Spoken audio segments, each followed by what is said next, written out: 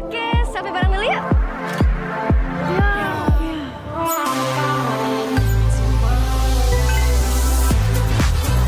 Demi apa? Selfie jadi bebas fotobom. Samsung Galaxy S25 FE. Oke, sampai bareng dulu yuk.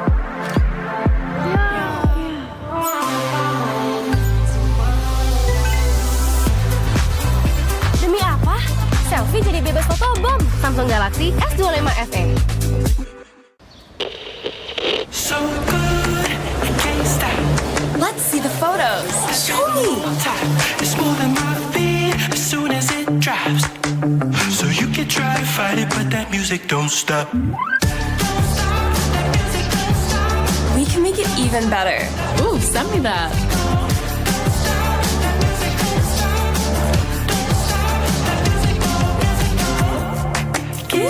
You should post that. Let me try something.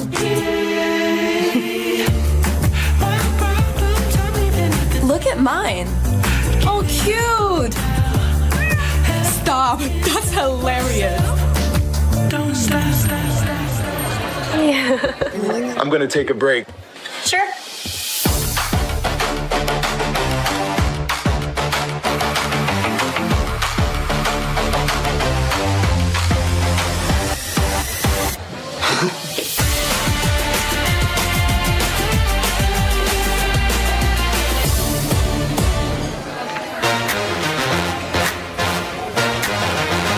Look at this menu.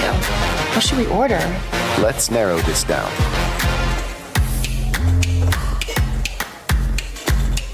What is this? Pierogi? Did I pronounce that right? It's pronounced pierogi, a tasty dish like dumplings. Any sides to pair with it? Something light? In the mood for fresh, the beet salad would be a good choice. Sounds good.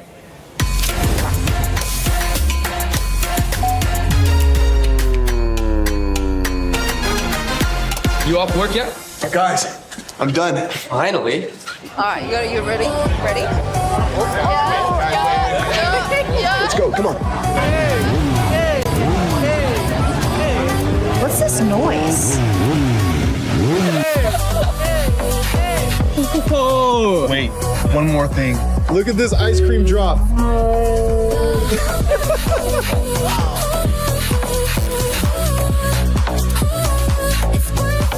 So worth it.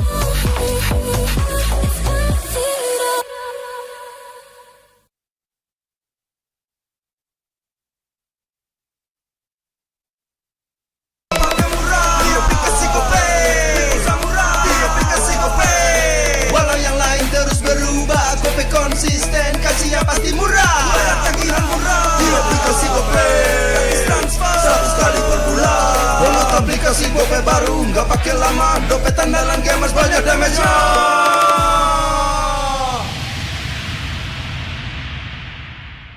Good day MPL, yo. Good day MPL, woo. Good day MPL, woo. Good day MPL, yes. Good day MPL, woo. Good day MPL, yes. Good day MPL, yo. Good day MPL, oh. Aku udah nonton. Fix, Hijin tuh jahat ke Minjun. Hijin kan emang gak mau pacaran sama... Papamu, mamamu, biarkan mereka. Digranat! Boom! Ya, gue kena ghosting. Terus ditinggal nikah sama Hijin. Padahal mereka udah cium. Anak yang nakal. Saatnya kau dan aku. Pakai simpati buat nonton, musik, games, belajar, sampai belanja. Bisa pilih benefit sesuai keinginanmu. Tenang. Menang kalah, mabar bisa good time. Wah, good time Mobile Legends Bang Bang. Enak coklatnya. Bikin semua bisa good time. Ini nih mainnya.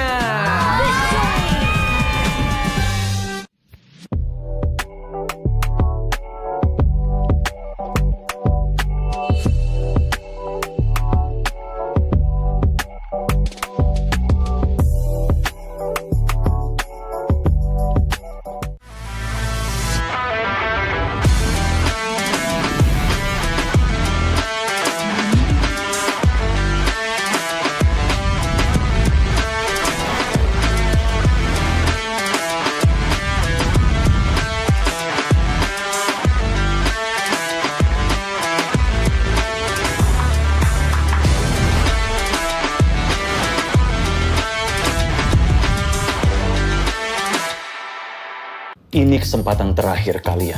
Laksanakan. Saya Ayu. Kelihatan. Itu teman kamu siapa namanya? Orangnya ada loh bang ini. Oma dan opa sekalian, kita kedatangan keluarga baru nih. Mungkin lah aku nyaman jadi kakek-kakek. Kacau. Kenapa? Kuping lo kacau, Acim. Luar biasa. Kalau kalian gagal, penyamaran kalian terbongkar, bukan hanya karir kalian yang selesai.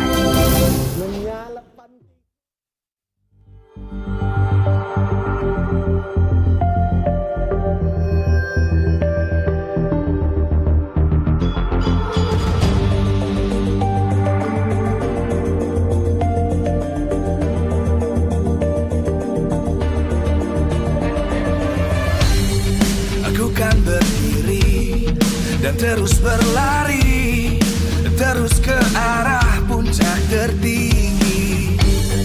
Ku takkan berhenti, hanya sampai di sini. Kemenangan abadi menanti. You know we won't miss if we unite our focus. And if you haven't noticed, we all live. Nyalakan apimu, hadapi semua tantangan, hadang semua serangan, jatuh bukan halangan. Bakar semangatmu, janganlah engkau menyerah.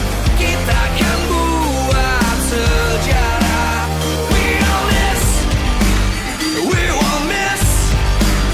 We all this, we won't miss. Saatnya beraksi, jalani ambisi. Aku kan menyawakan hari ini. You know we won't miss if we unite our focus. And if you haven't noticed, we all live. Nyalakan apimu, hadapi semua tantangan, hadang semua serangan, jatuh bukan halangan. Bakar semangatmu, janganlah engkau menyerah. Kita akan buat sejarah. We all live.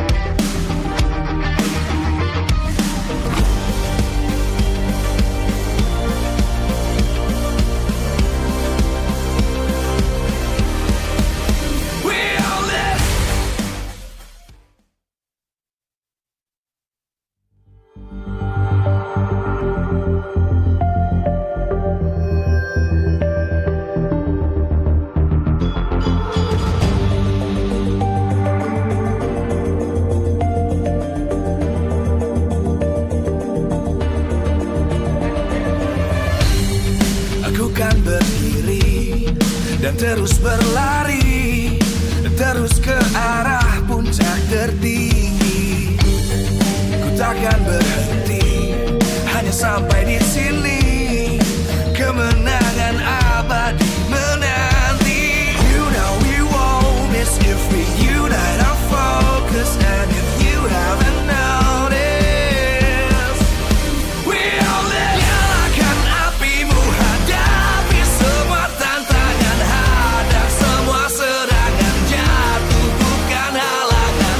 Bakar semangatmu, janganlah engkau menyerah. Kita akan buat sejarah. We all this, we won't miss. We all this, we won't miss. Saatnya beraksi, jalani ambisi. Aku kan menyawakan hari ini. You know we won't miss if we unite our focus. And if you haven't noticed, we all live. Nyalakan apimu, hadapi semua tantangan, hadang semua serangan, jatuh bukan halangan. Bakar semangatmu, janganlah engkau menyerah. Kita akan buat sejarah. We all this, we won't miss. We all this, we won't miss. We all this.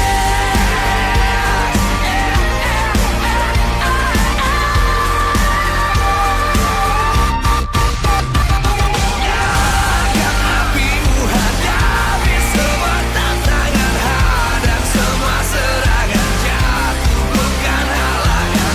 Bakar semangatmu, janganlah engkau menyerah.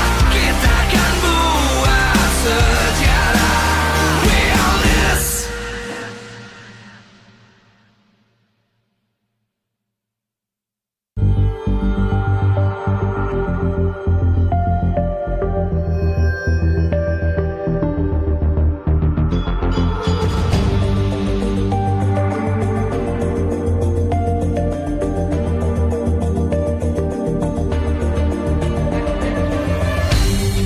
Aku kan berdiri dan terus berlari, terus ke arah puncak tertinggi. Ku takkan berhenti, hanya sampai di sini. Kemenangan abadi menanti. You know we won't miss if we unite our focus. And if you haven't noticed, we all live. Nyalakan apimu, hadapi semua tantangan, hadang semua serangan, jatuh bukan halangan. Bakar semangatmu, janganlah engkau menyerah. Kita akan buat sejarah. We all this, we won't miss. We all this, we won't miss. Saatnya beraksi, jalani ambisi. Aku kan menyawakan hari ini. You know we won't miss if we unite our focus. And if you haven't noticed, we all live. Nyalakan apimu, hadapi semua tantangan, hadang semua serangan, jatuh bukan halangan. Bakar semangatmu, janganlah engkau menyerah. Kita akan buat sejarah.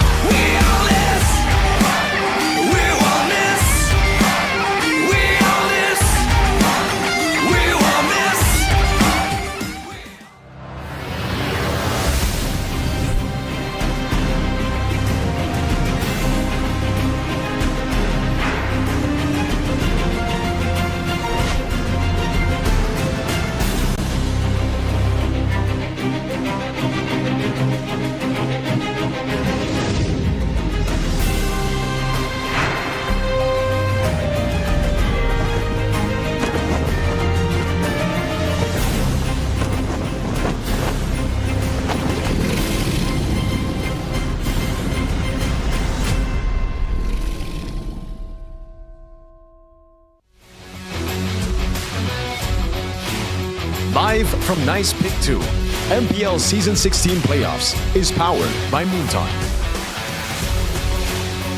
Supported by Esports Federation of Indonesia. Presented by official tournament smartphone, Samsung Galaxy. Official e-wallet, GoPay. Official coffee, Good Day.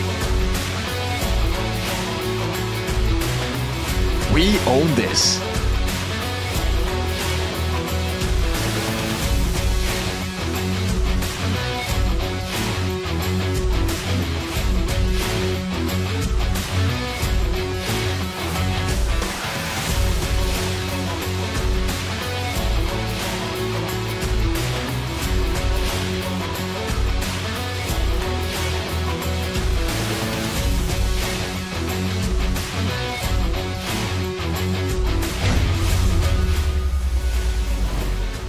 We are now live in Pick Nice 2 in Jakarta, Indonesia, as we see the red robots walk up into the venue to once again prove whether or not they are still worthy to be here.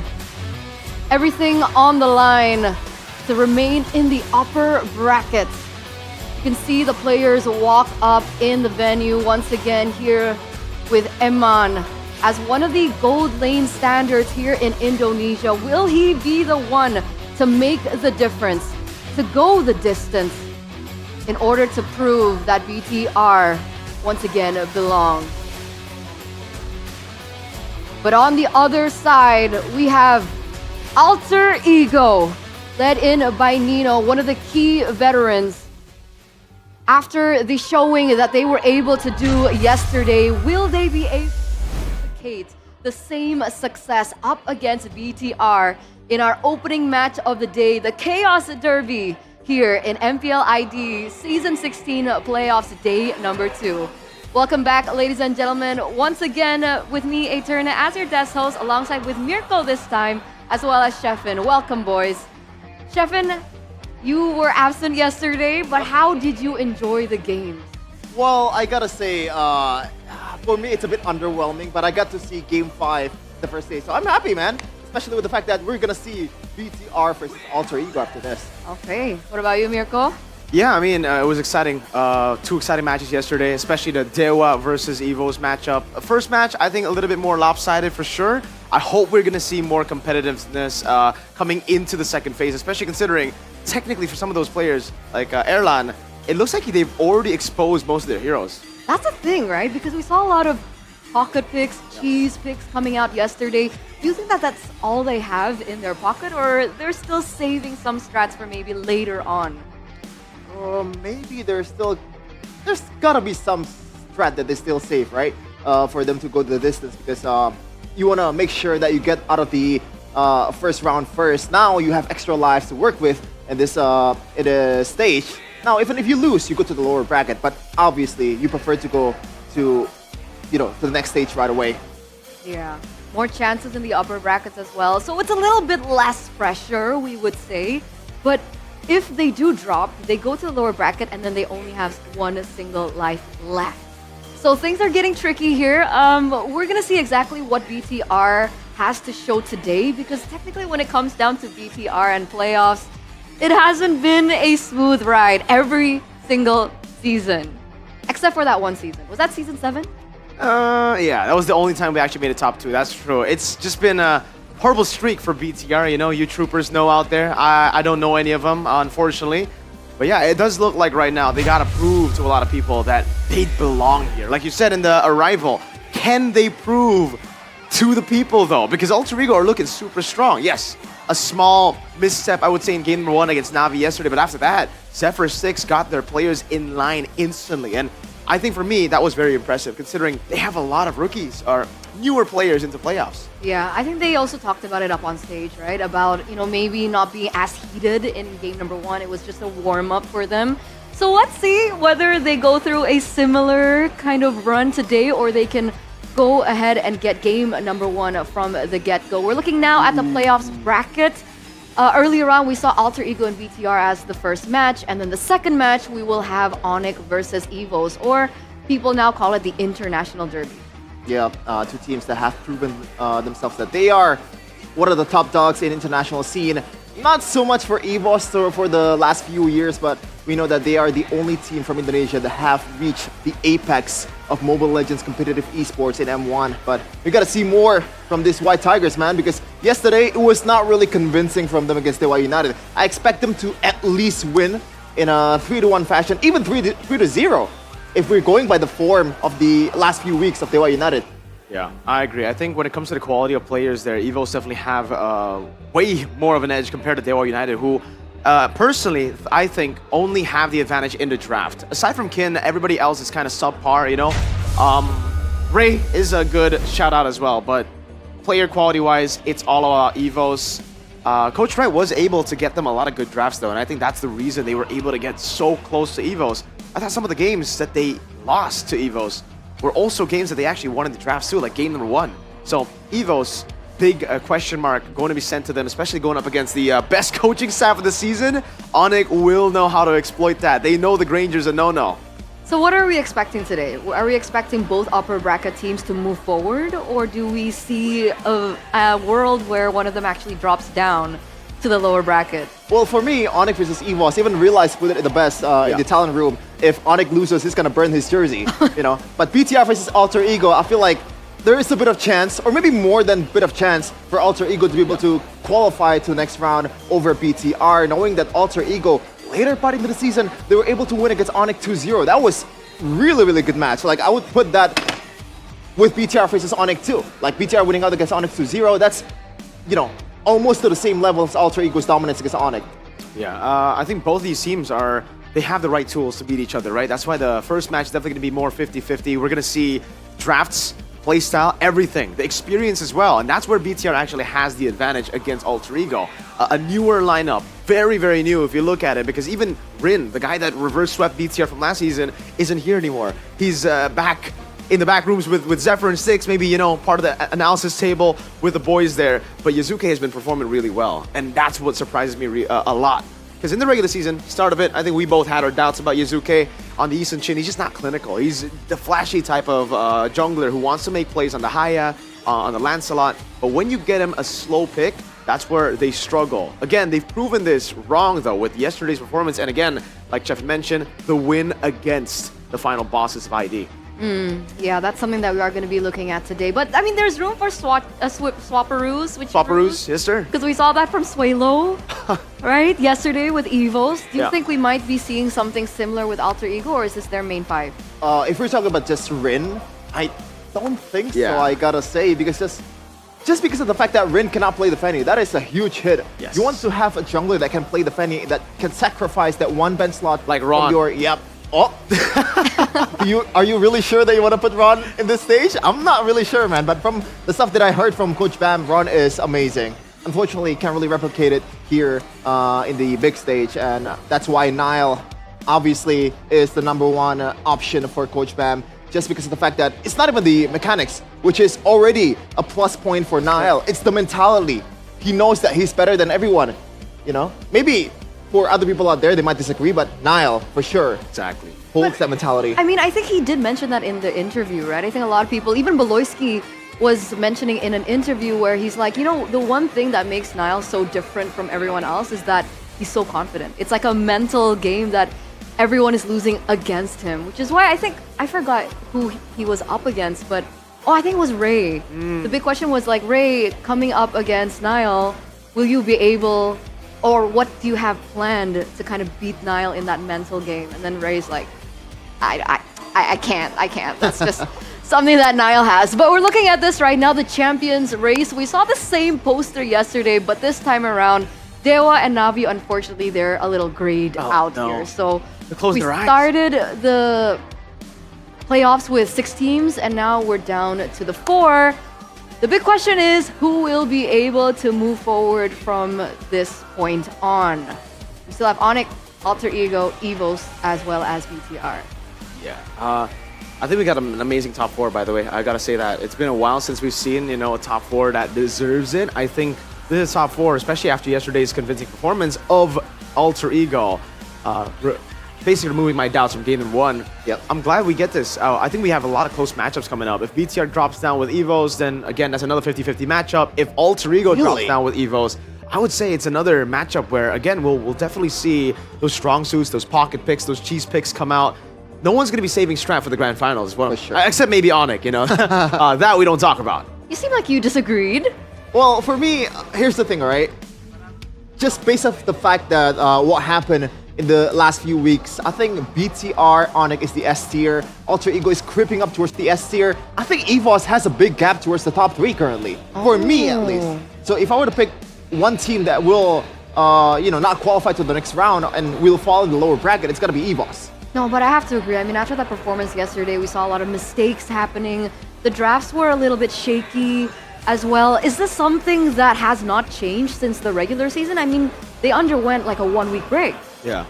I'm not too sure what the preparation was for EVOS, but I think after the Swalo change that you mentioned earlier, everything clicked, you know? I think for Roundel, the biggest problem for him is how he performs here in the big stage.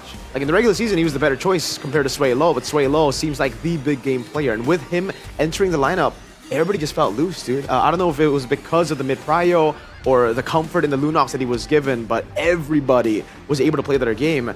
Even Rendy, you know, someone that I think throughout that series was getting gapped by Kin, stepped up in the last 2 games, got crazy Alice sets. And I think it is because you take away a crucial pick like a Lunox from Dewa, Octa's signature pick, put it on Sway Low, and you just get so much more room, so much more, I think, even strats to play with, because we saw the Kalea Lunox come in, more space with the mid-prio, little things like that, I think, is what now leveled up EVOS. Now, what I'm wondering, is that specifically for Dewa?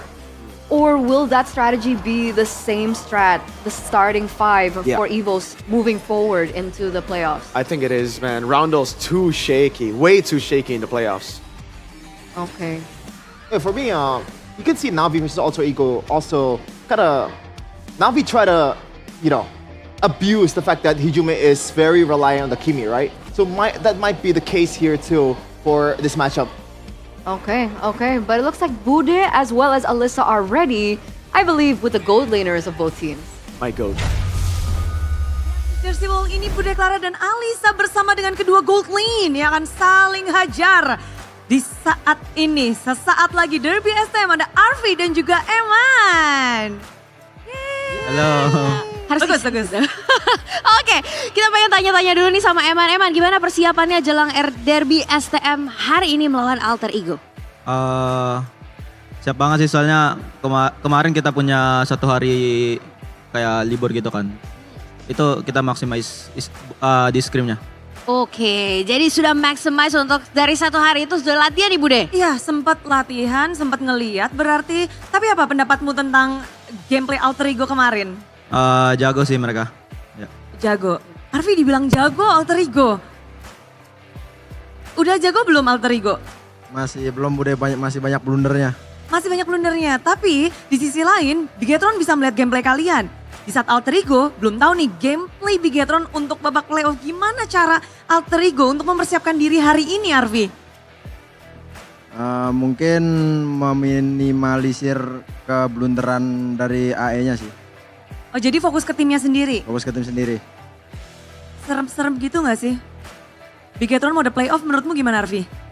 Jago sih Bude, mungkin lebih jago dari reguler. Oke. Tapi kalau menurut Arvi sendiri jago, menurut Eman sendiri nih kalau melihat gameplay dari Alter Ego kemarin kan menggunakan hero-hero unik nih Arvi sendiri. Dari mulai Uranus sampai Xbox juga.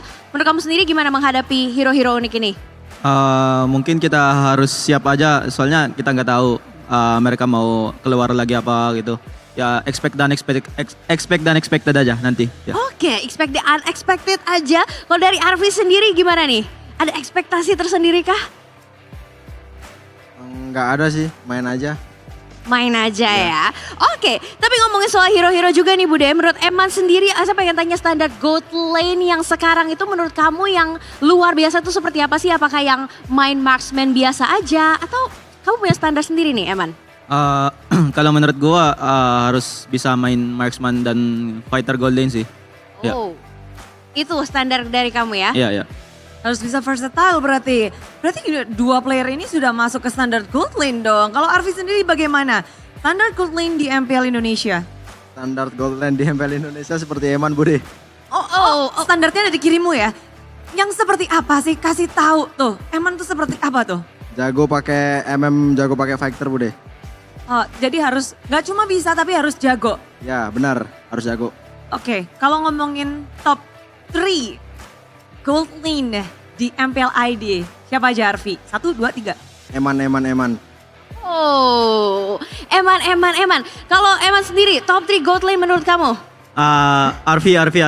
Oke, ini mereka biar sama aja nih kayaknya ya Bude ya. Udah bestie so hard sepertinya mulai di sini. Tapi kalau ngebahas tentang hero-hero yang sekarang lagi benar-benar uprising, fighter dan juga gold lane, dua-duanya harus bisa dipakai. Tapi kalau Arfi sendiri ngelihat Eman dengan hero-heronya, bisa dibilang lebih banyak kan, ada Chow juga, ada segala macam. Arfi gimana sih melihat, apakah berharap ada hero anyar nih dari Eman di babak playoff ini? Mungkin ada sih Bude dari hero barunya Eman nanti buat nanti. Harusnya ada sih. Tapi yang paling serem buat Arfi hero apa Eman? Argus. Argusnya Eman? Iya. Argusnya Eman? Meskipun belum keluar di MPL. Udah mulai mau pakai Argus? Di stream doang. Udah jaga-jaga ya. Iya. Bener ya, oke. Nah kalau dari Eman sendiri ada yang ditakutin mungkin dari hero-hero yang dipakai Arfi? Mungkin Beleric Gold Lane nanti. Soalnya kemarin sempat dia main Uranus kan ya. Gua expect dia nanti bakal main Beleric. Oh oke, benar. Kita akan lihat ya apakah akan dipakai juga oleh Arfi atau tidak. Tapi kita pengen dengar kali ya Bude, harapannya hari ini gimana sih, matchnya bakal seperti apa nih kira-kira kalau dari Eman? Kalau menurut gua seru sih, soalnya kita harus kasih yang terbaik ya nanti. Oke, harus kasih yang terbaik. Kalau dari Arfi? Sama sih, kayaknya bakal seru sampai 3-2 lah ini harusnya. Sampai game sampai malam sih. Wait, nggak bisa. Kamu mau best of 12, best of 13 kayak gitu. Tapi Bude juga mungkin mau mengingatkan bahwa di sini Alter Ego di babak regular season belum bisa memenangkan match terhadap tim Bigetron. Di sisi lain, playoff season lalu kalianlah yang memulangkan tim Bigetron dengan reverse sweep. Dari Arfi, bagaimana nih cara Alter Ego biar mungkin bisa melengsarkan Bigetron ke lower bracket? Apakah masih bisa nih atau memutus rantai kekalahan kalian dari regular season? Gimana Arfi? Kita mungkin ini sih tetap meminimalisir ini keblunderan kita. Soalnya kita ngerasa tuh kita kebanyakan blunder aja sih Bude. Jadi regular season kemarin kalah gara-gara blunder-blunder? Blunder dan juga mereka jago Bude. Oke, blunder dan mereka jago. Tapi gimana dari Eman yang Bigetron mau the playoff di season 16? Gimana? Harusnya kita udah lebih matang daripada yang season kemarin sih kayaknya. Ya, itu aja. Gak ingin terjadi kembali? Kayaknya ya. Kayaknya iya. Oke, kita akan melihat ya apakah yang tadi kita sudah obrolkan dengan Eman dan juga Arfi hari ini akan terjadi, dan kita akan lihat Bude apakah permainan yang seru akan dihadirkan oleh mereka. So, good luck buat kalian berdua. Dan kita akan lihat di match kali ini. So, see you and good luck.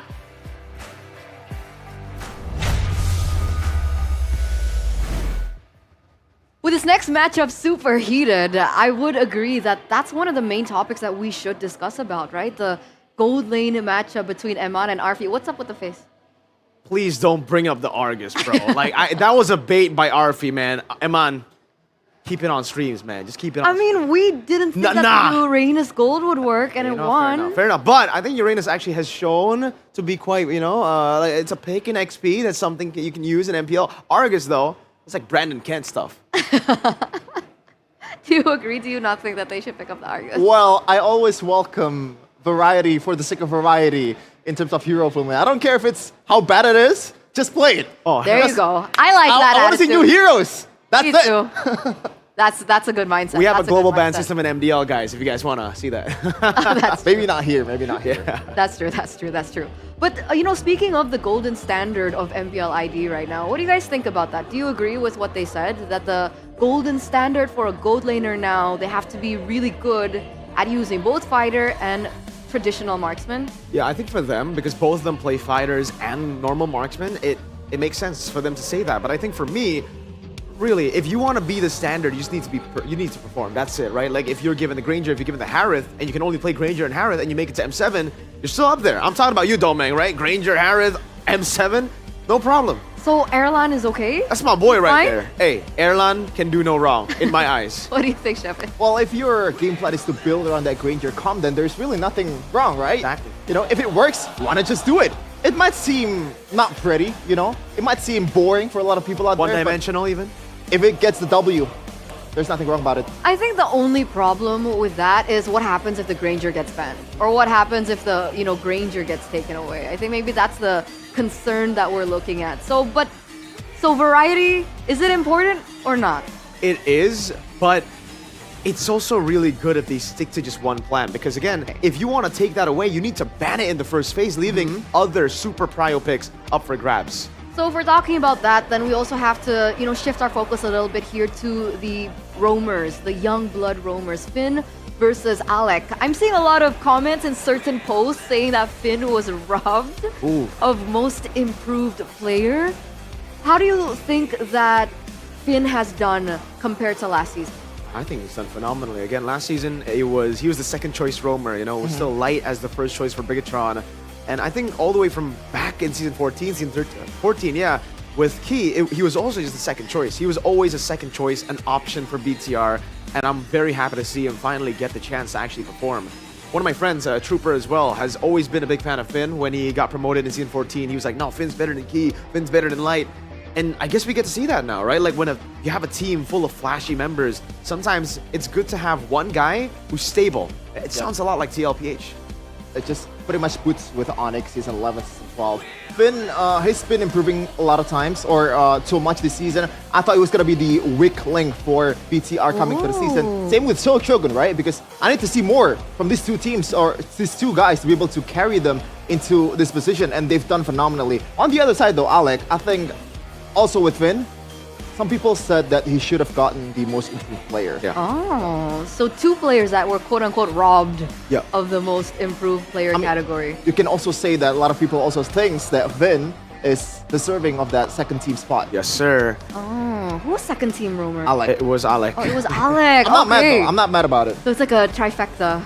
T-Boy, Alec, Shogun. Alec, Finn, and who was the other one? T-Boy. T-Boy? T-Boy, yeah. T-Boy. First team, yes, sir. The triple threat. But how do you think these two roamers compare to one another? Do you see a different play style, or are they very similar in that way?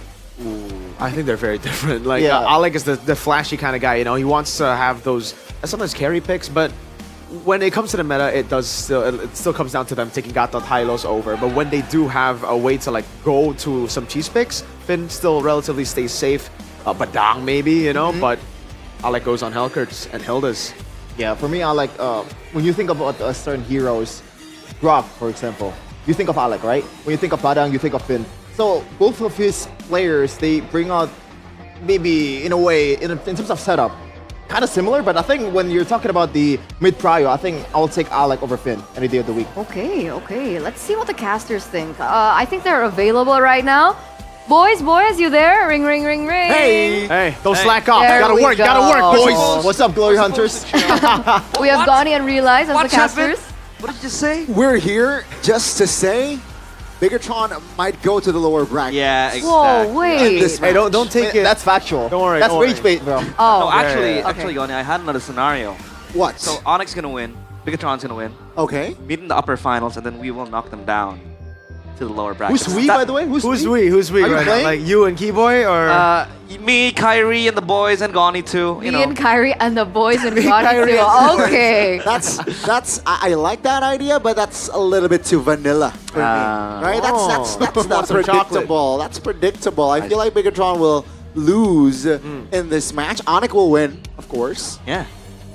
ONIC will grab the first ticket to M7, and then Bigatron will have to fight their way from the bottom, but yeah, I don't know. That's great. If you watch MPL Philippines, the champion came from the lower bracket, so I'm a fan of that. So we are the same. You can be the Aurora of Indonesia, and I can be equals the to Indo. There you go. Are you saying that? And PH region equals to Indo region? I think you know what? While we're on that point, I think the top 2 is pretty close. You know, I think if BTR and ONIC make it, we're pretty close. Or Alter Ego even. Yeah, EVOS. Depending on how they do later on, we'll judge how good they are. Yeah. Okay. But we were talking earlier about the roamers here, boys. Do you think that Finn and Alec were more deserving of the Most Improved Player award? I think anyone deserves it, right? But I think Alec though. Yeah, Alec. I like Alec agreed. a lot. But man, Finn, I have my own, compassion for Finn. This guy has been good. I think the points that the panel made about Finn being, the normal guy, right? We even thought about a moniker for him, Finn the Human. Finn the Human. Finn the Human! Yeah, because he's just there adventure. standing as like this normal guy, but he gets the job done. He synchronizes well with his teammates. He's not as flashy as other roamers, but he does the job done. He gets the job done. In a way, he's selfless, right? He is selfless. Like draft-wise, He's just a human, man. wise, kind of reminds you of Lutpi. Lutpi. Okay. What? Why are you just bringing Lutpi all of a sudden? Yeah, no one's talking about ONIC, bro. Do we just... Mr. Bomb said thanks to them. Don't say it. Okay, we'll just say bye. Goodbye, casters. See ya. Go That's away. why you're the casters. We'll throw you out. Okay, thank you so much. I mean, goodness. oh, no, I said thank you. No! Oh, you said thank you to Bomb. Oh, to our thank producer. you. Ah. Thank you, Mr. Zipperman. Thank you for that. But Finn the Human, I kind of like that. Who's the dog? What? Because Finn Finn has Human, a... take the dog. Yeah. I don't know the reference. I'm sorry. Oh, it's an adventure. Oh yeah. We don't have the dog. I don't think we want to call dog. anyone the dog just yet, unless Jake's someone performs really really cool. well. He's Jake- magical. He's a Jake's magical cool. dog. That's true, but in Indonesia, if you call someone a dog, it's usually an insult. Yep. Like if in English, it's actually a compliment. You're my Yo, dog. dog. You're the dog. Oh, You're the yeah. dog. That's true. That's true. Disparity in language, I suppose. Oh, man. I forgot to ask them what they thought about this match. Oh, they thought that... It's okay. They only care about the second match, anyways. You know, they're ONIC fans. They only know one player on the team, Kyrie. Who are you supporting, by the way, Well, now that Geek's not here? I've hung out with.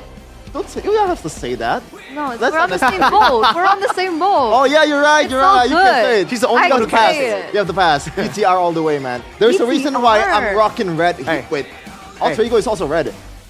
Oh I mean, yeah. they're like Hey. black, red, and white. Hey, I hung out with Bam. You know, I've talked with. I chopped it up with him, and also Erpang. You know, not to forget. And they're both decent human beings. Erpang ex-Heek, by the way. Oh yeah, you're right. And he also supports Chelsea. They just won, didn't they? Yeah? Chelsea. Yeah, but it's kind of like, Anyway. small team. Looks like the players are getting ready. They're almost ready to go up on stage to their battle stations. Again, this is a matchup with so much history behind them, like even from the Selly Boy era, the Sayonara era as well. When was that? Season 8? 7? Yes, sir. But here it is. Let's throw it over to the team entrance for both teams. My goats. I'm excited. How is it?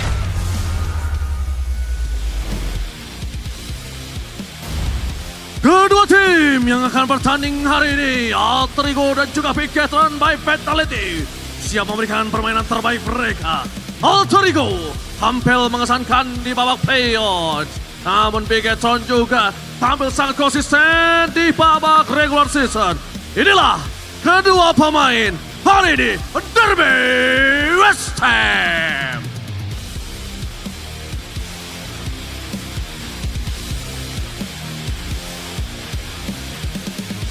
Dari Gold Lane, adu tembak atau baku pukul. Ini dia player yang bisa dimainkan keduanya.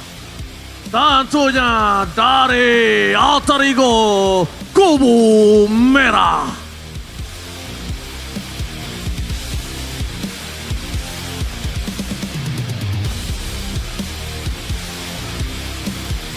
Langsung dari kubu biru kita sambung penantang untuk Alter Ego. Ini dia Bigetron by Fatality.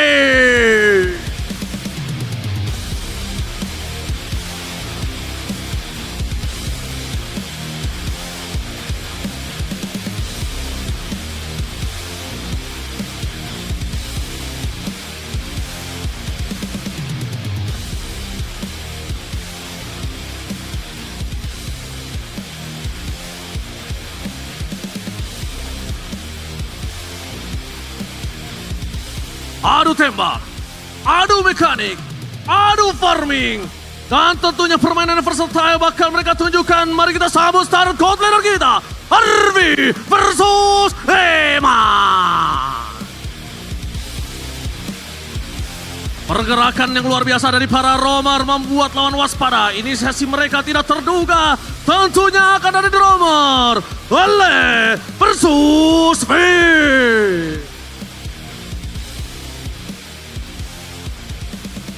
Ini dia duel mid laner. Panas. Dan tidak terduga. Mampukah mereka membawa permainan di tengah. Langsung Hijume versus Mereda.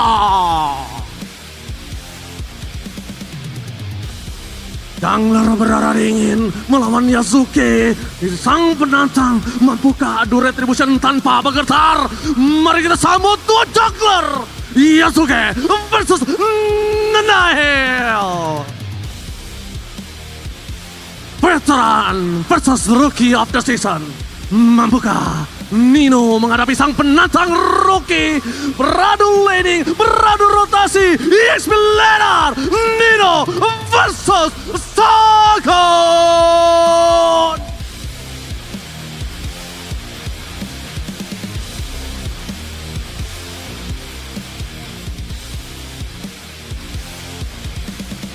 Oh, he does, yeah.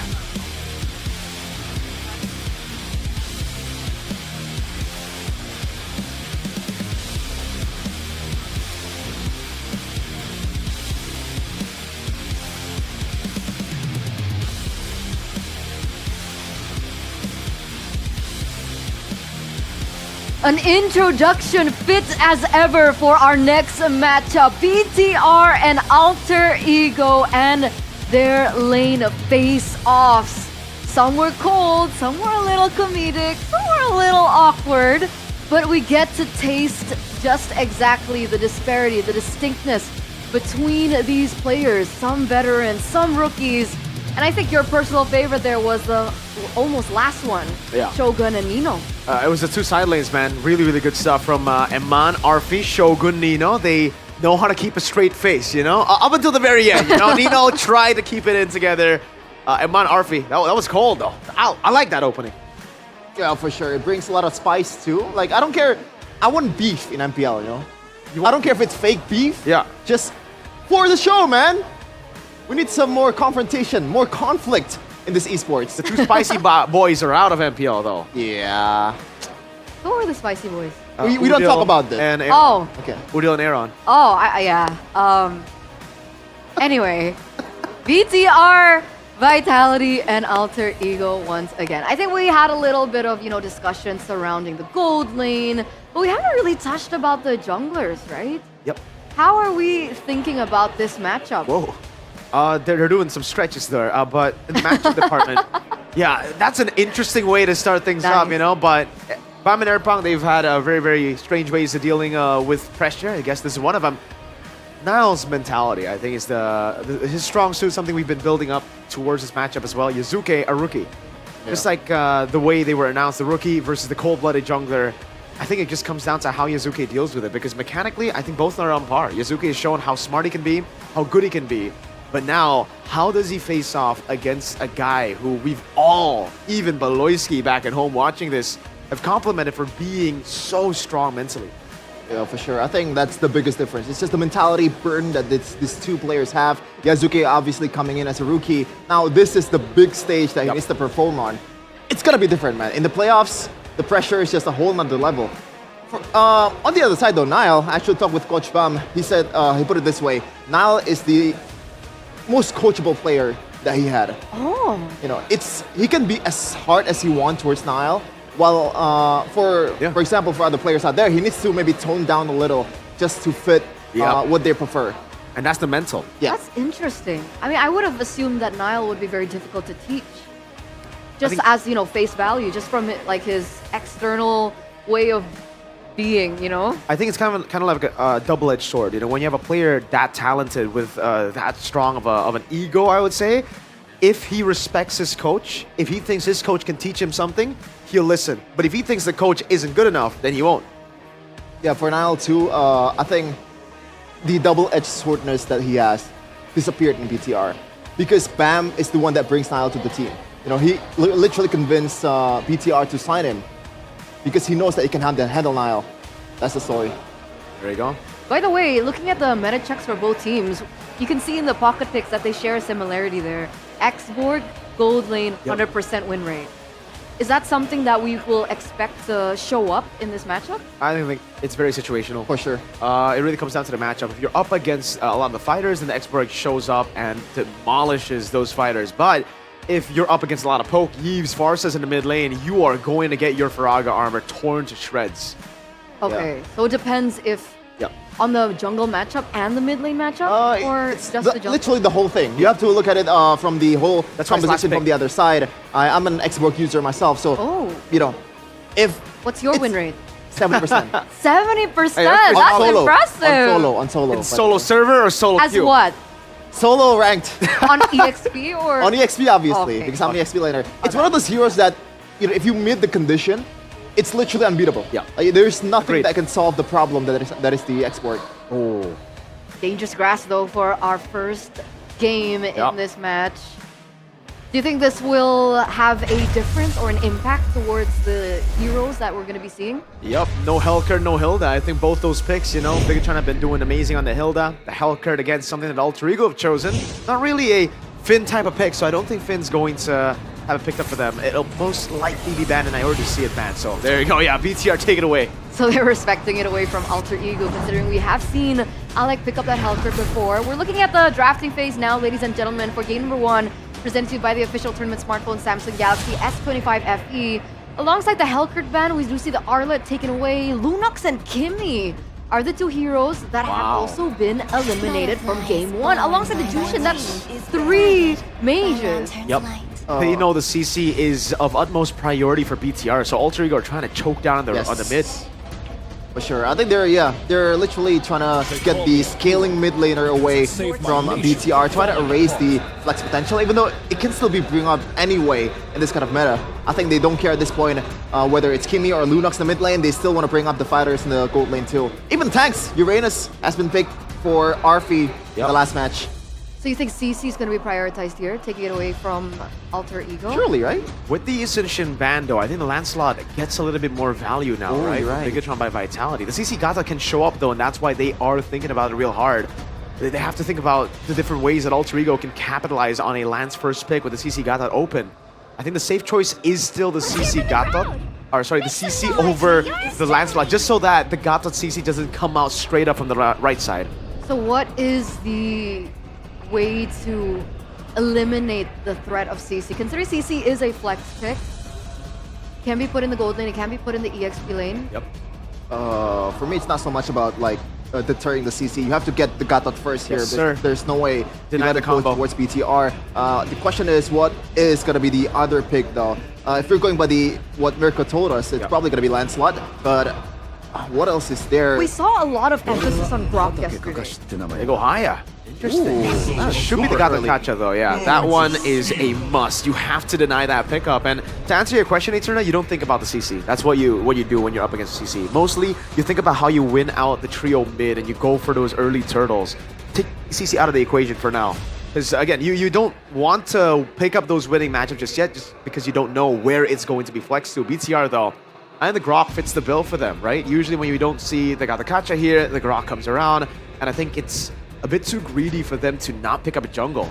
Lancelot with a mid laner, or then they can go Grok. If they want to flex on Finn's hero pool, then they can go for the Lancelot plus what, Farsa? Or I think the Farsa is the safest option here compared to the Eve, right? By the way, shout out for Coach Severed with the first pick of Hayabusa. Now that the Lancelot's going to be picked for BTR, it's on paper the counter for the Hayabusa, but they nailed down to the mid prio Mirko with the Khalid. Not the greatest of matchup against Gato Kacha, but it gets you that clear, it gets you that early damage, and it is trouble for the mid laner of Alter Ego.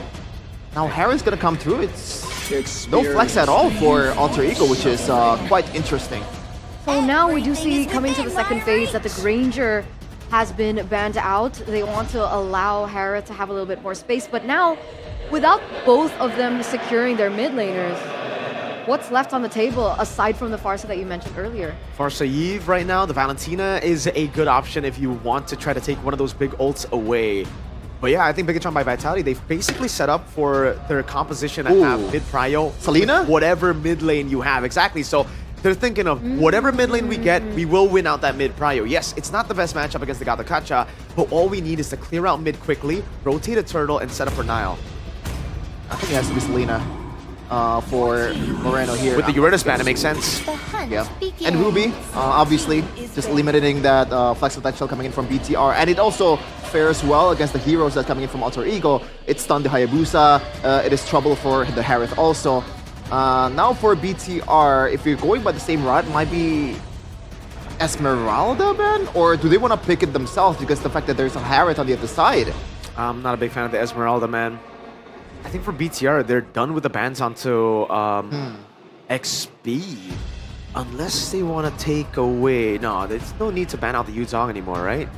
I think BTR might actually still go for a Yuzong or Lapu Lapu here, just to set up for turtle number 1. Again, they already have the Khalid. They just need someone to zone the Hayabusa, plus win it out. So they actually take away the Alice. Something that, yeah, will be quite troublesome for the early trio mid in contesting turtle 1. Okay, what's going to be the first priority though now for Alter Ego? I think they want to hide the mid. Oh, never mind. I want to say that they want to hide the mid laner for the last pick to see what's going on the other side. But Yeve's going to be picked here. Now BTR is... Oh. Do they stick with a conventional gold laner or just put the CC in the gold lane? That is my question. Claude kind of fits the bill against a Harith and also the Eve. Yeah. And it's pretty good against Gatan and Hayabusa too, you know? As long as you don't get taunted, obviously, with how good Iman is. Finals MVP for MPLI on the Claude, by the way. But the Lapu and Yuzong is still pickable, right? For sure. A lot of options if you are BTR right now. It does look like they are hovering over the Yuzong and the Selena. We got... Ooh! Farsa? Farsa. I like the Farsa better. Called out. It is the safer choice that we expected in the first phase. And it will be the Yuzong. Ow, okay.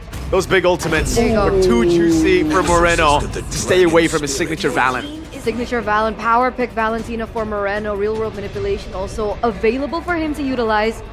How do Alter Ego close things out? Is X-Work viable here in the XP lane? I think you get chunked in a bit too much here. Yes. Lane, no? But you're gonna play for mid game with the Yuzong. Yeah, you have to concede the first 2 objectives. I think if you want to play. Doesn't really look like it fits Hayabusa though, right? You really want to win out Turtle 1, and that's why they're thinking about it. I think the choice right now it's Lapu Lapu, yeah. But what else can guarantee you mid prio? I don't think you go Phobius, even though the Valen and Lancelot is there. It's just the Yuzong matchup. But it might be the best choice here. If you want to play pure front to back, it is a good way to actually handle Peel, and it will just be a safe Lapu Lapu. All right. Final thoughts on the drafts, boys? 2 turtles for BTR, and they win the game. If not, then Alter Ego can come back. Same. Okay, we're going to throw it over to the casters to bring us game number 1. We're in face-off today because we are in the mood for the Chaos Derby. Welcome to the first match of the second day of playoffs in MPL ID Season 16. It is the good old classic Chaos Derby. Alter Ego against Bigatron by Vitality. You're accompanied by me, Realize, and my partner, Gani. How are you feeling leading up today after what was a very amazing entrance? Hey, I'm feeling good. One team will advance to the upper bracket finals. One will fall to the lower brackets. Ladies and gentlemen, welcome to the opening game of playoffs day 2. Lanadon, here we go. Bigatron by Vitality takes on Alter Ego. This is where madness meets machinery. And when chaos ensues, order needs establishing. Let's see if the red robots are able to police down the chaos ensued by the 3 masked men. Let's take a look at their picks, obviously. Up top, that gold lane battle. Not quite young bloods, are they? Because Iman himself is a veteran, but Arfi, you could say that he is the young blood, but he has that playoff experience. So at least for now, Bigatron will have the upper hand. Try your mid though, it's heavy push. Oh, that's gonna be first blood for Alter Ego. Moreno getting picked top lane though. It's actually favoring him on with this lead. Alter Ego is looking very good for them to have more control in the turtle. We talked about in the draft, especially the panelists did mention a trio mid would be very, very influential in this game. I mean, you have a Khalid, obviously one of the best you can have in that mid lane. You know, combined with the Valentina Alec. That's the Terrify. Oh my goodness, another kill on the board for Alter Ego.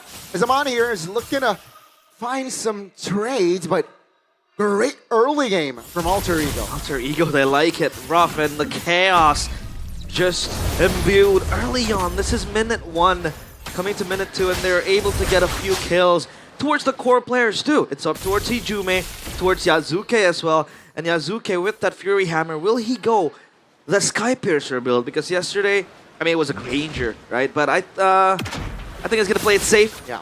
Hunter Strike will still be the option. Iman heavily threatened. I mean, he is one of the best CC gold laners we can see in this league. Most of the players that usually use CC, they treat it as a gold laner. They want to step forward. They want to try to kite. But when you use CC, especially when Iman uses it, he plays it safe. It's not like the CC is going to be a fighter. The CC is still a gold laner, so you still have to be careful. You can't get taken down, and Finn wants to go in on Alec. Now this is interesting. With Moreno and Finn not having the flicker, Bigatron by Vitality, they get a massive win with the river control, and also Alter Ego not actually capitalizing on that early lead. So first new over to Bigatron in the mid lane though. Moreno will receive the shadow kill and will be taken down twice in this game. Boxes and shurikens. That's Moreno's nightmare. 0-2. This is not the start that Bigatron was looking for. And we talked about them having to win the neutral objective that they did with that first turtle, especially when they have the Yuzong with the Khalid too.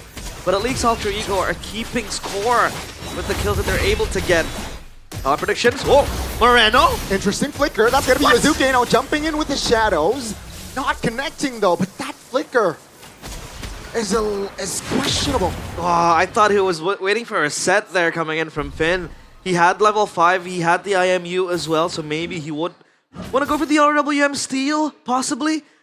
But as of now, it seems like that flicker will be information, especially the turtle will be up in 50 seconds, and Moreno will have to cycle that spell, juggle it around.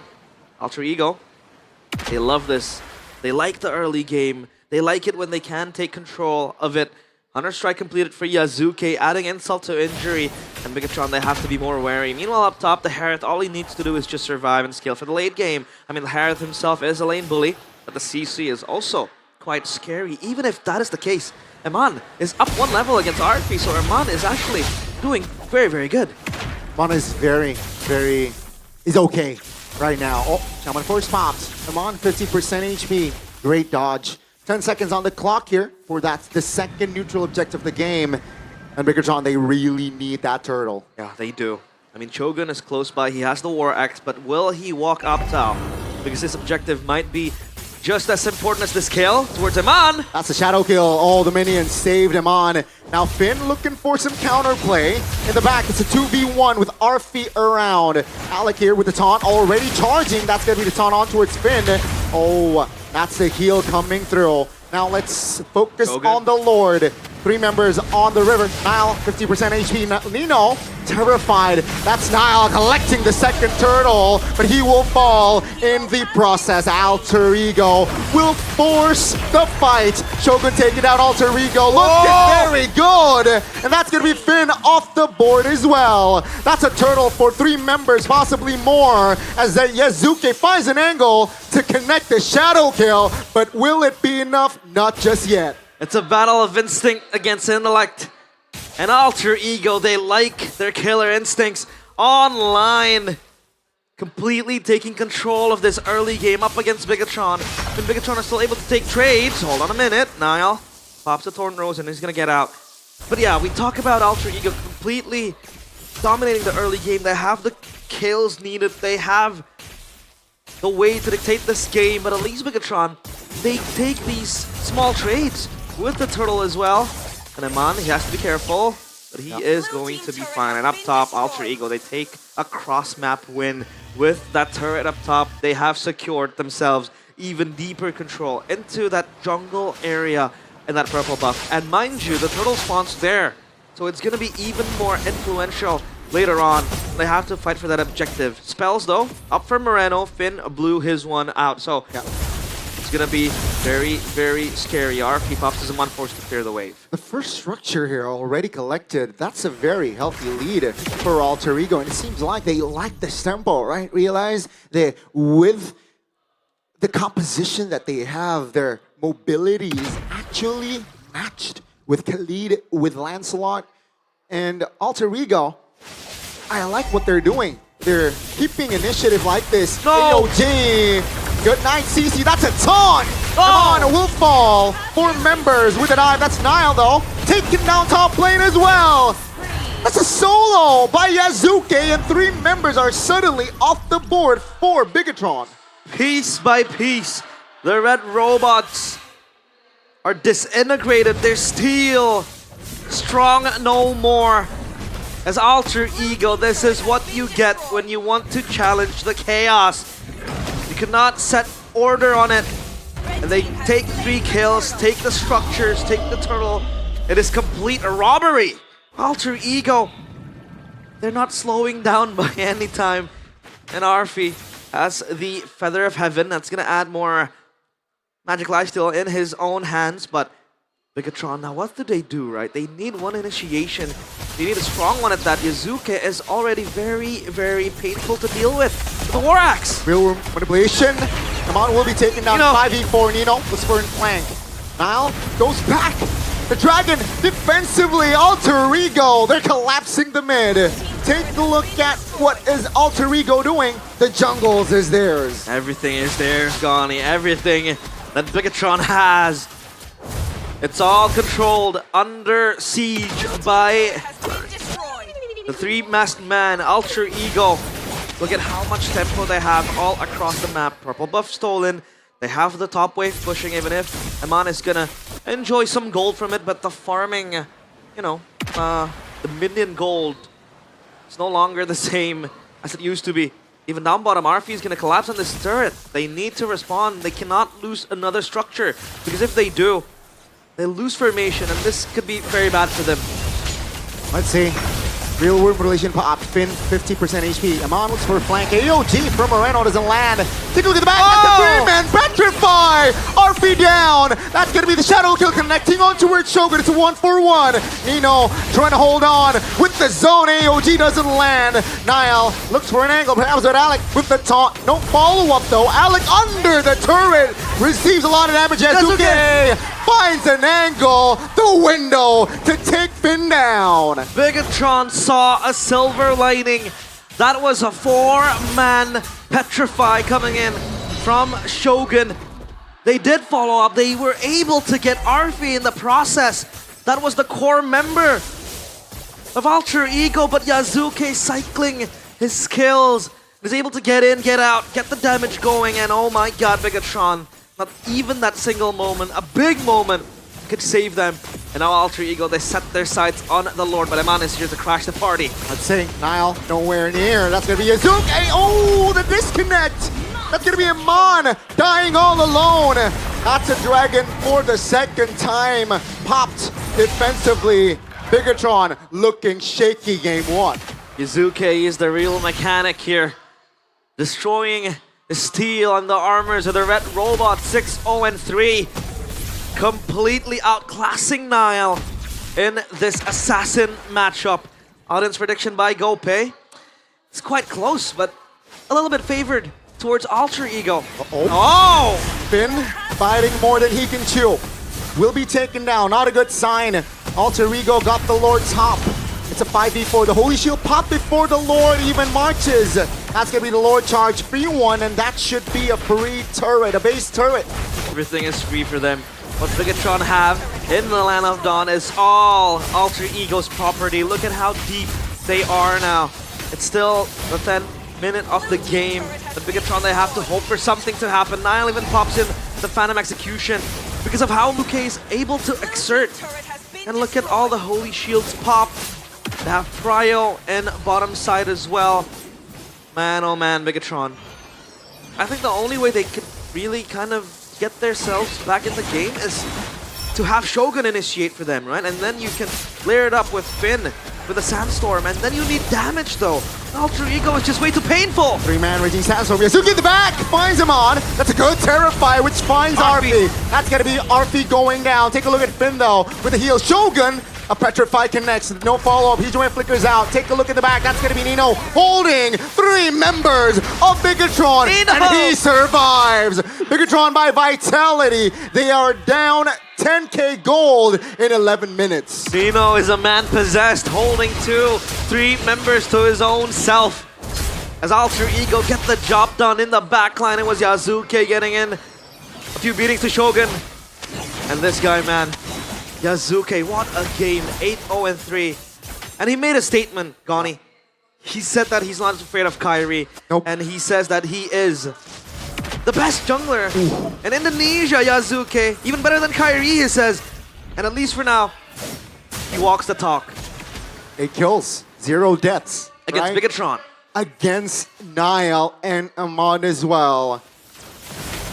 Are you sure you're going for this? I don't know. Coming for spots. RP, Raging Sandstorm forcibly. That's going to be real world manipulation locked. That's a big one. Izume in trouble. He has no finger. And he will be taken down. Yazuki in the back will find a kill. It's a 3-4-1. Bigatron, it looked good for a second. But Alter Ego will clean the scraps. Shogun isolated with the taunt. 4 members taken out. And Alter Ego, they have an in angle. Cleaning the scraps, the metal scraps. It is a junkyard in game 1. Bigatron completely outclassed. They're looking for the end. They're looking for the end. The lock turret will do. And Alter Ego will find game 1 in this Chaos Derby. Complete domination. Chaos prevails. Order yet to be established by the red robots. But man, Yazuke is out of his mind. Setting on fire one of the best Hayabusa performances we've seen so far in MPL ID Season 16 playoffs.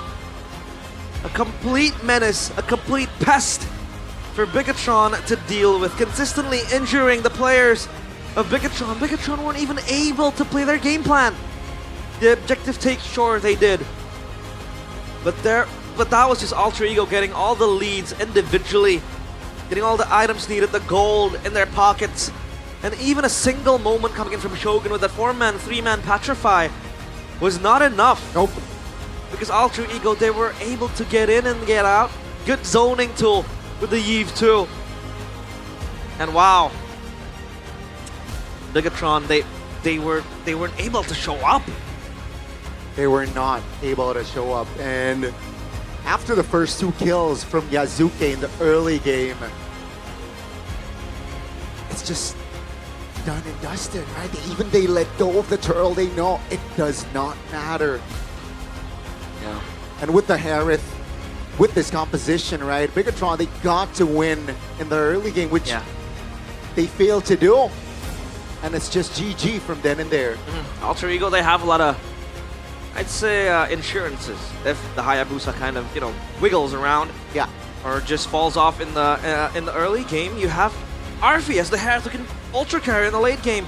The Bigatron, it was all about the early game. And wow, the Ultra Champs are in full joy. But my God, that was a malfunction in the systems of the Red Robots. Panelists, can the Red Robots be fixed?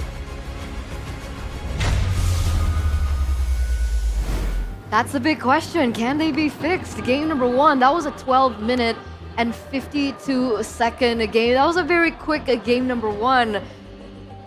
Gotta ask Mirko. Hold on now. All right, everybody, hold on. Hold on. Calma.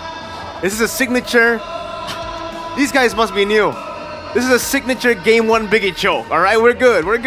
That's what happens, That's also part of the cope. But hey, I think they just lost track of what they needed to do early on. They were way too overconfident. Valentina and Khalid, you're a good combo together, so you can clear wave and rotate early. They were trying to take the brawl against Eve, against the Gatot Kacha, and they got punished by the Hayabusa. Similar to, again, what Ukir had to suffer yesterday a couple of times. Which is kind of ironic, right? Because I think the choice for Valentina is first, you mentioned it earlier, the Gatot TC combo, the pseudo Gatot TC combo, and also the fact that Valentina is probably the safest mid laner to pick, right? It ended up with Moreno dying 2 times in the first 3 minutes. That is not the game plan that BTR is trying to recreate. Now, they do get the first 2 objectives, but I think that the fact that they lose out on every single clash that they had is just... I don't know, man. Yeah. The win con for them was they needed to win the first 2 turtles plus get those kills. So the 6-0 start you saw for Alter Ego, that should have been on the BTR side. That's their win con. And for Alter Ego, we mentioned here on the panel before getting into the game, all they needed to do was stay even. They got 6 kills early, so staying even wasn't even in their bingo card, and it was through playing over the overconfidence of BTR. They just punished those overconfident movements, and then they capitalized, what, 6,000 goalie to 6 minutes, was it?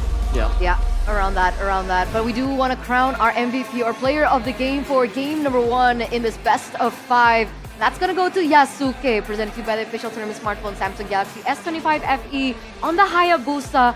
At that 504 mark, he picked up a Sky Piercer. Yeah, I think this is the main punish tool that Alter Ego had. I gotta say, BTR, it feels like they're playing the mid lane, trying to get the mid prio, without really realizing, without really, adding this factor that is Hayabusa. This is the best jungler to punish mid trio, Like, this is the jungler that you...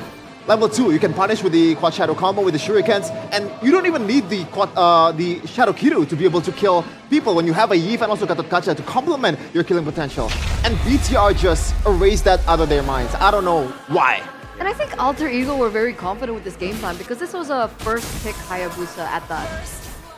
Yes, sir. It was very, very confident. I mean, they picked it up also to deny it for Niall, right? But it's also, again, a signature pick because we were talking about how Lancelot on paper should be a counter, not if Yasuke gets 2 kills early. That just puts him in such a good mood. And that's why we were talking about, picks that they should go for. I think for Shepard, he was thinking about the export pick, right? That's why I instantly said, no, it doesn't fit with the Hayabusa. They need something to actually still play early because even if they don't win out the neutral objective battles, which is very hard to do, by the way, on the Hayabusa, if you don't initially start on the neutral objectives, you can look for the fight. You are a cleanup hero. So if you have these guys doing so much base damage, look at Yasuke. I gotta give compliments to this guy. The execution was spot on as well. He always just waited. And again, this is what you do on Hayabusa. You don't come in first. You don't just use your Quad Shadow randomly. You wait for the moment. They use their movement skills. They use some of those, again, sustainable skills. And then you come in and clean up. Then once you have this many Sky Piercer stacks, whatever. You can do whatever you want. Yeah, and it shows, right? The fact that multiple times Shogun, Finn, they had like 2 men set. Shogun had a petrified core as 4 men. It does not matter. Nino is in the front line just taking care of 3 guys at once.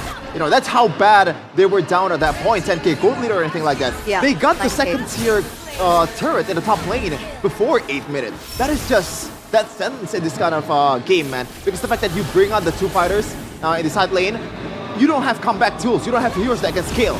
Even your mid laner is a hero that does not scale. That really just limits the potential of BTR. It's literally early game or nothing. This is just the story of MPL Indonesia regular season matches for most of the time. I'm feeling a lot of passion coming through from both of you guys as we're breaking down this game. And gotta ask, is this maybe a similar story to Alter Ego? I mean, considering Alter Ego had a lot more time to warm up yesterday, this is Bigatron's first match of the playoffs. Could maybe jitters or getting used to adaptation be a factor here for game number 1? The cope in me says yes, Eterna. Okay. I hope that's what we're seeing here because, again, it's kind of like a signature Biggie choke. They always do this. Even in the regular season, they reverse sweep a lot of their opponents. 2-1, 2-1 against Alter Ego. 2-1, always 2-1. Even against ONIC. Wait, ONIC was 2-0 or 2-1? Now I forgot. But yeah, they get a lot of 2-1 games because they lose sight of a few things. And I don't know if I can shout him out, but I will shout Aldo out here. He just mentioned to me how hard it is to go up against Alter Ego because they kind of got that like ridiculous aura that baits you into fight. Oh. I think that's what, like, again, Na'Vi took yesterday. They just kept on going for the fight. It's kind of like they bait so well in the mid lane. Yujume gets poked down, Gatot's low, and they use that to like, all right, we still want to fight. Because usually when you're on a Eve or a Gatot, once you get chunked, sometimes you just back away. Yeah. They still stay in there. So that's what corralled Moreno and Khalid, plus even the Lancelot to be like, oh, wait, they're vulnerable. And then you see the map and you're like, wait, there are no minions, so the Lancelot can't actually dash towards the Eve. Hayabusa, on the other hand, can punish you if you overextend. Yeah, to the point of Hijume also, the fact that BTR, they ban, I believe, 2 Hijume heroes in the first phase, which is the Lunox and also the Kimi. It didn't really pay off that well. It was Alter Ego banned. Wait, is it? Alter The Ego. Justin was banned by BTR, Lunox and Kimi banned by Alter Ego. Yeah. Oh, okay, never mind.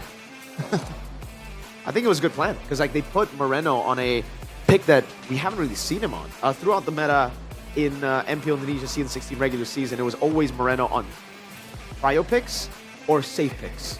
Like last time, I think it was a Eve, if I'm not mistaken, when they played a full front to back for him. So when he was placed on a Valentina, something that he needs to push in forward with less power than those prio picks. You see how the miscalculations can happen. He missteps a bit, gets instantly punished. That's why I think even in MPL Philippines, Valentina is shunned upon. Shout out to Midnight and Renmar and Leo, who hate Valentina. Yeah, they hate it. They hate it, dude. With a vengeance. If Leo Even could last beat season. Valentina up, he would. In game. Even in the season where Valentina was quite prio, Yep. Leo hates it. Leo hates Valentina. Absolutely hates. He doesn't like copycat. I know he likes Bane though. He loves Bane. Will we see a Bane? And Alpha. He loves Okay, Alpha. we'll talk about that later. Because we want to break this down just a little bit here. Anything standing out in terms of itemization choices or order of purchase of itemization? For me, Eman going for Hunter Strike immediately after the War Axe is kind of just shows you that they have to go for it, right? Yeah, they have You to. want to sustain at the same time, but you have to go balls to the walls, right? Yep. You don't have that DPS coming for you in the gold lane. Eman has to carry, and even though he's going for the Hunter Strike, I don't think it really pays off that much either. Oh man, other than that, there's really nothing that stands out for me. Maybe towards the a lot of more emphasis towards the damage for Hijume. He's not going for early Winter Crown or early Blood Wings because he knows that he's already snowballing. And even if Nile wants to punish, he has that, I guess, level gap and also experience gap, gold gap, whatever you want to say. So he's much more focused towards dealing the damage towards the front line of BTR, and it pays off. Okay, now what can we do to look forward to game number 2? Because obviously BTR, the Red Robots, they want to reset. Was it a draft gap or an execution problem for the Red Robots here? I think it was a massive execution problem for their side, right? They got to stick to what their composition is built for, which is neutral objective take, not randomly brawling across the map, giving the Hayabusa space. It's also a dangerous grass there, Alter Ego's strong map. So I think they just completely disrespected Alter Ego and paid the price for it. Yeah. I don't know, man. I feel like, yeah, it's the execution problem. Sometimes the biggest adjustment is not even the strategical part. You just have to lock in more. You just have to be focused more. Because if you're messing up the mid trio in the early game, that is just done. Especially for Alter Ego's composition, which does not have that scaling mid laner like a Farsa. At least, they have a Valentina. And it's horrible for Eman and Shogun because they're like, we need to get to level 4 before we can actually do something on the map, and you're already 2 kills down. Yeah, to be able to participate in the team fights, especially in this current patch, I feel like the meta is just so unforgiving if you make mistakes in the early game. You get pounded by the meta, man. The meta hates you if you lose early game. But we have seen some comebacks. Some. We've seen comebacks this playoffs. Oh, playoffs? Not yet, right? I don't think so. Funnily enough, the Playoffs only no. comeback we saw, like some of the few comebacks we saw were like BTR in the regular season. Is this a cope? No, it's facts. I trust his memory. Yes, sir. Yeah, trust me, when it's memory, I got you. Especially for BTR. He knows everything. Yes. He knows everything. You want to know their Season 7 lineup when they got to second place? Okay, okay. It's Matt, Repo, they have Renbo, Key, and my boy Brands. And their coach When is did Steven Max Age. come in? Max came in. Well, he was technically there for the MSC run because Brands. Oh, yeah. So yeah, His brands couldn't make it. yeah. he could, but technically, yeah, He was he was busy. exiled. Oh, Oh, that's busy. Easy. Busy, Busy is the right busy. word. See, Yeah. yeah, right. Busy. Yeah. He's busy. Luminaire and Rect were, Also not available. but they were not busy. They were.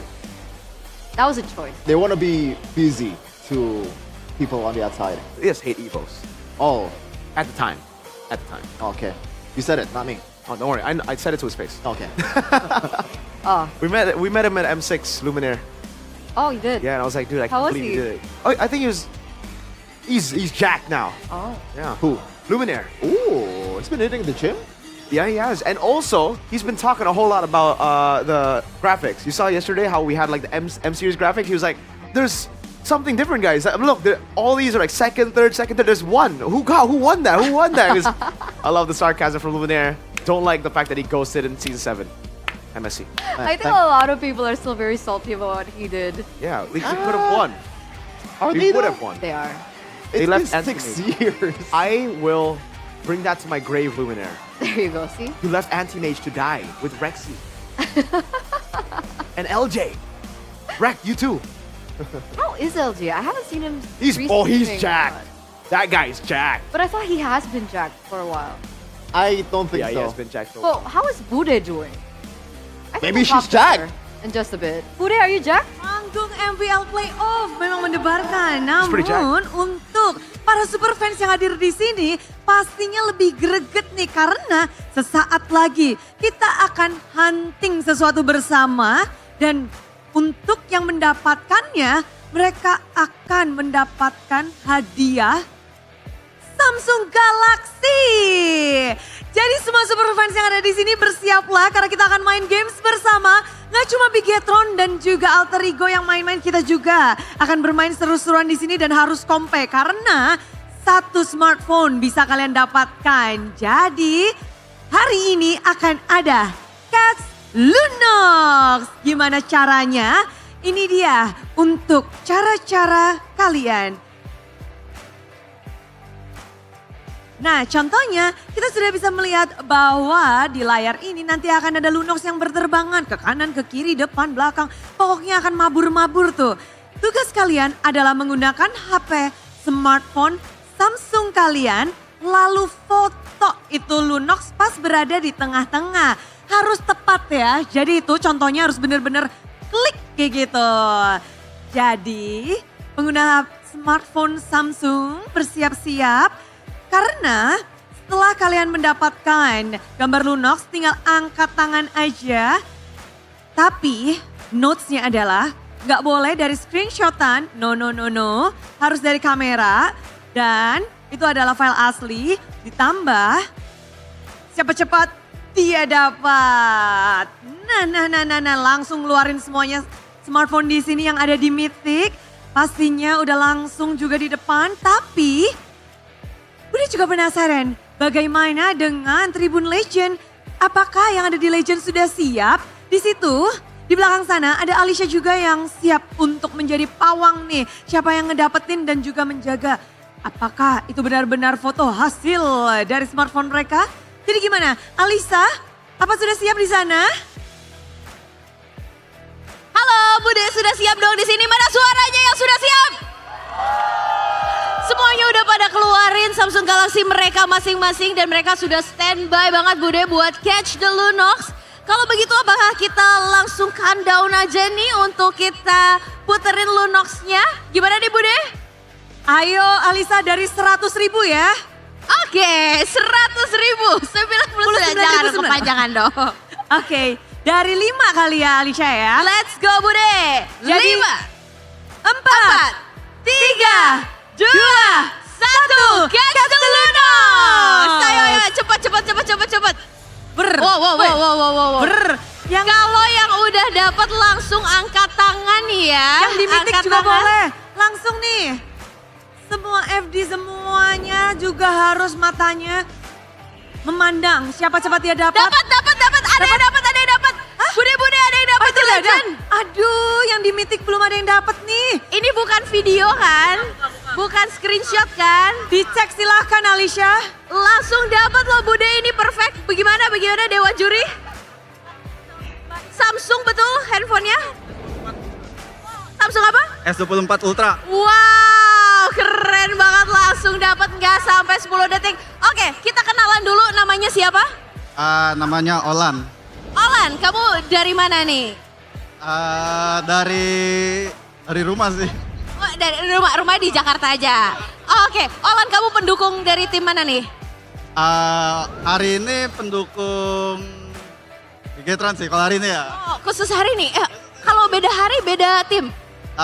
Kemarin dukungnya sih Dewa United sih, tapi Sayang sekali nggak masuk ya. Nggak apa-apa, hari ini dukung Bigetron dan langsung saja akan kita berikan 1 buah Samsung Galaxy untuk Alan. Boleh dibuka dong, di unboxing ya. Wah, cepet banget. Ini ada tipsnya nggak sih buat dapetin langsung Lunox-nya nih hari ini? Karena emang HP-nya bagus sih. Jadi bisa foto cepet gitu. Oh, jadi bisa foto cepet ya. Dan tadi kamu pakai fitur burst juga nggak sih? Enggak sih, fitur manual aja. Fitur manual nggak nge-lag ya? Bisa langsung dapat Lunox-nya ya? Oke, jadi itu salah satu keunggulan kalau kalian langsung datang ke MPL ya. Karena di sini kalian bisa langsung dapat ini Samsung Galaxy secara cuma-cuma, tinggal foto Lunox aja. Ajakin dong teman-temannya buat datang juga supaya bisa dapat 1 buah Samsung Galaxy kayak kamu. Buat teman-teman, hari ini wajib datang ke MPL, siapa tahu kalian bisa dapat Samsung juga. Siapa tahu kalian bisa dapat Samsung juga, jadi ayo langsung aja ke Nice Pick 2. Secara cuma-cuma orang bisa langsung dapat, nanti bisa dipakai buat push rank ya. Ya pasti. Oke, kita akan lihat keseruan apa lagi yang akan ada di MPL Playoff pastinya. Dan kali ini jatuh ke teman-teman yang ada di Legend, mungkin kan nanti nextnya ada di teman-teman yang di Mythic, kita akan lihat. Jadi thank you dan juga congrats untuk dapetin handphonenya, dan kita akan lihat apakah di game kedua akan ada surprise apa. Silakan panelis, take it over.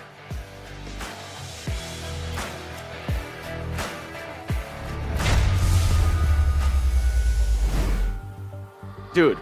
He just got a free phone. For what? Taking a picture of Lunox. Sheffin has a bunch of Lunox pictures Oh already. no, but it's specifically it has to be at the MPL arena, and then you have to make sure the Lunox is in the middle. Why do you have lots of pictures of Lunox? What is this misinformation, bro? What? You showed me those pics. No, it's not Lunox, it's Selena. Ah. I can't tell between yellow and purple. Ah, that's why. Are you Lafel? I am not LaFell, and I'm not colorblind either. I just can't tell between yellow and purple. Maybe it's contagious. Maybe it is. You've been hanging out with LaFell too much. That's not good. Yeah, it's been like 4 months since I hung out with him. I mean, yeah, you spend a lot of nights with LaFell, right? You used to be roommates. We used to be roommates, and then Muntan said, nah, Stop. it's enough. You used to do draws together. And then hate it together. You know what? That was actually good for us. ONIC won MSC when we did the draw. So Muntan, if you want Indonesia to win, Do the draw again. do the draw. Let us do Together. the draw again. Together. Both times we did the draw, it was Indo win. No. Yeah. The first Snapdragon and MSC 2023. one. Oh, you did the Snapdragon one. Coincidence? I think not. Well, there you go, ladies and gentlemen. If you guys want to win a free phone, a free Samsung Galaxy phone, you guys can come over to the arena and join the activity. We got Rin.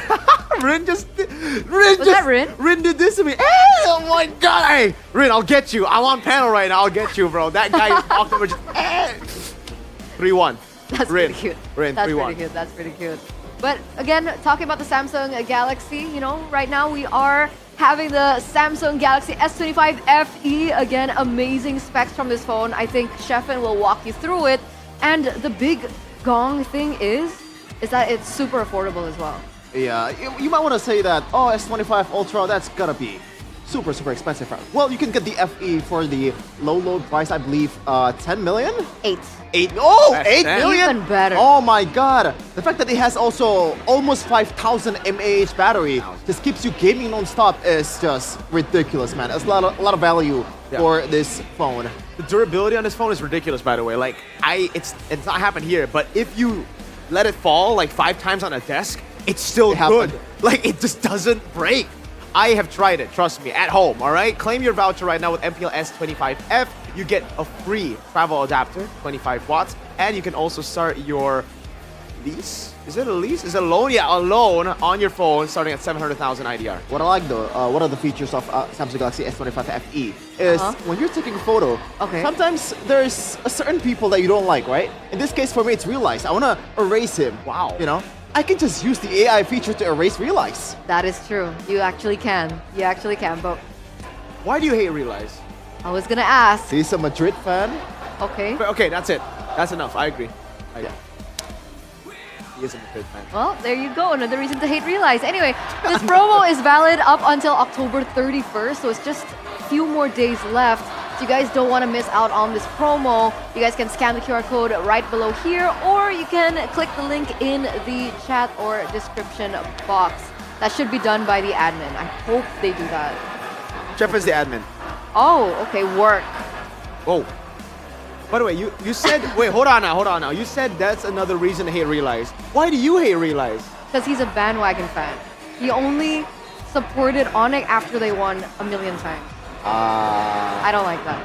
Yeah, he specifically said he started supporting ONIC when Kyrie joined. So that's literally bandwagon. Yeah, that's literally like 90% of ONIC fans.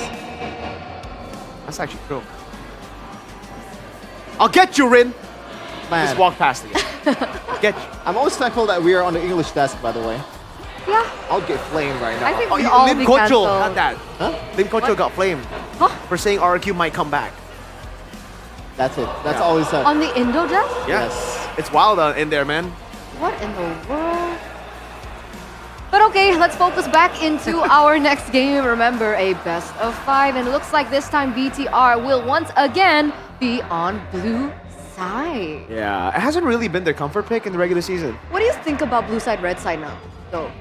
I think it doesn't really matter that much. I mean, obviously it does matter, but it really comes down to how you've prepared.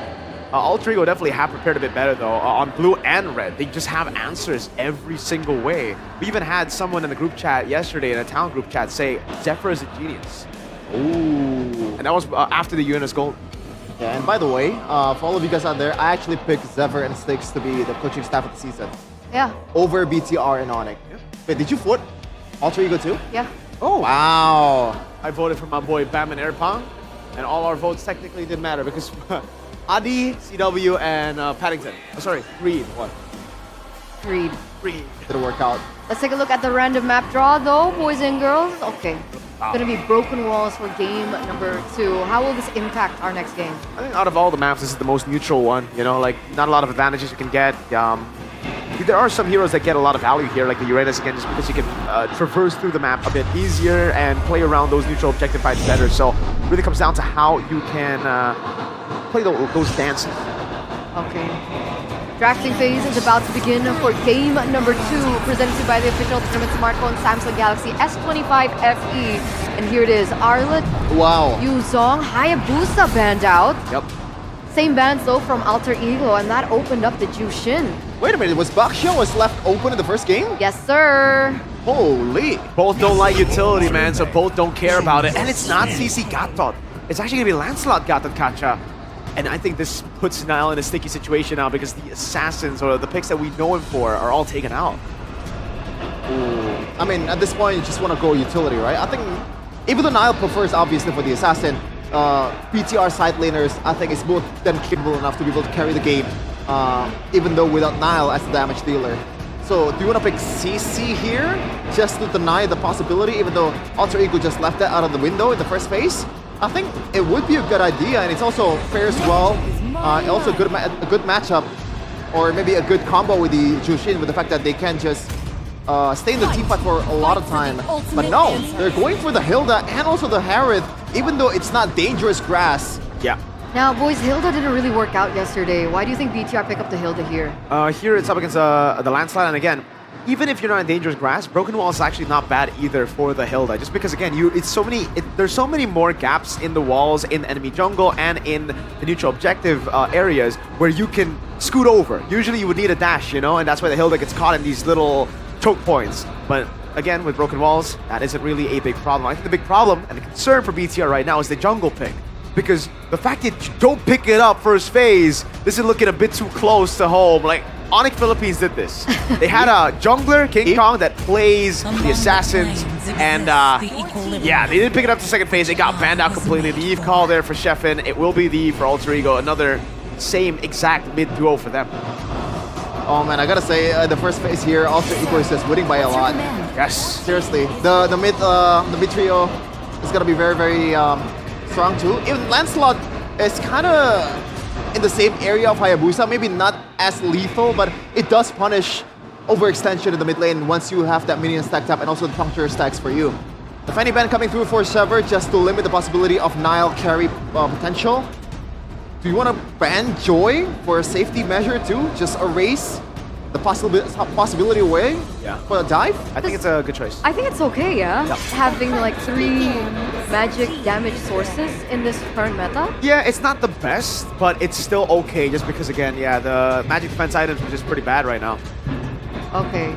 So Joy is an option for Niall. We're looking at perhaps maybe a Ling that he picked up.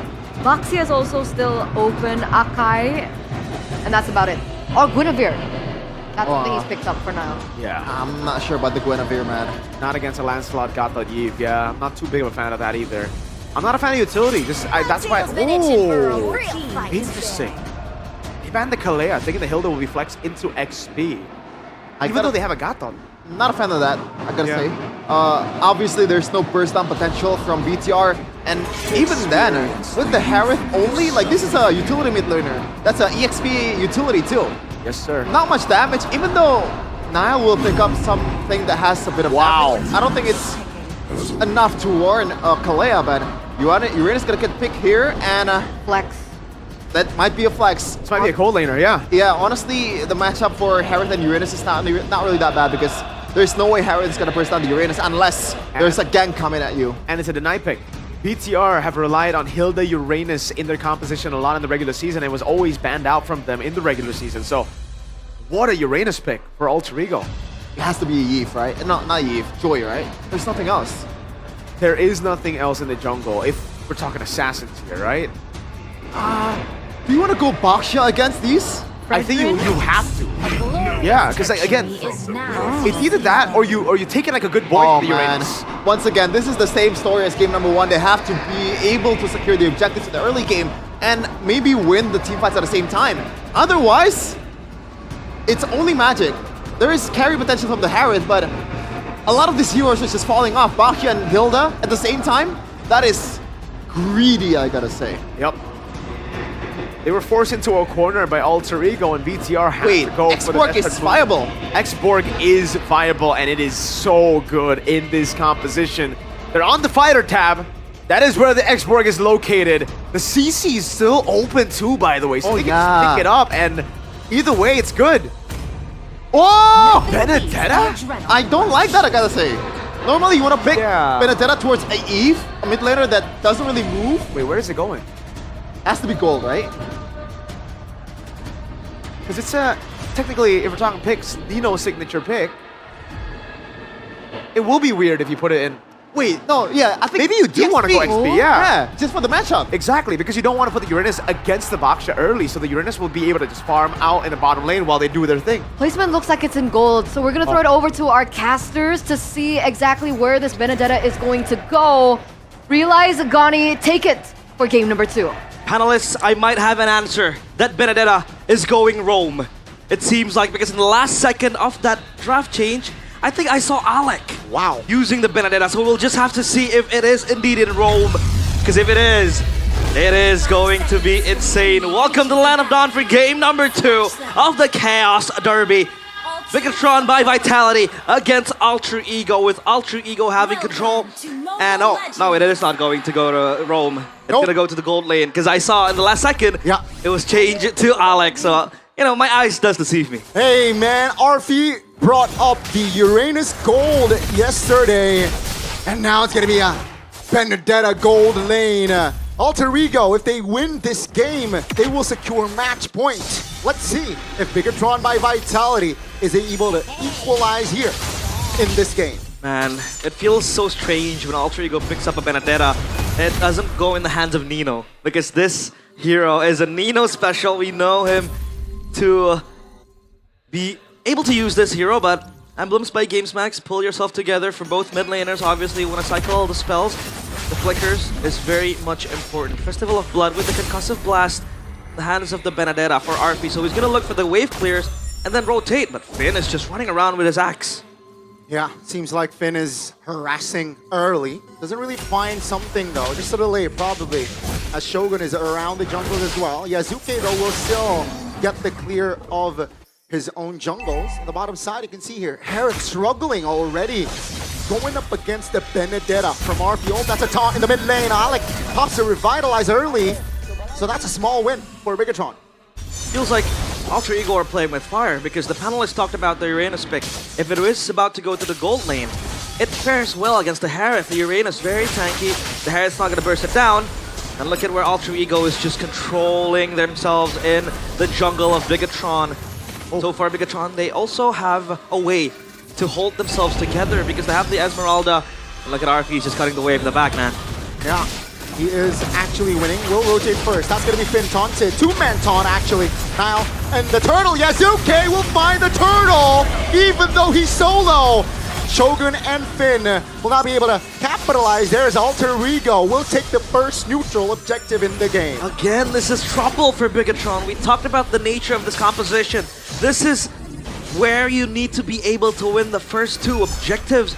And the first one they lost. Because you have a box here, you have an Esmeralda. It is very good setup. If you want to go for the turtle, especially when you are up against the Uranus. Good anti-shield and anti-healing. But as of now, it feels like Ultra Ego again are striking first. Very relentless, very fearless on what Bigatron by Vitality is bringing to the table. And this man right here, Yazuke, has been able to prove himself. It's one of the best, especially in the playoffs. After such a bold claim, and he made it work. In game one, he was 8-0. And with this Lancelot, man, I think the sky is the limit. So far, so good indeed. So good. Realize, right? For Yazuke, especially after a performance on the Hayabusa game one, he was able to just dominate Bigatron by Vitality. And tells Bigatron in the mid lanes, 2v1, Hegemate pops a flicker. That's gonna be Alec though with the cover. Demobilization will not be enough as Alec finally gets taken down. And that's first blood for the red robots. The problem now for Ultra Ego is the nature of Bigatron's front line. It is very tanky. It is very strong as well. Multiple shields here and there. Nino might be overextending here in the top lane. Takes a couple of damage on the turret. That's gonna be Moreno with the knockup. That's a flicker. Still knocked up though, but Nino immobilized, still able to get out for now. Yikes. Bigatron has Bryo though. And let's see here in the turtle. What's gonna happen next? I don't like that from Bigatron. They're really ensuring that this Uranus does come crashing down. But it's not the target you really want, right? Even if you can shut it down. But the turtle now is up and they have to congregate together. It's gonna be RP chased down by Finn and Amon. 2v1. Uh-oh, that's gonna be the final blow. Popped already. So that's a good sign here if Bigatron wants to commit on towards the turtle, but 4 members of Alter Ego is occupying the mid lane. Shogun pops a flicker. Phantom execution by Yazuke doesn't find its mark. Moreno inside the box there, but no casualties as Nile collects the turtle calmly.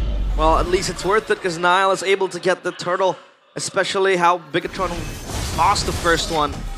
But I think that was a very good harass coming in from the bottom side duo of Bigatron. They were able to push RP back, rendering him basically useless for that objective fight. And in the mid lane, Moreno kept Nino and Yazuke company. So, yeah, I think it was hard for them to re-engage back and contest the objective. Now, though, down bottom, RP has Pryo, and they have Tempo, and Man will try to clear it out. He wants to go in for the 1v3, but it seems like it won't be wise. Izuke. Look at the pressure coming into the Hilda. This is why the Hilda is quite good against assassin junglers. Yazuke! 2v1, that's gonna be Yazuke finding the outplay! Yazuke is definitely on fire. Yazuke, man! This guy stepping up when needed. The catalyst of chaos for Ultra Ego. When everyone is falling down, when everyone is just down in the dumps, Ultra Ego still can rely on Yazuke. Oh, that's going to be Alter Ego. The bottom side of the map here. Take a look at the 1v1 mini-map. Focus on the mini-map. Final blow popped. Not enough damage. AOG doesn't land on Amon. It will land on Nile, though. That will be Amon recalling.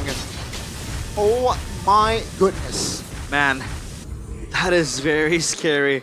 But Bigatron, at least for now, they can keep themselves together. They can hold themselves together because of what was a very insane game one. The pressure is real, though, Finn. Uh-oh. Finn still survives. 10 seconds on the clock for the last turtle to spawn. And it seems like it's It's still an even game, realize. Yeah, it is. It is still even because still 1-1, right? I mean, in terms of the kills, but the objectives will make the difference. As Moreno, did they just pop the Crimson Beacon? He has no ultimate this time. They'll be very careful now because Alter Ego are going in full swing. Let's say Finn will be the one to fall first. It's a 5v4 under the turtle. That's gonna be 3-man mobilized as Niall finds the turtle. That's gonna be Yazuki in the back, trying to deal damage on towards the man. Will find the mark. That's gonna be a 1-for-1, but they got the turtle. Shogun very low. Hijume will find the last secure kill on Shogun. Alter Ego finds 2 members, and they got the turtle. Wait, Alter Ego again. Who's out on the turtle? Look at this, Moreno! Moreno, very vulnerable. Yazuki still has an angle. No puncture. Whoa, what? That's a flicker from Moreno, very aggressively as well. Now Finn looking to provide cover as Nino is just locking on towards Moreno. That's a Crimson Beacon defensively. And it is all A-OK. Alter Ego with 1,000 gold lead. 8 minutes of game time. Moreno is just insane. Or rather, is just aggressive. This guy is, since game 1, very, very trigger happy with that flicker, especially now with the juice in. He's much more safe, but Arfi playing with food.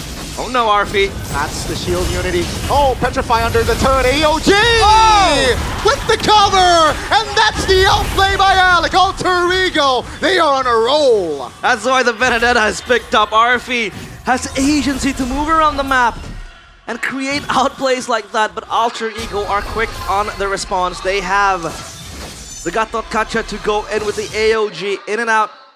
Bigatron, as of now, are on the back foot, 2.5k gold lead, brute force completed. Eman, he is going to be okay. He is a Harith after all, but Yazuke is just there to keep the pressure going. Finn has the Cyclone Eye, but Yazuke denies the escape.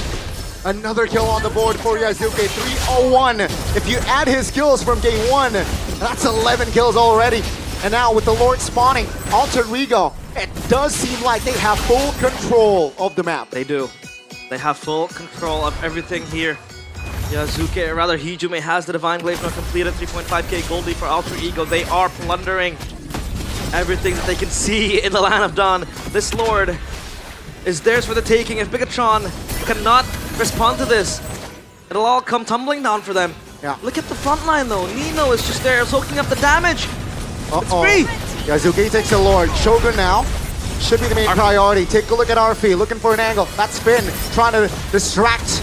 It's a 1v1 between Shogun and the Lancelot. Take a look at the mini-map. That's Shogun shutting Yazuki down. Alter Ego, though, they will find counterplays as Finn will be the first one to fall from the side of Bigatron by Vitality. But remember, Alter Ego, they have the Lord to play with. They make it less bitter because that was the Lord conceded. They were able to get a kill towards Yazuka. That's a shutdown too. Arfi duking it with Shogun down bottom. He has the Electo final blow and can relocate safely. It's just brawls. And this is what the Chaos Derby is all about. Yes, constant fighting, constant brawling, muscle against muscle. You don't need intellect, you need instinct. The Lord will go towards the bottom side of the turret. They can't really maximize this. Bigatron are all here, 4 members strong to clear this Lord. So at least Bigatron get the shutdown to Yazuke and are able to shut down the Lord too. And so far so good, right? Especially for Alec. Has been clutch with the AOG just to provide cover. And Alter Ego, they look to expand the map control, taking a structure in the top and bot here, soon to fall in the bottom side of the map. And Bigatron by Vitality, at least they have a Harith. They have some sort of a clear potential, but that's what they gotta do now. They gotta protect Amon if they want to find a turnaround angle. They have to play it carefully, right? Because who does the Harith go for? The Lancelot is going to be very, very sleek, very elusive. Do you want to go for the Benedetta? Same. It's also as elusive as the Lancelot. You can move around safely. So mobile, you're right. So mobile. The Uranus is so tanky. And then the Gatot Kacha will just come flying at you. So I think the most logical target is going to be the Yves. Because the Yves will have to stay in his own foot. RWM. Yeah, that's going to be in the back. Shogun trying to provide distraction. Yazuke, 50% HP. Knocked up as well. Yazuke with the puncture is still able to get out. Alter Ego still stands with 5, but so does Bigatron. Look at Bigatron. They are fighting back. Arfi finally gets spotted out by Eman. And Eman slowly but surely creeping back into the game. But they gotta address this Benedetta too, because down bottom, that split push has been created, and the side lane pressure from Alter Ego is super strong. Benedetta plus the Lancelot. The Bigatron needs a response towards that. At least for now. Look at how strong Alter Ego zoning is. They can just walk up, take control of the jungle, just go back. Because they have so much sustainability. And 5 seconds into the Lord, there's a slow push for Alter Ego up top. It needs to be addressed, but thank God the Lord spawns at the top side of the map. So far, again, it is all good for Alter Ego. 5,000 gold lead, that's a healthy lead. And Bigatron seems like the call is, let's fight for this Lord and neutralize the situation. And I think that's the right call, right? The big risk play. Will it come to fruition though? You can see Alter Ego playing it patiently. They know they don't have to force unnecessary fights just yet. Radiant armor for Finn also completed. That's gonna be able to dissuade more magic damage coming in from Hijume.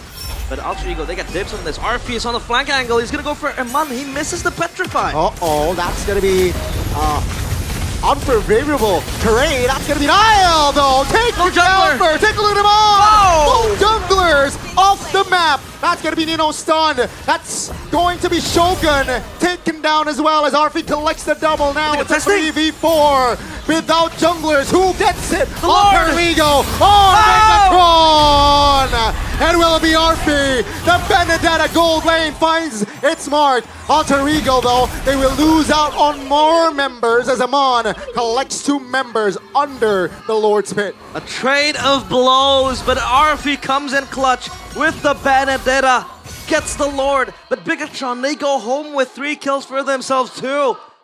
So at least it is still favorable because Eman was able to collect 3 kills.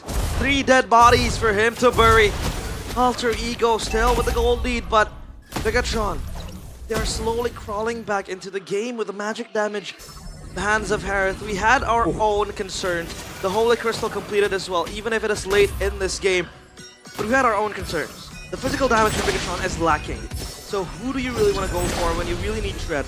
But the magic damage is there now. Online, this Harith can be left uncontrolled if they don't check it. If there is no checks and balances coming from Alter Ego, this Harith can just go ham. Especially with the Holy Crystal 1 away from completing all the slots. That Lord up top is going to march in. Do they have a wave to play 2 lanes? I think it'll stall in the mid lane, but they will buy time for that. They will buy time for the Lord to go in. Slowly but surely, they'll crash it into the base. They really want this far. They really want to stop base turret. That's a taunt. Nile taking a lot of damage. That's going to be Nile. Very low. Real world relation locking them down, and it's Hijume finds the Mega. It's a 5v4. They will get the base turret as the Lord is still up. That's going to be Shogun now isolated the front. Arfi got away with murder. Alter Ego, they apply more pressure under the main base of Bigatron. Almost him on there, taken down, but they will be happy as they collect top and bot base turrets. They're knocking on the base. They're knocking on the junkyard. Bigatron, they have to hold. They have to hold. Alter Ego, Shaman Force spot by Eman looking for the clear. Take a look at the box turret. Alter Ego, they are at match point as they double their lead in this best of 5. 1 game away from the upper bracket finals, and who would have thought that Alter Ego would be the ones to cement themselves this lead. My goodness. Bigatron, again, their fuse is cut short. Another malfunction in the systems. Wow, Alter Ego with that chaotic play. with the Benedetta Gold 2. It felt very hard to go, especially when they have the Esmeralda plus the Baxia. And then they have an ultra safe mid laner in the hands of the Juice In. It was supposed to be Bigatron ruling the early game, but Alter Ego has something else to say. This is a different team. This is a team on a mission for redemption. After seasons of tears, seasons of full apologies, this is the closest they've been into potentially, again, being a top contender. Bigatron backs against the wall. There is still a lower bracket. Yeah. But Bigatron has been the favorites. Hey, realize, you gotta understand, job is not over for Alter Ego. Bigatron by Vitality, they were in this position last season and they didn't find the success. They were reverse swept. I remember. So Alter Ego, what they need to do now is stay composed if they want to secure upper brackets. But Bigatron, man, what a lackluster 2 games. It is lackluster, for lack of a better word. But Alter Ego, man, they have to keep their composure. They have to be disciplined. But hey, Mirko, is it time for Bigatron to pick up a Barat? Amongst all doubt about the Benedetta pick, it looks like Alter Ego will still be able to claim game number 2 match point. And I like that question, Realize. Is it time for the Barat's pick now?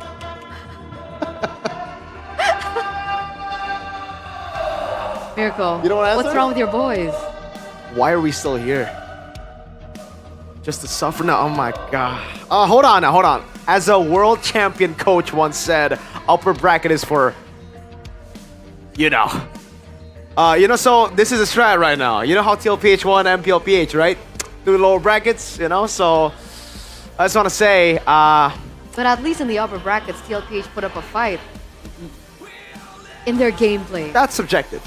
Really? That's subjective, I think it was a strat, just like how it was a strat for, yeah. You okay? It's getting really hard to defend you, BTR. I've been doing this for years now. It's getting really tough, man. God damn it. What was that? I mean, face value on drafting. Let me get my notes. Whose draft did you like better? I mean, is grass green? Yeah. Is the sky blue? Yeah. We were not a fan of the Baksha pick. It was forced. We were not fond of the second phase Nile. That looked like a second phase King Kong. You just don't do it. Okay. Man. Yeah. Yazuke, by the way, amazing performance. I gotta give him back-to-back player of the games here. For sure. Yeah. And I think the fact that he chose the Killing Spree just pays so much dividends with the fact that Killing Spree used to be a snowball mechanic, right? Snowball emblem, but now it's a safety emblem. It gives you a bit of HP for you to be able to sustain when the engage or when the invades are coming to your jungle. And that is why he was the MVP of the game. Couple of times he almost died. But because of the Killing Spree, he didn't. And I also gotta say, man, the backup from the rest of the members was also so clean. Player of the game does fall to Yazuke though, presented to you by the official tournament smartphone Samsung Galaxy S25 FE. What happened to Alter Ego as well? I think they're just clean right now. Like how? For me, it's easier win condition. Of course, set up by Zephyr. I gotta say, Benedetta, I'm not a fan, but in the end, they got the W. Exactly how did the Benedetta work? Because in the lane, it wasn't working, right? It was struggling against the Harris because of the range. Yeah, I don't know. I think it might be a player call because I don't think it's a Zephyr call there. I think it might be like RP saying, yo, coach, I know how this matchup goes, and all I need to do is bait out Zaman Force. Yeah. And for the most part, on the Benedetta, you go Final Blow Petrify, you gotta bait out Zaman Force. I think that's the main point, the bait, right? Because a couple of times he was going towards his own turret, getting chased down by maybe Shogun, maybe multiple members of BTR. Then the AOG comes through. Maybe the main point of this Benedetta is just to bait out some resources and also punish them at the same time. And yeah, hook, line, and sinker quite a few times, I gotta say, for BTR. But I feel like if they were to pick something like an X-Borg or a CC, the job would be much, much easier. This is the occasion that I'm talking about. Ah, yes. And then the backup coming in from the Gatot Kacha as well. Now, we were talking about the early game as well, right? Neutral objective take, turtle number 1. But it was Alter Ego that secured that first turtle. Yeah, again, like with this composition, Shepard said it during the moment. He said, on the Juicin and the Bakti, you want to zone, you want to look for those fights. You actually don't want to go for the 50-50s because against a Fredgen, against a Lancelot, that's when you lose out those 50-50s. It's more so like a, I'll say 70-30, 60-40 kind of deal for the Lancelot and Fredgen over the Baxia. And BTR, this gamble as well. I know that they technically want to take it because, you know, we're in a losing spot. We want to try to bait them into the fight anyways. But I really feel like a lot of times BTR, they just made wrong calls and they are hesitating in the moment, you know? I think one of the biggest examples of that was when Moreno tried a Crimson Beacon in to get Yasuke back, but he Crimson Beacon a whole second too late. And then he had to flicker out. So they're wasting resources through doubting themselves, through the slight hesitation from some of them. I mean, there are other occasions of that happening. I think in the last siege of Alter Ego, Shogun was 5 seconds solid in the bushes trying to set up for a good, whatchamacallit, the ultimate? Real world inflation? No, the Esmeralda. Oh, Falling Star Moon. The Falling Star Moon. He was holding that for 5 seconds and he didn't go for that one. Ended up getting killed by 5 members of Alter Ego Esports, and that's why I think, yeah, maybe hesitation was the main problem for BTR by Vitality. Yeah. And for a good reason too. They've been losing with this kind of fashion, right? This is not what they expected coming through this matchup. So we're sensing hesitation, miss calls on but decision making. I think all those are because they're up against such a tough opponent. Like, you got to give it to Alter Ego here. Their draft's amazing, phenomenal. The fact that they were able to bait out the Baxia, even the counters to the Juicin, right? The Eve that has been a counter for the longest time, but just has been utilized poorly in the regular season. Because we did see the Eve a couple of times against the Juicin, it just doesn't work out because teams would brawl it out randomly. Yeah. They found the avenues, they got the mid-prio, and that's what led to Yasuke getting Turtle 1. And that's what led to them being even and the Baxia Juicin not being able to fully force those fights. So game number 1, it was a 10,000 gold lead. Game number 2, almost a 10,000 gold lead. It was So we got better. So we got better. By a little bit, so... Little increments. Right? And it Let's was go. a longer game as well, 15 minutes compared to 12 minutes. So next game, it'll be longer. I mean, the longer it goes The for BTR, 8,000. it wouldn't benefit them in the second game. They're gonna lose anyway. Okay, but let's get a little bit of a report check-in with Alyssa back over there. No problem. Juga Alter Champs. Ini mana fanchannya dulu dong, Bigetron. Silakan, Bigetroopers. Ya, silakan. Bigetron! Udah, lagi. Bigetron! Bigetron! Oke, itu dia tadi Bigetroopers Alter Champs. Silahkan tunjukkan fanchanmu. Alter Ego, go, go, go. Alter Ego, hebat. Wow, udah kita kasih tepuk tangan ya untuk Alter Champs dan juga Bigetroopers. Nih, Alisa pengen tanya-tanya dulu nih ke Alter Champs dulu kali ya. Boleh. Seneng banget dong ngeliat tim kesayangannya udah 2 match point nih. Ya senang lah. Senang, tapi masih ada deg-degannya juga. Dekan, takut aja. Takut ya. Oke, tadi kita sempat ngobrol-ngobrol juga sama Arfi dan bilang kalau Alter Ego nih kayaknya belum konsisten, tapi kamu melihat sejauh ini gimana nih penampilan Alter Ego di playoff ini? Jujur hebat sih. Ya kita Alter Champs juga nggak expect sebenarnya. Oh, Iya. justru kalian sendiri Iya, nggak expect? Nggak expect. Oke, kira-kira bisa 3-0 menurut kalian? Ya amin. Amin. Oke, kita ke Bigetroopers sebentar. Ada Miguel di sini. Iya. Miguel, kamu ngelihatnya Bigetron gimana nih? Padahal kalau di regular season tampil begitu jaya melawan Alter Ego, tapi what happened? Kayaknya Bigetron pengen gantian sama AE deh. Kalau season lalu kan BTR udah 2-0, terus kena remontada sama AE kan. Oh. Nah sekarang kayaknya gantian dah, AE yang kena remontada sama BTR. Oh, whatever sweep ya di sini ya. Mau dibantai di terakhir. Tapi kalian ngelihat masih ada In your dream. peluang, masih optimis juga dari Bigetroopers? Masih optimis. Oke, masih optimis. Jadi emang pengen balas dendam aja ya. Apa katanya bangun? Bangun. In your dream. Oh, in your dream, cenah. Gimana nih? Ada tanggapan mungkin? Mimpinya bakal jadi kenyataan ini. Oh, Bigetroopers dan Alter Champs ini sambil memanas ya. Tapi kamu setuju nggak sih kalau misalkan Bigetroopers itu dibilang kalau misalkan di bawah playoff ini kadang suka demam panggung nih. Gimana menurut Miguel? Ya faktanya sih kalau playoff memang kadang mainnya suka YTA, cuman ya buktiin aja lah semoga kalian menang. Oke, jadi buktiin aja ya. Ini kenapa? Parah banget. Ngatain timnya sendiri Iya ya? parah, nggak respect. Iya, gimana Miguel? Ngatain timnya sendiri katanya ya TTA. Semangat BTR, semoga menang. Langsung aja ya, semangat BTR semoga menang. Berubah. BTW ngomongin ngelihat kostumnya Ciro hari ini Ya. jadi apa nih Ciro?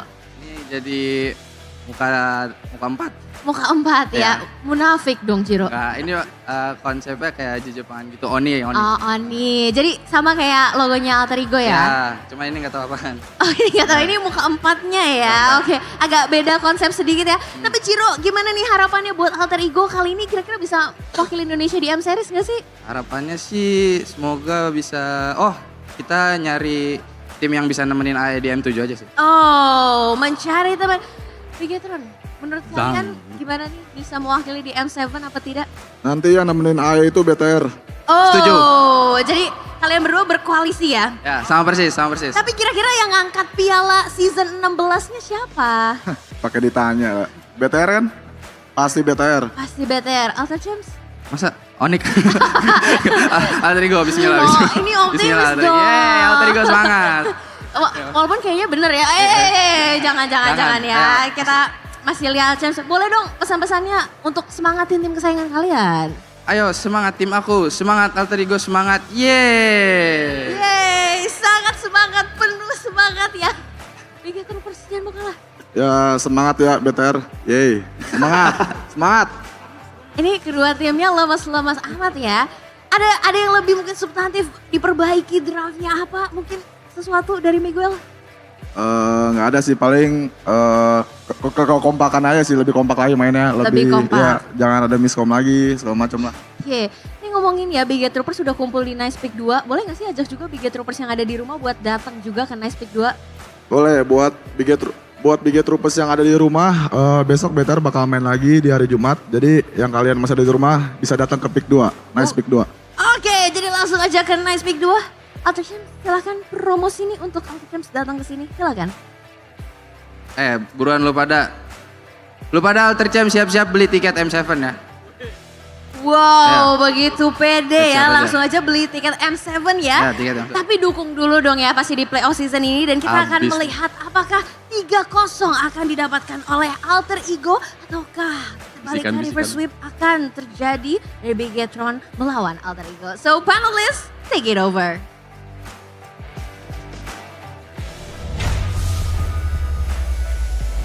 Thank you so much, Alyssa, for that report up on stage there with the Bigot Troopers as well as the Alter Champs. Why were there less Bigot Troopers there compared to Alter Champs? They left early. They all left early because of the... Man, I gotta say, both of the fan bases are really depicting what the players are feeling right now. Alter Ego, they were super confident. Hey, he said pretty much, for all the Alter Champs out there, buy M7 tickets. The confidence is brewing out of them. For BTR, hopium and copium in both nostrils. I loved it because he was like, yeah, this is our exact same plan, like, you know, last time, but this time we want to get the remontada instead of Alter Ego because you guys remember what happened last season in the I playoff. have a quote. Wolf taught me this phrase. Okay, Hold on now. I need to it's not find it. swear words, right? No, I hope not. Okay. Ang hirap mong ipaglaban, BTR. What's that mean? It's getting real hard to defend you, BTR. Hey, the remontada dream is still alive for the Red Robots, all right? And then the lower bracket dream after that. Exactly! Let's go! I'm just kidding. True, that's true. What do you mean? What? What do you mean you're just kidding? No, I didn't say anything. She didn't say anything. Sure. Hey, Shogun is still really good though. Iman's really good too. What's going on with the trio mid? What's going on there? Moreno, this is not Maestro performance. This is... Can't say that here. This is that performance. Yeah. And I gotta say that Nile Baksha is just not it, man. That's why I propose the Joy more than the Baksha, right? Because at least he has carry potential and he can dive to the back line. But what about Shogun? How has Shogun been performing? We're gonna take a look at something real quick here. Shogun versus Nino, rookie versus the veteran. He's been pretty good, dude. Honestly, like Shogun and Iman, the two glimmers of hope right now. Both in the nostrils, the cope and the hope is on the gold and the XP. He's still really good. The Esmeralda was amazing, I would say. Like, again, a couple of times was able to hold his own. It's just when you lose so early on in trio mid, the side lanes can't really push in and can't really be the ones to actually be like, all right, guys, we can carry you all the way. You need to be at least even, or you need to set them up for something. So at least right now for BTR, I'm thinking, if we're going to lose out of the trio mid, let's just play for side lanes. Let's just go for strong side Eman, strong side Shogun, play through that, and then try to win. Because right now, the duo mid is out of form. For sure. Oh man, the fact that I have to think about it like 10 seconds, like what did Finn play earlier? I forgot. Yeah. That's how bad the Hilda pick, or maybe like the performance was.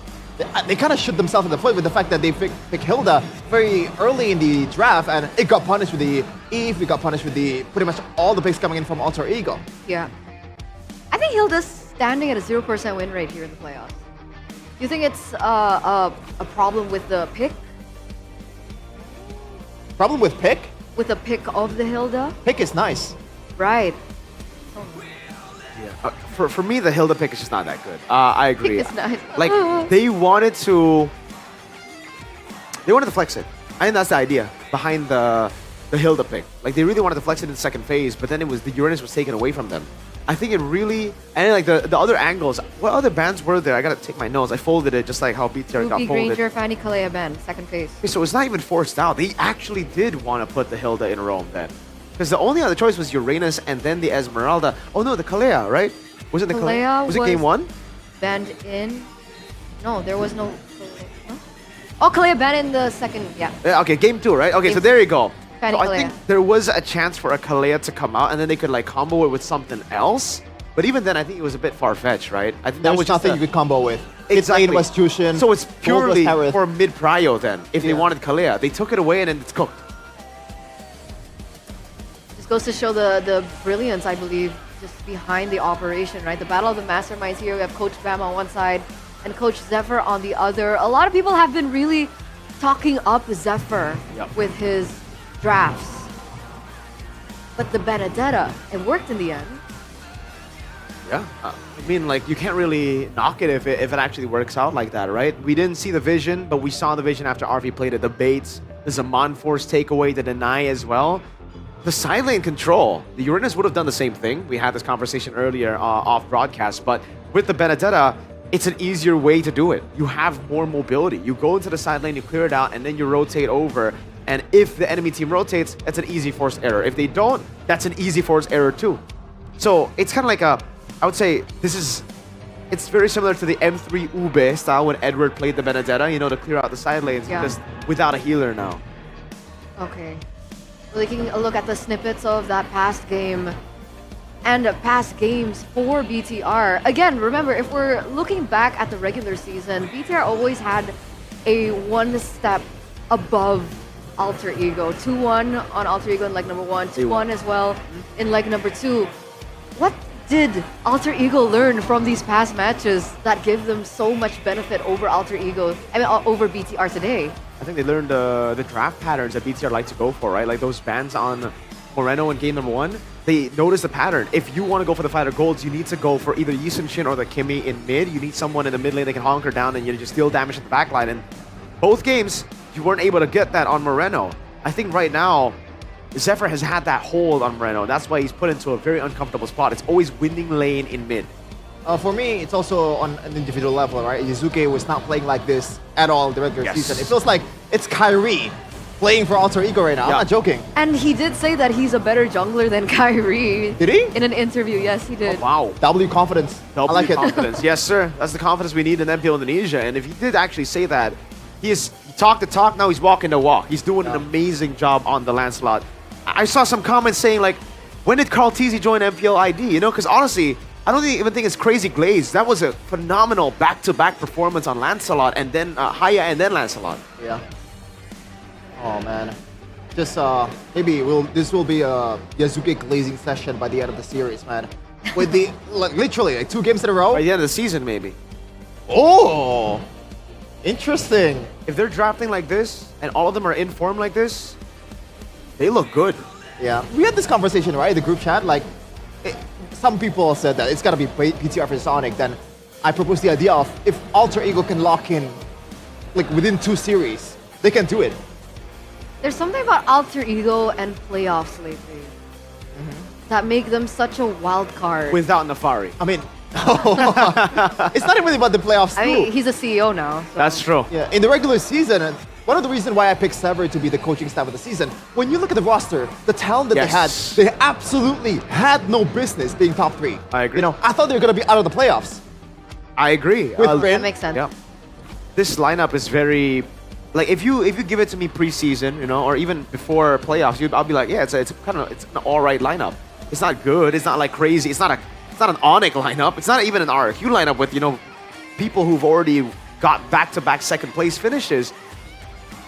And Zephyr plus 6. We got to give props to 6 too, because I think we're all just like, oh, Zephyr, 6. 6 is the change. Zephyr was already here with Nafari last season.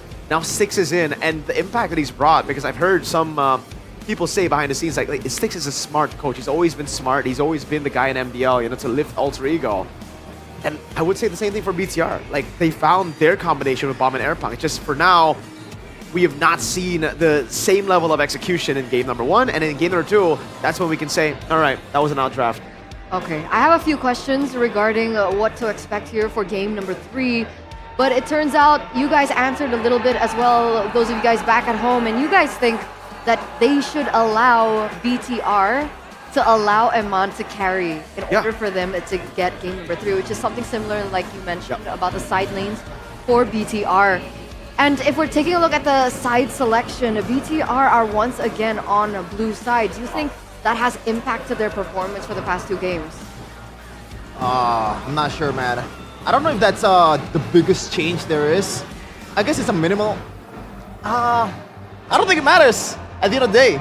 Like, it boils down to how you prepare for it. Maybe you prefer the blue side because you already prepared for it more. Some teams prefer the red side because you already prepared for it more and more. But we're gonna get expanding rivers here, so this feels like an Alter Ego map more than BTR.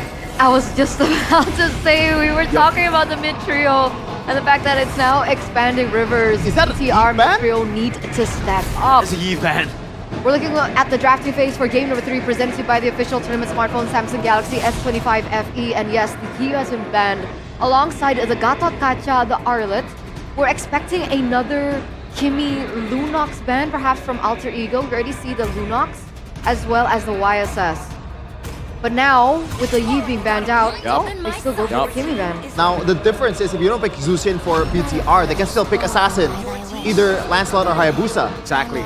So that's the plan right now for BTR. Instead of banning out the Hayabusa, they ban out the Eve, they ban out the Gatot Kacha, so it takes away the combo, and now it's kind of like an even playing field.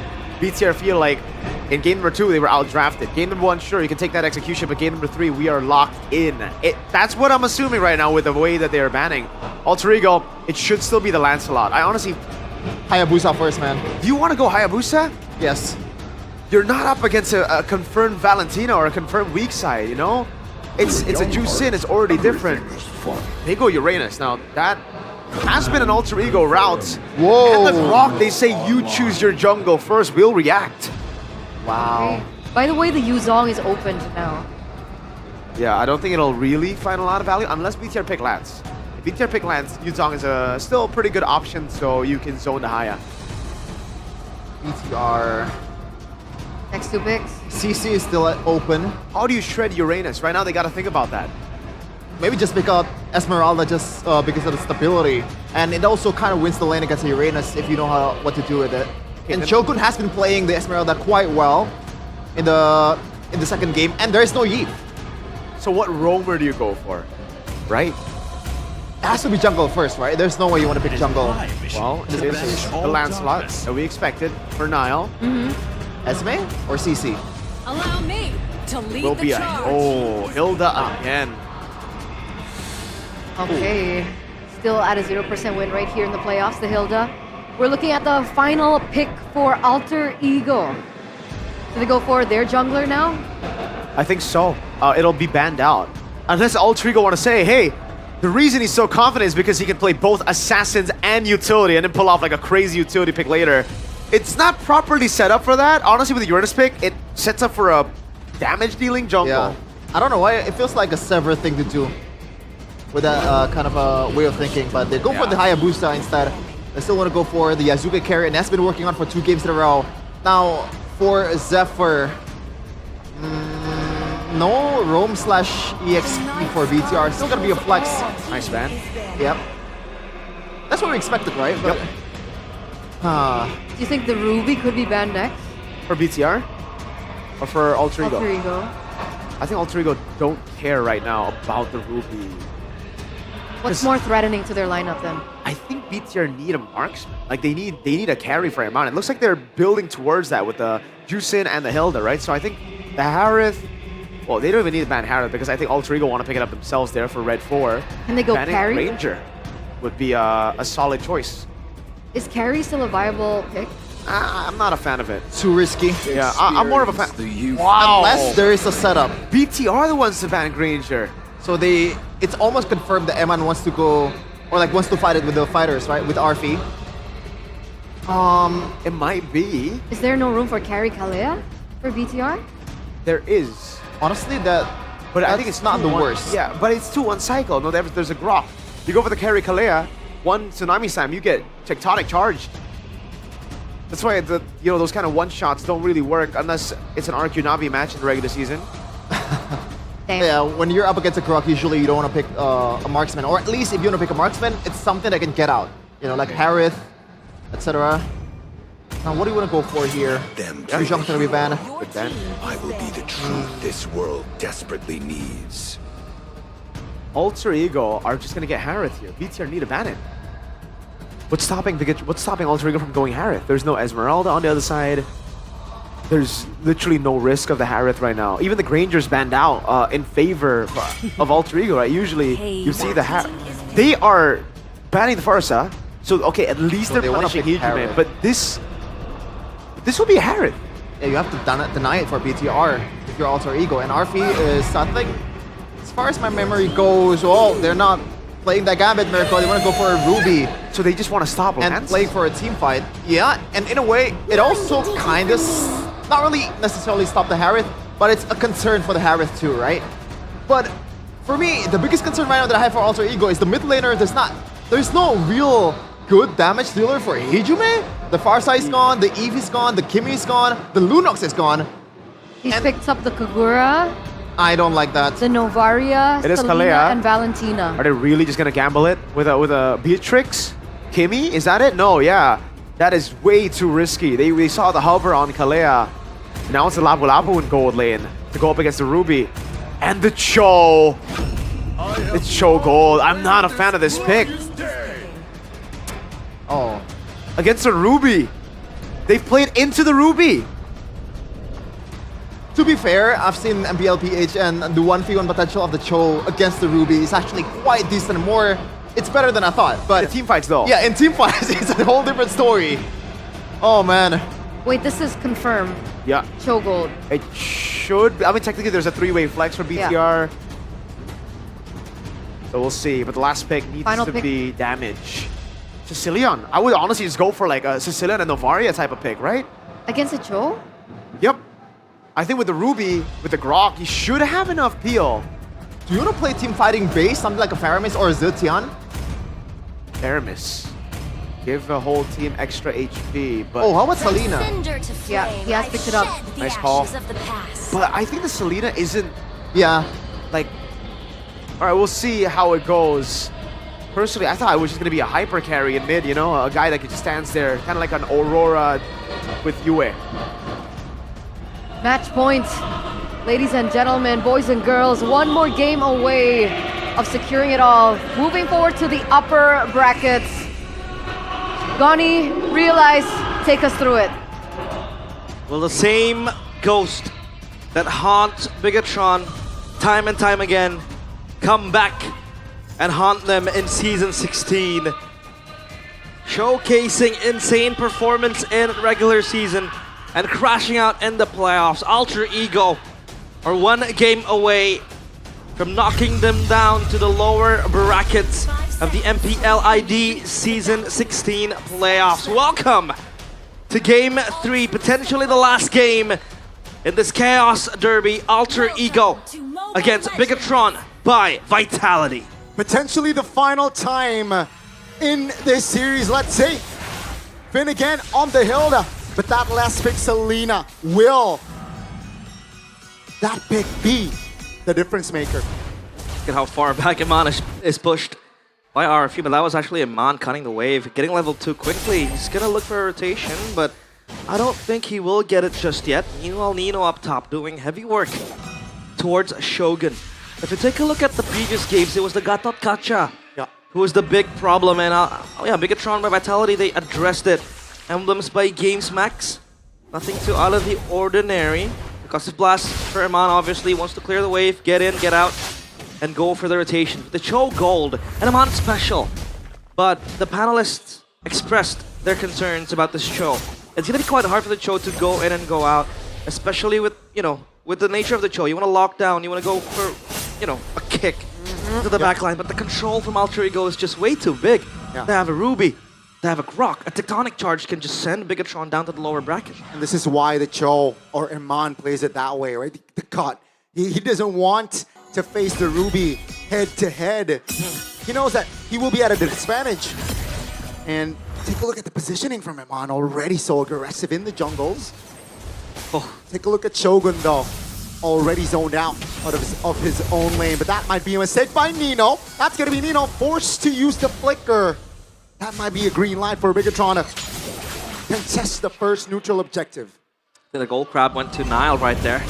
He has no Phantom Execution in this turtle take, but they're gonna go for Nino up top. Yeah, with no flicker now under the turret though. That's Nino, just okay. Turtle is untouched. Take a look at the mid lane. Moreno pops the Crimson Beacon. That's gonna be the signs of life. Nino, 1 HP. That's still Alec though, doing its job to provide the peel and the cover. Alec has been having a great game in this series. Great peel coming in from this player, once known as Owen. As Alec, he is a real man now. With the Grok, we'll see how well he uses this hero. Meanwhile, Finn, he has been put on Hilda duty for 2 games straight now. In the previous game, he was tasked to hold the long lanes, but it's not really the best for the Hilda. They want to go in for a skirmish. Oh, Shogun will be the first one to fall here. First blood. Oh, take a look at the kick from Iman. It finds Arfi. Now it's a 4v4. It's a fair fight, but Alter Ego now taking it slow. Yazuki level 5 against Nile level 5 as well. Yeah, they don't want to contest this turtle just yet. They need to wait for the spells and the skills to be up again. But the pressure from Alter Ego is way too huge. You have a mid laner who's basically a stun bot with the Abyssal Arrow, constantly just pressuring Bigatron. This trio mid is super strong, especially Yazuke with the Hayabusa.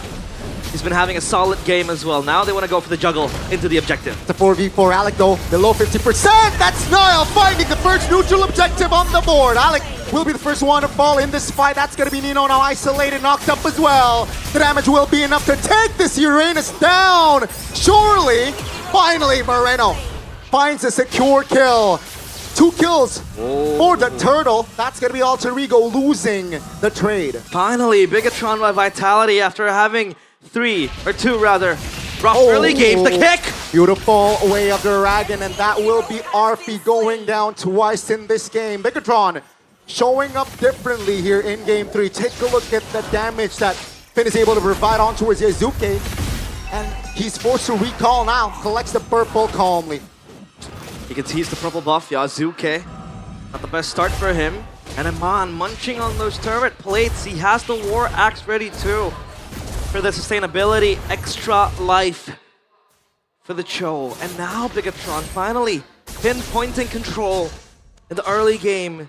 2 games straight, they were basically battered and bruised by Alter Ego. Alter Ego though, need not to be worried because they still have at least stabilizations into this early game. But the question becomes, who really becomes the main carry, right? I mean, you want Yazuke to be that guy. But Yazuke is the type of guy who's going to go in, go out in one single burst of skills. There isn't really constant DPS coming in from Alter Ego. Maybe the Ruby might do that too. Hijume is there as the Selena, but he needs to be fed. He needs to be funneled as well with the gold. Counter-strike for Yazuke. Begs the question, will he go for the Sky Piercer again? This time around, it's not as easy as it was in game number 1. So he might try to hold his horse. And so far, Bigatron matching Alter Ego's tempo. They're everywhere around the map. Even Shogun now showing up in the mid lane. That's a knock-up. Oh, beautiful chain crowd control. The balance between crowd control and damage will be enough to take Alec down in the bottom side. It's a Cho versus Ruby. Level 7 versus a level 7. Arfi got the level up recently there. That will be the second mute taken by Bigatron cleanly.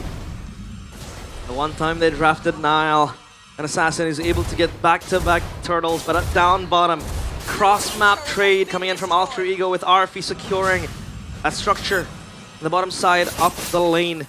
Leaves Bigatron. Now they want to try to again exert as much pressure. Tectonic charge! Oh, in the mid lane, that's the way of Dragon though. In the bottom side as well, Shogun is off the map in the mid lane.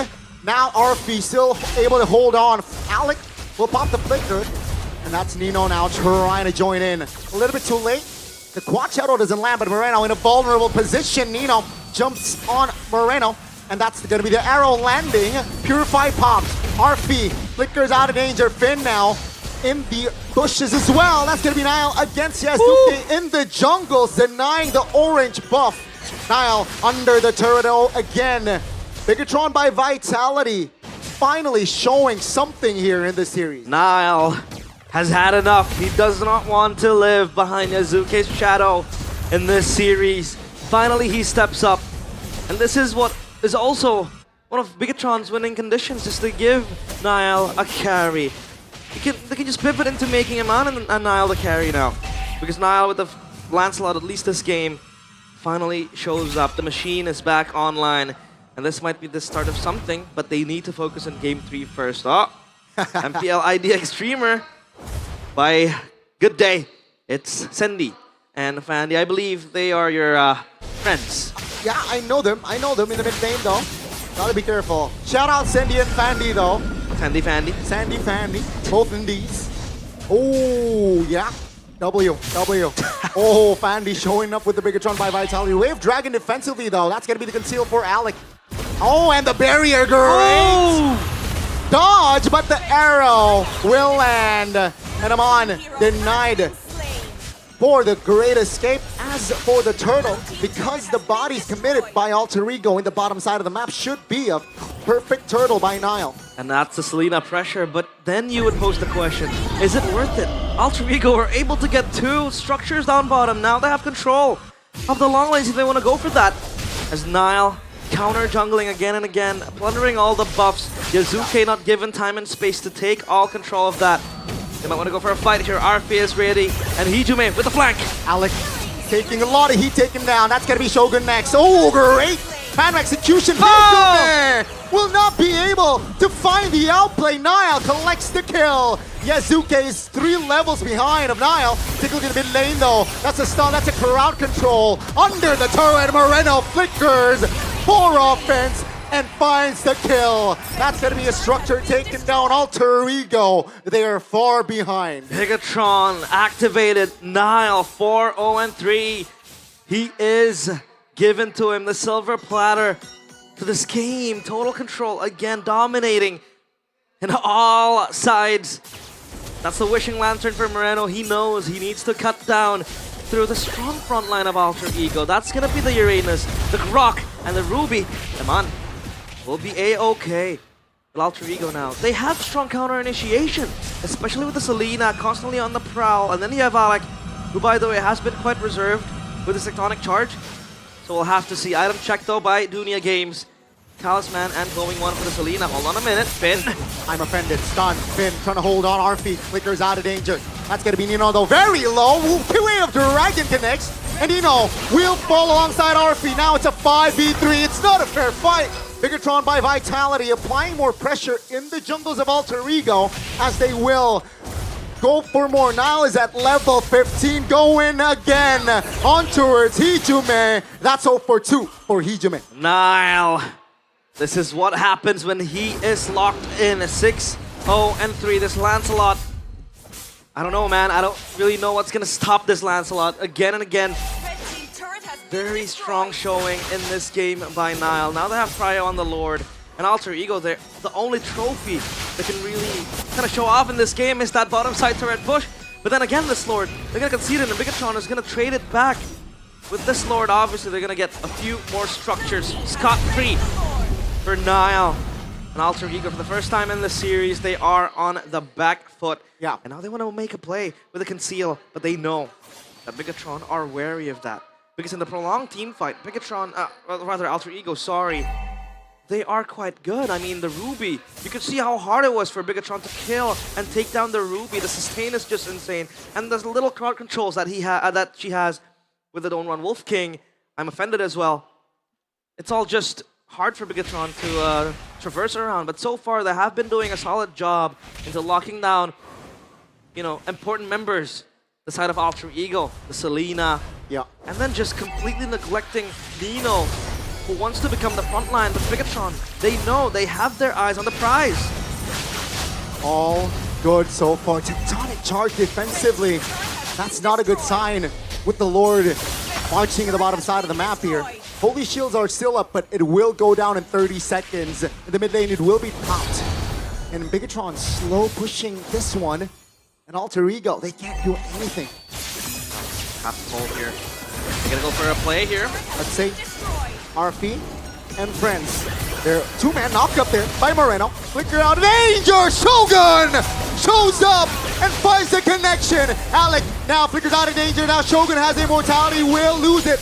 Nile in the back trying to provide the damage, not enough. That's gonna be Nile and Shogun taken down as Yazuke collects the double and the shutdown points. That's not what you want to see again. Indisciplined by Bigatron, biting off more than they could chew. Shogun with the dive, sure, but Bigatron got overzealous. Nile had to follow up, but there was a shadow kill on top of him, and he did not have the Thorn Rose to mitigate that damage. Sure, Yazuke has not been on a steamroll like Nile is, but he is still deathless, and he's still able to get the kills needed to prolong his life in this game. Replay. Take a look at this initiation. Good flicker to the stun by Shogun. Nile also wants to jump in because he is a Lancelot after all. But all the members are way too far, and Mon is in the mid lane. So no follow-up whatsoever. And even if he wants to make a play, that's just gonna be Bigatron overextending again and again. They cannot make these mistakes because Alter Ego are good at punishing, just like this. Yeah, let's see. Shogun, no, it's a 5v4. Technically, Nino finds it to kill. That's gonna be the way of Dragon connecting onto his RP. 4v4 now with Hijume running away. That's a shadow. Yazuke has a shadow kill. No shadow though. He's isolated and will be shut down by Nile. Alter Ego now. 2-man down as the Lord will be spawning as Bigatron. They look for the end angle after the Lord take potentially. That's going to be Moreno though in the mid lane. Still A-okay. That's going to be a hard reset here for Alter Ego. Impaled with the swords from the Lancelot. Alter Ego, Yazuke, sure, he was insane in this series, but that is, I think, the first question mark you can draw for him. He quad shadowed back, close by to Nile, knowing he had no quad shadow to get out of that city.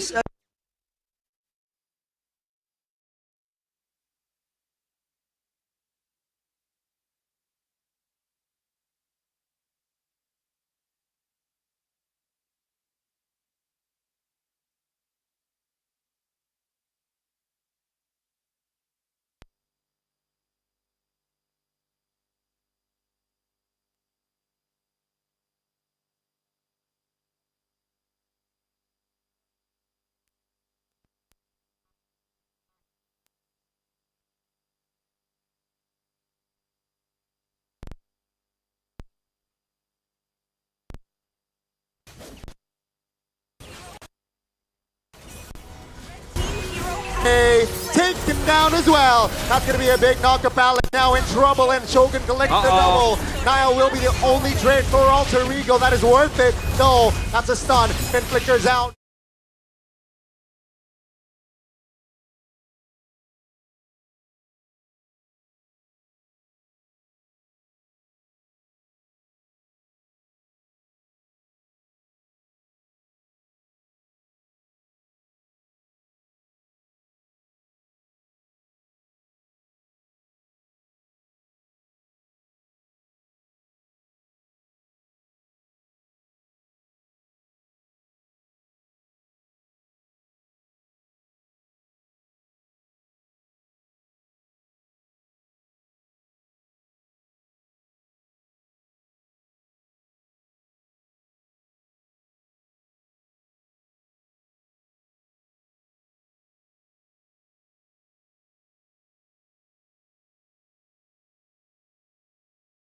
Bigatron down to the lower brackets, but Bigatron, that was an insane showing. Nile finally stepping up, crawling out of Yazuke's shadows. And wow, Bigatron, they refuse to live in the past, they refuse to live with the ghosts that haunt them. The chokes, the fumbles, and previous seasons' playoffs, all to be erased. And this might be the start of it all. Alter Ego though, there wasn't really a concrete win con for them. And Bigatron went for the jugular. What a game. What a game from Bigatron. Their recovery. I feel like their win cons are a little bit more complex if you compare it to Alter Ego, but their execution was crisp, clean, and steady. Will we see a game 5? Yeah. That's going to be the big question right now. Everyone stepped up. Nile with the Lancelot. And Moreno finally again becoming that supplementary mid laner. The Juicin, after what was a very shaky game 1 and 2 with the Valentina and the Juicin as well previously.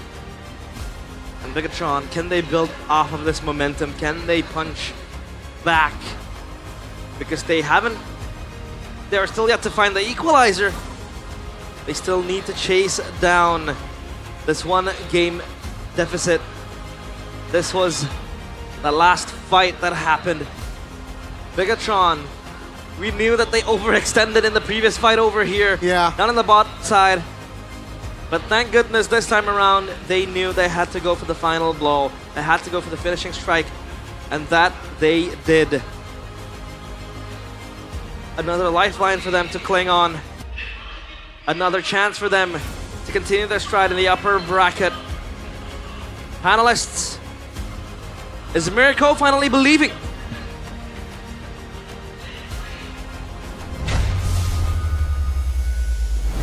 Is this a we're so back moment? We are so back, baby. We are so back. That's how you play video games, man. That's how BTR plays. Now, took 2 chokes to actually get here, though, so I gotta give props to Bam, dude. Like, how the heck in game 3 you still have the confidence to give to your guys who are down 0-2 a composition like that? That was just, as Sheffin would put it, balls to the wall, pure mechanics. And they won. So that's a massive confidence boost for the whole team. For me, it starts with nailing down on Hijume's heroes. The fact that he's on Selena, it's a whole different game, man. There is no pokes for the front line. Hijume cannot deal damage consistently, and that is why, for me personally, Finn was the MVP of the game. At least the first 5 minutes, he was nailing down Yazuke. He's just, closing the avenues for the Hayabusa to go in and get the turtle, and being that nuisance of a Hilda. This is what they pictured in game number 2, or like what should have happened for BTR, at least from Coach Bam's perspective. So finally, the Hilda finds a win, right? That was something that we were talking a little bit about, especially after the Hilda performances from yesterday. And the fact that we're now on the way to a potential remontada look for BTR. Remontada. If they can force a game number 5 from Alter Ego, that's sweet, sweet victory right there. That's sweet, sweet revenge right there. But let's break that game a little bit down, because the Selena pick again, I think a lot of people were doubting that, concerned about it, and we really didn't see the impact of the Selena in that game. Yeah, for me, it's like it's the opposite of what they have done to BTR, right? Like they for Alter Ego have done so well playing these super safe backline mid laners that I think they're structured to play that.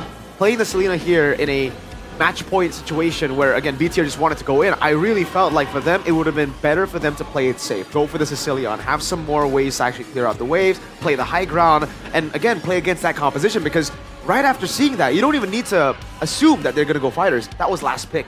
That last pick, Selena, became kind of like a gamble for the first 2 turtles. If you lost, you lost. If you win big.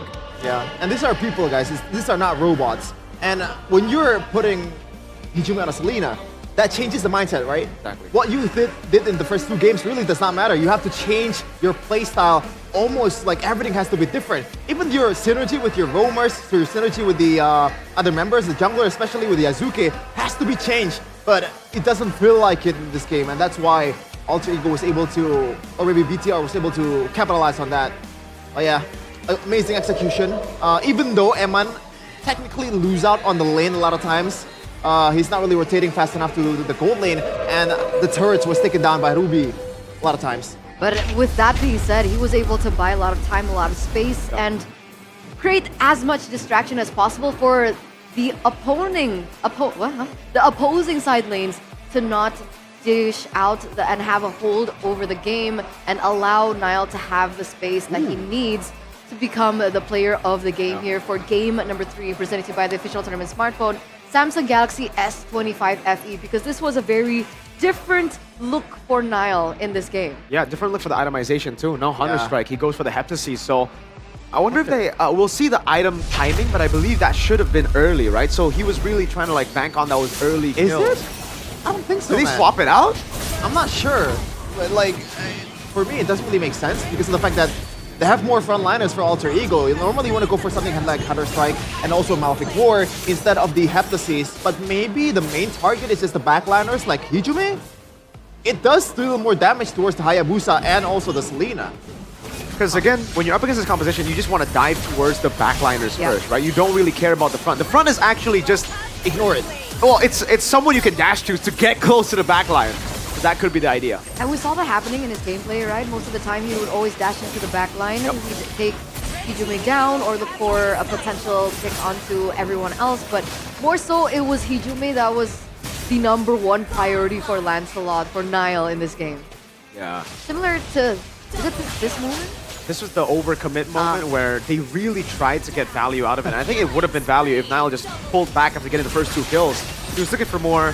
It's always it's a go home, go big mentality that Niall has. My turn. Fart smeller or smart fella? Fart smeller or smart fella, yes sir. Fart smeller. Or a smart fella. Nice, nice. All right. I do also want to add in the fact that, again, they played towards what we mentioned. It's a bit of a different take, though, because me and Sheffin, we did say that we wanted to see more of the side lanes have a control in the game. But we were thinking, more carries, more picks that can actually, put yourself there and deal damage. BTR, instead, they did put damage on Shogun, but it's more so like playmakers for Eman and Shogun to enable Niall, just so that the mid duo isn't too pressured to be the ones forcing it out for Niall or opening it up for Niall. I think in the game 1, game 2, they were too reliant on just having the mid duo win out for Niall to perform. Finally, we get Shogun and Lapu Lapu, we get Eman on a fighter goal that can actually push and can actually create in the map, on the map. Yeah, more individual heroes that allow BTR to perform at this point. So that's where the drafting phase, I think, was really important, right? The instant switch up into game number 3, Yves being banned, really important, and it really changed a lot for Alter Ego here. Oh man, I just realized that Arfi is 173 on a Ruby. That is on paper, as said earlier. In a team fight, it does not favor the Cho. Usually your knockout from the Jit Kundo is going to get cancelled by the Don't Run Wolf King. And even then, there's a lot of peel mechanics from the Grok, from pretty much all the members of Alter Ego Esports. But Eman, crisp, clean execution, perfect targets most of the time. Only mess up a couple of times. He was punished so bad in the early game. Yeah. Remember 2 deaths in the laning phase? And it was again through the ganks that Eman set up. Wait, the Dragon Flicker combo. I do want to say, but I think it's mainly because of the build path too that Ruby took. This is the common gold lane Ruby. You go War Axe, Hunter Strike, right? But I think in this game particularly, you want to go for a bit more of a defensive second item instead of the Hunter Strike, because he went for the classic War Axe, Hunter Strike straight up, and that really made him so squishy for everyone. Not just Eman and Jusin, especially Niall, but even Shogun, even Finn. Finn went like, he got 3 hits and Arfi was low. He needed to like go for those heals on minions after. Yeah, which makes me think, why would you go for, maybe not towards Anti-Cuirass right away, why wouldn't you buy a Dreadnought after the War X? That is so much value, right? Lapu Lapu, Lancelot, the Cho, it's pretty much only one value for the Ruby, but want to go for more damage. It seems like for RFA still true with this, gold lane blood, I guess. Maybe he was thinking that, there's the Grok, there's the Uranus as well, to, absorb all that damage.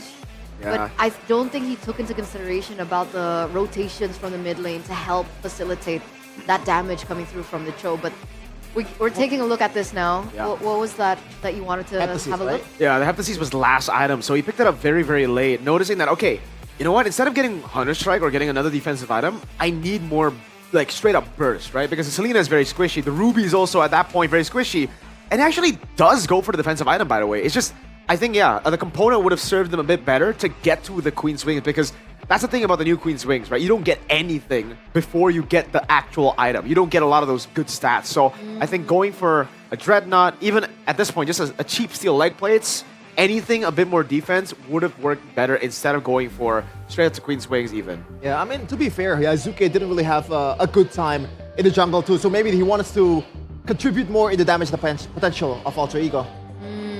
All right, a lot of things to break down It there. was contradicting. Again, like, if they wanted to have this Ruby, why Selena? See, because, like, if this is a Ruby, and then you see him just play for Peel, he can go 1-7, it's fine, as long as the Sicilian or whatever, Novaria, whatever mid lane is safe.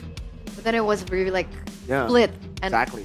the game plan wasn't really there or clear. But we're gonna check in with Bude up on stage. Dan ketegangan untuk babak playoff ini tentunya. Kita melihat bahwa super fans di sini lagi dak-dik-dukser, tapi Bude bertemu dengan salah satu veteran yang sekarang menjadi coach di tim barunya bersama dengan tim anyarnya Awat Super Supriyadi. Halo.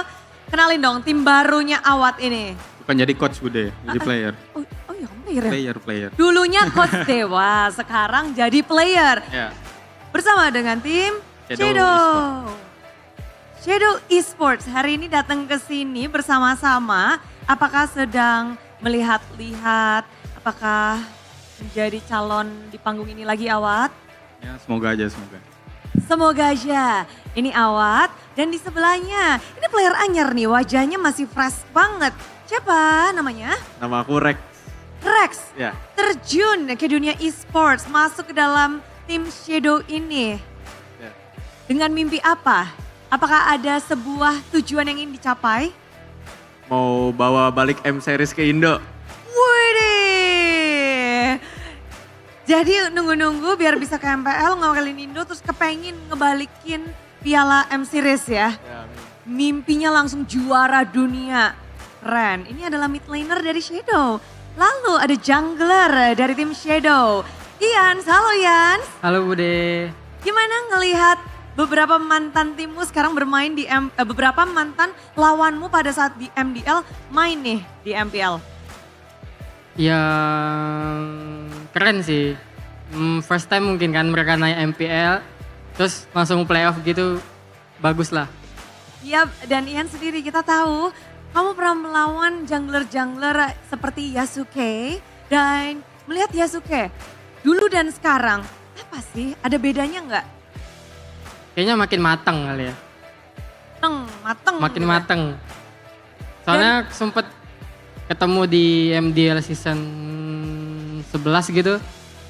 Jago juga. Cuman ngelihatnya sekarang makin jago lah. Makin jago? Ya. Tapi kalau ngelihat dari performa seorang rookie, lalu masuk ke MPL dan performanya seperti Yasuke ini sendiri, kamu ngelihatnya apa sih yang dipunya Yasuke yang mungkin nggak dipunya sama rookie-rookie lain nih? Mungkin konsistensi dia sih. Soalnya dia jago, assassinnya jago lah. Main Fanny bisa, lancenya juga jago, Hayabusa jago juga gitu. Jadi dulu ketika ngelihat Yasuke, apa yang paling kamu ingat nih tentang Yasuke? Assassinnya. Assassinnya. Kalau tentang Nail gimana? Nah Nail nih, udah beberapa tim dia jabai ini di MPL. Dan sekarang gimana kamu melihat Nail? Ya sama-sama user assassin yang jago lah kan. Ya mungkin match ini mereka bakal adu assassin siapa yang lebih jago aja gitu. Menantikan adu assassin. Tapi kalau kita ngebahas mid lane MPL nih. Calon mid laner MPL juga dong? Amin. Semoga. Ada gak sih idolamu mungkin di MPL? Apalagi bermain atau dari tim mana? Ada. Siapa tuh? Sans. Gila, Ya. Sans. Pasep. Kenapa nih Pasep? Bukan manusia itu dia. Apa sih yang bedain Sans dengan mid laner lain? Kacau banget tuh dia mekaniknya. Kacau. Jago banget. Jago banget. Udah pernah ketemu belum sama Sans mungkin di rank atau di latihan? Di rank sering ketemu. Apa yang kamu rasakan? Pressure-nya tinggi dia. Mekaniknya jago banget. Apakah ada hero yang memang kamu lihat kalau dipakai Sans tuh beda? Parsya. Oke. Soalnya suka solo kill orang dia. Buset. Tapi kalau ngebahas tentang match hari ini kan lagi ada Hijume dan juga Moreno. Dua player yang bisa dibilang veteran juga. Gimana kamu melihat dua player ini?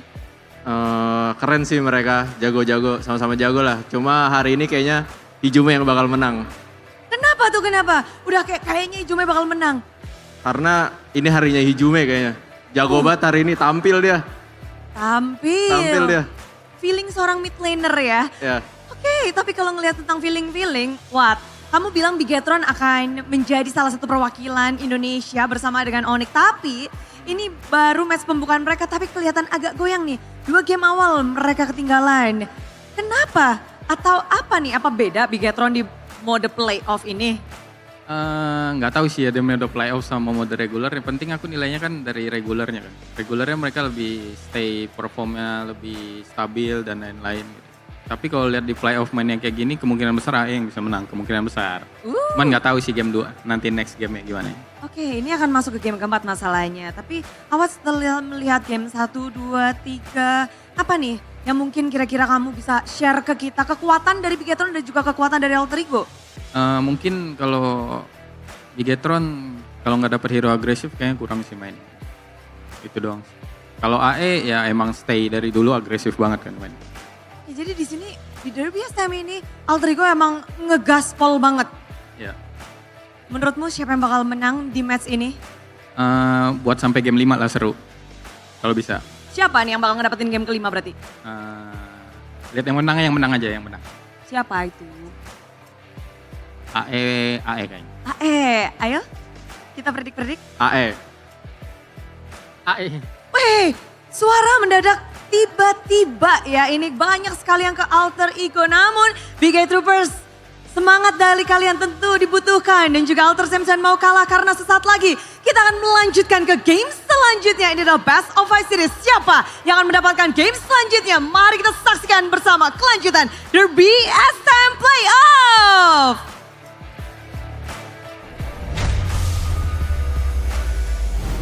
Thank you, Budeng Laramosa, for that check-in with Super Awat. Mr. Watt. Mr. Watt, he's now a player again. Yep. So he was a player, he was the coach from Dewa, and then now he's back as a player, and he was with his new team. I forgot the name of the... Shadow Esports. Shadow Esports. With Rex and also Eons. Oh, how do you know? It's on the screen. Dude. I wasn't reading. Yeah. Well, Shadow Esports, I've heard a lot about them, by the way. Like, I legit spoke to a few people, and they were like, yo, is there a way to get into MPL? Because Shadow Esports wants to get into MPL. Like, they are really serious about it. So that's why getting Watt, an MPL veteran, it's not the first time he got to MPL with a new team. He started with Dewa. 10th team? Hey, if you want to perform in MPL Indonesia, Shadow Esports, get the Shadow Analyst. Ooh. I believe his name is Wolf. Might be casting. Ooh. Kaisam, Ives. No Pueto. I'm glad he's back, by the way. That's not the Wolf from Caster, by the way. Like, not the MPL, not the richest caster. It's his twin, Oh. Yeah. So he has a twin. So who's Ocho? Ocho Gaha? That guy, we don't know. We don't know that guy. Oh, we don't know. Oh. Anyway, resuming into the Chaos Derby here in the playoffs. 2-1, it looks like BTR are coming back.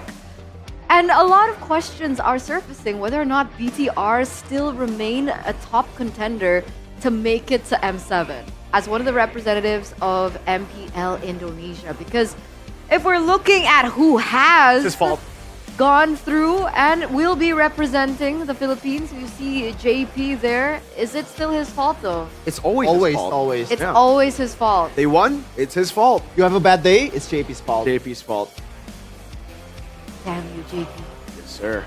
Anyway, we're looking at his stats right now. We see Finn, Alec, Keyboy, the 4 remaining contenders here to represent MPL Indonesia for M7. How do you think the stats compare to one another? And do you think that the roamers here in MPL ID are or will be able to or have a chance to go head-to-head with JP? I hate looking at stats. All right. Sure. Especially for roamers. Yeah. Because then it needs to, there's gotta be a lot of context behind it, man.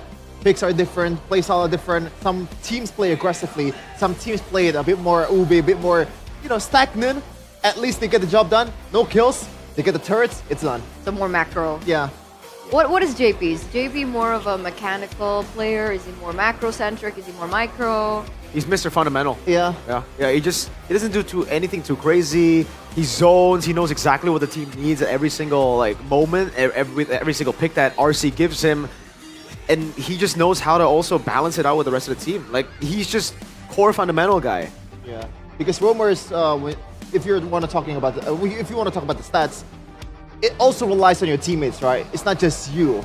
That's Maybe true. the only thing that I can think of from all of these 4 plays from ID, Keyboy has good advantage on him on mechanics. But at the end of the day, Roamers with mechanics, you don't really need that much mechanics from Roamers. Oh. Especially in this meta. Because in this meta, we are seeing more simple heroes, and that's why I think before the playoffs, I was like, yeah, this almost seems too good to be true for JP because all of his heroes are super meta. You know, we see the Kazakachas, the Hylos, the Hilda as well. By the way, he won in game number 7 with a chip as well, by the way. So the chip can still come through if you know how to coordinate. I think that was a very special case. They had a chip in Loyi in the end, and they were able to backdoor. That was a crazy end to MPL Philippines Grand Finals, man. I love that Lord That was play. crazy. By the way, Wasn't expecting that. JP in 5 MPL PH Grand Finals, he hasn't lost a single. Not just in MPL PH, he's never lost a Grand Finals, Oh, wow. period. Because MSC as well, 5-0. Oh, it's literally Michael Jordan. He's 5-0. MLB. Yes, sir. Yes, sir. Perfect in the finals. It's so crazy, like his journey, his own personal journey as a player, as how things were starting out for him when he moved in, replacing a certain someone. Technically, he was the he was the OG because he didn't come in. He's part of the Sun Sparks. So technically, like Yaoi was the newcomer in a way. Oh. And then they had to swap, and then Name drop. and then all that. Wait, why can't we name drop him? Because he's gone. I thought dead. he's one of your favorite players. But he's gone. He's not dead. He's gone though. So you hate him now? You hate him? You hate him? He's just gone. Okay. So, all right. I guess Yaoi leaving Indonesia. Eternity didn't like that. Yeah. Yeah. Because he's not gone. You know it's not about that. What? What? Oh my god. What? First pick selection though, away team. Alter Ego will be on blue side for the first time in this series. Wow. I don't think they can pull off what they did in the first 2 games on blue. Because they've been able to get the better trades off. Now they're going... Well, technically you throw off BTR2, but the thing is, regular season, 71% on red side. They've only played blue so far. It's a risk that they're willing to take. They are 2-1 up, so I think it's fine. It's just very scary right now. Technically they have a life left. Right? In No this one series. Hey, that's true. Upper bracket for what? Yeah. Okay.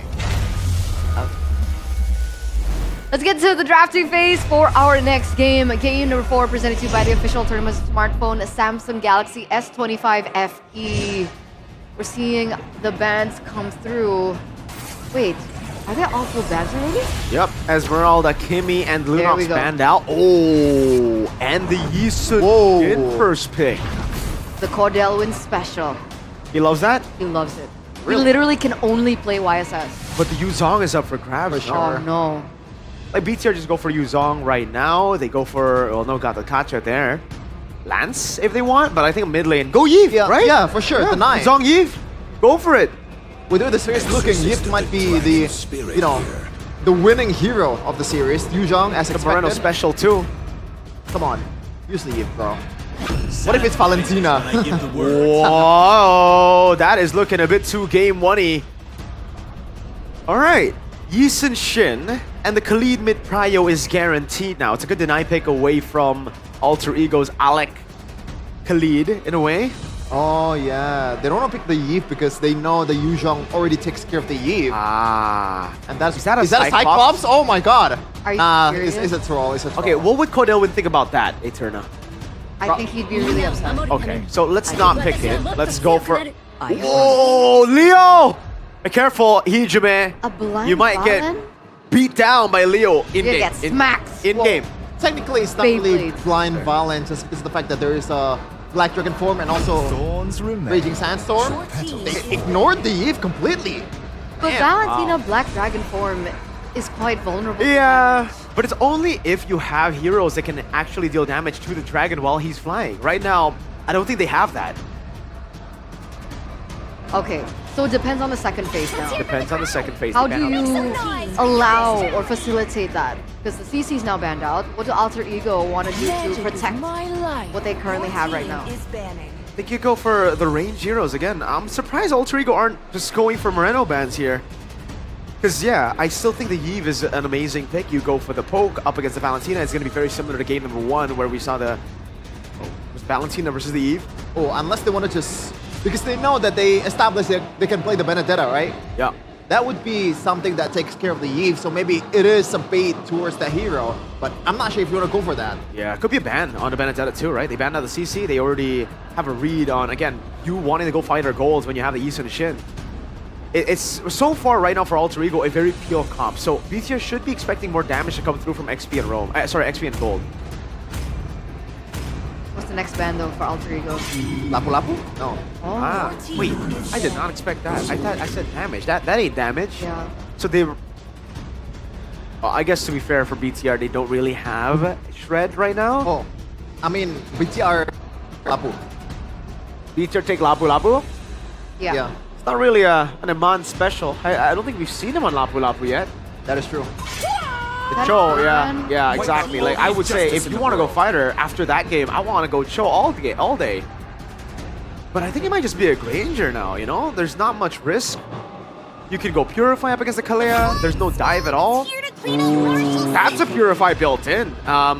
It's also a good snatch away, by the way, because Alter Ego, I think that's what they would have had in mind with the Kalea. There's no combo aside from the Yi Sun Shin Mountain Shocker into the Tsunami Slam right now. And there's no long-range artillery damage coming in from Alter Ego. Now 1-1 gets a lot more value. That's a good pick. And there's also a decent setup too from the Raging Sandstorm and also the Petrifier from Shogun. So we're thinking Farsa last pick. For BTR? Yeah. I think it depends on what Alter Ego wants to pick here. And that's why they're hiding it until the last moment. I think whatever you go for, it's good to go for the Farsa, no? It's like, let's say you go Lapu Lapu. You have a way to fly instead of just hunkering down and utilizing the shield of the RWM. We'll see. Cosmic plays will never depends, right? Do you want to go play for 1-1 or do you want to go for a bit more independent mid laner? Now you definitely don't want to go Yes. Exactly. Yeah. Should be the Farsa. No one can take you from me. Kind of prone to dive through, right? What other You can fly away. You can fly away. I think the whole prone to dive thing is if you just sit down and you don't expect anything. There's no way it's like a crazy Moreno pick, right? What, Sicilian? Selena? Nah, I'm not a fan of the Selena, honestly. But it is up against... I think it could work. Yeah, it's actually not bad. Kagura as well? It's not as bad as it was for Alter Ego game. Oh yeah, you know what? Kagura is not bad. Yeah, good call. But I don't see why you want to go Kagura. Why? Why do you guys... Safety, and also you have two marksmen in front of you. And you also don't give value over to Valentina. Okay. That's the only reasons I can think. And that reason alone, I think, is already enough. Because now, yeah, what? You're going to go Raging Sandstorm forward to get caught by the Umbrella? Hard. So again, potentially the final game in the Chaos Derby here in the playoffs. Ladies and gentlemen, BTR are looking for a remontada of their own. Will they be able to get it? Let's head it over to the casters. Hey, Turna, I know a lot about remontadas. Wow. My team. Not against my team. Under a closed roof, let's see if Bigatron are able to pull off the Real Madrid special, the remontada. Can they go for the reverse sweep in game number 4? 2-2 is what they are eyeing for. And Alter Ego, it's their game to lose. Ladies and gentlemen, welcome to the Land of Dawn. Will Alter Ego find the series right here and send Bigatron by Vitality down to the lower brackets, or perhaps Bigatron by Vitality force a game 5? Let's witness together. Land of Dawn. A Claude pick right there coming in from RP, something we did not expect. I was thinking about the Granger maybe, Granger collab, but then again they have an overflow of range heroes, right? And that's not always good for Alter Ego. Emblems by Games Max. Nothing too peculiar from all of the members. Maybe you go for the pull yourself together for the Kalea again. Lethal spells for the engages. A battle of the mid. Get taken down low. Yeah, good Terrifier, right? But they can lead. We'll be able to go back to safety. In the top, it's It's a classic 1-1 versus Claude, and 1-1 here is doing good. Amon plays this. Pops Inspire though. He pops it, but I do think he has to pull himself together as well so he can get that backup going. Meanwhile, the Kagura and Hansen Moreno, we have seen him play good Kagura games. But in this side now, I think it's going to be quite tricky for him to navigate around the backline of Alter Ego. Meanwhile, Nile back with the Lancelot. A very promising game 3 that he played. And Alter Ego so far, with Yazuki now on the Yisun Shin, seems like they have a lot of leeways now to really poke Bigatron back. Honest prediction by Go Base, 69% for Alter Ego, Chefin's favorite number. And now the turtle will spawn. Yazuki is close by. This is practically a 4v3, but Moreno is close by to back them up as well. Let's see if it's the real brawl now in the turtle pit. Black Dragon for him pops. Uh-oh, Nile under the turtle. That's going to be Hijime now. Ooh, Nile finds it. That's going to be Shogun in the back trying to harass Yazuki. Oh, take a look at Alter Ego now. Alec especially will get out. No casualty, but Bigatron, they got the turtle. Massive dub for Bigatron by Vitality. They have the gold lead in their favor. The third turtle as well secured. And that is actually a very strong setup coming from Bigatron because they have the Yuzong with the Black Dragon form to just dissuade and cause disarray the back line of Alter Ego. And now up against Shogun Nino as the Ruby. I mean, it's a battle of sustain, right? The Ruby, pretty strong sustain with the skills, the Yuzong as well. But you could take a look at Shogun having that level lead, almost level 6 as well. And now the question is, what does the Kalea combo with, right? There's a lack of combo that you can really pull off with this Kalea and the ends of Alter Ego. The only one I can think of is that Mountain Shocker to the Tsunami Slam, but again, they want to go for Shogun. Now that's going to be the Tsunami Slam, first blood. Alter Ego playing it cleanly so far. They got the compensation for losing out on the first neutral objective of the game. That's actually a huge kill, Gani, because Yazuki was also munching on those turret plates. Maximum gold, and they're going to take down the structure. Below 5 minutes, that's big. Ooh! Bigatron by Vitality now. They are on the back foot. They are. Heavily pressured. Nile will try to make a play up top, but not against the Claude. You don't want to commit because the Claude is super safe, especially up against the Lancelot. Hunter Strike completed for Yazuki. Again, having the back of a Bigatron on his own feet. A Flicker Force, though, coming in towards Nino, so that Ruby has to be more wary. Gold difference now, all in the hands of Alter Ego, bar Arfi, who is behind Eman. And Eman now back into the marksman. He was playing all the fighters. Hijime has to be careful. That's a good dodge there. Oh, take a look at Nile though, caught by Alec. That's a big kill before the turtle fight, and Alter Ego, they are on 1,000 gold lead just before the turtle take. So Bigatron catching strays. That is a massive kill. Translating into the neutral objective 2. They want to go in even deeper. Finn. Black Dragon 4 from the back. That's a Petrify on towards Yazuki. Trace will not save Yazuki's life as Moreno is already waiting in the back. That's going to be Nino now isolated. Oh, they might overcome it this. 2 members for 1 as Hijime picks up the double. Beautiful from Hijime. That was a turnaround. Sure, it looked like Bigatron were able to stabilize things with a kill to Yazuki, the most important member for Alter Ego as of now. But Hijime with the stolen Raging Sandstorm connects it onto 2 and gets both for himself.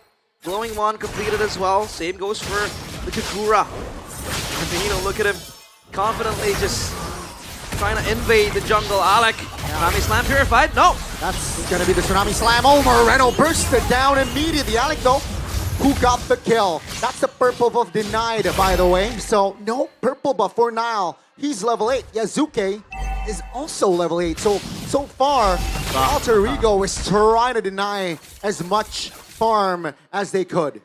I was doubtful of the Kalea. I mean, doubtful in terms of the combo, right? There is a lack of that one shot, I'd say, after the Tsunami Slam, but the Mountain Shocker proves to be quite adequate, at least in this game, because usually you want to combo with a Beatrix or even a Granger, but the Yi Sun-shin, has been able to step up to the plate. I mean, you could technically also have Arfi with the Blazing Duet, right? And that's going to be also some damage. The Tsunami Slam does come calling, but at least for now, Alter Ego, it feels like they have an answer to the Lancelot, which was unstoppable in the previous game. Back then, they did not really have a lockdown that would be an insta button. Like, it was only the Tectonic Charge, which was kind of telegraphed too, to catch the Lancelot. Now they have the Tsunami Slam. They can really keep Nile at bay. Now though, how do Bigatron answer this? Especially with Yazuke, with the Mountain Chalker to Vision all around the map globally. It feels like Bigatron are posing a threat to this Turtle Pit, and they want to fight it. Nile though is far back, so they're going to concede it. They can't do anything. No, the formation from Alter Ego was pretty tight. And again, they're building the lead more. They want to invade this time. They will not get it. Alec though connects the Tsunami Slam on towards Spin. Black Dragon form in the back. Alec is somehow isolated here in the front. That's going to be the Shogun jumping. Alec will be the first one to fall! Hijume finds a big play. Shogun will be the trade. It's a roam for EXP. Remember, Alter Ego, they got the turtle. Hijume, a name that seems to be forgotten, but when the time comes, when he is required to, he steps up. 2 perfect stolen Raging Sandstorm. One was in the Turtle Pit, second one was on that purple buff. That was so beautiful. But again, it feels like they lack damage to just burst down the members of Bigatron once a set play comes in from Hijume. Because then you would kind of like put your priorities. Do you want to all out after a Tsunami Slam Mountain Chunker combo? Or do you want to wait for a Hijume engage, right? There poses a lot of threats, obviously, to Bigatron and their backline. But it seems like after you go all in on a Tsunami Slam, you lack damage, you lack the skills to go in.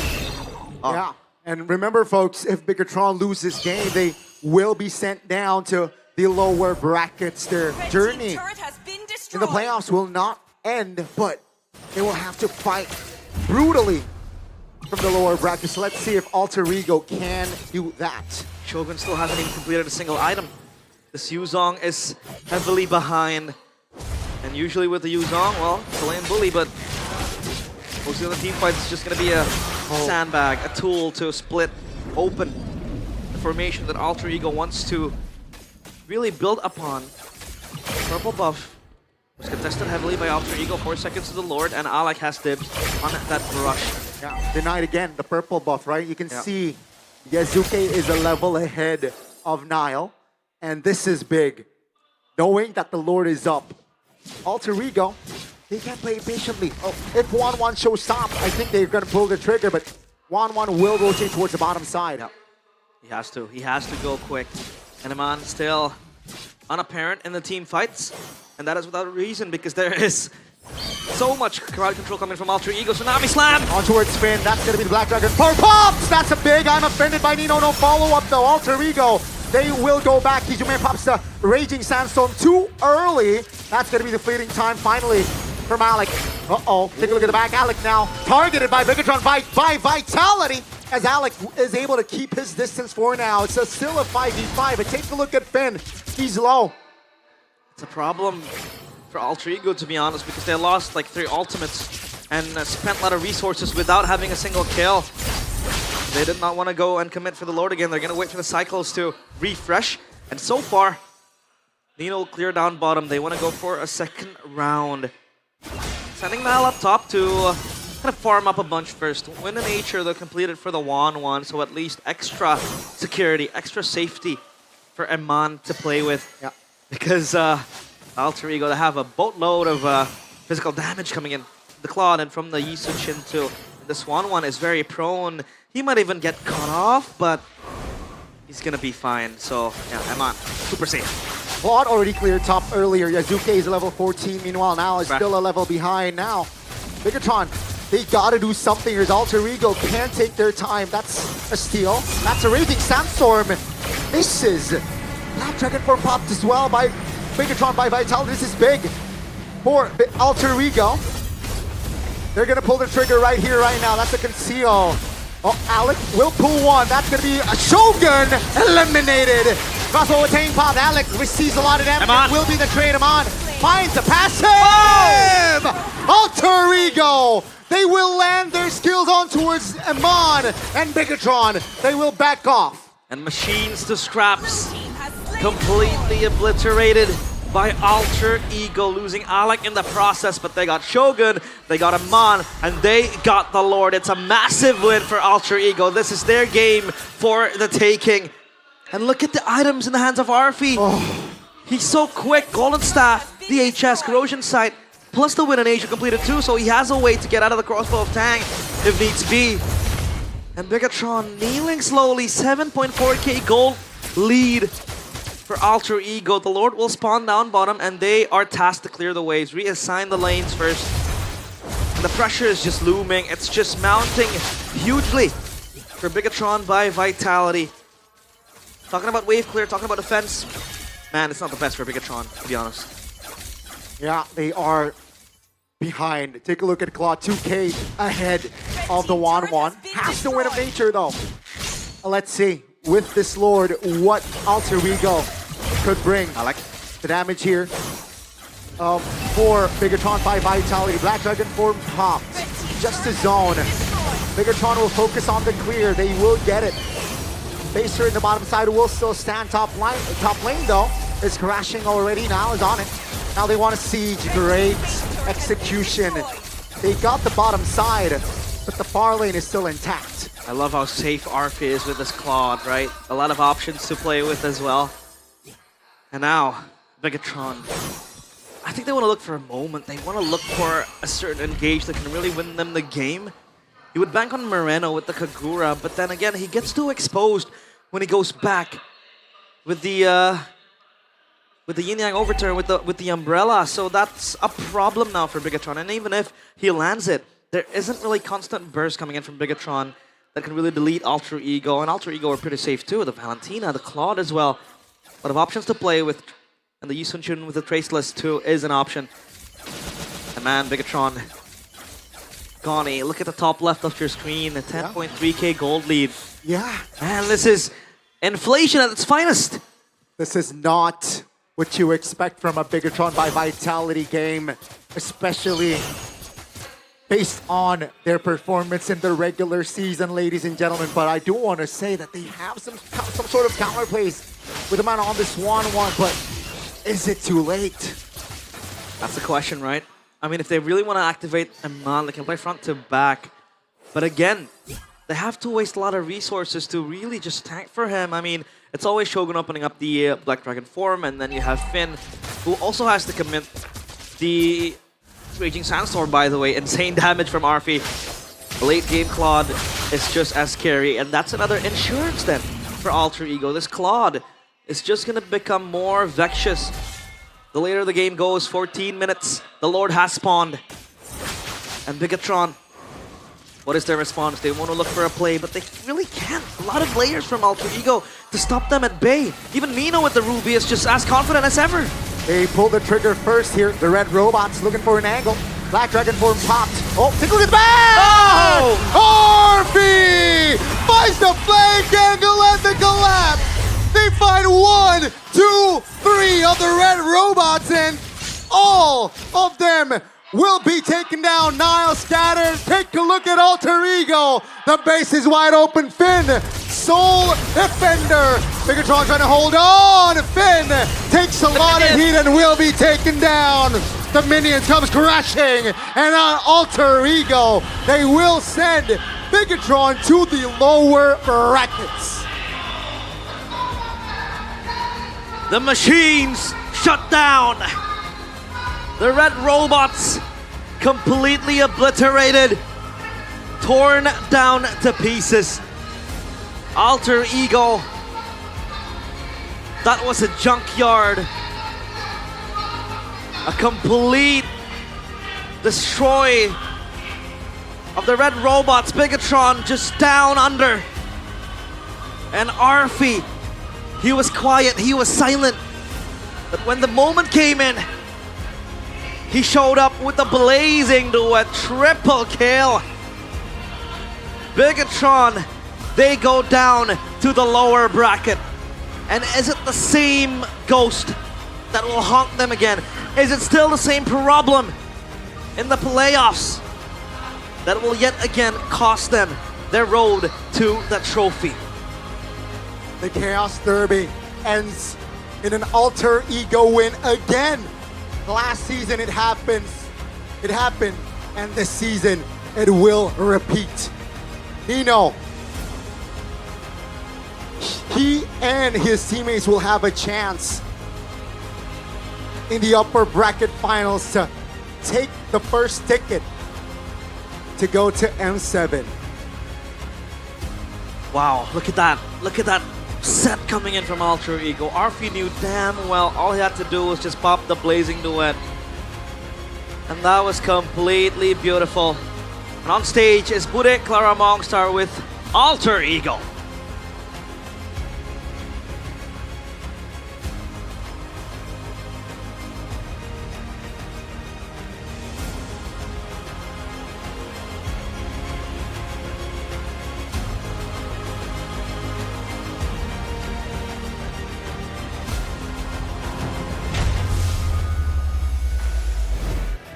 Alter Champs berpesta. The Alter Mereka Champs melihat, party. menyaksikan bahwa ini Alter Ego yang benar go upper bracket. They finally can witness Nino, Alter Ego sebagai going to playoffs. mungkin kita Or tahu sorry, history upper Alter brackets. Ego di babak playoff itu benar-benar tertatih-tatih. Kalau bisa dibilang ini Alter Ego mencetak sejarah baru kayaknya ya, Nino. You guys Bener Bude, kita lagi di upper bracket. etch your name into histories. You got upper brackets. Ini mimpi Nino gak sih? Is this your dream, Nino? Belum sih. No, not yet. Belum. Not yet, Bude. Ya, It's not my mimpi dream Nino tetap yet. juara lah. My Tetap dream is juara. to Tapi win, kita ngeliat to become a selangkah champion. lebih dekat lagi, bertahan di upper bracket ketika kalian harus melawan Bigetron yang musim ini You kalian had to belum go up against Bigetron. kalahkan. You Apa yang weren't kalian able to sudah beat them in the regular temukan? season at all. What happened? What Apa changed? ya? Mungkin kita nggak ngelihat lawan sih Bude. We Kita don't ngelihat see our opponents. diri kita I think aja that's sih. what Power changed. kita tuh di mana sih We sebenarnya. look at ourselves, Dan we akhirnya see ya, what we have, what mungkin strengths kita we udah have, and we nemuin power utilize kita. those. Mungkin. Tapi kalau ngomongin tentang power, But ini if we're talking about kalian power yang and your beda strength, dari regular season, apa Is Bigetron your yang strength beda? different or is Bigetron different? Nggak tahu sih Bude, cuman kita ngeliat I'm not diri too sendiri sure, aja Bude, sih. but Kayak like we latihannya don't aja really lebih care keras. about Kayak, our opponents. ya We just udahlah, look at kita ourselves. saling We have to connect aja. improve on what we made mistakes in the regular season on. Lebih banyak and we berantem sih perform Bude now. kayaknya, lebih bagus. Yeah, we just needed to keep on fighting. We had a few fights. Iya, sama apa ya? Oh jangan. Hey, Hijume, don't say that. Don't say Sama yang that. sering berantem aja sama Yeah, we suka just have to keep ngomongin on- outgame yang seru aja. We just have to keep on fighting to resolve our issues, and we have to keep bonding in the Karena outside of the game. makin nyatu, makin berantem, makin seru. Iya bener, makin iri, makin berantem itu pasti ada di AE. So if we keep fighting, we do better. That's a theme in Alter Ego. Mereka ngapain aja ya. Iya. Makin was-was ini. Tapi kalau But hari ini kita ngebahas kemenangan Yasuke, Today, kamu I want to talk about the memegang win, Yazuke. banyak sekali MVP di match You claimed hari so many ini. MVP. Yasuke.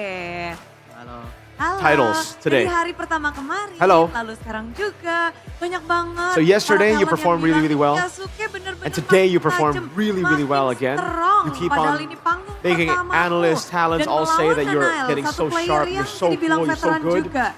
Apa You're up sih against yang Niall, kamu a really good bawa hari player ini untuk melawan as well. Bigetron? So what changed today? What did you change to go up against Bigetron? Prepare aja sih. For me, I just prepared Prepare-nya seperti apa tuh? how did you Apalagi prepare? khususnya untuk Nanael kan nih. because you prepared for Niall specifically. Segi latihan sih gacor sih. So from practice, Latihannya makin mantap. Tapi I just kalau had to keep ngebahas on trying tentang and practice. Nanael pernah bersama dengan Nino, bersama dengan kawan-kawan juga. Mereka ada ngomongin sesuatu nggak? so he just tried harder on practice and he kept on Kalau popping ngelawan off in Nino practice. Gini-gini aja. Ada gitu nggak? Gak ada sih. Bude. Kalau ngelawan Nanael gini. Gak ada. Is there any specific plan? Like if you go up against Niall, something, do this? No, not really. Solo kill. My coach has told me not to be scared. Don't be afraid to Soalnya go aku for tahu juga solo kan kills. Don't be personalnya afraid to go Niall. for Niall to tuh go in. tipikal orang yang Nino gak mau saying kalah sama jungle lawan Bude. Niall's the Pride type dia of gede jungler that banget. doesn't Cuman want mungkin to ya lose against Nino enemy ngeliatnya jungle. dari So he situ has aja sih. he has like Emang super high pride, player super paling high percaya ego. diri sih Niall. He's a player with Mentalitasnya. probably Mentalitasnya. the Dan most sekarang kamu juga self-confidence. membentuk itu untuk Yasuke juga harus punya mentalitas seperti itu. Mungkin jangan So, ada keraguan lah. Did you Kayak tell gitu aja Yazuke to have that Nino ngeliatnya self-confidence gimana? too? Yasuke Yeah, but not too much, you know. But he can punish on the confidence. Bisa dibilang bagus aja sih Bude. Justru aku iri sih sebenarnya.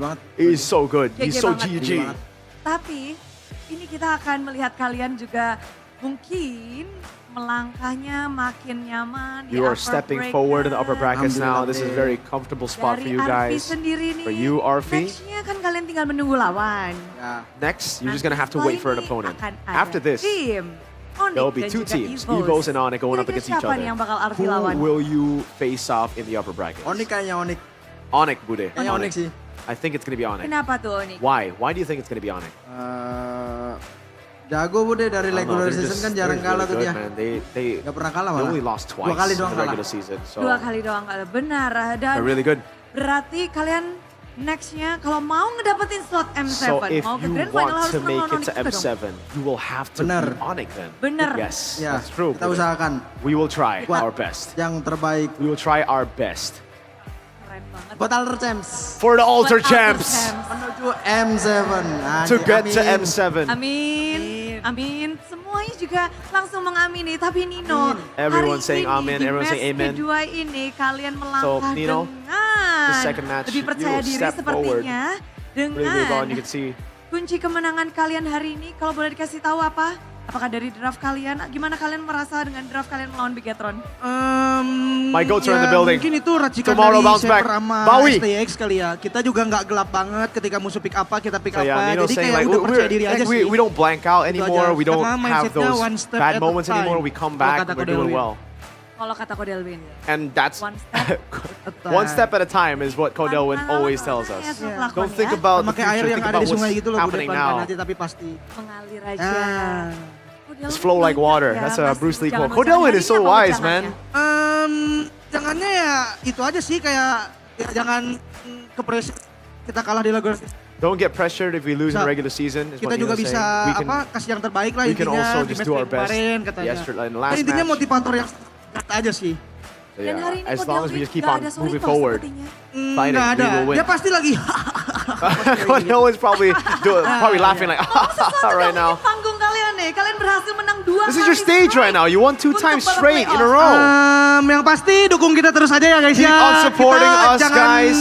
terlalu meninggi lah, kita lagi Don't berproses. be too happy Kita yet. lagi We are menanjak, still bukan going lagi through mempertahankan. the process of Jadi ya, getting support better. kita terus aja. We Makasih, still need guys. one more match to make it to Terima kasih M7. dan mereka akan kembali lagi untuk esok hari. Masih di They will upper come back bracket. next Match yang for the kita upper nantikan. brackets.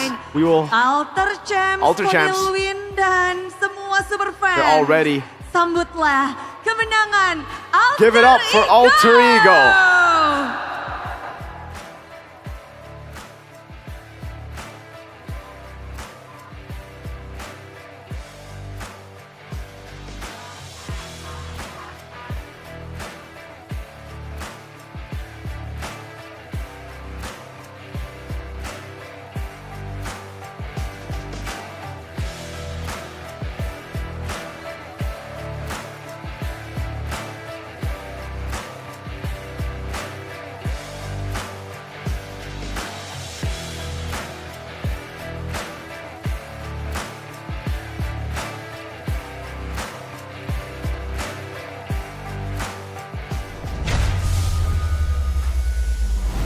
Congratulations once again to Alter Ego for winning over BTR in the playoffs once again, and they move forward to the upper brackets where they will be faced with either ONIC or EVOS, depending on how the next match goes.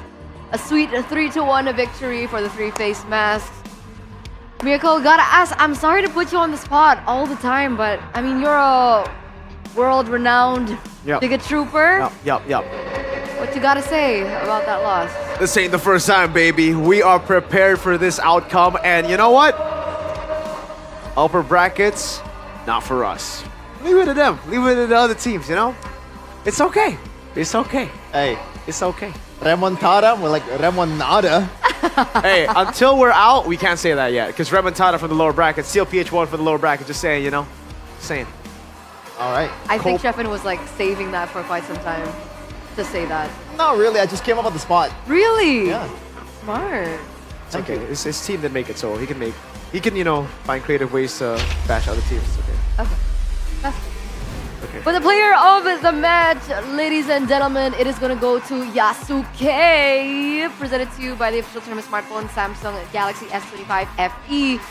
once on the Haya, and then he played the Lancelot, and then he closed things off with a YSS. Yeah, I honestly just have no more words to say. Like, this could be a Yazuki glazing session. It's already been a Yazuki glazing session. Yeah. He's great. Even in the match against Navi yesterday, he was phenomenal. But I think here today, it was even better for him. Like, again, Nino did say this, right? Like, they knew, well, Nino was an ex-teammate of Niall. They know how Niall thinks. They know that Niall is, you know, obviously his ego. He's got that ego. He's got that pride. He's got that self-confidence that makes him want to win against every jungle. And that's what Yazuki utilized to his advantage. He knows he just doesn't need to be scared to go for those 1v1s, to take on Niall in a 1v1 battle. And again, it just becomes a battle of mental. And at that point, I think Yazuki here, yeah, he's gotten the better of Niall for the first time this season. And his stocks are rising, man. This guy, rookie, by the way. Yeah. Usually when you see a young jungler that has a lot of mechanical plays or like mechanical prowess, you see some mishaps here and there, right? But the stability from Yazuki all throughout the series, even though when the time they lost on Hayabusa, he actually played not that bad of a game. Like, he played a bit safe though at that time because he doesn't really have a lot of damage. But overall, masterful.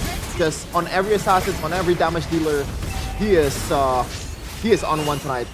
We're just waiting for the utility picks to come through maybe the few series ahead. Can he play that type of gameplay? I really like his composure, right? That's what we saw in the game that they lost in when VTR were able to get that one up. The composure to still be able to try and look for opportunities on neutral objectives despite being behind, and that's something very rare for new players. It is, and it's something that's actually very common for BTR, by the way. Like, they keep, the composure is just not there. They go for whoever is up front, they just go for even like I think Realize and Donnie already mentioned this on broadcast as well, but they're so trigger happy with flickers, with resources, like the Black Dragon. Moreno. It was, yeah, Moreno doing too much. Like this in particular, yeah, it was just like, what? There's so many times that they do this, and it just looks desperate. And the thing is, it would be bad if we, it's already bad in game number 4, but they've been doing this constantly from game number 1. That's the big problem, right? They're like making desperate fights, plays happen when it's completely unnecessary. Is it desperate or is it conviction? Like they believe that they can do it. I feel like that's a Moreno thing to do.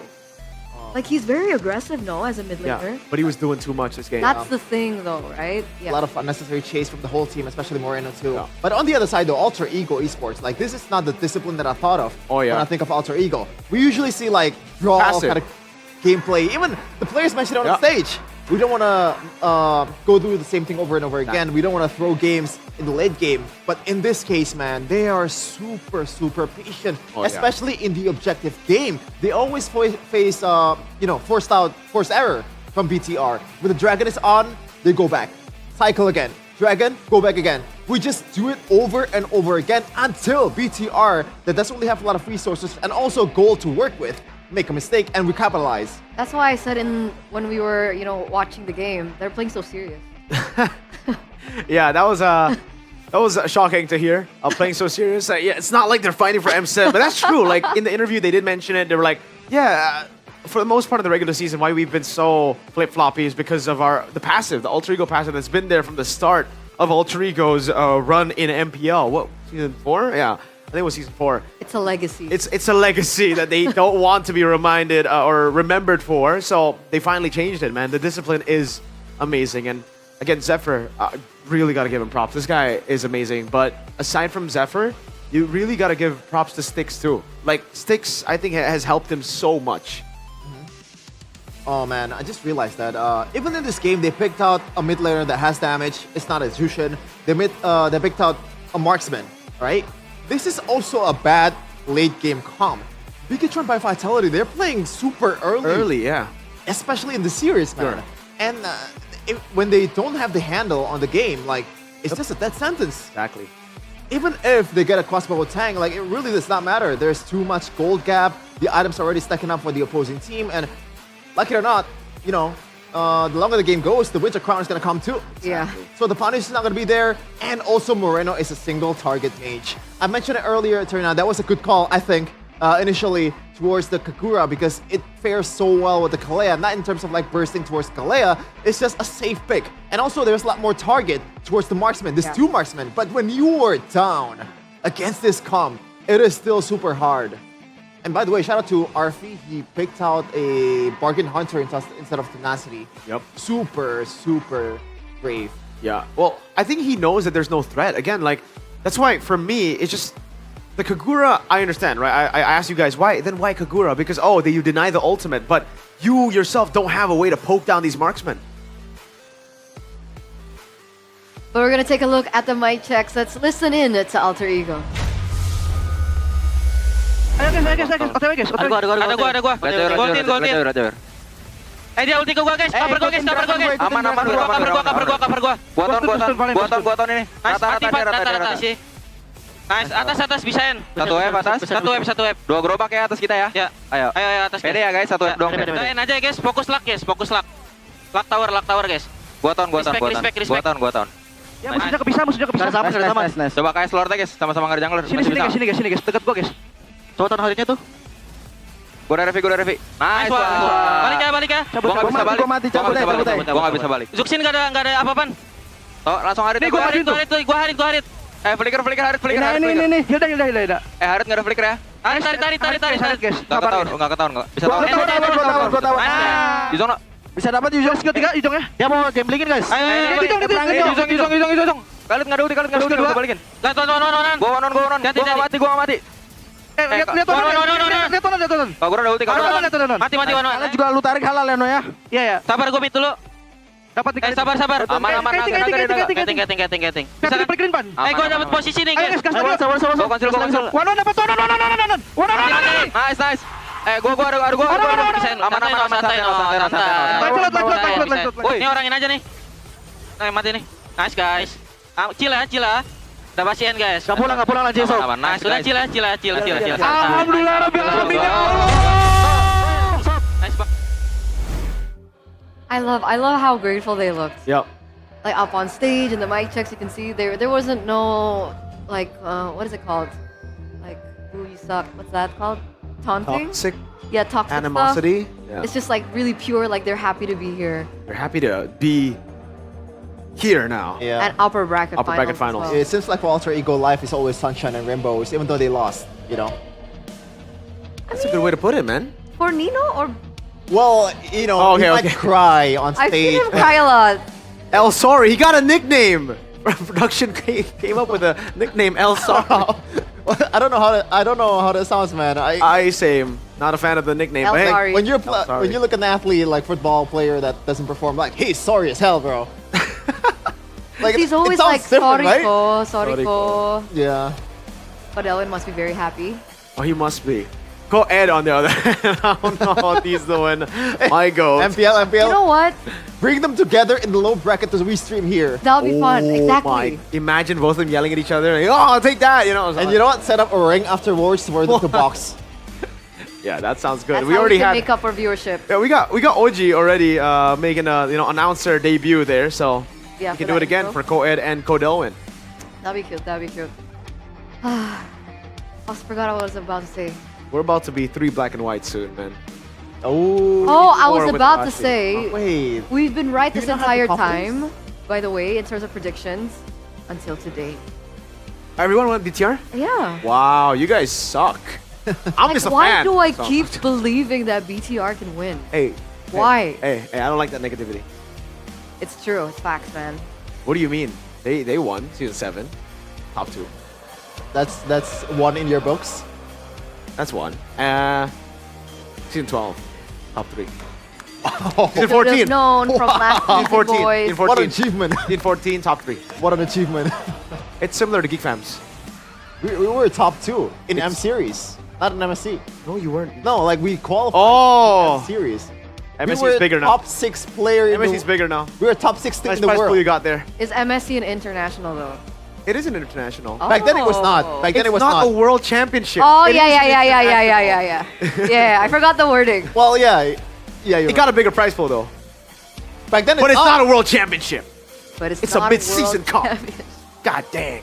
Gotta make it clear, all right? Yeah. And we also gotta make it clear that GoPay is our trusted wallet for MPL from the regular season up until this point, and I'm pretty sure still until tomorrow, because you guys can get diamonds so cheap, so affordable, because they're giving away 15 diamonds for those who join the Yellow Diamond mission in MLBB. Don't forget to check it out. Scan the QR code on your phone and redeem your voucher to get free 15 diamonds at gopay.co/games.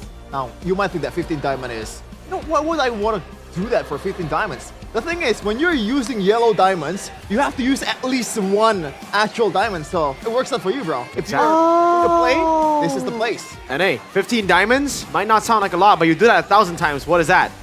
Exactly. Ignore him.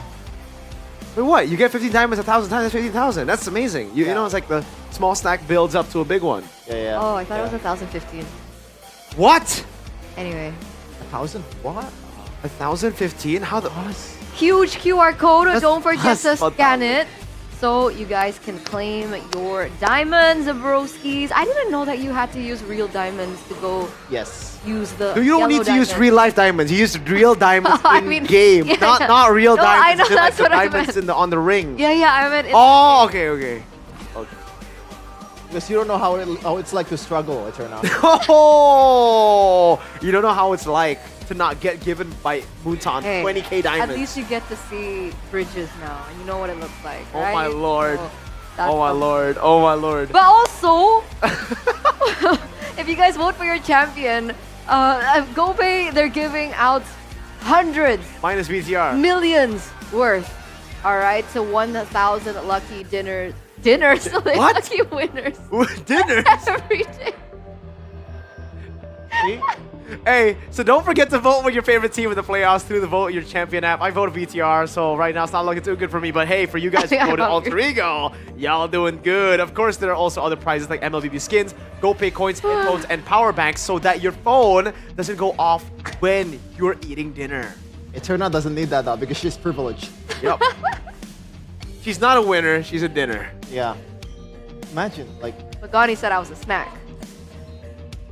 Oh yeah? How's that going right now? How's that going right now? I don't know how to follow that up, Etern. You want sucro? This is a snack right here. This... It's good daytime. Oh, okay. So this is a snack right here. Good day! Good day. This is a snack right here. There you go. This is not a snack. This is a drink. It can be a snack because it's avocado. That's not how it works. All right, you know what? Dinner, drinks becoming snacks. All that is up for your interpretation. It's the minds of the privileged. It's the minds of the privileged. Anything is whatever you want it to be. Yeah. But this is a ready-to-drink coffee. Okay. All right, you can enjoy it anytime, anywhere, and there's so many cool things about this because there's so many flavors. And if you open up the packaging, there is a chance to get free MLBB diamonds and skins. You get 15 from that. You get 100 from this. You get another 100 from the voucher you get in your Doritos. That's your meal. Yeah. Eterna wonders how it feels like to do that. Eterna, can you, hey, open up the packaging. I can't. I'm scared to break my nails. Say it again. Okay. Does Eterna even know there's events in Mobile Legends that gives you like free spins and all that stuff? What's that? Free spins? What do you mean? There's nothing free in her books. Oh, technically everything's free in her books, so. Wolf, help me. You didn't get it, dude. Yeah, of course you were looking for help for the richest caster. Yeah, because like the richest caster can fly you out on his private jet and then give you all the flavors of Good Day. Unluckily for us, we gotta just go and buy it ourselves. But it is. You including yourself? Yeah. Thank you. Thank you. What do you mean, Shevin? I thought we were on the same boat. We both don't know what bridges look like and planes. Here, have a good day. Have a good day. Have a good day. Have a good day. You know? All right. Just like usual, I have a joke that I cannot say at all. On broadcast. Is it a okay? You tell me off broadcast. Yeah. Okay, but I want to tell you guys to get your hands on Simpati. You know. You have sympathy for Shevin? Yeah. I'm talking about the card, not. Oh, What? yeah. Yes. Okay. The Simpati card. Yeah. Yes, I thought the yes. other Simpati, but. Okay, because there's so many benefits that you can get. You can watch, you can game, you can go shopping, music, enjoy music, safe internet browsing. Okay, safe internet browsing. And what's even more exciting, every Simpati purchase gives you an MLBB Diamond voucher to boost your rank and get more GG. What's GG? Good game, like good, great. It is. What's GG? Gone is gold. What? Can be more highs. So, Simpati, the best for you. Nearest outlet or visit tsel.ie/simpati, or you can actually just do it online. You can get Through the app. download, Through the yeah. app. Download it there, right there. Limited edition. My Telkomsel right app. next to Chefin. Right there. Because I've been using it since I was born. Of course, you have a phone since you were born. Yeah, you were born in the 1950s. That's crazy how. I only have a you phone already- once I got like 18, kid to 18 or something. Dude, how? Hey, I got my you, phone. You had like a phone that. At 7 years. Huh? At 7 years, it was still the. the ancient times, you know? Hey, I'm not. Here, have a good time, man. I actually can't I even need a say good that. time. I need a I'm- good time. I'm pretty Well, I'm gonna have a good time here because even though Bigatron lost, the boys walked over and said, "Don't worry, Miracle, we got you. We'll come back tomorrow, lower brackets." Do you think you can win against EVOS? Hey, at this point, I'm doubting you, bro. I'm on her side at this point. Hey, there's no answer. Where's the answer? He's just having a good time. Okay. We're all having a good time. Hope you guys back at home are having a good time. Of course, you're having a good time. You have a lot of money in your bank. Yeah. Oh, have a good time. Instantly getting attacked. Have a good time. Hey, I'm not the one who always orders room service. You literally are. Roses. You too. So now I'm calling Rose out. All right. Well, Rose is like the richest host. Yes. More than Bude Clara? Oh, Bude Clara is the richest person of all time. That is true. Yeah. Only second to Mr. Wolf, who owns Good Time, I think. He owns Good Time. Because he's always having a good time. He is always having a good time. I hope he can have a good time in, Jakarta, because I really want him to try sucro, man. Why did you not take the sucro? Is it finished? Because no, that would be privilege. What do you mean? You have to. Stefan doesn't like your privilege, so you gotta take it yourself. Right? You have to take it yourself. That would be Why? privilege. Yeah. Yeah, if you just get handed over to Sucro, it's privilege. You're the host here. You gotta grab it, man. It's really far. See? Gani It's did really it far. yesterday. Gani did it yesterday. I'm not Gani. I'm gonna tell something. I'm Mirko. Huh? She has a blanket behind the chair. Who got it for her? Arashi. Arashi. So you got Gani and Arashi. Yesterday was a sim table. Was a sim panel. We ain't getting you that treatment. You get the sim panel and then the chef in miracle panel. But anyway, guys, sucro. It's good. You gotta It's try really it. good. Okay, this is a real question. Have you ever eaten Indomie or nasi goreng and you put that over your meal? See? I gotta be honest with you, I've never done that Oh, either. see? But I am willing to try. But I will try. Yes. Willing to try. And I want to mix it with Yoritos too. Now for this one, I'll take it myself because I really like the cheese flavor. Is that the Really cheese good. flavor? Yes, sir. All right. Oh, by the way, with every Doritos package, if you guys open it up and you guys are lucky, you can actually get an MPL voucher with free diamonds. Free So that's pretty diamond. cool. Why are you laughing now? I want to interject. I feel like the joke has run into the ground. I don't want to repeat it again. Okay. So he's just laughing. Yeah. You're just enjoying the joke, you know? Sometimes you gotta keep things that you want to say to yourself. To yourself. I think LaFell needs to learn a thing or two about that. LaFell needs to learn a lot more than a thing or two about keeping things to himself. But you know, always have a good life hack. Whenever anyone starts talking too much, I give them Doritos and they shut up because they just keep munching on how good this is. So good. Almost as good as Kila Foods Basreng variety. Look at There's this. two now. There's Basreng, The spicy one. spicy orange leaf, and original leaf. Orange leaf. Original orange leaf. Okay, that might seem sketchy for you guys, but it's actually delicious. Like, it doesn't translate well. It doesn't translate well, but it is amazing, all right? Sometimes enjoy it for how it is, man. Don't try to make it, don't try to change it. Imagine telling a foreigner, like, what flavor is it? Oh, it's orange leaf. He'll be like, what? What are you eating, bro? Are you fine? Depending on the foreigner, if he's German, he'll probably say was. Yeah. Are you a foreigner, Tina? No. I thought you are. I thought you were from Perth. I was born there. Oh, you should Of have said. course. Hey, ask her again. Say, You privilege. ask her again. Say, are you a foreigner? Are you a foreigner? I do the nar. Huh? Nar, because you're from Perth. Oh, the accent. Yeah. Nar. There you go. Nar. Hey, you fit that really well, man. I think Gani would do better at that. Donnie? Yeah, because he'll add more spice to it. Nar. Yeah, he really likes flipping things. What? What? Killer food. Killer food is really good. It's super good. The original one is actually I just ripped something it that open. always Wait, gets this actually looks good, though. finished in the talent room. Okay, I don't want to eat Pretty that. crazy. But I'm good. I'm worried that my stomach will have. Get this one, this one. It's a This bit too one- spicy for me. This one's not spicy. And I'm the privileged one. There you go. And I'm the privileged one. See, like it actually tastes good, but I would save it for another occasion. Dude, it's actually really good though. I know it's good, but it's like there's some risk involved to it. In the back rooms, you might want to do your business. Interesting.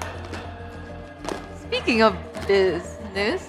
Yeah, how are you gonna segue that? How are you gonna segue that? Speaking of business. I have a lot of business on in my blah blah blah. I'm rich. I'm a rich person. What is this rose? This has become the rose of Eterna. What I meant to segue to is ONIC means business, and EVOS means business with the next match. Because we still have one more slot to Who's the gonna win? upper bracket. ONIC. Okay. You also ONIC? This one I'm like really confident. EVOS. Why? Erlan. My boy. Sure, buddy. And with that, we're gonna throw it over to a break before we head over to our second match of the day to see who will be accompanying Alter Ego in the upper bracket. Stay Erlan. tuned. Go anywhere. We'll be right back. Erlan.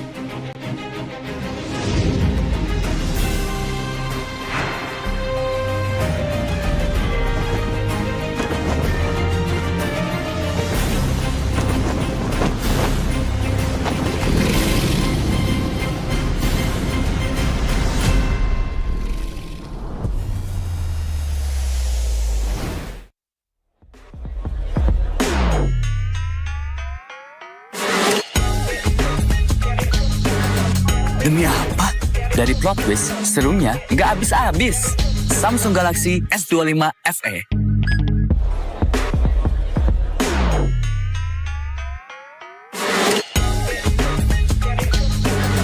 Demi apa? Dari plot twist, serunya nggak habis-habis. Samsung Galaxy S25 FE.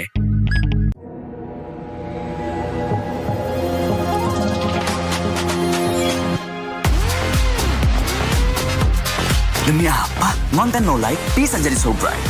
Samsung Galaxy S25 FE.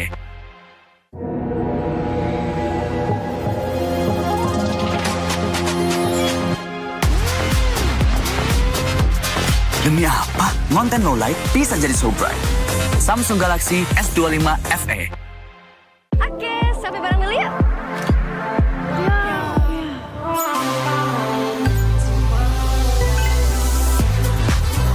Demi apa? Selfie jadi bebas fotobom. Samsung Galaxy S25 FE. Oke, sampai bareng dulu ya.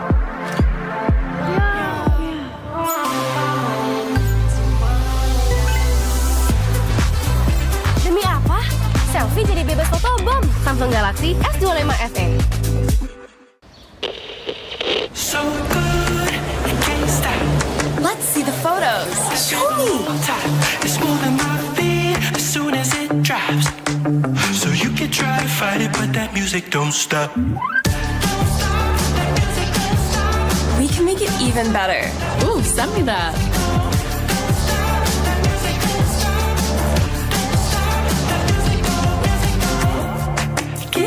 You should post that. Let me try something.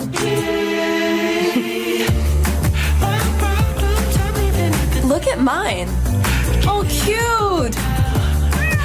Stop. That's hilarious. I'm gonna take a break. Sure.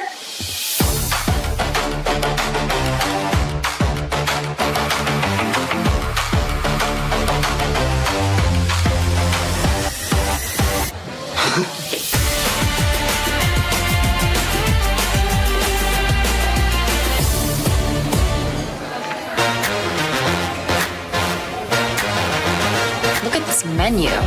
What should we order? Let's narrow this down.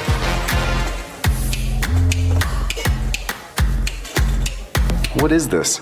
Pierogi? Did I pronounce that right? It's pronounced pierogi, a tasty dish like dumplings. Any sides to pair with it?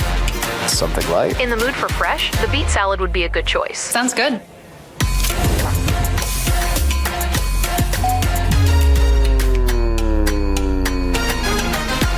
You off work yet?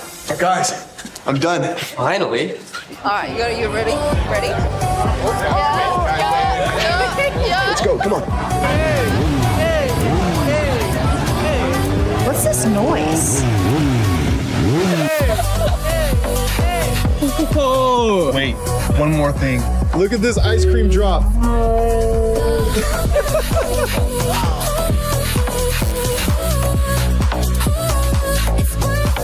So worth it.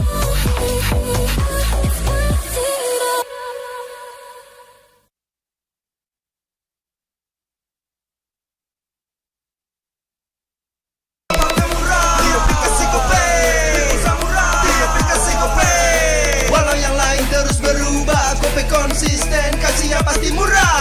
Tagihan murah di aplikasi Gope, transfer 100 kali per bulan. Download aplikasi Gope baru, nggak pakai lama. Dompet andalan gamers banyak damage-nya.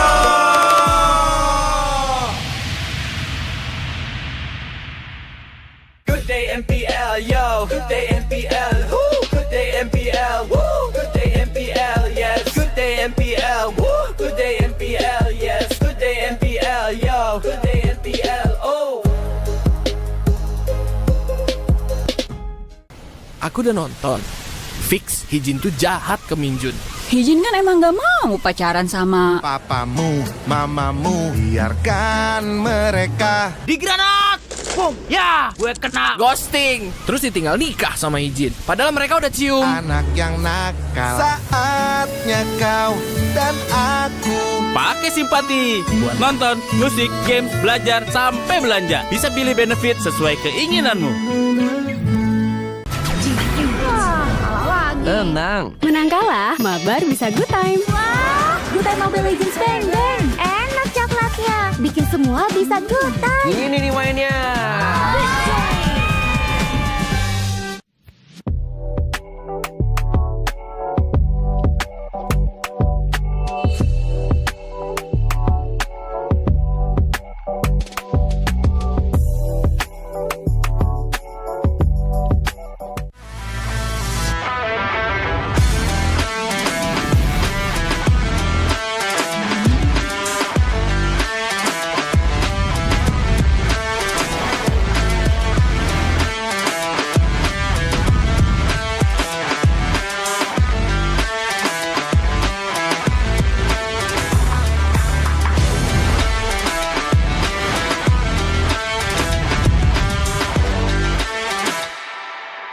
Ini kesempatan terakhir kalian.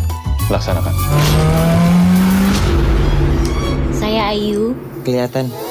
Itu teman kamu siapa namanya? Orangnya ada loh bang ini. Oma dan opa sekalian, kita kedatangan keluarga baru nih. Mungkin langsung nama jadi kakek-kakek. Kacau. Kenapa? Kuping lo kacau, Acim. Luar biasa. Kalau kalian gagal, penyamaran kalian terbongkar, bukan hanya karir kalian yang selesai. Menyalep pantiku.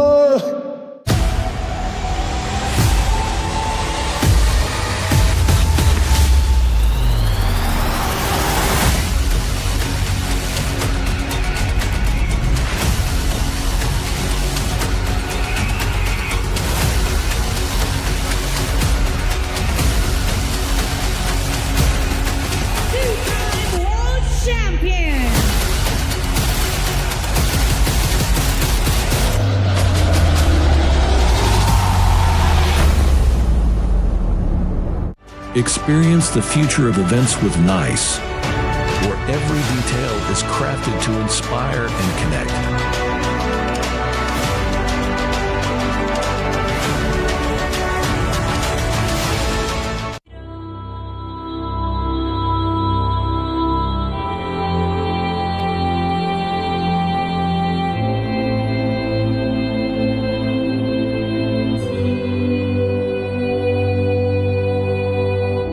In the heart of the archipelago lies the story of Nusantara, a discovery of a great nation, rich in culture, history, and boundless possibilities. Concepted with the grand vision of becoming the epicenter of impactful activities. A masterpiece that inspired by our history, where great kingdoms ruled our nation, commemorating wonders across generations. Embark on a journey to discover a place of billion opportunities, crafted thoroughly to relive the greatness of Nusantara.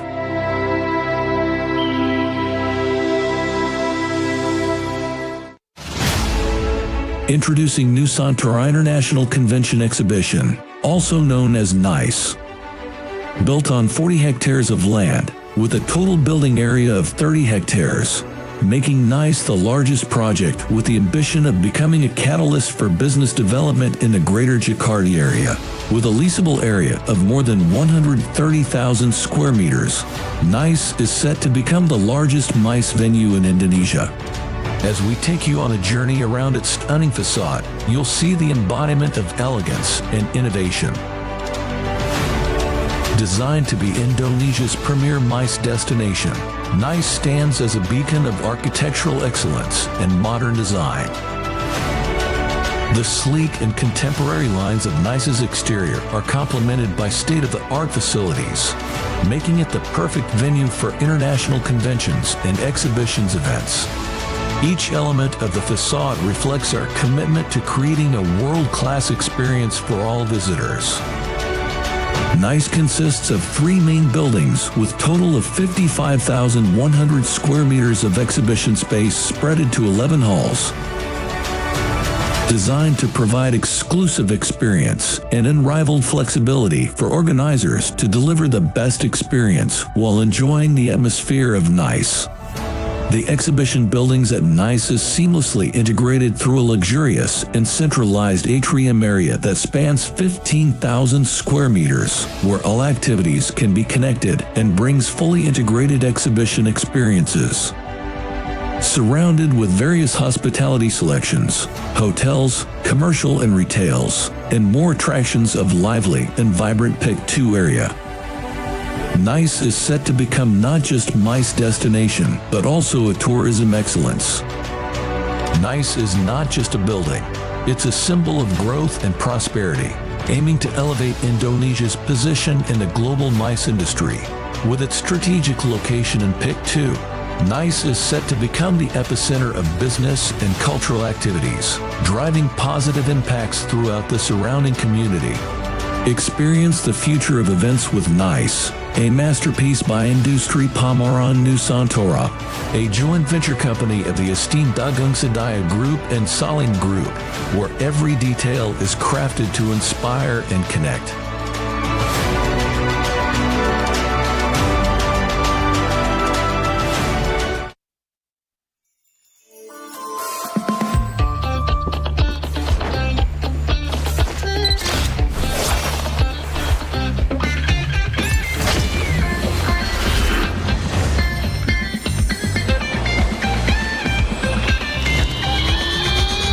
Selamat datang di 1111.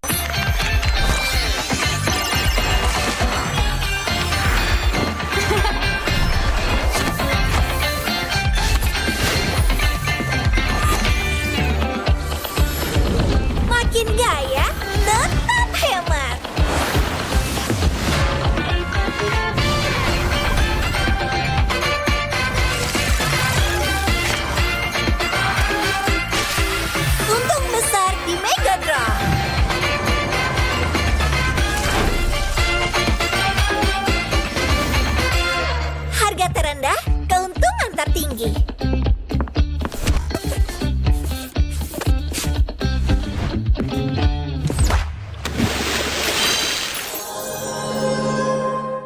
Ayah, navigator itu apa sih? Navigator bertugas menjaga cahaya pemandu di seluruh Nexus. Ini adalah tanggung jawab berat yang harus kita emban bersama.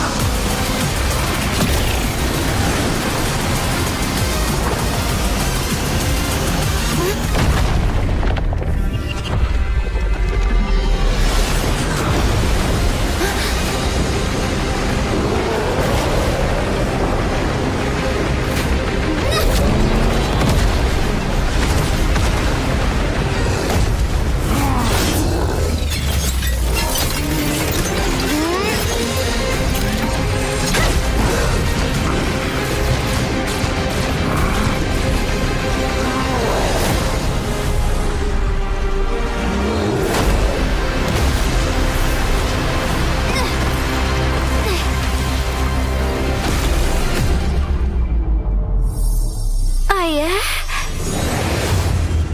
Ayah akan selalu menjagamu.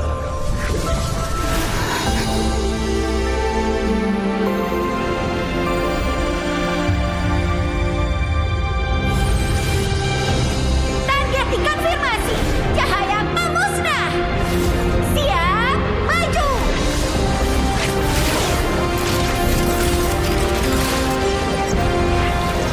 Demi semua layla di dimensi lain.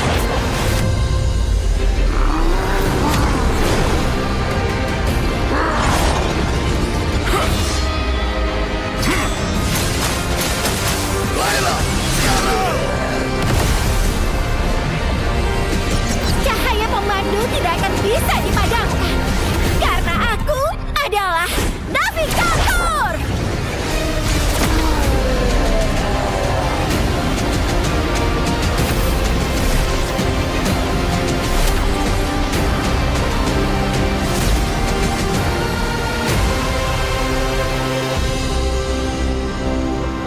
Aku akan jadi navigator terhebat sepanjang masa. Kamu pasti bisa. Kupikir semuanya sudah berakhir. Sampai kehampaan berbisik padaku.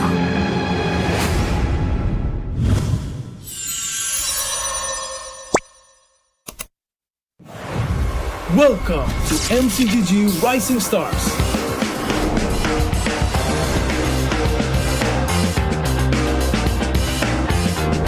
From September 12 to October 19, take part in the regional contest, open to all players. Step up and prove your strength. Division finals will run from October 24 to November 2. The top 16 players in each division may advance to the next stage of MRS. Check your in-game mail for information.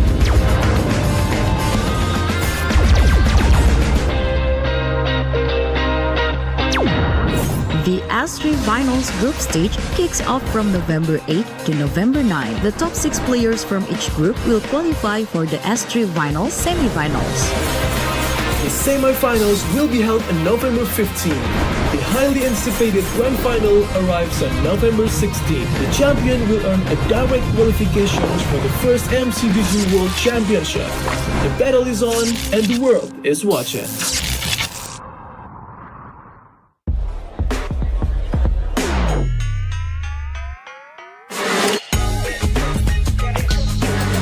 Demi apa? Dari plot twist, serunya nggak habis-habis. Samsung Galaxy S25 FE.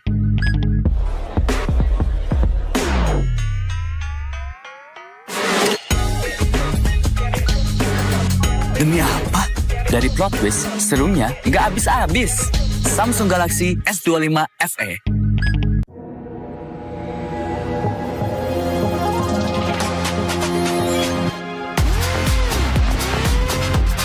Demi apa? Konten no light bisa jadi so bright.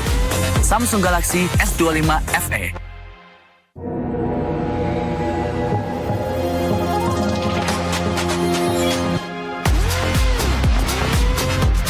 Demi apa? Konten no light bisa jadi so bright. Samsung Galaxy S25 FE. Oke, sampai bareng dulu yuk.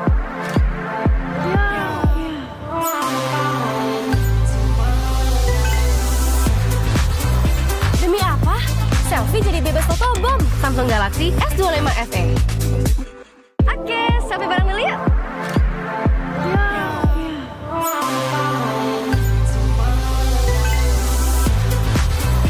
Demi apa? Selfie jadi bebas foto bom. Samsung Galaxy S25 FE.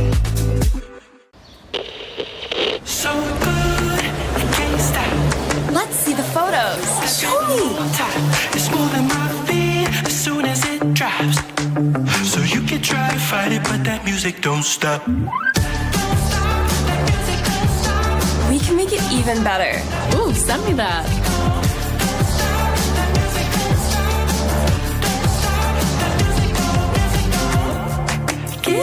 You should post that. Let me try something. Look at mine. Oh, cute. Stop. That's hilarious. Don't stop. I'm gonna take a break. Sure.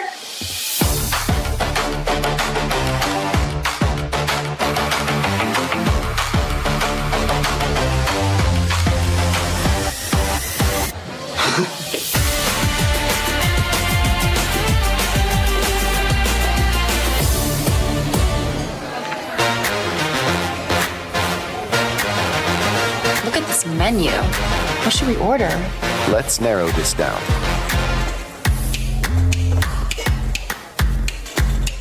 What is this? Pierogi? Did I pronounce that right? It's pronounced pierogi, a tasty dish like dumplings. Any sides to pair with it? Something light? In the mood for fresh, the beet salad would be a good choice. Sounds good.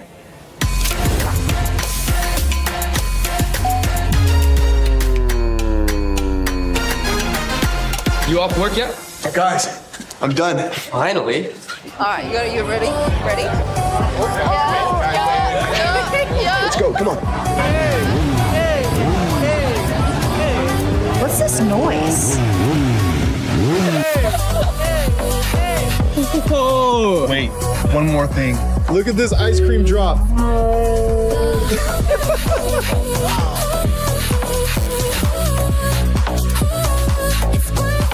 So worth it.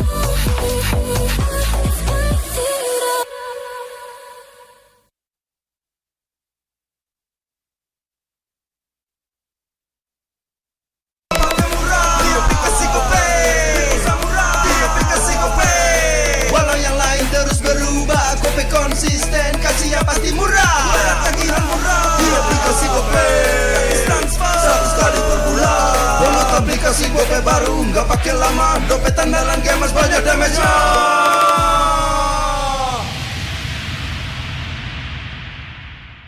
Good day MPL, yo. Good day MPL, woo. Good day MPL, woo. Good day MPL, yes. Good day MPL, woo. Good day MPL, yes. Good day MPL, yo. Good day MPL, oh.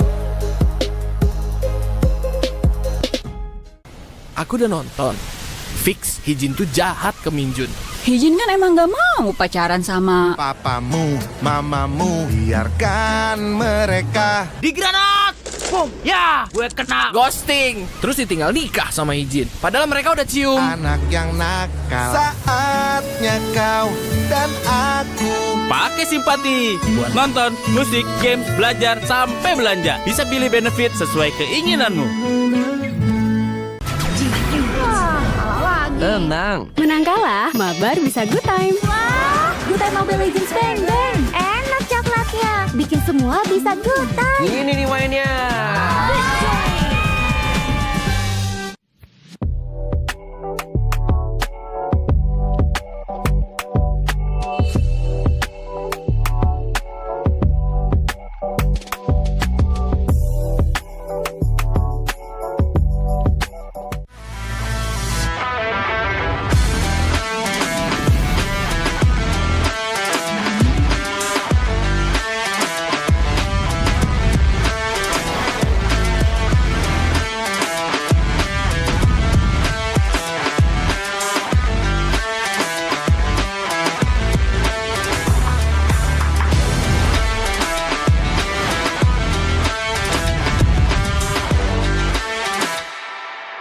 Ini kesempatan terakhir kalian. Laksanakan. Ayu. Kelihatan. Itu teman kamu siapa namanya? Orangnya ada loh bang ini. Oma dan opa sekalian, kita kedatangan keluarga baru nih. Nggak mungkin lah aku nyaman jadi kakek-kakek. Kacau. Kenapa? Kuping lo kacau, Acim. Luar biasa. Kalau kalian gagal, penyamaran kalian terbongkar, bukan hanya karir kalian yang selesai. Menyalep pantiku.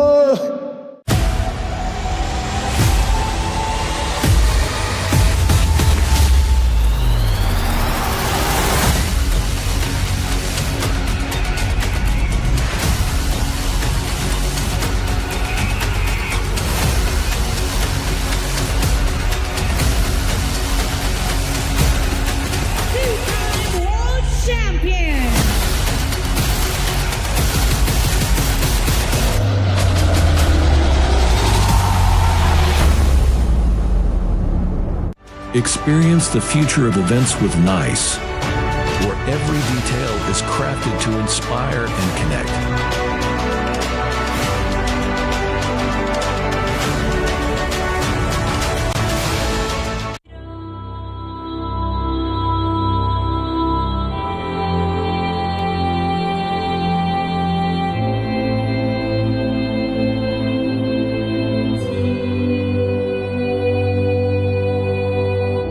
In the heart of the archipelago lies the story of Nusantara, a discovery of a great nation, rich in culture, history, and boundless possibilities. Concepted with a grand vision of becoming the epicenter of impactful activities. A masterpiece that inspired by our history, where great kingdoms ruled our nation, commemorating wonders across generations. Embark on a journey to discover a place of billion opportunities, crafted thoroughly to relive the greatness of Nusantara.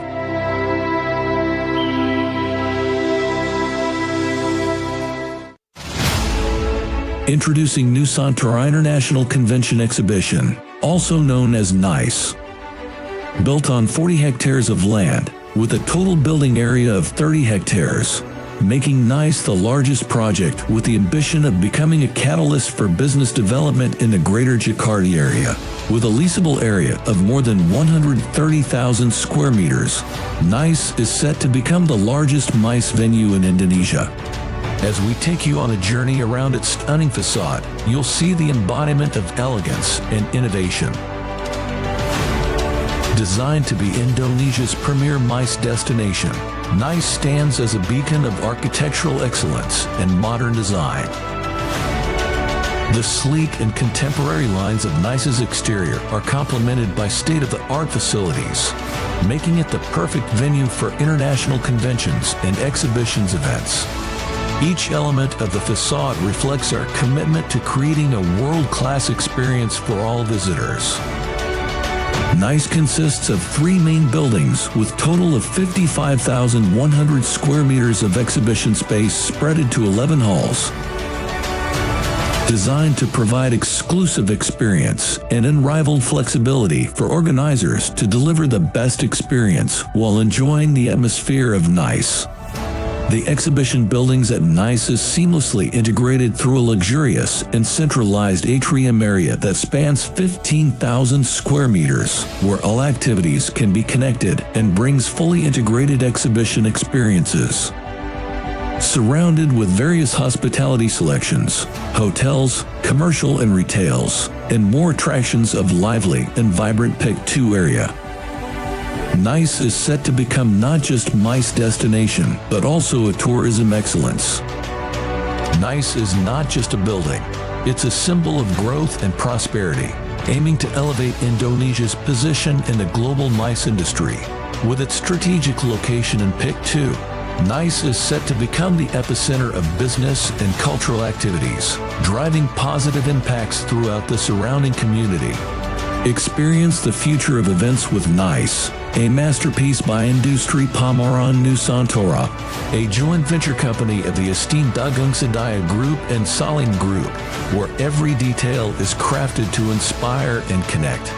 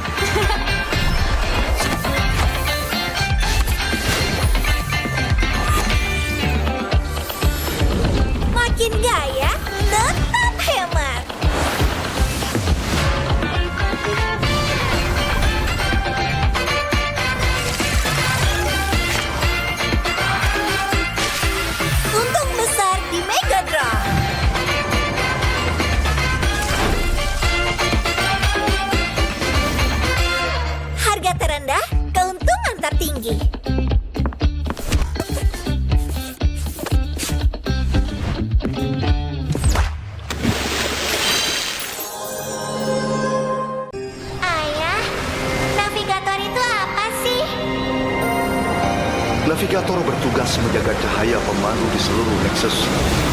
Ini adalah tanggung jawab berat yang harus kita emban bersama.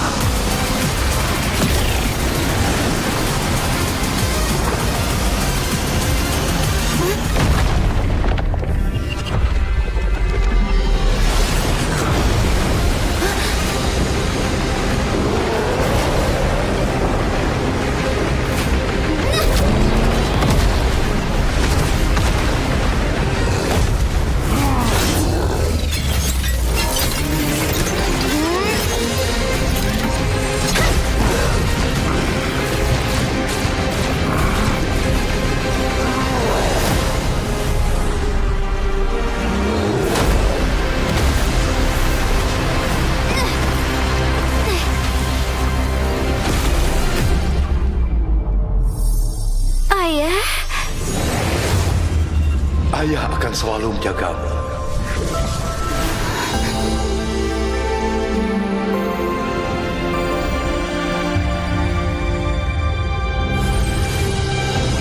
Target dikonfirmasi.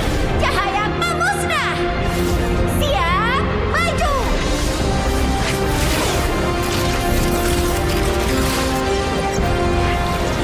Demi semua lagi di dimensi lain.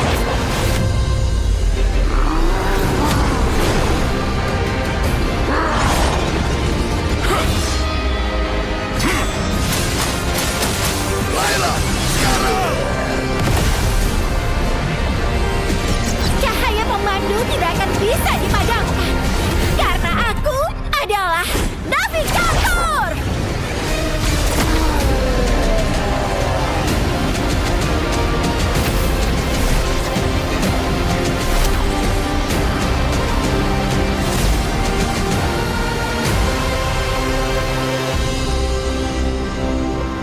Aku akan jadi navigator terhebat sepanjang masa. Kamu pasti bisa. Kupikir semuanya sudah berakhir. Sampai kehampaan berbisik padaku.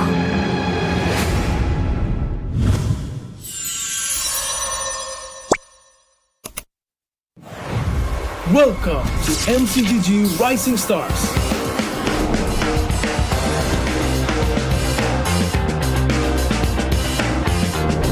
From September 12th to October 19th, take part in the regional contest, open to all players. Step up and prove your strength. Division finals will run from October 24 to November 2. The top 16 players in each division may advance to the next stage of MRS. Check your in-game mail for information.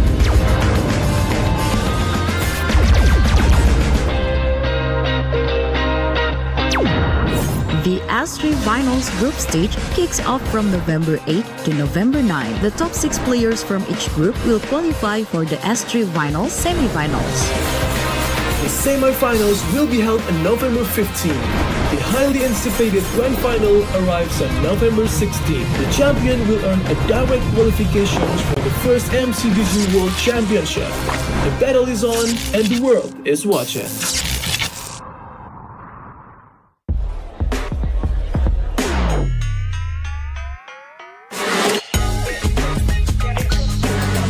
Demi apa?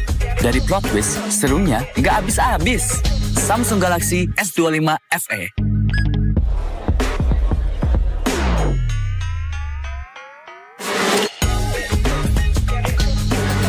Demi apa? Dari plot twist, serunya nggak habis-habis. Samsung Galaxy S25 FE.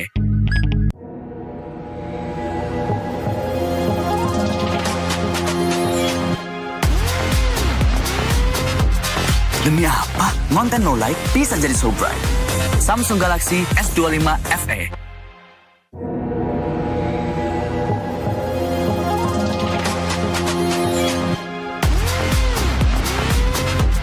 Demi apa? Light bisa jadi so bright. Samsung Galaxy S25 FE. Oke, sampai bareng dulu yuk.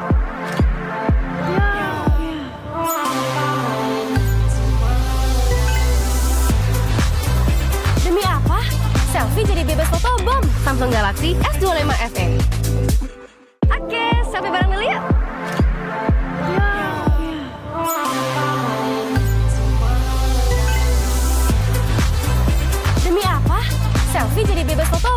Samsung Galaxy S25 FE. So good, I can't stop. Let's see the photos. Show me. It's more than my feet as soon as it drops. So you can try to fight it, but that music don't stop. We can make it even better. Ooh, send me that.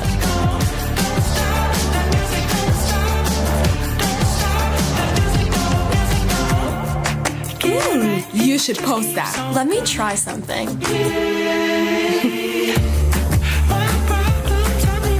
Look at mine. Oh, cute. Stop. That's hilarious. Don't stop. I'm gonna take a break. Sure.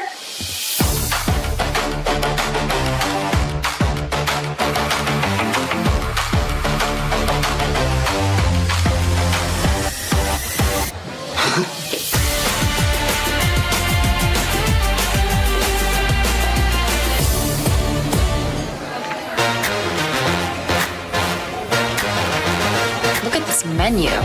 What should we order? Let's narrow this down.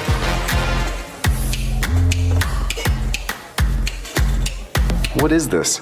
Pierogi? Did I pronounce that right? It's pronounced pierogi, a tasty dish like dumplings.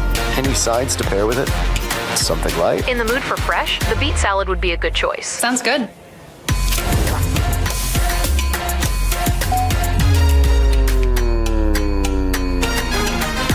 You off work yet? Guys, I'm done. Finally. All right, you ready? Ready? Let's go, come on.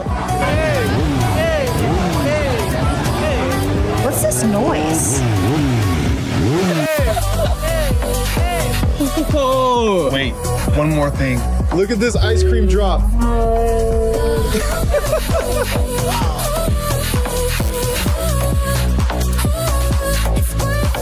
So worth it.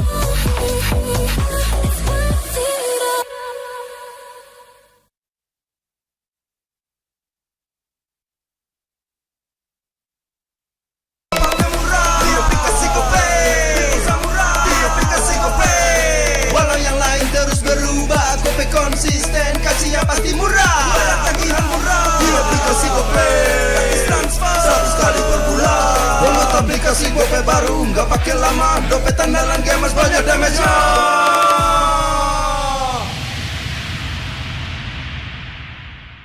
Good day MPL, yo. Good day MPL, woo. Good day MPL, woo. Good day MPL, yes. Good day MPL, woo. Good day MPL, yes. Good day MPL, yo. Good day MPL, oh. Aku udah nonton. Fix Hijin tuh jahat ke Minjun. Hijin kan emang gak mau pacaran sama Papamu, mamamu, biarkan mereka. Digranat! Boom! Ya, gue kena ghosting. Terus ditinggal nikah sama Hijin. Padahal mereka udah cium. Anak yang nakal, saatnya kau dan aku. Pakai simpati buat nonton, musik, games, belajar, sampai belanja. Bisa pilih benefit sesuai keinginanmu. Tenang. Menang kalah, mabar bisa good time. Wah, good time Mobile Legends bang bang. Enak coklatnya, bikin semua bisa good time. Ini nih mainnya.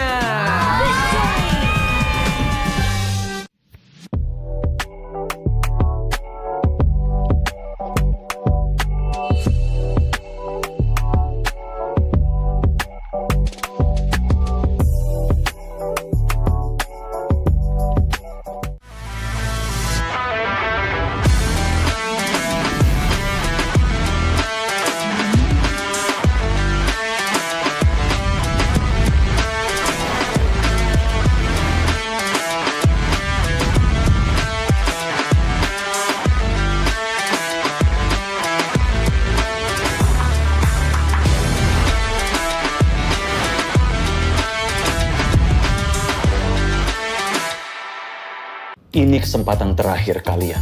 Laksanakan. Saya Ayu. Kelihatan. Itu teman kamu siapa namanya? Orangnya ada loh bang ini. Oma dan opa sekalian, kita kedatangan keluarga baru nih. Mungkin lah aku nyaman jadi kakek-kakek. Kacau. Kenapa? Kuping lo kacau, Acim. Luar biasa. Kalau kalian gagal, penyamaran kalian terbongkar, bukan hanya karir kalian yang selesai. Menyalep pantiku.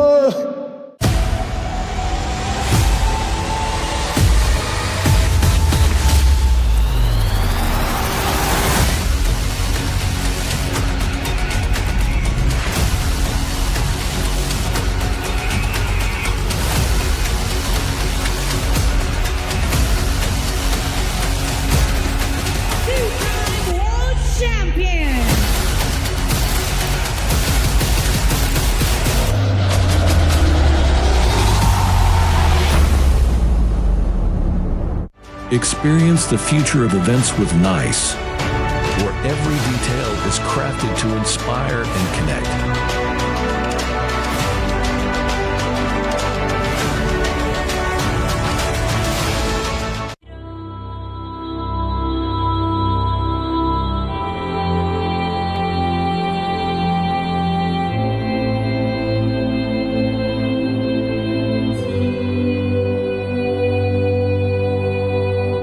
In the heart of the archipelago lies the story of Nusantara, a discovery of a great nation, rich in culture, history, and boundless possibilities. Concepted with a grand vision of becoming the epicenter of impactful activities. A masterpiece that inspired by our history, where great kingdoms ruled our nation, commemorating wonders across generations. Embark on a journey to discover a place of billion opportunities, crafted thoroughly to relive the greatness of Nusantara.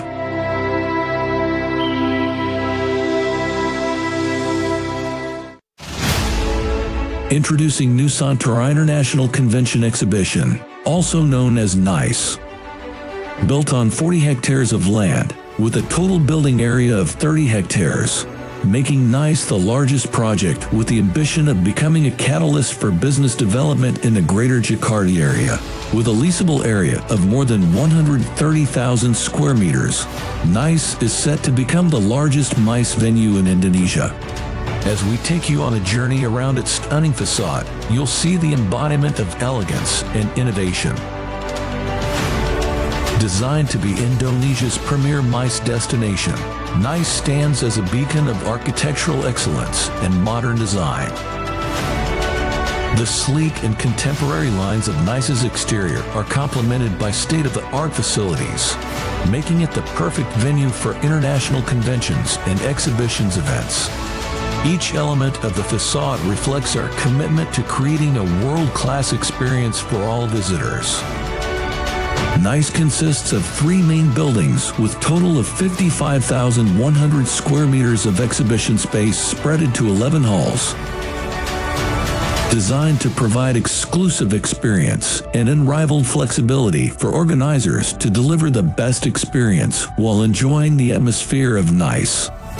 The exhibition buildings at NICE is seamlessly integrated through a luxurious and centralized atrium area that spans 15,000 square meters, where all activities can be connected and brings fully integrated exhibition experiences. Surrounded with various hospitality selections, hotels, commercial and retails, and more attractions of lively and vibrant Pick 2 area. NICE is set to become not just MICE destination, but also a tourism excellence. NICE is not just a building, it's a symbol of growth and prosperity, aiming to elevate Indonesia's position in the global MICE industry. With its strategic location in Pick 2, NICE is set to become the epicenter of business and cultural activities, driving positive impacts throughout the surrounding community. Experience the future of events with NICE, a masterpiece by Industri Pameran Nusantara, a joint venture company of the esteemed Dagang Sedaya Group and Salim Group, where every detail is crafted to inspire and connect.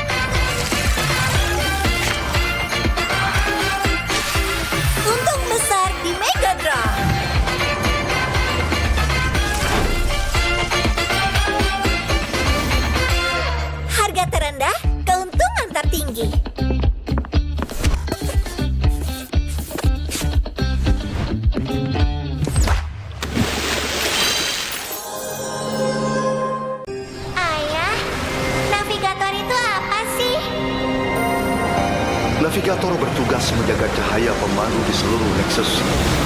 Ini adalah tanggung jawab berat yang harus kita emban bersama.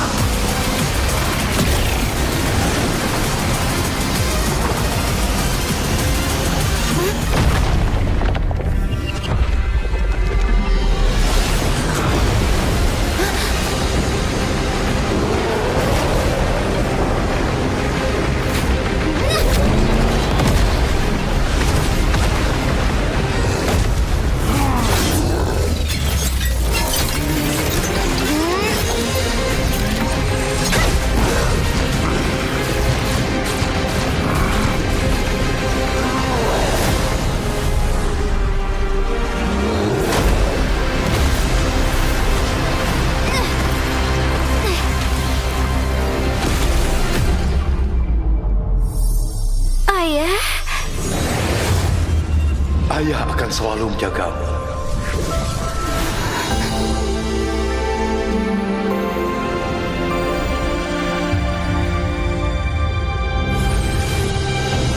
Target dikonfirmasi. Cahaya memusnah. Siap, maju.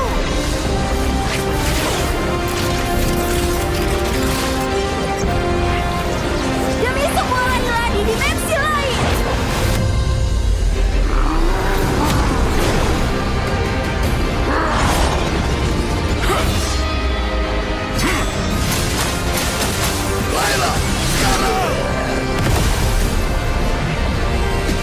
Cahaya pemandu tidak akan bisa dipadamkan karena aku adalah navigator.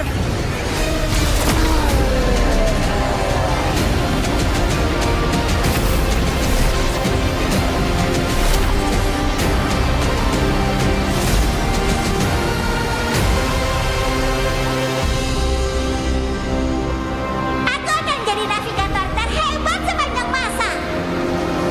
Kamu pasti bisa.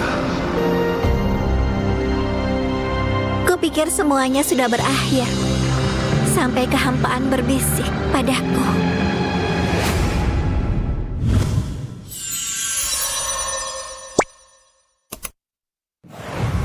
Welcome to MCGG Rising Stars.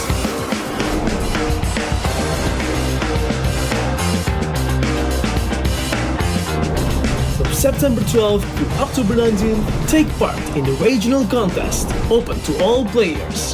Step up and prove your strength. Division finals will run from October 24 to November 2. The top 16 players in each division may advance to the next stage of MRS. Check your in-game mail for information.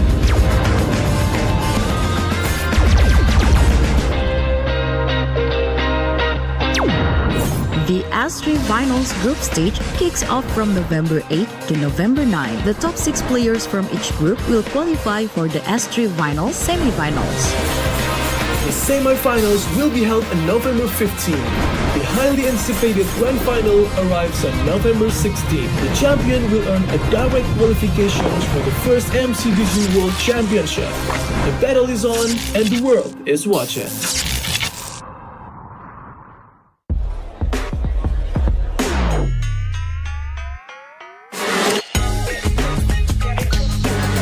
Demi apa? Dari plot twist, serunya nggak habis-habis. Samsung Galaxy S25 FE.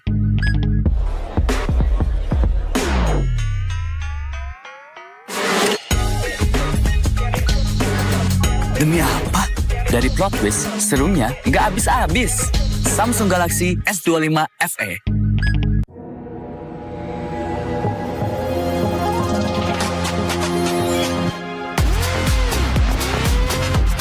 Demi apa? Konten no light bisa jadi so bright. Samsung Galaxy S25 FE.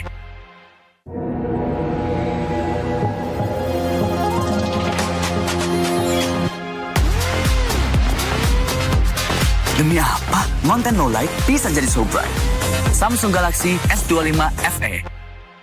Oke, sampai bareng dulu yuk.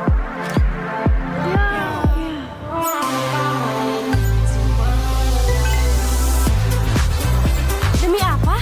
Selfie jadi bebas fotobom. Samsung Galaxy S25 FE. Oke, sampai bareng dulu yuk.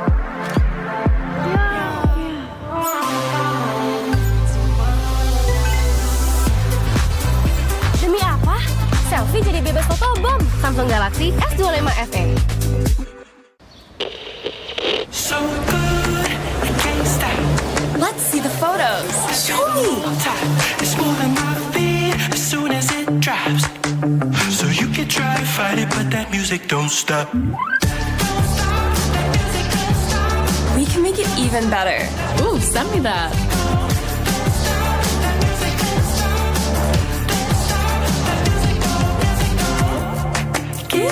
You should post that. Let me try something.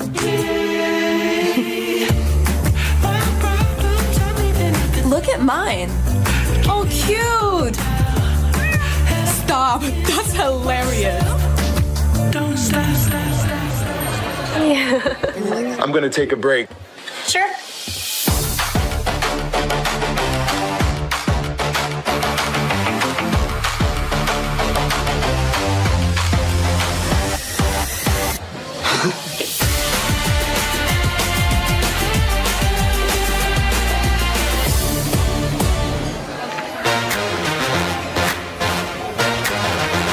Look at this menu. What should we order? Let's narrow this down.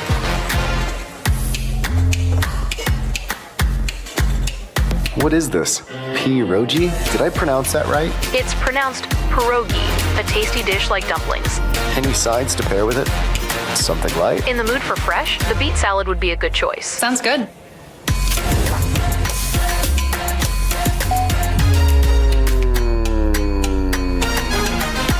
You off work yet?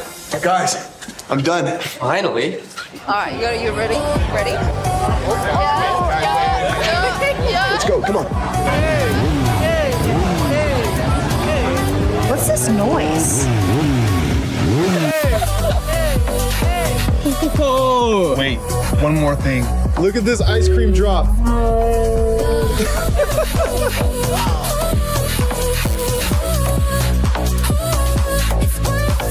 So worth it.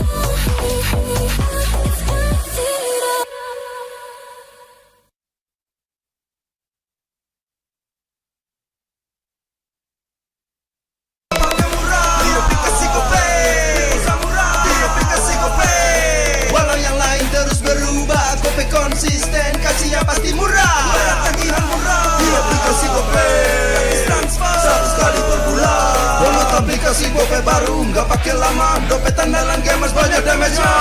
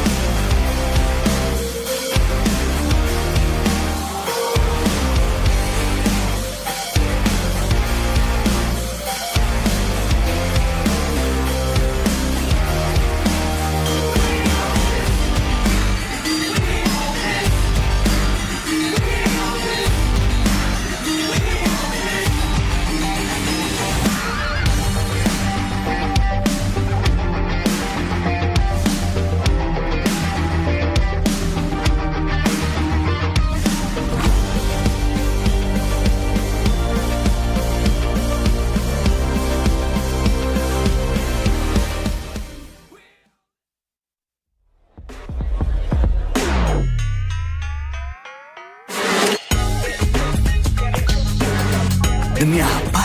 Dari plot twist, serunya nggak habis-habis. Samsung Galaxy S25 FE.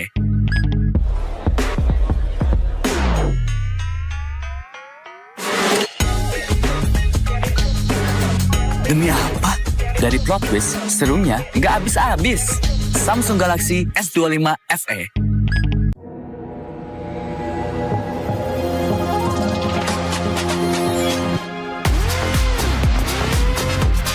Demi apa? Konten low light bisa jadi so bright. Samsung Galaxy S25 FE.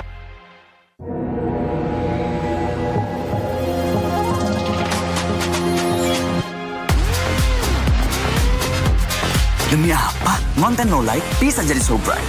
Samsung Galaxy S25 FE. Oke, sampai bareng dulu yuk.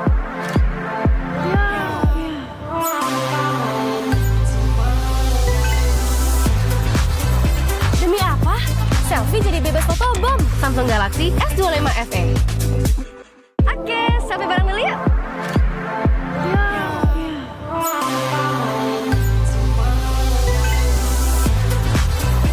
Demi apa? Selfie jadi bebas fotobom. Samsung Galaxy S25 FE. So good, I can't stop. Let's see the photos. Show me. It's more than my feet as soon as it drops. So you can try to fight it, but that music don't stop. We can make it even better. Ooh, send me that.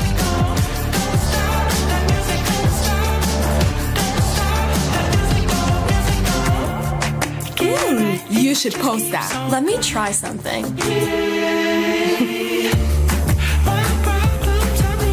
Look at mine. Oh, cute. Stop. That's hilarious. Don't stop.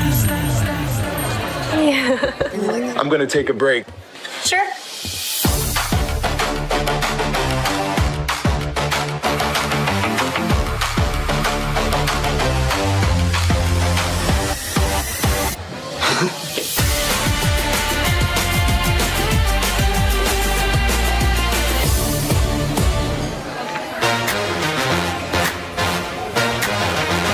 Look at this menu. What should we order? Let's narrow this down.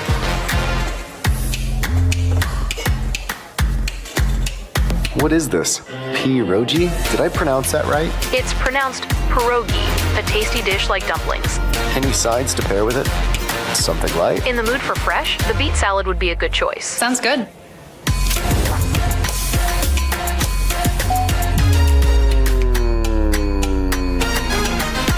You off work yet? Guys, I'm done. Finally. All right, you ready? Ready? Let's go, come on. What's this noise? Wait, one more thing. Look at this ice cream drop.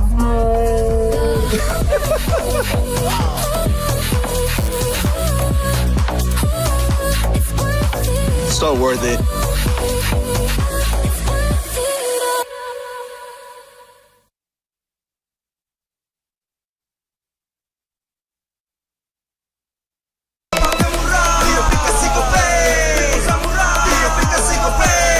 Walau yang lain terus berubah, Gope konsisten, kasih yang pasti murah. Bayar tagihan murah di aplikasi Gope, gratis transfer 100 kali per bulan. Download aplikasi Gope baru, nggak pakai lama. Dompet andalan gamers banyak damage-nya.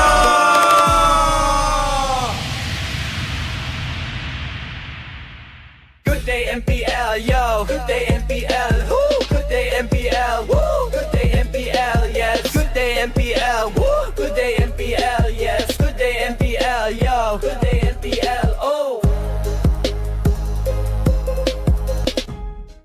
Aku udah nonton. Fix, Hijin tuh jahat ke Minjun. Hijin kan emang gak mau pacaran sama Papamu, mamamu, biarkan mereka. Di granat! Boom! Ya! Gue kena ghosting. Terus ditinggal nikah sama Hijin. Padahal mereka udah cium. Anak yang nakal, saatnya kau dan aku. Pakai simpati buat nonton, musik, games, belajar, sampai belanja. Bisa pilih benefit sesuai keinginanmu. Tenang. Menang kalah, mabar bisa good time. Wah, good time Mobile Legends bang bang. Enak coklatnya, bikin semua bisa good time. Ini nih mainnya.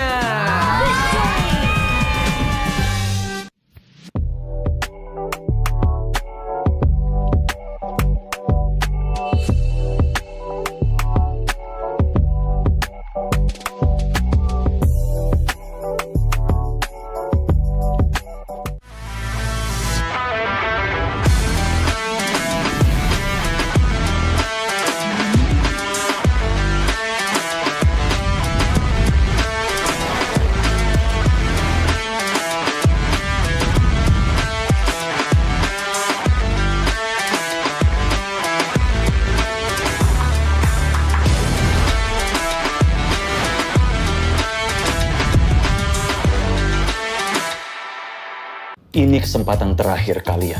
Laksanakan. Saya Ayu. Kelihatan. Itu teman kamu siapa namanya? Orangnya ada loh bang ini. Oma dan opa sekalian, kita kedatangan keluarga baru nih. Nggak mungkin lah aku nyaman jadi kakek-kakek. Kacau. Kenapa? Kuping lo kacau, Acim. Luar biasa. Kalau kalian gagal, penyamaran kalian terbongkar, bukan hanya karir kalian yang selesai. Menyalep pantiku.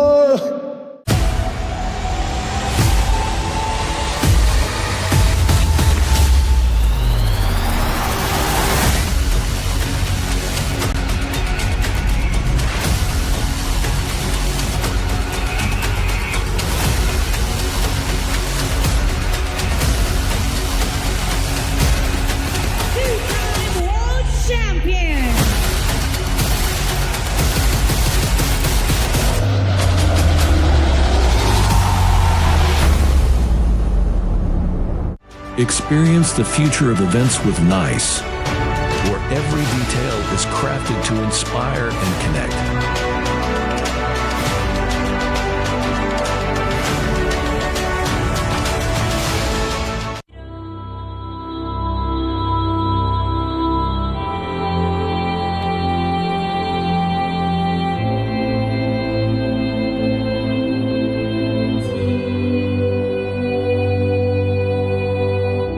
In the heart of the archipelago lies the story of Nusantara, a discovery of a great nation, rich in culture, history, and boundless possibilities.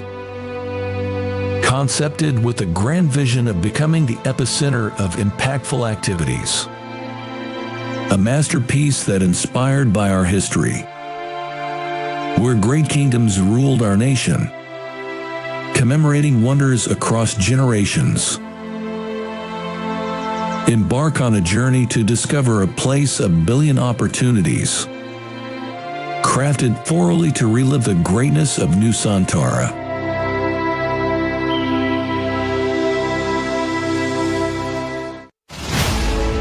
Introducing Nusantara International Convention Exhibition, also known as NICE. Built on 40 hectares of land, with a total building area of 30 hectares, making NICE the largest project with the ambition of becoming a catalyst for business development in the greater Jakarta area. With a leasable area of more than 130,000 square meters, NICE is set to become the largest MICE venue in Indonesia. As we take you on a journey around its stunning facade, you'll see the embodiment of elegance and innovation. Designed to be Indonesia's premier MICE destination, NICE stands as a beacon of architectural excellence and modern design. The sleek and contemporary lines of NICE's exterior are complemented by state-of-the-art facilities, making it the perfect venue for international conventions and exhibitions events. Each element of the facade reflects our commitment to creating a world-class experience for all visitors.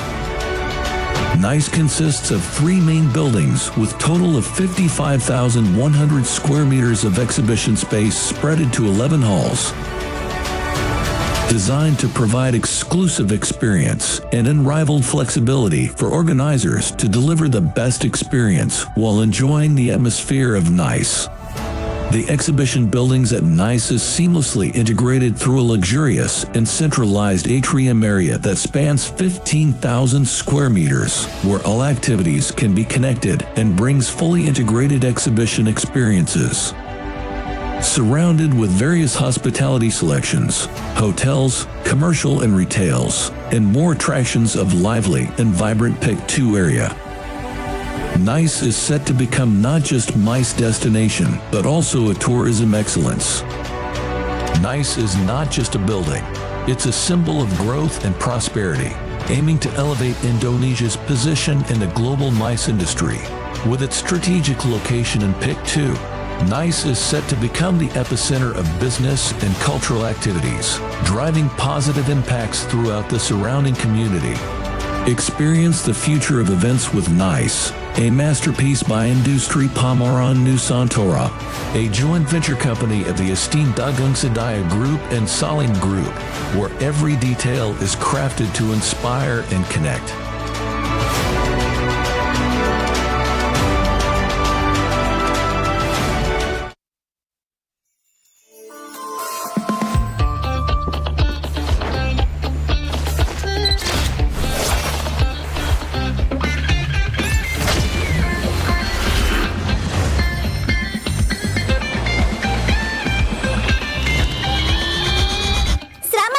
Di 11-11.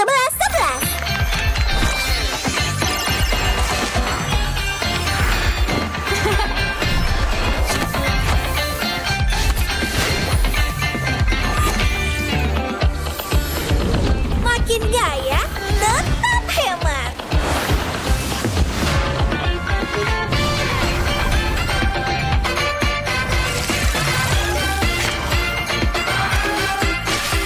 Untung besar di Mega Draw.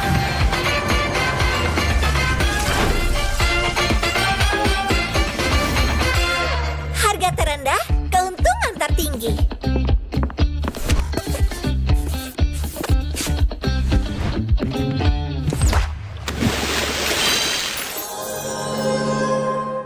Ayah, navigator itu apa sih?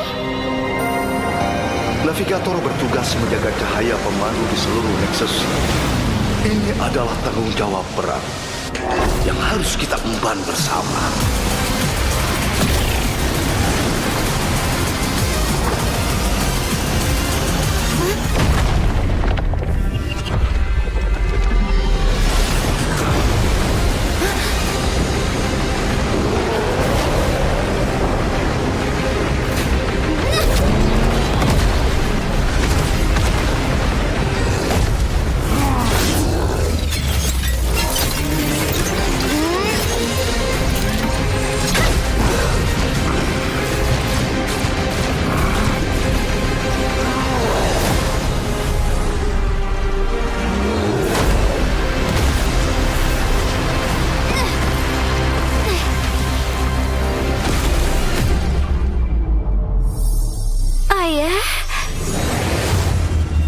Ayah akan selalu menjagamu.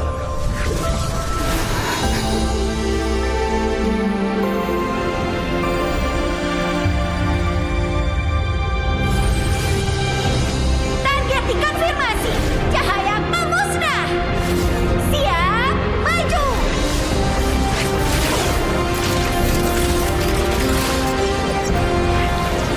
Demi semua lagi di dimensi lain.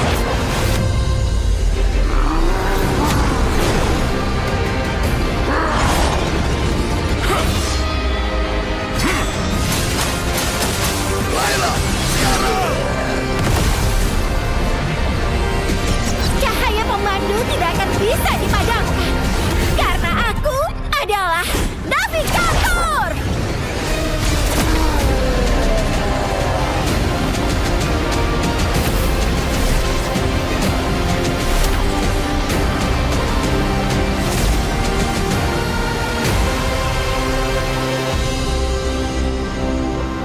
Aku akan jadi navigator terhebat sepanjang masa.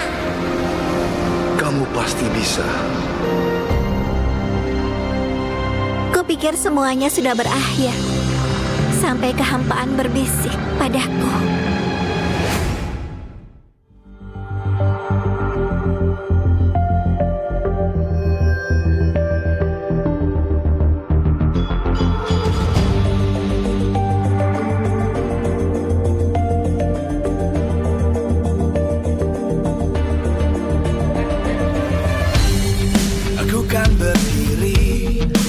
terus berlari, terus ke arah puncak tertinggi. Ku takkan berhenti, hanya sampai di sini. Kemenangan abadi menanti. You know we won't miss if we unite our focus. And if you haven't noticed, we all live. Nyalakan apimu, hadapi semua tantangan, hadang semua serangan, jatuh bukan halangan. Bakar semangatmu, janganlah engkau menyerah. Kita akan buat sejarah. We all this, we won't miss. We all this, we won't miss. Saatnya beraksi, jalani ambisi. Aku kan menyawakan hari ini. You know we won't miss if we unite our focus. And if you haven't noticed, we all live. Nyalakan apimu, hadapi semua tantangan, hadang semua serangan, jatuh bukan halangan. Bakar semangatmu, janganlah engkau menyerah. Kita akan buat sejarah. We all this, we won't miss. We all this, we won't miss. We all this.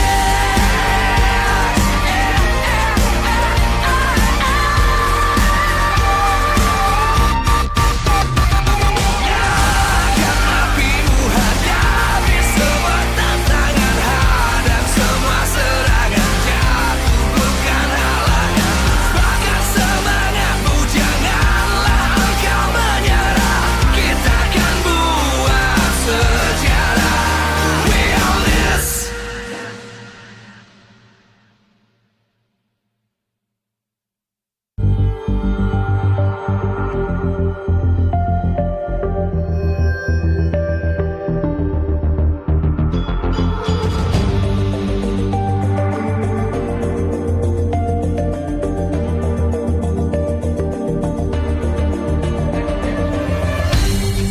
Aku kan berdiri dan terus berlari, terus ke arah puncak tertinggi. Ku takkan berhenti, hanya sampai di sini. Kemenangan abadi menanti. You know we won't miss if we unite our focus. And if you haven't noticed, we all live. Nyalakan apimu, hadapi semua tantangan, hadang semua serangan, jatuh bukan halangan. Bakar semangatmu, janganlah engkau menyerah. Kita akan buat sejarah. We all this, we won't miss. We all this, we won't miss. Saatnya beraksi, jalani ambisi. Aku kan menyawakan hari ini. You know we won't miss if we unite our focus. And if you haven't noticed, we all live. Nyalakan apimu, hadapi semua tantangan, hadang semua serangan, jatuh bukan halangan. Bakar semangatmu, janganlah engkau menyerah. Kita akan buat sejarah.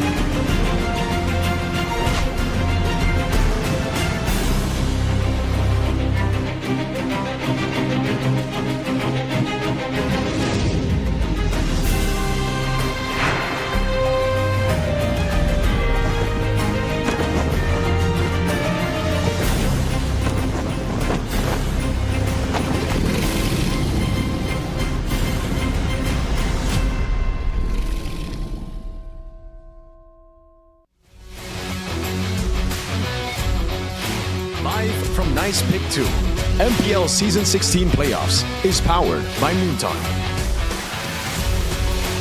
Supported by Esports Federation of Indonesia. Presented by official tournament smartphone, Samsung Galaxy. Official e-wallet, GoPay. Official coffee, Good Day.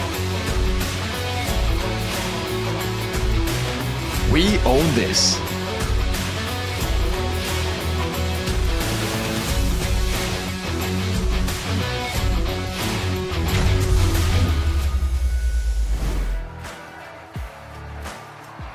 Selamat datang kembali di babak playoff MPL Indonesia Season 16. Wow, riuh gemuruh dari para super fans baik dari Sonic maupun EVOS fan memenuhi MPL Indonesia Season 16 ini, Bude.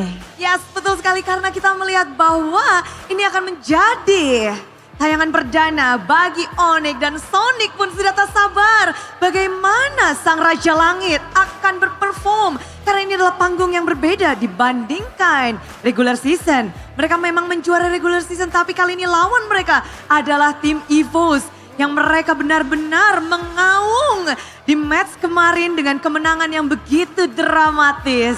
Betul sekali dan kita akan bisa melihat hari ini siapakah yang akan melaju ke babak berikutnya di upper bracket dan juga di lower bracket. Tapi Bude, sebelum kita melihat derby internasional kita kali ini, mungkin Alisa akan mengajak sedikit flashback di match yang pertama kita di hari kedua ini antara Alter Ego tadi melawan Bigetron. Kita semua tidak menyangka ya, mungkin kita bisa lihat poin 3-1 didapatkan oleh Alter Ego yang akhirnya membawa Alter Ego masuk ke upper bracket, di mana di play-in ini sebenarnya kita melihat mungkin prediksi beberapa caster juga memprediksi dari Bigetron karena Bigetron sendiri menduduki klasemen di posisi kedua tapi bisa dikalahkan oleh Alter Ego sendiri nih Bude. Ya, mereka udah punya slot upper bracket, mereka duduk manis namun ternyata di sini history kembali terulang di babak playoff. Alter Ego berhasil mengalahkan tim Bigetron. Walaupun season yang berbeda namun semangat dari Alter Ego di babak playoff begitu mengerikan. Tapi buat Bigetron tentu mereka gak akan sedih karena Bigetron akan berjuang di lower bracket. Dan kalau sekarang semuanya tentu bertanya-tanya bagaimana derby internasional akan berlangsung. EVOS pun punya modal yang sangat besar untuk bisa melawan tim ONIC hari ini. Betul sekali, walaupun ONIC adalah winner dari regular season kita, namun apapun bisa terjadi pastinya melihat dari history EVOS sendiri yang mewakili Indonesia di M1, apakah history tersebut akan kembali terukir di M7, Bude? Yap, semuanya tentu masih berharap-harap cemas karena 4 tim masih tersisa, 4 tim masih berjuang walaupun ada yang di upper bracket dan ada yang di lower bracket dan siapapun yang kalah di match ini akan turun berjuang di lower bracket. Yang menang akan bertahan di final lower bracket melawan tim Alter Ego. Dan kalau ngebahas tentang hari ini tentunya ramai sekali di Nice Pick 2 yang ada di sini, yang ada di festival, yang lagi nobar-nobar juga. Semuanya semangat kalian dan tentu saja semua ini tak lepas dari dukungan para super fans dan juga para sponsor dan partner. Karena MPL Indonesia 16 powered by Moonton. Supported by PBSI, dan kita juga punya presented by official turnamen smartphone Samsung Galaxy, official e-wallet, GoPay, official coffee, Good Day. And our partner in eSport ada Simpati, Dunia Games, Games Max, Good Times. Our advertisers ada Kacang Sukro dan Yoritos. And our suppliers ada Head and Shoulders, UBS Gold, Royal Guards, Imaginary, dan Kilafu. Iya, hari yang tentunya mendebarkan bagi Sonic yang udah berkumpul memenuhi Nice Pick 2. Bude penasaran nih bagaimana semangat dan sorak-sorai dari Sonic untuk ONIC. Oh lala. Bendera kuning dinaikkan. Merinding, ini bikin merinding. Sonic solid banget di sini. Kompak banget, luar biasa ya. Tapi EVOS fans jangan mau kalah, mana suaranya? Wow, semuanya tentu sudah tidak sabar Alisa. Semuanya berdebar-debar. Bagaimana perasaan Alisa melihat antusiasme dari semua superfans? Sama dengan Bude, merinding sekali rasa-rasanya. Mereka juga sama mendebarkannya, menantikan tim kesayangan mereka untuk bertanding. Dan di derby internasional ini kita nggak akan pernah tahu skor berapa yang akan didapatkan oleh masing-masing tim. Benar. Jadi mungkin mereka harus tetap mendukung ya Bude sampai akhir dari match ini. Siapkan suara kalian, siapkan semangat kalian. Karena inilah dia, derby internasional ONIC dan EVOS.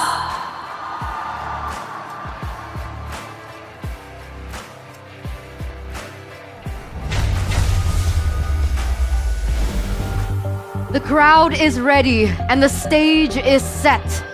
You can hear all the screams here at the venue in Jakarta, Indonesia. Nice to pick to, as both teams are walking in the venue on their way to the battle stations, awaiting the dream team, ONIC. And on the other side, as challengers, a team that is trying to retain and reclaim that legacy that was brought onto them from the first M World Championship from M1. The big question remains, after the success that they were able to build yesterday, will they be able to replicate the same today against the Dream Team? A team that has barely lost in the regular season, a team that everyone believes just needs to pick up the trophy at the very end of the day in ONIC. Ladies and gentlemen, boys and girls, welcome back to the playoffs here. Day number 2, match number 2 for the International Derby on the English broadcast with me once again, Etern, as your desk host, alongside with Mirko and Sheffin once again. Boys, we are hearing the crowd really roll in, especially for the Sonics. I think we're waiting a little bit more for the EVOS fans to come through, but I do believe they will come through because yesterday it was something. It was something. It was electrifying for sure. You know, they even had a banner, a tifo they raised up, better than Arsenal did in their home game against Real Madrid. And hey, I gotta give props to the Sonic fans because hey, a lot of people coming into this playoffs. I think a lot of the other people, other fans, you know, Oknum is what we call him in Indo, said you know some Sonic fans wouldn't come out. You know, they're online kind of fans, but they showed up today. Well, at least for me, if I were to be the MPL organizers, I would be filtering some of the ONIC fans, man. Just name 6 ONIC players. And 50% of them wouldn't be able to get in. Name how many? 6. That's too much. 3. Oh, okay. Okay. Let's take a little recap beforehand, though, before we get into our next matchup. Earlier on, we saw a 3-1 victory being claimed by Alter Ego, dropping BTR to the lower brackets. Yep. Which means Alter Ego has stepped forward to the upper brackets, and this is something that they have not achieved in quite some time. Now, for our next match, we'll answer the second team to make it to the upper brackets. Will it be the Yellow Porcupines in ONIC or the Sky Kings in ONIC, or will it be the White Tigers in EVOS? An obvious choice is ONIC. Yeah, normally I would say this is Hydrogen Bomb versus Coughing Baby, but the words of the street is someone else is actually coughing, which is Kyrie. Oh no. So that might be a worry that we need to be concerned about. Yeah. Obviously, EVOS might be celebrating right now. Oh, absolutely. It could be also momentum from yesterday, right? We saw how that also helped Alter Ego in the win against Bigatron. It looked like Bigatron needed a few games to get warmed up. They were looking so shaky, brawling randomly. It could also just be part of the strategy for them that just didn't work out. But again, EVOS, they went through 5 games in total against Dewa United. It looks like they were exposed for Erlan being a Granger merchant, for some of them being Tempo merchants, but I beg to differ. I think they have plenty. It's just we haven't gone to see it. Dewa yesterday always really prioritized the bans on CC2, and that's something that Erlan has used before. Something that, mind you, Skylar hasn't been able to perform on. So I would say when it comes to the fighter in the gold lane, I think Erlan should actually have more of a deep hero pool compared to Skylar.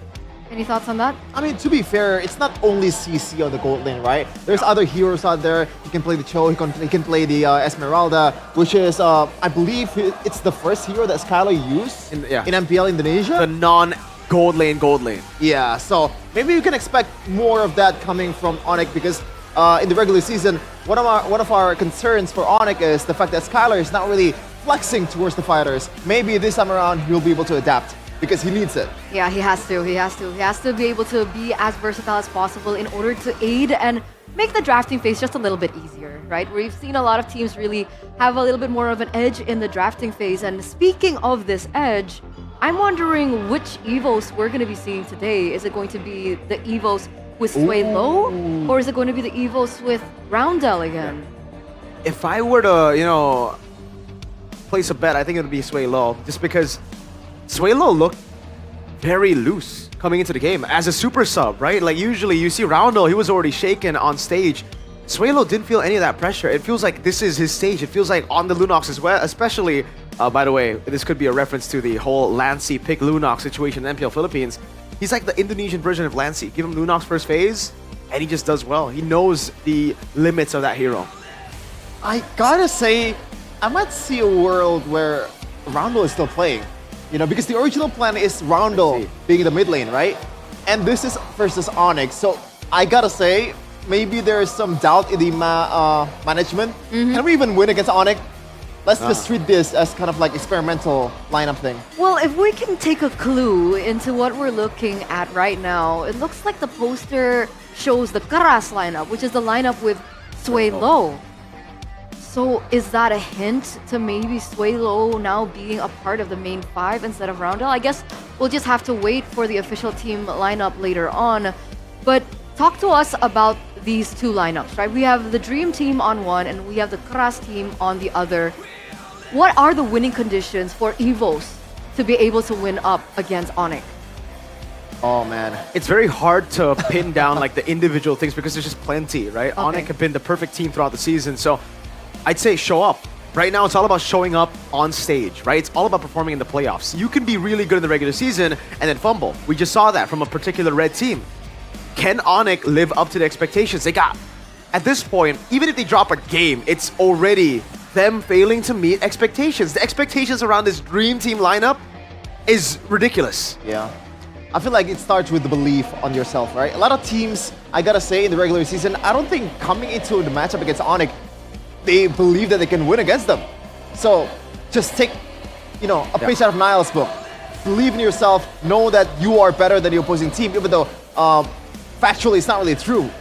And second one, I gotta say, Keyboy has been kind of like shaky in terms of like playing a pure front-to-back composition. It's not Keyboy. It's just the whole team of ONIC. I believe the first win that Alter Ego has achieved in the regular season in the first leg against ONIC was through forcing ONIC to play an honest front-to-back draft, where Keyboy's potential is limited, where Sans' potential is limited. So maybe they can use that to their advantage. Okay, that does make sense because technically in the regular season, two teams were able to beat them. You talked about Alter Ego and the other team being BTR. Yeah. Okay, how did BTR win that game? It's a mystery.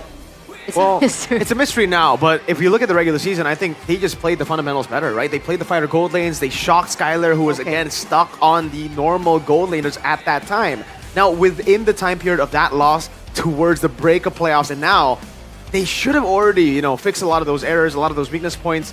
But the question is he comfortable enough to be able to perform on stage with those expectations? Now, that is what we need to really highlight, because will he perform? I think so. On this stage, in front of those people, in front of the millions watching who think ONIC already got the trophy, bit different. Are we talking about Skylar? Yeah. I mean, he has a lot of experience in his hand. I don't think it's really that much of a problem. He's a lot of experience on marksman, on gold lane picks. And he had his, what is that? The break period? Inactive period last season. I'm not sure if that's a problem for Skylar, even though he's forced to be on a fighter, man. I don't see that. Okay, but either or, to sum it all up, right? We're looking at two things that they can potentially punish from ONIC, which is what you mentioned was the front to back, and then the second being the comfortability and how well Skylar can excel on these fighters in the gold lane. We mentioned a little bit about Kyrie earlier, but we saw in the back rooms, he's smiling. He looked okay. It was good. So hopefully that sickness that he caught yesterday made him unable to pick up that trophy for first team jungler. He's okay. A complete reset now for ONIC. Because we're looking at potentially one of the craziest back-to-back and distinctions between two different junglers in Kyrie as well as in Albert, because both teams, both junglers have a lot of experience behind them as well. What are we expecting from this showdown? I think we're expecting a lot of stability from both sides. These two junglers are not really prone to make a lot of mistakes. They're always stable, they always play the A game in the regular season. These two are, for me, two S-tier junglers. Yes. No matter what, no matter how bad EVOS is playing in regular season, Albert is the one that performs. You see, like, oh, the gold cap is really not that high from Albert towards the opposing jungler, even though EVOS is losing by 10k gold lead. It's always like that for Albert. On the Lancelot, on the Ysun Shin, on every hero that he played, he always played brilliantly. But I think the main difference should be the teammates that he's playing with. Is it on par with Kyrie's? Yeah, it's the longevity as well from Albert and Kyrie. You know, they've been playing against each other for so long, with each other for a couple of seasons here when he was in ONIC. So they both understand each other too. That's the thing, right? They know how both of them, they know each other's dynamics. They know how they like to play. It just comes down to the rest of the team for Albert popping off together with him, because it's not like it's impossible for Albert to actually beat Kyrie. We got a glimpse of that. Actually, we got to see exactly that at M4 with a team that, again, it's debatable, but I'd say it was weaker than the ONIC star-studded lineup. He was able to win, getting third place at the M4 World Championship. Now we shift our focus onto the gold lane, a bit of a topic that we were discussing earlier on about Skylar. Now, Erlan, there's a distinct distinction in the data as well, 12 times total picks on his certain heroes, and then you have the other side with 3 times total picks with a 61% win rate. And the hero choices are a little bit similar but different. There's Obsidia for Erlan. What do you think about this Obsidia pick? I think that was a pick that they went for. Did they win against on the Obsidia? I honestly forgotten that. But even if they win or lose on the Obsidia, won or lost on the Obsidia, I don't think it's a proper playoff pick unless we see some really good picks on the other side that would be countered by the Obsidia. You know, like, it's very extremely situational. Yeah, honestly, I can see a world where Obsidia is being picked up against a Granger. I think we see a one-on-one matchup with Shiva actually not leading in gold. He is behind in gold by quite a lot towards the opposing airline, and he was able to almost solo kill him in the midst of multiple EVOS members. So maybe that can be used, but it is very conditional for me for the Obsidia. Yeah, for ONIC, man, I feel like, is it a reach for them to be able to, or to ban the Granger the first phase, just limit that outright, or is that too? That's a good question. Honestly, it makes sense, you know? After seeing yesterday's performance for Airline, it would be strange not to see the Granger respected. I don't think you want to ban it. Skylar plays a mean Granger. Deny it away. I guess. But if it's EVOS, EVOS wouldn't pick Granger first pick, right? Yeah, if you go away. Well, they haven't yet. Maybe they will. It's something that Aurora Philippines have done against CLPH in the upper bracket finals. Does that limit Skylar though? I think Skylar has plenty of heroes, other heroes that are still gold laner. Again, the big question for me right now is still, how will he perform on fighters? Because I know he's the best on marksman. He's up there with Iman on marksman. It's just, if there are no more choices in gold, like let's say the Granger gets picked up, the Herald gets banned out, can he perform to the normal Skylar level on a fighter? Maybe not, but to be honest, I don't think he needs to. With the fact that ONIC is just so dominating in the regular season. Mind you that until the end of week number 9, I believe, correct me if I'm wrong, Skylar has not picked up a single game MVP yet. Wow. I don't recall him actually picking one, you're right. That's crazy, right? Yeah. This is the gold laner that carried RRQ.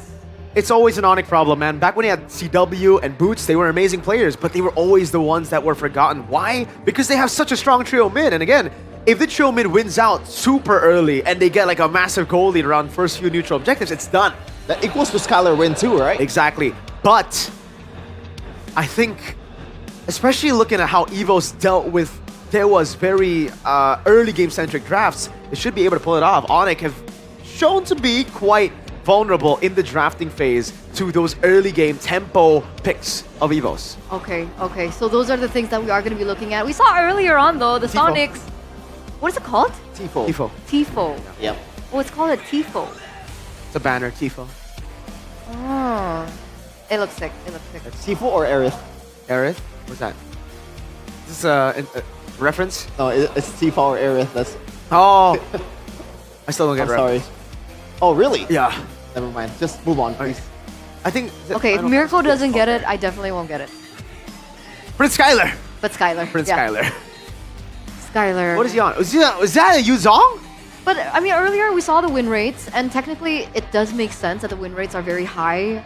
Skylar on the fight Yeah. because ONIC as a team have Only lost twice. they've been winning a whole lot. The Forgotten Tiger, though.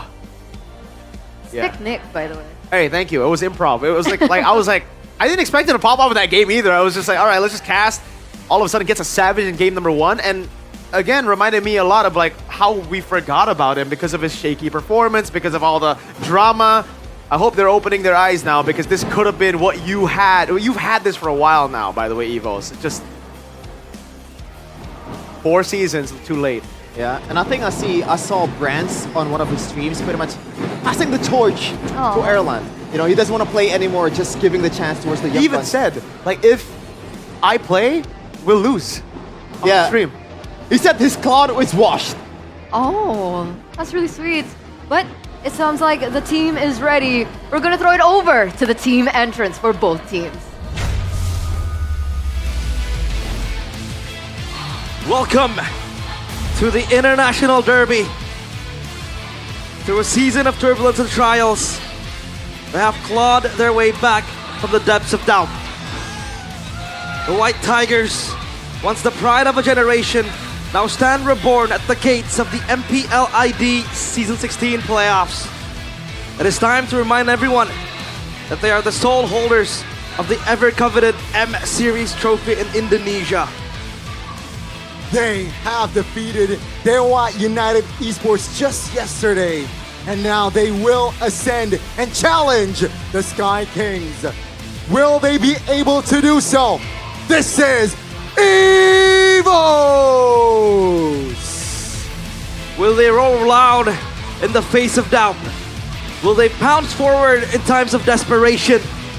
With the Forgotten Tiger now sharpening his claws, and the baby alien who defies human limits, it's time for EVOS to challenge the Sky Kings. And above the clouds, where greatness meets eternity, the Sky Kings reign unchallenged.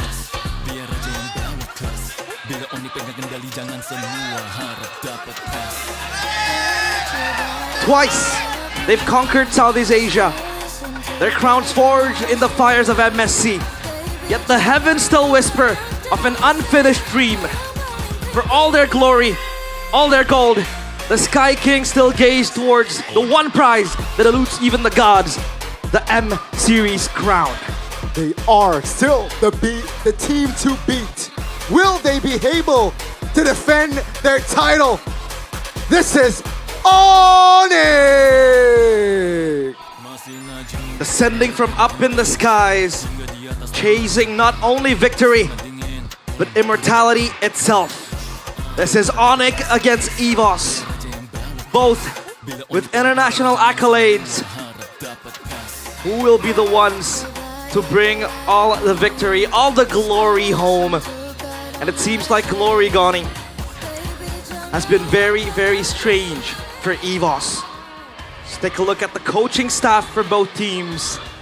The brains behind the operations, the masterminds crafting all the drafts and the strategies. From ONIC, it is Coach Ari and the CW. And for EVOS, it is Vin and Bravo.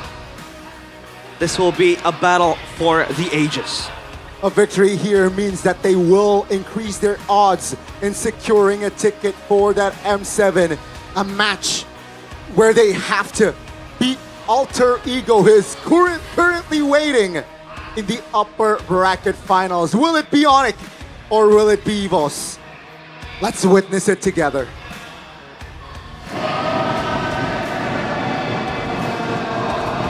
The International Derby shall commence here right now. And it looks like for the White Tigers, they have brought in Sway Low instead of Roundel to go head to head. We have one team with several MSC trophies behind them up against a team with the one and only M-Series trophy that MPL Indonesia holds. Big matchup, man. Again, if you look at it, Suelo, technically, Jevin, is 100% game rate here. 2 games he's played on the Lunox, 2 wins. Yeah, riding on the momentum I see for EVOS, and there's nothing wrong with that, right? If it works, why change the roster? Until it doesn't work, they change it again, because that's the EVOS way. That's the EVOS way. But do you think it's going to be as simple as, you know what, if Suelo's playing, let's take away Hell Lunox? No. I don't think it's going to be as simple as that, though, because Suelo does have a lot of heroes in his arsenal, and he actually plays a very mean Jusin. It's just strange how he didn't perform in the regular season, but all of a sudden he comes in clutch, and he's like, yeah, I got you. Performs on the big stage. It just goes to show you the different dynamics of players, right? They can do bad and scrims and low pressure situations, but all of a sudden they're the ones to pop off in the high intensity situations, and it's night and day for EVOS and ONIC. Those statistics, man, it was so good for ONIC. For EVOS, they're not doing bad in the unique heroes department. We've seen the glue roll, we've seen crazy picks from Vin. It's died down a bit. Like, even he, as a coach debuting the season, knows, all right, maybe I was pushing the bill a bit too far. One thing, though, is consistently good, and it's the Granger. 12-3. Brands, again, to go back to Brands, on stream said, he's probably the best Granger in Indonesia. And we have some good Grangers, man. Yeah. Interesting. I mean, I'm thinking about Arfi's performance on the Granger in the regular season, right? I'm thinking Eman, but Brand said he thinks he's the best, Erlan, on Granger. That's Mr. Fantastic right there. Or the other. Bombastic, yeah. Okay. Could be. But I mean, talking about these unique picks, we did see the glue earlier on, I believe, and then we saw the Dairos 0% win rate, the Nana 0% win rate. So do you agree with that statement earlier, Chef? And do you think that EVO should stick to what they're good at and not stray away from that box? Well, to be honest, when you look at the Nana game, I think there has to be some kind of fix here and there to make it work. Yep. It's not necessarily a bad pick, and that position, I think it's decent. I always say this, Nana is a one-on-one hero. Some mid laner can have the burst, some mid laner can have the CC, Nana have both. It's just you trade it off with the fact that Nana is super immobile, and also the fact that you play with a cycle. That makes sense. So, first pick selection is gonna go to ONIC, boys. Oh man. I don't know, because you know, last season or even 2 seasons ago, we were talking about side selection being super important in the drafting phase. Do you feel like then this season it's more 50-50 on red and blue? I think it's 100-100. Like, they've been phenomenal on both. But yeah, blue side does seem to be the better side for them compared to the red side. As compared to the time with Yeb. Yeb always likes red. Whether they're winning or losing, he will want to have the last and final say. Okay, let's take a look at the drafting phase now. With ONIC on blue side, this is the drafting phase for game number 1 presented to you by the official tournament smartphone Samsung Galaxy S25 FE. And you can hear the crowd going wild. Granger has actually been banned out by ONIC, taking it away from Erlan. That is very interesting. Usually, you saw the Yuzong after a Yusenshin pick, or maybe you want to just deny the opposing jungler to be able to get close to the objective, but this is a blind Yuzong pick. And to be honest, Tupi has been playing it phenomenally, as far as I remember. It's both, by the way. Like, the Lunox and the Granger, right? Like, they are really respecting that. But yeah, the Yuzong pick, blind Chefin, to add on to that, was usually combo with an Angela, and that doesn't look like what they're going for, although again, it could still be picked out later on. EVOS, is that a free Kacha Alice? I believe so. And Angela is banned too. Yeah, oh, okay, sorry. ONIC, are they going, or sorry, EVOS, are they going to go for the Lancelot or the Kacha now? That's a big question, right? The Lancelot is the better choice right now, just so that you can pick up a jungler, but knowing how versatile Albert is, you might just want to go and lean into the combo so that you can pick up whatever, Baksha, Fredrin, later on. Yeah, I think utility is still in... Oh, never mind, they pick Yuzong into a Yusung, not Yusung shit. I mixed that up. Opposite. They pick Yusung shit into a Yuzong and also Hayabusa. That is a bit ballsy from Vin here, but I guess Albert has been performing out of his mind on this pick as well. Huh. And now we enter the second phase. Kimmy gets banned out by the White Tigers. They're starting to limit here on Sans' hero pool, but Sans plays a lot. You know, technically ONIC has not shown too many heroes, but we know for a fact that they have it within their hero pool. I think at some point they were the team with the most amount of heroes used. I think that was like 3 seasons ago. Should be the Farsa pickup for Sans here if it's not banned out, right? It does look like it fits the bill. You're going to go up against Yusin in the lane and the Yusin Shin as well. You want to zone him, so you add more zoning on top of the Yuzan that you already picked up. And ONIC, they're denying away some of these prio mids. Again, EVOS, throughout the regular season, even throughout yesterday's games where they won, they like to control the early game. That tempo is always part of their game. And to be fair, right now, Kalea is still up as well. It is pretty good. I think it's pretty signature pick as well for Key. And the Grok too. Oh, sorry, Grok's banned out by Evo, so it'll be strange if ONIC decide to... Actually, never mind, it's not that strange, because the Gato's still up all the way to here. I mean, it's dangerous grass, so maybe you want to nail down the Hilda for EVOS here. I don't remember Key playing it, I believe. Yeah. But in this case, it does decent against a Hayabusa. We saw how Finn was able to deter the potential of Yazuke in the earlier matchup, even though at the end of the day, they lose out of the series. But Gatot Kacha is... Never mind, it's gonna be a Ruby. Huh. Yeah. They want to trade for it. So if EVOS go for the Kalea, ONIC go for the Gatot. But if EVOS go Gatot, now that's the question. What will ONIC go for? This looks too good to be true, the Gatot Kacha, no, right? Like, that should have been something that EVOS had to choose for the Yisun Shin or the Gatot in Red 3, but they get both. So the Alice Gatot plus the Yisun Shin and the Jusin, this is looking ultra meta. Yeah. And the Farsa, yeah, there you go. The Farsa is gonna get punished too from the potential AOG. And it's gonna be the Hilda for ONIC instead. Erlan, what are you gonna play for here? Is it gonna be the traditional marksman or a fighter? Should be... I think it should be a fighter. Lapu Lapu Cho? available. All right. Can he play the Cho? Time to show us, Erlan. What do you... He has not picked it up. No. What do you have? Aside from your Granger, aside from your CC, it's banned out. Lapu, Bane. Bane. Lapu Lapu would be good, I think. Against the Harith, Bane, technically, right? But Lapu Lapu is the safer option. If they want to go crazy, it's the Claude. Ooh. Good against the Harith. They go Esmeralda. You know what? I'm kind of rocking with that. Against the Harith, it's a proper lane. It's a counter matchup. All right. Very aggressive compositions from both teams. Let's see how things open up as they throw it over to our casters.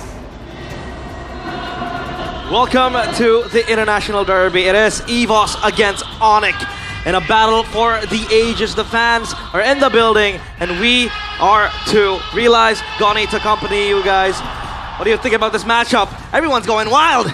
Everyone is going wild, and for a good reason. Realize, remember, momentum is everything, and if EVOS gets game one with that sort of composition, that's gonna be big. But they are going up against the Sky Kings. Remember, folks, the winner here will advance to the upper bracket finals, where they will meet Alter Ego. Loser Smash them. faces up against the Red Robots Megatron in the lower brackets. High stakes match. If you win, you are one game or one series away from M7. And if you lose, you're gonna face the big boys in the Red Robot suit. Megatron by Vitality. To the veterans, it is a timeless rivalry. Albert, Kyrie, they have been together for quite some time in ONIC, but Albert has been shifting to the marksman, role, and now he has center stage as the baby alien, the jungler for EVOS. And ONIC, I do agree with our panelists, they are playing a ballsy, I'd say, sort of composition where they give away a lot of things, and even Keyboy with the flicker, that's a resource spent from ONIC. Emblems by GamesMax. Nothing too particular, maybe only Esmeralda with the Festival of Blood to get extra sustain. They want to fight in mid. Yeah, that's a big taunt. That's going to be Sans forced to use the flicker there. Key is still holding on. Pops to revitalize, and now Keyboy, they know that they have no flicker. And Sway Low will secure that knock up and Keyboy will be taken down by Key. It's gonna be the kill towards Key. So it could have gone worse for ONIC. Number one, it's only Keyboy who dies.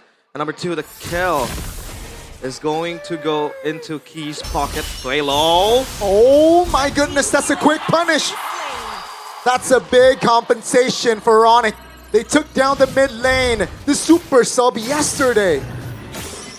It feels like it's a roundel hero with the juice in. And now Suelo has to play it. They outright banned away two of the strongest EVOS heroes yesterday. It was the Granger and the Lunox, the comfort picks, the go-to picks for both Adelan and Suelo. So now they have to compensate with the juice in, and even the Esmeralda in the hands of Adelan. Gonna go for a gank down bottom. Rendy has to be careful. Just need want a spell here being thrown out by Rendy, but ONIC not enough kit just yet. The turtle is up here.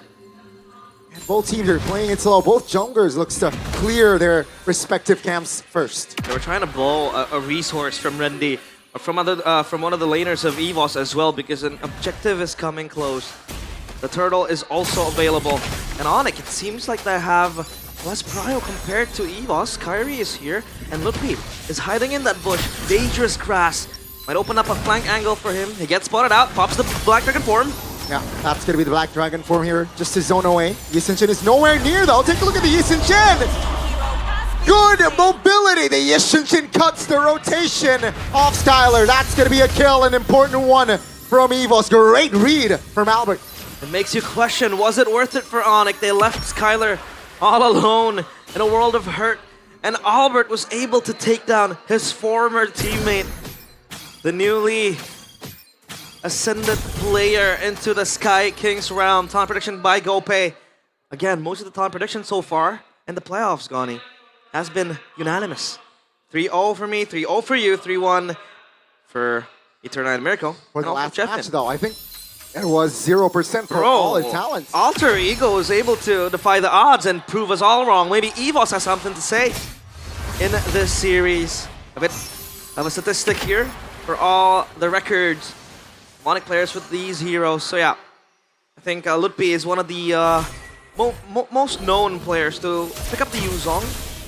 4 wins, 1 loss. EVOS though, 7 wins and 5 losses for Albert in the Yi Sun-shin. Now, come into a rather moving away from the laning phase. It seems like EVOS are always going to exert pressure again with the Gatot Kacha Alice. It seems like ONIC are giving them away, I'd say, a game plan on a silver platter, because we saw that yesterday. That Alice Gatot Kacha combo is so intense with the Thorn of the Ruin, and then you could just stack it up with the AOG, with a Mountain Shocker too. So there's a lot of controls coming in from EVOS. ONIC needs to find a counterplay for this because they are quite susceptible to it. I mean, sure, Skylar is a Harith after all. Sans with the Wings by Wings to kind of, bob and weave away from the pressure. It seems like ONIC are now, to be honest, quite on a back foot with EVOS taking over all the kills, and now it will come down to the second objective. Yeah, the setup here. EVOS is slowly controlling the mid bush, and Sans knows it. EVOS already 4 members is in the mid lane. With Harith clearing top, I think that's already like enough information that okay, let's go and go for the mid lane or the turtle lane prio. There you go, ONIC now commits with 5 members. Esmeralda is not far behind. Key and Lutpi facing off with each other. That's Keyboy though, jumping. Oh my goodness, the damage is there, but take a look at the burst damage from EVOS. Enough to burst Kyrie down almost. Shadow kill forcibly. Look at Lutpi. Oh! 3-man immobilization. Albert finds the connection, and that will be Skylar trying to deal damage. Not enough just yet though, but EVOS, what a fight. Call me a Granger merchant once more, I dare you. Adelan shouts at them. Perfect falling star moon. But man, that could have been even better for EVOS if they had the damage to follow that up. Thankfully though, they still get the turtle and a kill towards Lutpi. With a 1.1k gold lead, EVOS are the ones dictating this early game. And again, ONIC, what kind of setup are we gonna ask from them? Lutpi, AOG! AOG taunted, no BDF right now. They will be able to get the clear though, as Keyboy looks for an angle, doesn't really find the connection just yet. But man, what a call to fight right there. And again, the falling Star Moon lands, and Mount Shocker was there as well, and EVOS, they're slightly ahead. That's the thing, Donnie. They have so much setup for the Mountain Shocker. It was the Alice ult earlier on, plus the AOG, and then you have a falling Star Moon on top of that. And this Esmeralda is having, I'd say a beautiful time against the Hereth, especially on how Esmeralda very good against shields, and yeah, so far ONIC still puzzled on what they have to do. They have team fight presence, yes. Again, the feather airstrike. You have the shadow kill too, and Lutpi. Again, the punching bag with the Black Dragon form. So much options, but so far it's EVOS who are relentless. Key is invading the territory, the jungle of ONIC. So you can, again, EVOS are making ONIC uncomfortable. This is what the teams have to do up against ONIC. You can't give them space and time to do whatever they want. You have to challenge them, and EVOS are doing just that. So far, so good though for the White Tigers here, as they look to apply pressure now towards the top lane, especially with the neutral objective. But take a look at 3 members here in the bush. Keyboy will face check. That's gonna be taunt. AOT Kyrie will not be able to escape that one. Great connection. What a call again from the White Tigers. And that sets them up for the third turtle. And their airstrike. Oh no. Oh no. Lutpi will be taken down. They will defend their mid turret though, but that's a free lord for the White Tigers. It's a free lord for them. Oh, Skylar. What is he doing? Wow, what is this call? Skylar now jumping in! It's 1-for-1! Skylar v. Albert. Skylar now looking for an escape, doesn't find it as her launch connects it. That's gonna be Kyrie jumping in! Sans collects the double, and take a look at Erlan, who will not be able to hold on pressure. That's a triple for Gila Sans. The Crown Prince ascends to the skies and goes in all alone on a mission to save the Sky King. Suelo! Finds the connection, but not enough damage to deal more. They will take Kai though, and that will delay the Lord take, so W Suelo. W Suelo, indeed. That is a very good way to stall Onyx Lord. They took down Kyrie, rather. Suelo set his eyes set on Kyrie, and was able to at least now dissuade ONIC from taking this Lord because they don't have the Retribution. Plus EVOS are now completely spawned. So Keyboy, I think the angle that ONIC has is also to utilize Keyboy to look for angles in this dangerous grass. Our panel mentioned it, that this dangerous grass map kind of favors the Hilda too. You have map control somewhere in between. But again, the setup is just not as hard locking as what EVOS have. The Yuzong with the Petrify, and that's it. I mean, yeah.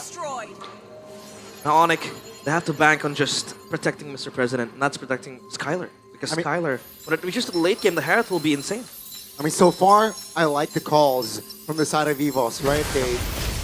I think most of the fight, I think they were able to have the advantage, and now with the Lord up here, Albert is level 14, Kyrie level 12. With the feather airstrike popped, I think EVOS now has an angle. Kai though jumps in, Suelo, Crimson Beacon towards the back.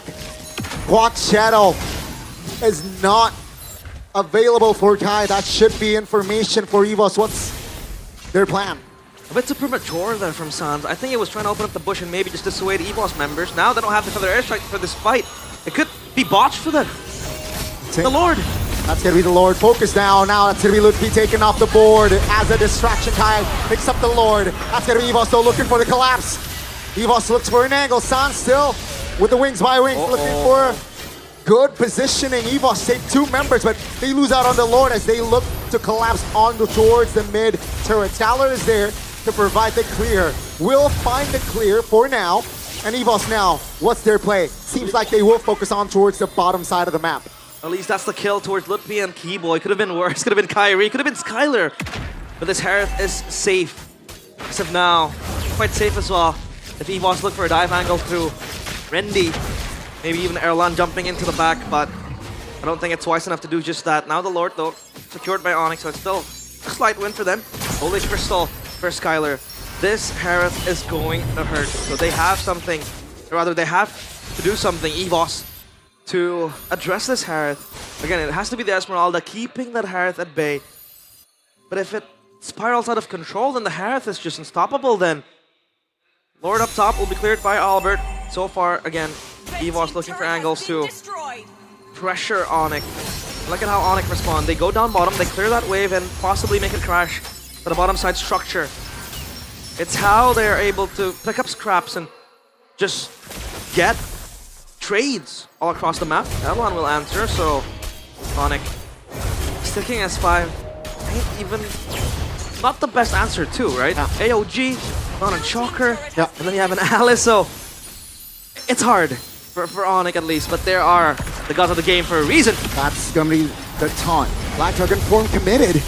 Oh, Revitalized King will not be able to survive that. 1-5v4 now. Take a look at the back. Litpi trying to hold off two members now with the reposition.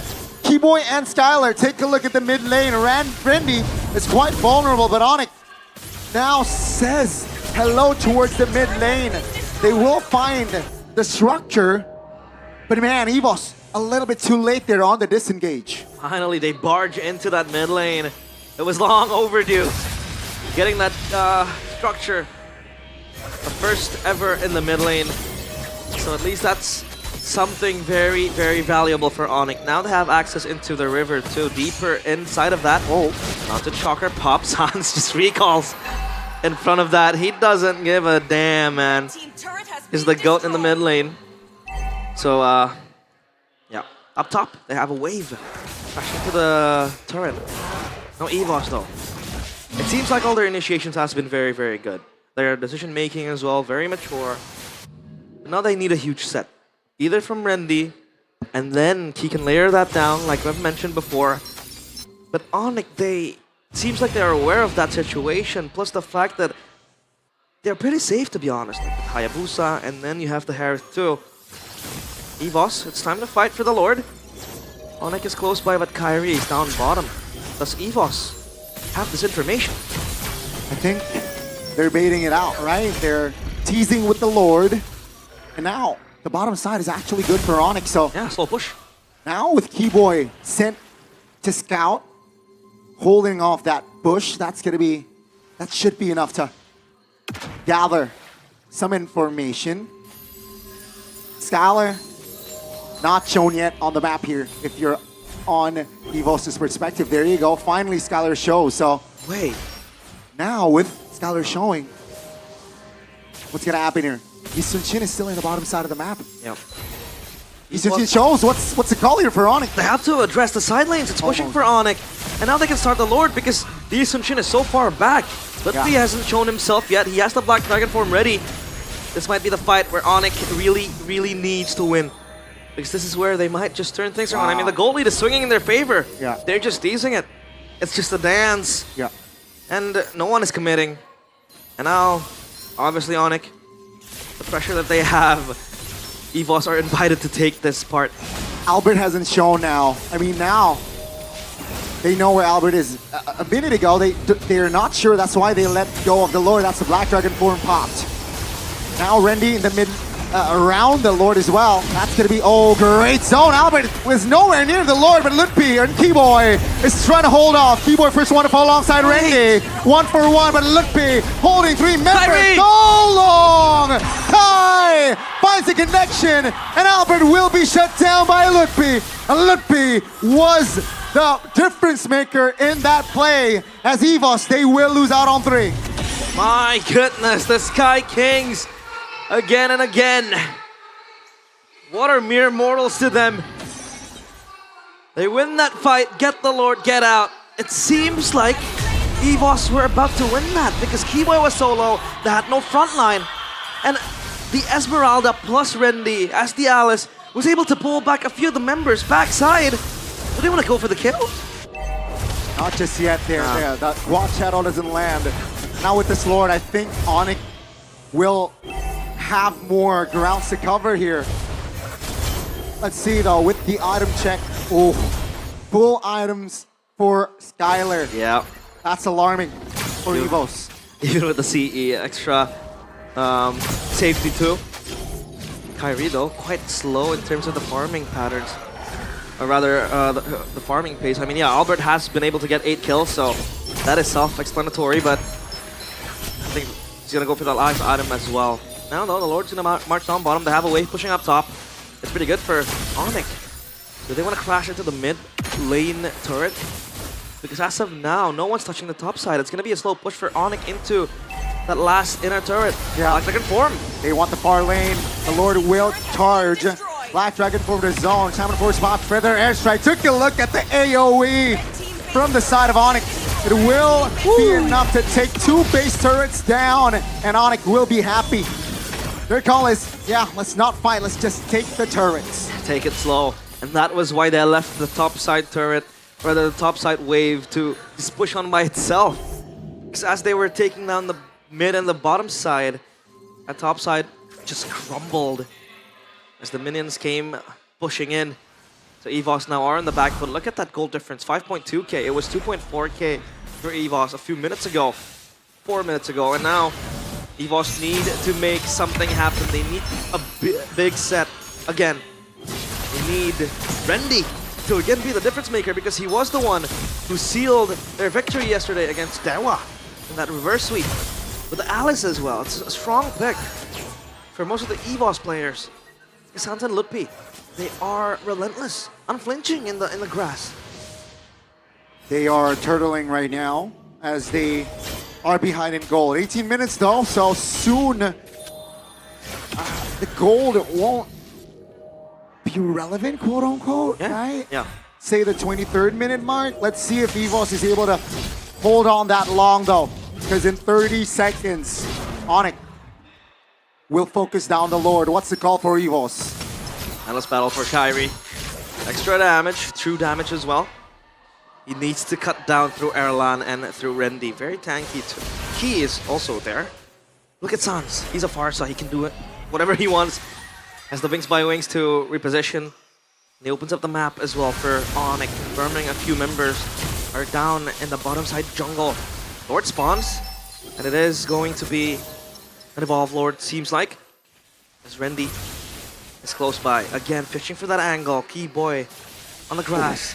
He might catch Sway low, but Sway low has the lantern. Rendy is chunked down to half HP, but he can heal. Oh, take a look at the mid lane. Skylar in trouble, but take a look at the peel on it now. They want for an angle.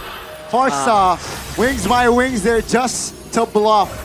And at least Albert is able to keep the distance. That's going to be info though. No, Yisun Chin. Oh no, that's the winner crown pops. Rendy now in the back. That's going to be Swaylo repositioning Black Dragon forward. And the Petrify will lock Swaylo down. That's a pierce dive. That's going to be 2 members off the board. Rendy out. Erlan will not be able to be taken down just yet as Albert is clearing their main base. 2 members off the board. That's green light for ONIC to take the Lord. The minion was also pushing in the mid lane, and this Lord is free for ONIC to take. Everything is theirs. And even Keyboy and Sans are contemplating on possibly going for another assassination, but that was perfect. Look at Sans! They're looking for the end. Last baser is taken down. Feather airstrike deployed. Key now receiving a lot of hits. Key taken down. Just 2 members now defending. Swaylo will be up in 5. Erlan trying to hold on. But the immortality, will it be enough as Erlan will be taken down by Skylar. Now take a look at the base as ONIC in the International Derby will claim and secure Game 1. A beautiful comeback from what was a very promising early game from EVOS. For a moment we thought they might be the ones to take down the Sky Kings. For a moment we thought they might shake this building off. But ONIC again proving that they are the Sky Kings. That they are on a quest of immortality.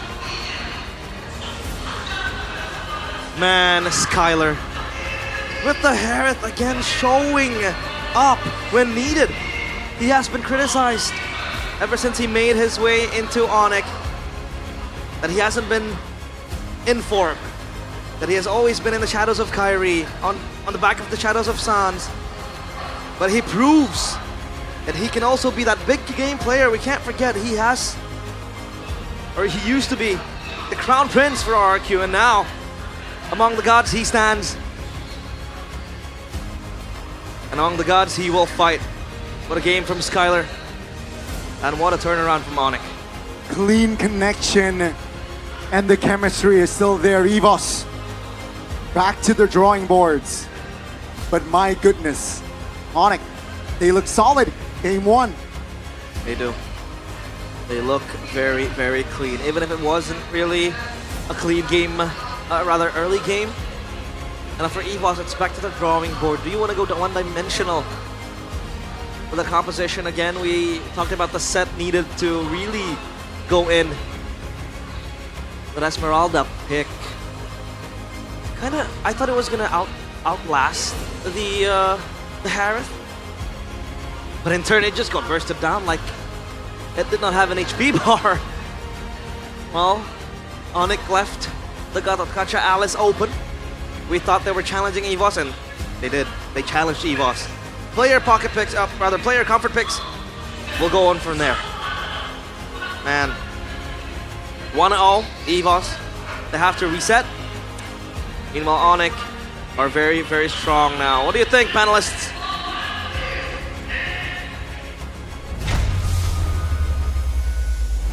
What a game by the Sky Kings for game number 1 to open things out in the International Derby. It looks like ONIC really have their eye on the prize, man. They want that upper bracket, but obviously it's still the first game in a best of 5. We've seen results go either way despite the momentum of a game number 1.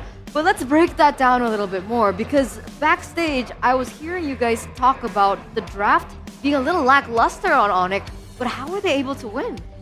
Pure mechanics. They're just better. Individual, yeah, they're just better. This is what ONIC is all about ever since season 11. Yep, drafted some sketchy drafts. Somehow they still win 10k gold lane. Doesn't matter at all. This is the case. The hill that's gonna fall off in the late game. Somehow they won. You know, it's comfort over meta, and if you have players like that, like I went back to the town room. I was like, me, KB, you were like, Radit was there as well. We were like, okay. Ray's boy asked me, if you look at both teams, just without the nicknames, who do you think has a better draft? I'm like, right side, EVOS. And he's like, yeah. And I'm like, but the thing is, there are names on each of those picks, and that's why you can never count ONIC out, man. Even though it looked like it was kind of like, I mean, Lord number 1, it looked really bad for them. Skylar comes in, and that's the thing, right? The trio mid has been so good in the regular season. They won so hard in the early game that they've never needed Skylar. But when you need Skylar, and when he's not on a fighter, he's still that top clutch marksman. That's why they chose him over Savero. He can be the guy to be like, yo, guys, I got you. And this is the play right here that you see on your screen. Yeah. He's like, don't worry, guys. I understand. I know when to go in. And he has the ego to do it. And shout out to Slutpi as well. Speaking about actor, he is absolutely insane. Just nailing down on Albert, on Swillow, to the backline of EVOS. He is doing his job as usual perfectly, especially in the mid game to the late game. Early game, not so much. He's losing out on the lane against Randy, but it is to be expected in a way. But yeah, he rises up to the occasion with the Black Dragon forms. And that's why it looks like Skylar will be given the player of the game here for game number 1, presented by the official tournament smartphone Samsung Galaxy S25 FE on the Harith. We were talking about his conventional picks. He goes in with a Harith. Sure, it's not a marksman, but it's definitely a hero that we've seen him be very comfortable on and definitely perform on as well. Yeah, conventional pick, does really well. And on the point of Lutfi, I do want to talk about it, right? Because I don't think he's up there when it comes to just like XP in general, because he's just a filler guy. But on the Yuzong, clearly he is the best in Indonesia. There's no other Yuzong in Indonesia that we could be like, oh man, that's a scary pick. And that's why ONIC felt so comfortable first picking it. Yuzong has been super overrated, I'll be honest with you. I think out of all the picks you have in the meta, over the CC even, Yuzong is ultra overrated because you need to have a skilled player behind it. Sanford played it, made it look OP. Yeah. And then now you see the Indo, you see Shogun pick it up, you see Day 1 people pick it up, and you're like, why is it so good? And then Lutfi's like, because of the user. I mean, to add to that point, it's a hero that relies on a cycle. So it's not just you. Yes. It's the whole team. How to utilize that window when you pop the Black Dragon form perfectly. And in this case, it looks catchy in the first, like, maybe 3 or 4 fights. But it looks really, really good once you get to the late game. Because at the very end, we saw a little team fight on the top side of the map. And that was a make it or break it moment. And man, that was all Yuzong. That was all Lutfi on the Yuzong as well. Here it is, man. It looks so good for EVOS up until Skylar said, nah. And what a way to secure your first ever MVP in an ONIC jersey, right? In the playoff! In the first game that they played! Season 16! The MPL arena roared at that play. For both sides, by the way. Like, well, yeah, obviously for ONIC, when they made plays, but EVOS fans are in the building as well. And there are just so many really good moments. I just gotta say, this is probably our first real game of MLBB in the playoffs. And I'm glad to see it here. Oh, man. And I think, I gotta say too, ONIC, the fact that they were enabled to make this comeback is also because of the fact that EVOS is not really playing their A game in the late game. They're not safe. Suelo, time to time, he's overextending a little bit. Yeah. And I can kind of understand that. He's up against a Hayabusa, which can cover a lot of ground. Sometimes he just catches you off guard. Like this time around, Lutfi, it's just going through your face and do as much damage as he wants to. As long as he's locking him down and also locks in the Petrify towards the perfect target, it is a sure kill, whether it's Albert or Suelo. It must be so frustrating. It is. It's extremely frustrating. And the thing is, we can go back and talk about, yeah, ONIC were much better. But they're not just better individually in terms of mechanics. They're better individually in terms of understanding what to do and having the confidence to do what they want to do. See, if you look at EVOS early on, how were they able to get so much success? They weren't scared. They were so open, so brave to make these big plays happen. To dive in, Randy, Suelo as well, flickering in to get the first blood, right? Little things like this. But once you get to the mid to late game, once you see ONIC start doing a bit of damage, EVOS, even with their battle spells, they are so afraid to dive. They're so afraid to punish these small mistakes. They got hit by the ONIC name debuff, man. Yeah. But there's definitely potential there, right? This was a 20-minute game. This is one of the longer games that we've seen here in the playoffs, where everyone else had, a 13, 14, 15-minute game on average. Finally, 20. So there's potential there. There's a potential for EVOS. It looked like they really put up a fight. And how do they adjust from this, though? Because technically, you guys mentioned, even ONIC having the lesser draft, they were still able to win it. So what do EVOS do moving forward from this point? Less hesitation, I gotta say. Yes. Even though, to be fair, I think there are some occasions where EVOS, they think that ONIC's winning condition is just to bait out EVOS's resources first, because it's a Hilda comp. You cannot pull the trigger first. You have to somehow bait out the resources from EVOS and strike back. And that's why EVOS was so hesitant in the late game. But nonetheless, you have to go for it, man. If you want to go for this kind of composition, which, in a way, some of the heroes falls off in the late game, right? Exactly. The Alice, Esmeralda in a way too, and on the other side you have Skylar, which has proven himself time to time to be that clutch guy. So you don't want to gamble on a late game Harith. That's why for EVOS, it's all about how brave they can be in the late game, because when they have the battle spells, that's actually the time for you to bait out those resources. Yes, you will lose out on some battle spells, but that is the risk you have to take if you want to beat an ONIC that are playing in form like this, Sans recalling in your face, as long as you bait out the Feather Airstrike, bait out the Zaman Force, you will still have a winning angle. And I think EVOS forgot about that. And I think that's also what Albert was saying to the boys right after the game ended. You saw them have a little bit of an argument there. I think he was saying to Erlan specifically, who's not on a comfort pick. We know him to play fighters. Yes, he can get, good on his signature fighters like the CC, but on the Esmeralda, this is his debut. Yeah. And you can clearly see how it's impacted him. He's not able to make those clutch plays that he was able to on the Granger, on other picks that we've seen before in the regular season as well. So I think right now for EVOS, to really push him to finally show his potential again, you gotta put him on a comfort pick. And that might not be through playing the meta. It might be through what ONIC are doing. You get those comfort picks early, you put everyone on a signature, and you just battle it out. That's why we were discussing about Erlan's last pick there, where the Esmeralda came in. Maybe the Lapu Lapu was an option that he could have gone for. But Esmeralda, why do you think the Esmeralda, was it the better pick in that composition? Yeah. On paper, against Harith, obviously the shields and all that. And really the only thing that you have to worry about is the Harith. That's the only real source of damage dealing that is consistent towards the Esmeralda. Farsa, you can just juggle around the feather airstrike, Hayabusa. Normally, as a Hayabusa, you don't want to go to the Esmeralda himself or herself because that would be stupid. You know, so that's why I think it is a good pick in a way, but also for Airline, maybe not so much. Fits the comp, fits the meta, doesn't fit the player. I mean, they tried it. It didn't work out for them in that first game. So execution, I think, is one of the main highlights, and the hesitation as well for EVOS as they move forward to the next game, going back to the drawing board.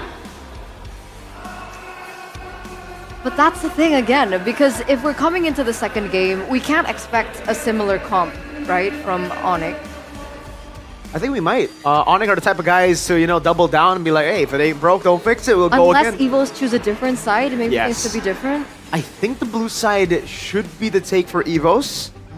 That was, I believe, also how they got the Granger yesterday. Or was it on red? I do not remember.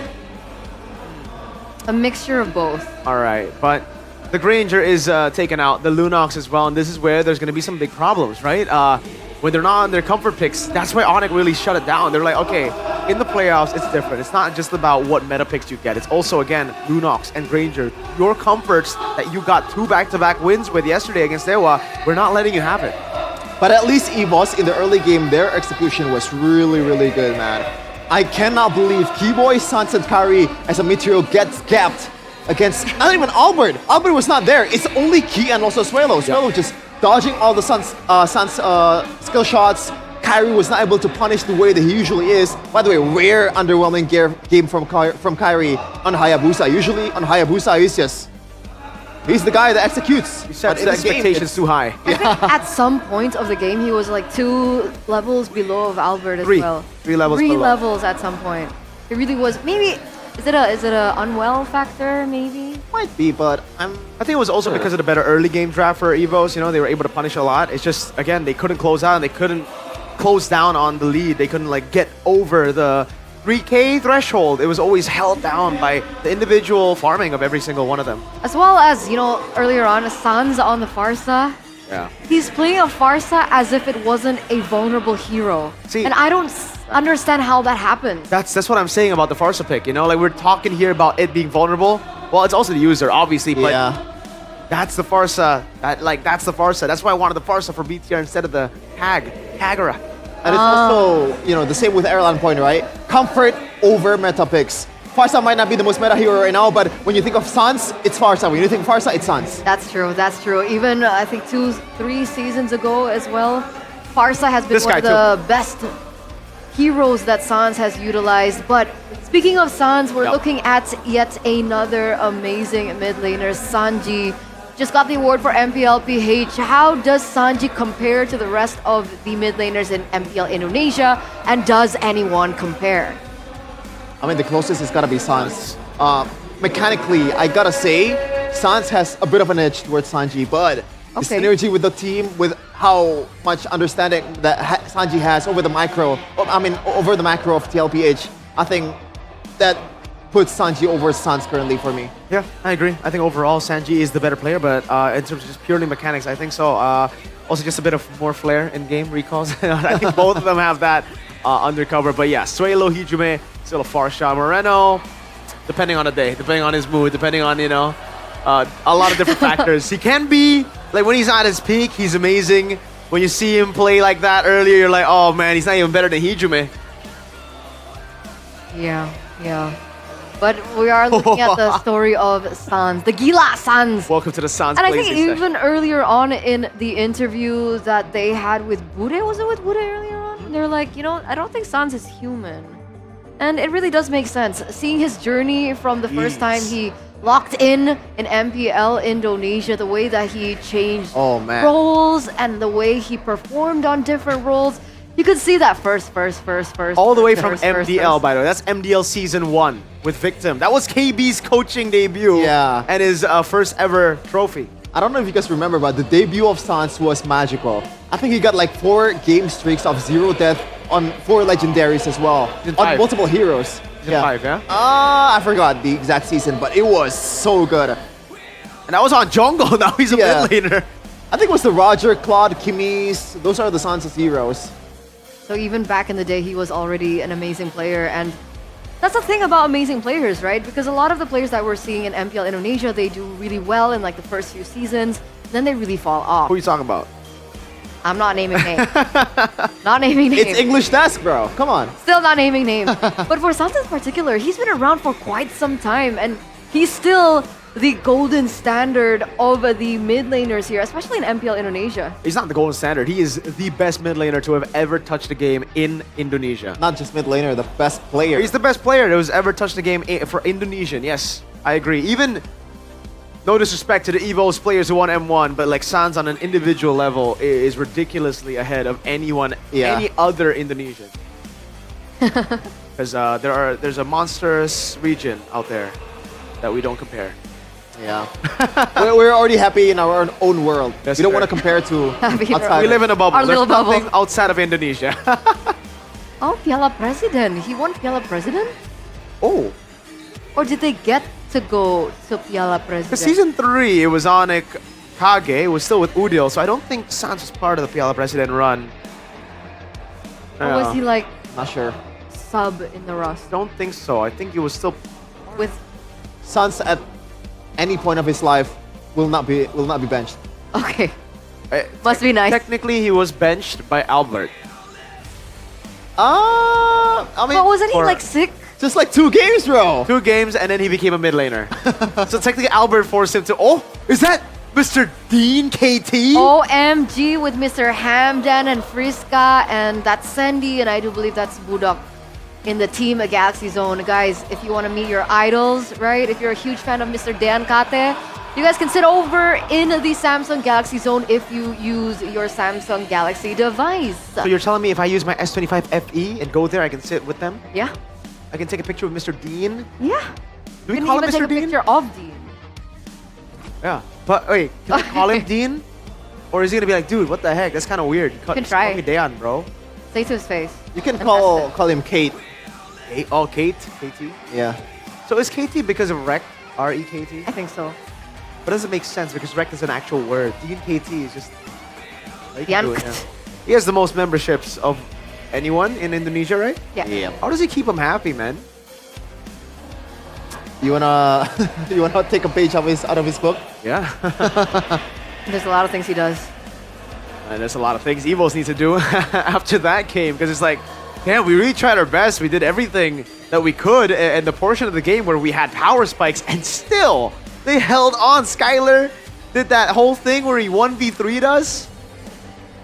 So lane swap? I don't know. Side You swap? want a lane swap? How do you lane swap? Yeah, that's actually a good question. I mean, like side swap. Oh, okay. Ah, okay. That makes more. Okay, side swap. It's like lane swap. Man, they're playing like they're serious. They're playing like they want to make it to M7, and okay, as expected, they do go on blue side. But I believe how difficult do ONIC still ban Lunox and Granger? Now that's the question. Do they still ban Lunox Granger? I think so. Like, is there a particular priority ban that you need to ban from red side in this meta? Not really, In the right? playoffs, no. In the playoffs, no. It's all about respect. It's all about like Exactly. the opposing comfort. So they should still be able to ban it out. Yeah, that's true. Yeah, you don't Or ban Annie anymore. Is Oh, this maybe an Adi ego thing? Dude, there was no ego in game 1. I don't think I mean, so, for bro. game 2. Bro, and I think Let's a little bring bird with a rolly and is a Filipino told me that CW is doing the drafts. That's pretty cool. Or rather, has the final say, because they all do drafts. Okay. But do they do expanding rivers? I think they do anything. Okay. Yeah, they're happy. They go always. Always, man. In rivers, in clouds, in broken things. Bushes. Yeah, especially bushes. They Or love brushes, like Leo calls them. Brushes. Leo hates Valentina, by the way. He wants to beat Valentina up. He in likes game. Bane. He likes Bane. He loves Bane. He Young plays professional. Beyblade. Oh. Yes, sir. CC first pick. Oh, there you go. There you go. Okay. So Lunox Stranger, they're still banned out. Yeah, that Even ain't on red side. that ain't stopping anytime soon. Yuzong gets banned out too, though, by Evo. So at least they've taken something out. But the Arlet is up for grabs. They will go with Aerith. Hayabusa, bro. Whoa. Bro, it's pure comfort. Listen. But yes, there's a combo there. But what's that combo gonna do against a better team? That's what ONIC is thinking right now. That's such a privilege, man. It is. It is a ridiculous privilege, and it's the privilege that Coach Adi, CW, and Coach Greed have to play with. Eterna can relate to that. Oh yeah, and Wolf. Yeah. Again with this. So what's gonna be the plan here for EVOS? I mean, it worked out. He actually played a good game in the early to mid game. Late game, I guess it's still pretty decent. He got baited a couple of times, but it has to be Kacha, right? You don't want to give out that Gato towards ONIC. How prior was the YSS for Albert? At this point, without the Yuzhong too, why not? No, not even. Oh, okay, so they go for a very, very different approach. They go for the Eve. Interesting. And the box. I mean, it's a comfort pick for Suelo, right? Suelo loved the Eve back when he was in Rebellion as well. Yeah, that's true. So they will ban out Sans, and that's why, by the way, last game I wanted the Farsa to be banned over the Eve. They banned out Eve instead of the Farsa. I think you can deal with the Eve when Sans can't move like that, you know? But when he can move like that, he's gonna use it to not only deal damage to you in the game, but also mentally. And also, I think Sans has kind of a beef with Eve too. Yeah. Hey, he lost the M5 World Championship thinking Eve in Game 7. By the way, why the Franco ban? Just the initial combo with the Baksha. Because that's an automatic pickoff. Yep. It's so cheesy and you have to ban it, like it or not. And finally, we see Baksha Prio, right? But the thing is, ONIC, it seems like they're not playing with the comps that they have in the first phase. They don't feel like they're playing against a Baksha. They just completely ignore that. So maybe we have a mid laner that can punish that? I don't think so. Yeah. I think they're... Oh, they banned a Helker. That's pretty good. By the way, Kimmy is open. Against the Baksha, usually you don't want to ban the Kimmy. It would be strange if they do. Because I think out of all the mid laners right now, they should be a bit happier going up against Kimmy than the others, right? I would much rather have the Farsa banned out still. For me, if I were EVOS, I would just ban out another roamer or maybe like other heroes Kalea? that dive towards Suelo, because that's been the problem, right? Suelo getting picked up quite a bit of times. Brock is banned. Hilda is banned. Kalea. Okay, yeah, Lead. I like the Okay. Farsa ban. Really like the Farsa ban. ONIC can still go Kalea, yes, but the Gato Kacha is still up for grab. But again, by the way, ONIC have not cared about the Gato Alice combo and now the CC Gato combo. Like they're saying to Key, go for it, dude. You want to bring back the Cho? Oh, they go juice in first. I can't believe that was open all the way, but looking at the matchup and how the E was pried early, makes sense. Now let's see if Sans can win in this matchup, because so far Hijume has been showing levels to every juice in. Claude? For? Erlan. For EVOS. Claude is actually not bad against the Harith, against the Lapu Lapu, but the juice-ins Oh, do you want to Esmeralda again? Whoa, Baksha roam. So it should be with this CC goal, and then they go XP lane. If they want to be honest, super honest front to back, Esmeralda would be good. Wait, actually, Esme is ridiculous.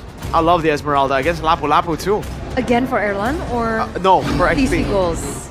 Oh, Alice. okay, they are just gonna pick Rendy, the Alice 24/7. Oh man. Now I'm not a fan of the Baksha. I guess against a Jushin, it's a bit easier to punish. And you don't really have that initial combo with the Baksha, right? Normally you want to have some kind of burst damage to pair off with a sealed unity, but you don't have that here. Coach Ari, do you want to go for comfort again? Bring back the Cho, please.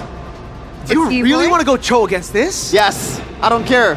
You said comfort over meta. But not like that, you know? Like, they still need some solid fundamentals. Yes, comfort over meta, but it's not just like, oh, let's go Cho, and then Ling, and then Beatrix. No, they go Khalid. I think this is the same case. I like EVOS' draft better. I agree. It's if you close out the names, EVOS have won twice in the draft, but you see the names and you're like, dang, it's ONIC. So EVOS with the better draft again for game number 2 as we're inching closer and closer to match point. Can ONIC get it done? Casters, take us to game number 2. It is game 2 of ONIC against EVOS still. in the International Derby. ONIC showing levels to this game, but it feels like the drafts has always been won by EVOS, and I feel like our panelists share the same feeling. Let's see. It's gonna be round 2 between ONIC and EVOS. International Derby, Lana Dawn. Will ONIC double their lead right here? Or perhaps you might see EVOS equalize in this best of 5. So we saw EVOS pick up the Baxia, and we thought it was gonna go jungle, right? A lot of control, obviously, with the Baxia, quick rotations as well. But it ends up being a roam Baxia. Still comfort for Albert with the Yisun Shin. And then Rendy. An Alice Merchant, or rather, spamming the Alice 24/7. Feels like, again, comfortability is #1. Emblems by Games Max. Gusset Blast for the Baxia. Shirley, rotational plays, helping clear the wave too.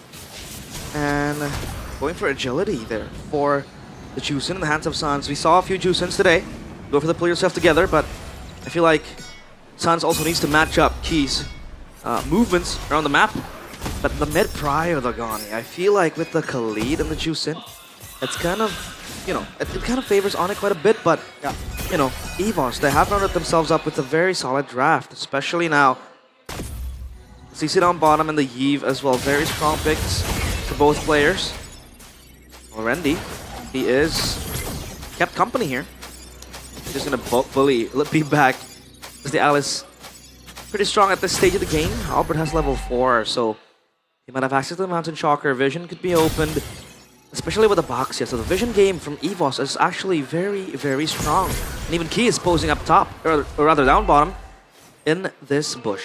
Very natural rotation so far here from both teams, I gotta say. Nothing too crazy, nothing out of the ordinary though. Key has to spend his regen. Now, Keyboy looking for a move in the bottom side. That's gonna be the flicker. Again spent. Now with ONIC though, clearing the turtle, that's just gonna be a clean neutral objective take for ONIC. That's gonna be the Lapu Lapu though. Uh-oh, jumping. The box will be popped. That's going to be Lutfi flickering out. Rendy jumping in. Keyboy no flicker will be the first one to fall in this game. Will EVOS collect more? It seems like the sidestep from Lutfi will be enough. And that's a turtle for a kill. We all thought it was going to be worth it for ONIC to trade Keyboy's flicker with the turtle, but EVOS, they collapse on towards Keyboy. And even Lutfi was also ready with the Bravest Fighter as well, so it was supposed to be worth it for ONIC, but now, you know, the kill goes on to Rendy, so whatever. And ONIC, I would still want to pressure even more towards the jungle of EVOS. So we're going to take that green camp for Kyrie. And speaking of Kyrie, in that Hayabusa game in Game 1, we expected him to farm fast because the Hayabusa, obviously, good clear, fast farming patterns too. With the Quad Shadow, he can move around, but he was constantly pressured by the Gatot Kacha and the Alice. A lot of pressure exerted towards him. So he wasn't really able to shine as much as you would like him to be. But at least in this game, you know, there isn't really the pressure of that Gatot Kacha in the hands of Key, but the Baxia might still do the same thing. Look at him just counter jungling with Keyboy by his side. The Khalid now kind of acts almost like the Hilda, but it is just much more oppressive with the CC that it has and the sustainability too. Almost like a Hilda, I'd say. And honest prediction by Gope, 69% for ONIC. Wow, that's the big one. Second neutral objective take here. With a setup like this, Albert level 6, Kai level 7. Albert is slightly behind here, but ONIC should not be gun-shy here and triggering, pulling the trigger for that turtle. Skylar's just gonna farm 6 levels for both gold laners. The objective spawns, and now EVOS, they kind of want to fight this as well because they have so much control again with the Eve, with the box, the RWM, plus that Mountain Shocker. Good space to zone out the players of ONIC. They have to be wary on where they will step. Lutfi, though, will have the chance to dive into the back. However, it's a CC, right? So you have to be careful. Rendy is pushing Skylar back. Wow, beautiful farming pattern. Kyrie's now level 8. Suelo. That's gonna be Suelo going back with the Mount Shocker though. Albert trying to do something. Keyboy finds a 3-man raging stun, so no follow-up though. Lutfi flickering back. That's gonna be Lutfi very low. Still able to get out, but Rendy now will reposition. In the back, that's gonna be Shadow Kill. Distributed to 4 members, and Albert finds the kill on towards Kai. That's gonna be Albert taking the Lord. EVOS striking back here in the second turtle. Take a look in the mid lane. He isolated, will be taken down. Lutfi has the final laugh, but man oh man, what a long fight.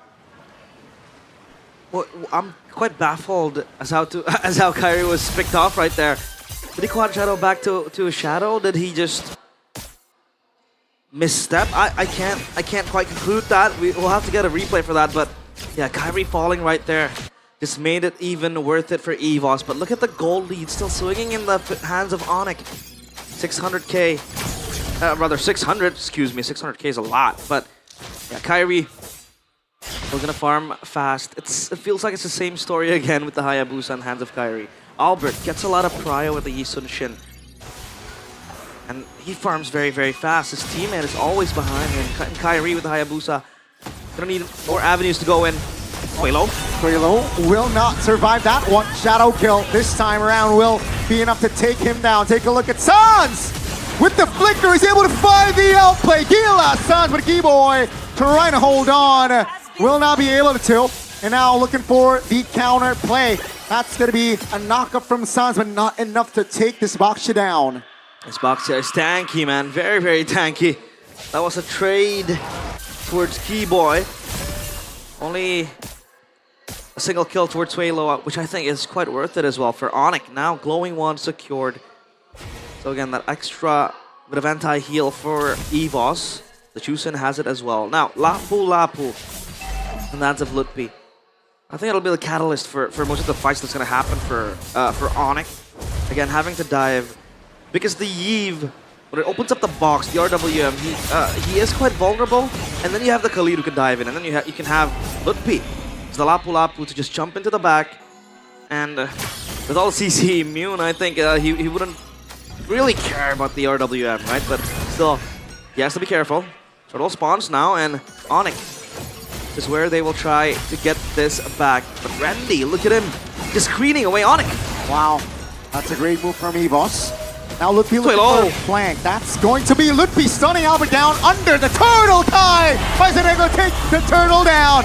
Now let's do the fight. Sans with a Crimson Beacon key very low. Should be taken down here. That's going to be one member of ONIC. Lutfi taken down. Now Erlon trying to hold on with the Vengeance. Not able to as Kai 3 finds the connection to take the double.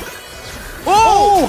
What? Comes back in. Rendy though still composed and will get out of that situation. How did he get there? The Hayabusa suddenly pops out of nowhere. Laura Accurate Kakashi just spawning out of nowhere.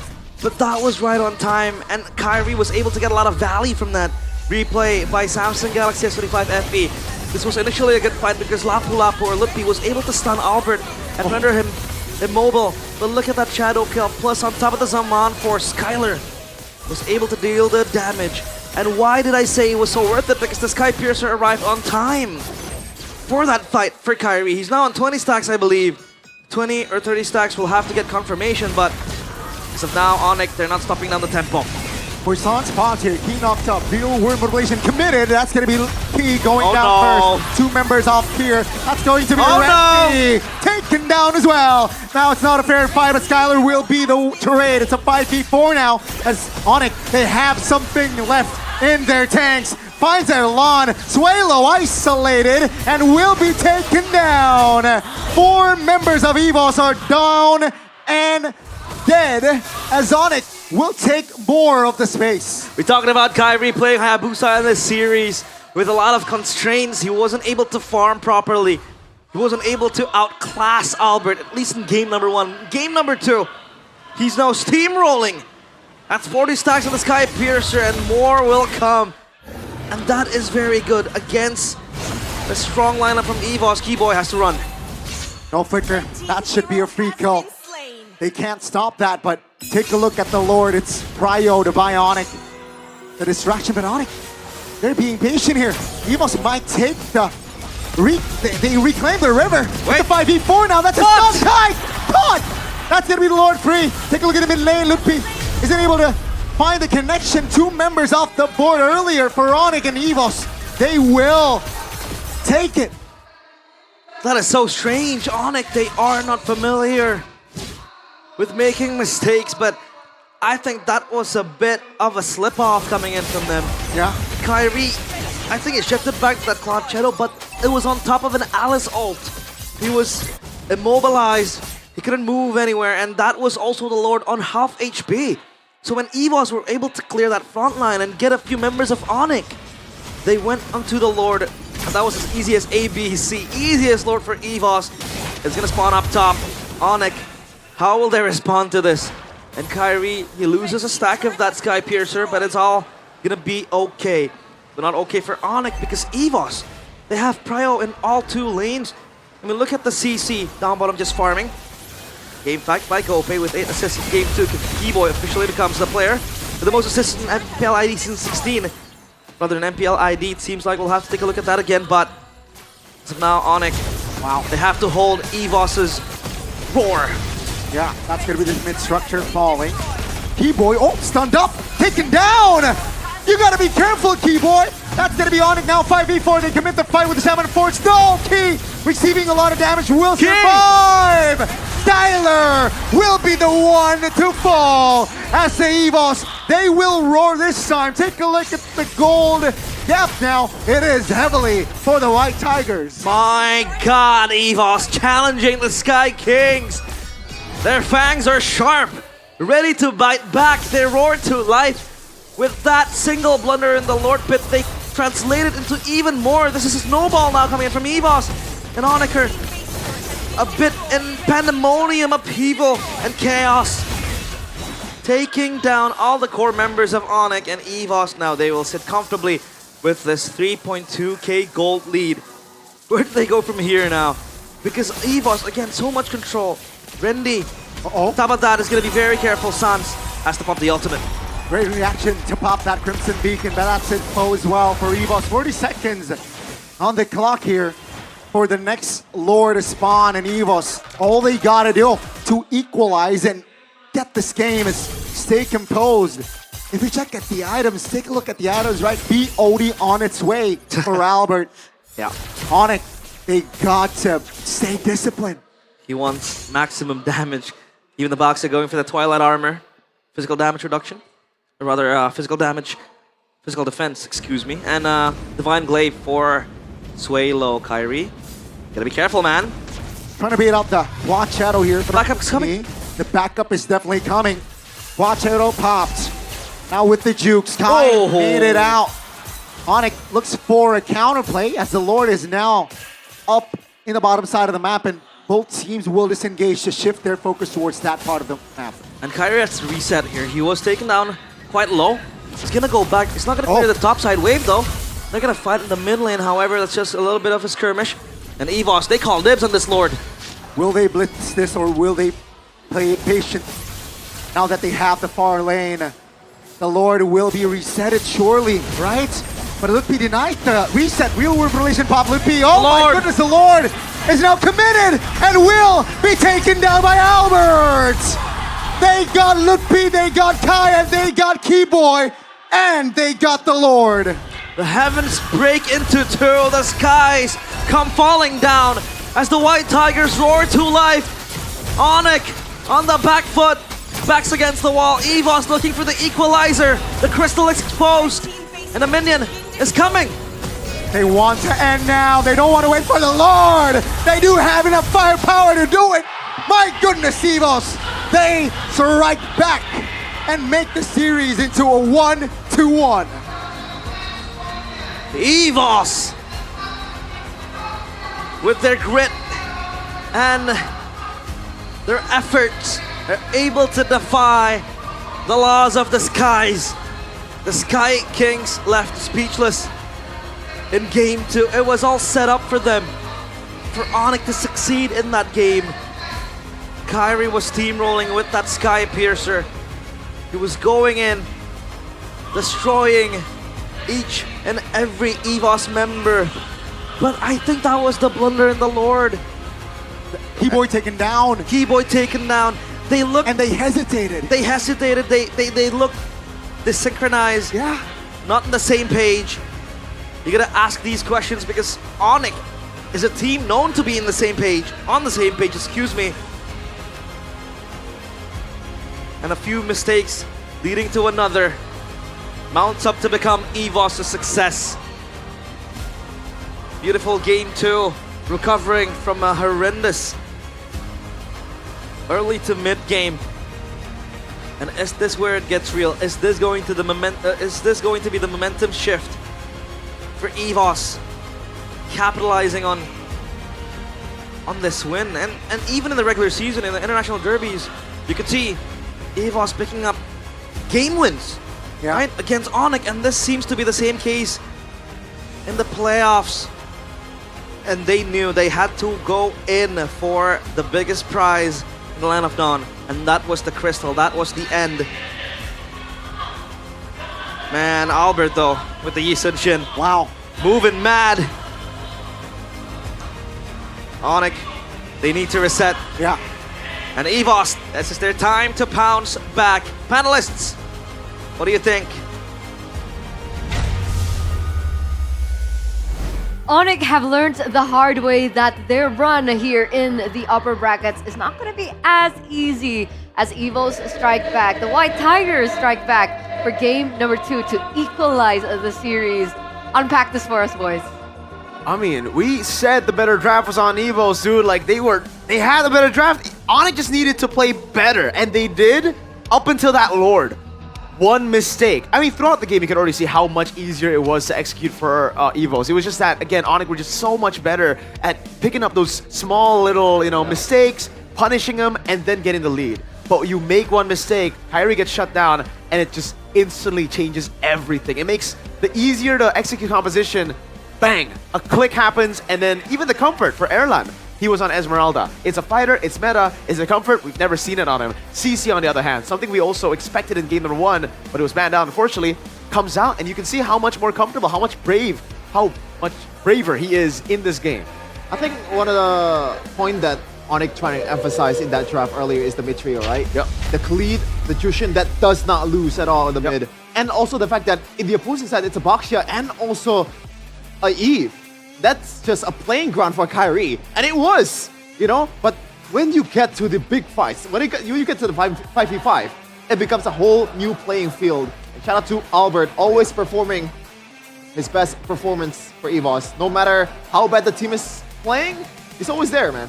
And that's why he deserves the player of the game presented to you by the official tournament smartphone Samsung Galaxy S25 FE.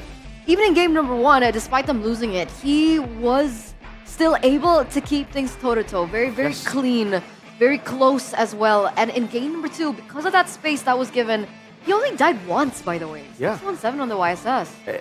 He's always really good. Again, this is why I think something that Albert has in his arsenal that Kyrie doesn't this season is the fact that Albert is just as good on utility as he is on assassins. His retribution is always on point when he's on those Fredrins, Bakshas, and on the Yisun Shin, obviously you get this performance. So it made ONIC think of the Baksha as a utility jungle. They let their guard down, and that's why the Yisun Shin came in, and it kind of shocked them, right? Like, they weren't expecting the Yisun Shin to come through here. They weren't expecting this from EVOS. And it was also kind of like, I think, a little bit of rustiness on Key's side on the Baksha. A couple of times he was just like playing like a normal roamer, not really just the body up front. And that's why Swaylo died a few times early. I mean, to be fair, Swaylo didn't really play that good of a game either, man. A lot of questionable RWMs. This is one of them, man. Yeah.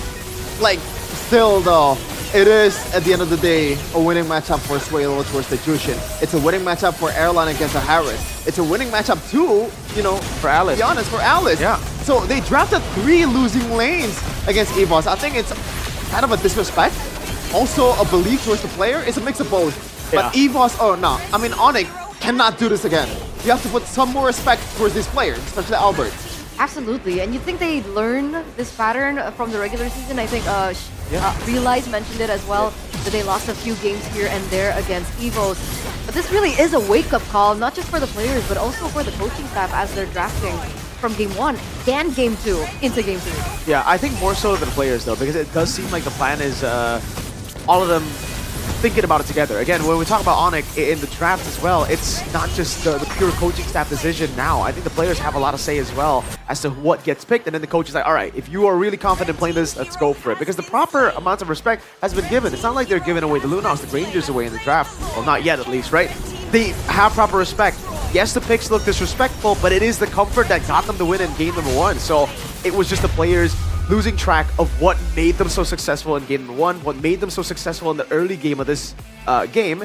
And that throw happened. Khalid walked up way too aggressive bottom lane. Kai got shut down. Lord gets taken. Everything swung back. Yeah. And it just pushes our agenda of saying, yeah, EVOS have had the better drafts from game 1, game 2, especially here in game 2. Only thing we didn't like was the Baksha. And hey, good itemization. The Twilight Armor, once he got that, unkillable.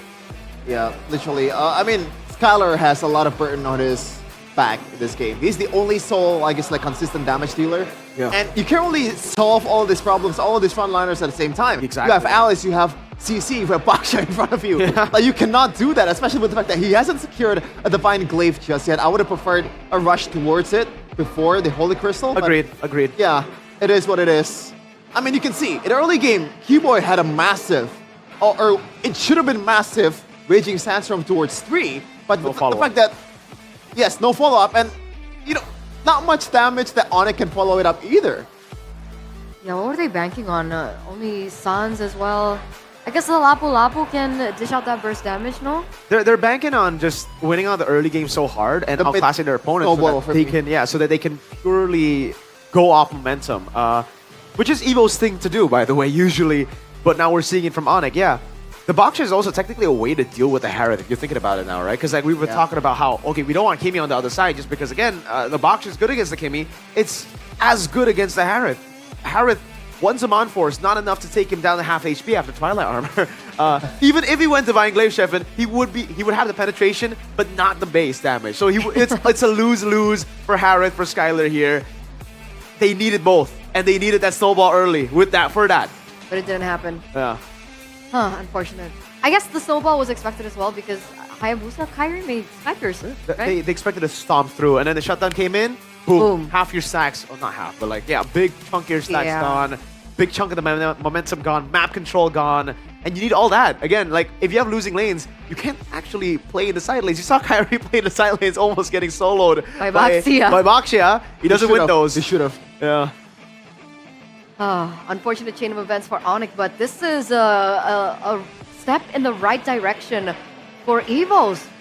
I think it's a step in the same direction because they were already on the right path. They don't need to change anything too drastic. It's just comfort picks here for Erlan instead of the Esmeralda, right? Little things here. Now the question is for EVOS, what if the CC gets banned again? Now you're going to be on red side. ONIC will definitely take the blue side away, seeing that, you know, blue side is so far the winning side. CC's going to be banned on the left with the Granger, with the Lunox. What other pick do you have? Is it just those 3? We'll see. Here are the itemization and the timings as well. Does anything need to be highlighted here? Not too much. Sky Piercer. Yeah, we touched on it, but yeah. Early Sky Piercer, second item. That's about it though, yeah. It's quite normal. Maybe I guess the fact that Sans went for a complete Clock of Destiny. Usually when you're playing Jushin, you want to save the Elegant Gem until the end, and then you build the Clock of Destiny. So you see Sans wanted a bit more sustainability, knowing with the fact that they're down by that much. They want to play the kiting game. They want to play the safe game, but didn't work out in the end. And also the Blood Wings too. So both mid laners are playing kind of safe, knowing that the dive is coming from the Lapu Lapu, the Khalid, and also the Hayabusa, and that's why he built the Warrior Boots instead of like maybe Penetration, or maybe Demon's Shoes, or maybe like cooldown shoes. You want to have that sustain for you to not get bursted down by the physical damage. Swalo straight into last item, Winter Crown too. Really good. Again, just like highlighting it a little bit here. It was going to be his 4th item, so he's had enough utility, has enough penetration as well, just wants to go for a bit more defensive, and yeah, other than that, it's really just everything is pretty standard. All right. So there you go, ladies and gentlemen. Bear that in mind as we head over to game number 3 very, very soon. Again, a lot of expectations from the talents, especially when we looked at the predictions earlier on. There were a lot of, 3-0s. But now, with this fight back from the White Tigers, and especially how close game number 1 was, this is getting really exciting. I thought this was going to be a snooze fest, a one-sided match. Yeah, I expected that too, more so than match 1. But turns out match 1 was a snooze fest. Match 2 is the good one. Snooze fest for you. I was having a good time. I was too. But that was fun. It was just stomps, and then like when BTR won, it was a stomp. Fair. It's like this one's like boom, bang, bam, bada bing, Well, I just like that you're miserable. Me too. Guys, your teams don't make it to playoffs, man. Like That's why. That's why we want you to be miserable as well. Exactly. the thing is, this happens every season, so it's like Miserable together. nothing is special anymore. Wait, what, every season? Yeah. What do you mean? BTR. Oh, I thought you mean TL, because we won like 2. This girl, though. Just wanna Privilege, get out man. there. Privilege. She's all of a sudden an alter ego fan now. Privilege is realized bandwagoning on ONIC success. Whoa, realize. Hey, that's privilege. Take that like a good boy. Realize cannot be privileged. Why? Why? Because he's Jawa like me. What? What do you? Of course you can. What do you mean? I can't sleep that. I can't fix that. Miracle, fix that. No, it's fine, man. I have the pass. He does have the pass. So He technically, does. like out of everyone here, I have like half a pass. 15% of pass. 15? Wait, You're 15% Jawa? yes. No, 12.5. So I have 0%. So I'm gonna shut up. Yeah. All right. You wanna move on? We're moving on. We're moving We're on. staying here. No, No, we're moving on to Alyssa because it looks like she has an update for us. What you got? What you got? Get it. Kalau biasanya ada hoki Bude, di sini ada pemenang dari GoPay Games yang hoki banget bersama Alisa dan Habibi. Halo. Boleh dong disapa-sapa dulu nih penonton MPL, nonton kamu banyak banget loh. Oke, jadi teman-teman, Habibi ini adalah pemenang dari GoPay Games, dimana kayaknya Habibi dapat motor, bener? Iya kak, dapat motor. Wow, udah nyampe di rumah motornya? Boleh diceritain gak sih gimana kamu bisa dapetin motor itu? Saya lagi jalan-jalan ya. Oke. Saya itu lagi nyoba-nyoba gitu. Boleh deketin lagi mic-nya. Oke. Lagi nyoba-nyoba untuk nyepin wheel di GoPay Games. Oke. Lagi saya nyoba di spin di GoPay Games. Saya mendapatkan motor. Itu unexpected, kamu gak nyangka banget tuh?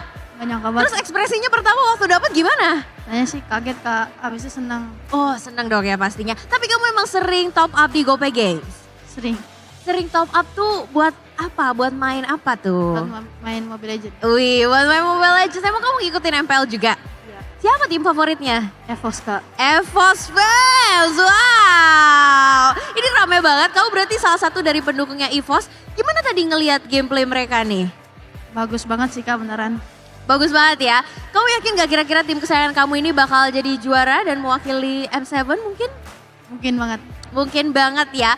Oke, jadi ini sangat unik karena kamu bisa mendapatkan motor listrik juga dari top up di GoPay Games. Dan caranya gampang banget ya, tinggal langsung spin the wheel aja. Jadi kalian buruan kalau misalkan di rumah nih yang mau top up diamond, langsung aja kalian bisa banyakin tokensnya di GoPay Games. Dan di situ nanti kalian bisa spin wheel juga dan bisa menang ya kayak Habibi ya. Tapi Habibi Alisa pengen nanya juga nih, kalau kamu sendiri waktu main GoPay Games itu ada kesulitan gak sih buat top up? Sebenarnya sih nggak ada kak, karena langsung dari GoPay-nya langsung dan bisa tinggal pakai sidik jari. Oke, tinggal pakai sidik jari. Asa mau tanya, kalau motornya udah beneran sampai di rumah, boleh kasih lihat gak sih ke penonton? Kayak kita semua kepo gak sih, pengen lihat ya motor listrik yang Habibi dapatkan. Ayo kita cek ya.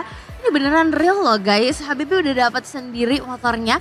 Dan masih banyak lagi pemenang juga, dan masih ada kesempatan pastinya ada 5 motor listrik dan 5 smartphone yang bisa kalian dapetin dengan top up di GoPay Games. Kumpulin tokensnya dan nanti kalian bisa spin wheel juga. Wow, boleh kasih lihat ya, sudah sampai loh di rumahnya Habibi. Habibi udah dipakai kemana aja nih untuk motornya? Cuma jalan-jalan dong sih kak. Oh cuma jalan-jalan aja, keliling komplek aja? Iya. Oke, ke sekolah pakai motor juga? Gak boleh kak sama Oh sekolahnya. gak boleh ya, masih RH. Oke, ini seru banget, nanti bisa juga ya buat sobat Superfans yang ada di rumah juga. Dan download aplikasi baru GoPay, dompet andalan MPL karena ada banyak banget damage-nya. Hanya kurang dari 5 motor dan 5 smartphone yang bisa para Superfans dapatkan. Jangan lupa makanya untuk vote tim jagoan kalian di playoff dan vote your champion dari aplikasi GoPay dan pastinya kumpulin tokennya. Dan kalian bisa langsung menang dan berkesempatan kayak Habibi. Boleh dong ucapin terima kasih buat GoPay Games gak sih Habibi? Terima kasih GoPay Games. Saya telah mendapatkan motor dari GoPay Games. Saya sangat berterima kasih.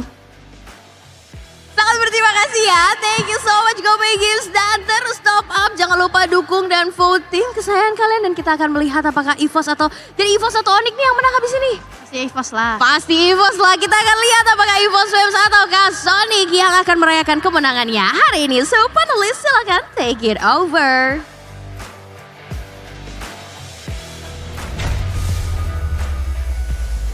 Wow, congratulations to Habibi for winning that electric motor cycle through GoPay Games. If you guys want to be like Habibi, don't forget to vote for your champion, all right? Thank you so much to Alyssa for that check-in. That's Bomb Bomb Jr. Bomb Jr. Jr. That's really cute. Yeah. They need a picture together. They need a picture together. They're EVOS fams, yeah. Preferably with the bike as well. With the bike. And then Bomb Bomb's bike. What do you say? Bomb Bomb's bike too. Oh, okay. I thought you said that Bomb Bomb riding on it, which is... Bro, what the hell, this guy? Put him in black and white again, man. Bomb Bomb, do it to him.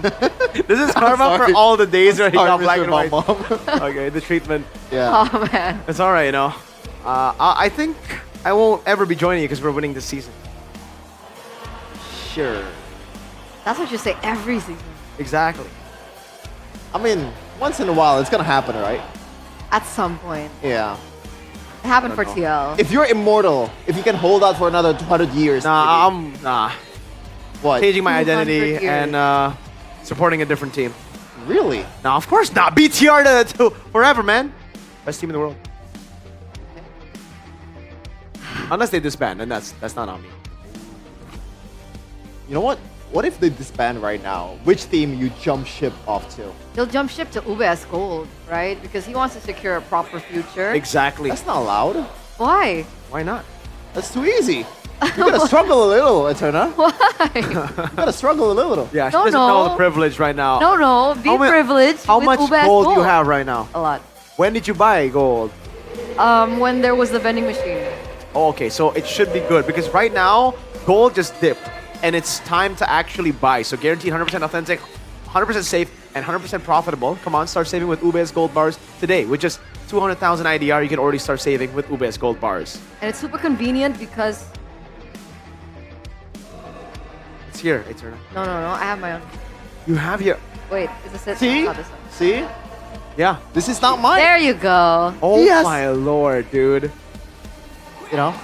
I'm not. You're right about the privilege. I'm saying, man. I thought you were joking. I thought it was just a joke. Yeah, it's actually real. A lot in my safe. We know. You don't have to. A lot of those or a lot of the? A lot of these. That's too little for you, right? You have like the big bars, right? No, but that's the cool thing about UBS Gold because they keep it in cards like this. That's the small ones. The big ones are still like. This is 0.1 grams. Oh, this is pretty massive. Sure. Yeah. That is massive. Yeah, you're right. Pretty big, right? It is a big value. Right? Yeah. Secondly, it's not about the size, it's about how much value it is to you. Yeah. Just like how it isn't just about the big drafts, it's about the small drafts. How you utilize the drafts. Oh, okay. And how I utilize my drafts is I pop up on any pick I get. Why? Because I have this right here. I actually do need this one. Exactly. Why? Does your hands get wet? Yeah, I get sweaty a little easier. Okay, so this is what you do, right? Okay. You open it up from the box. You open it up here, and then just do this. Okay. So, to all you disgusting people who use your nose oil. Let me get that. Nose? Wait, nose oil? Yeah, they do this. Let me get that. They do this. Oi! Before the game. Huh? Yeah, they do this before the game. That's a thing? Give me that. Give me that. A Galaxy, bro. Oh! Yeah. Hey, what? Oh my Okay, God. let me get this. See?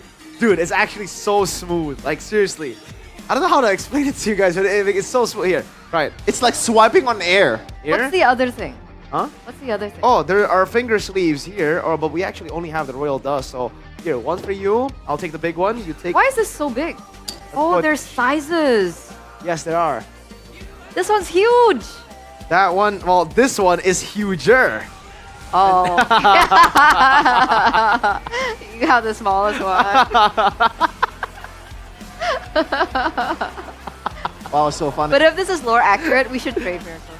Oh, what the heck? Right? Because There we she's go. the big game player in MLBB. There we go.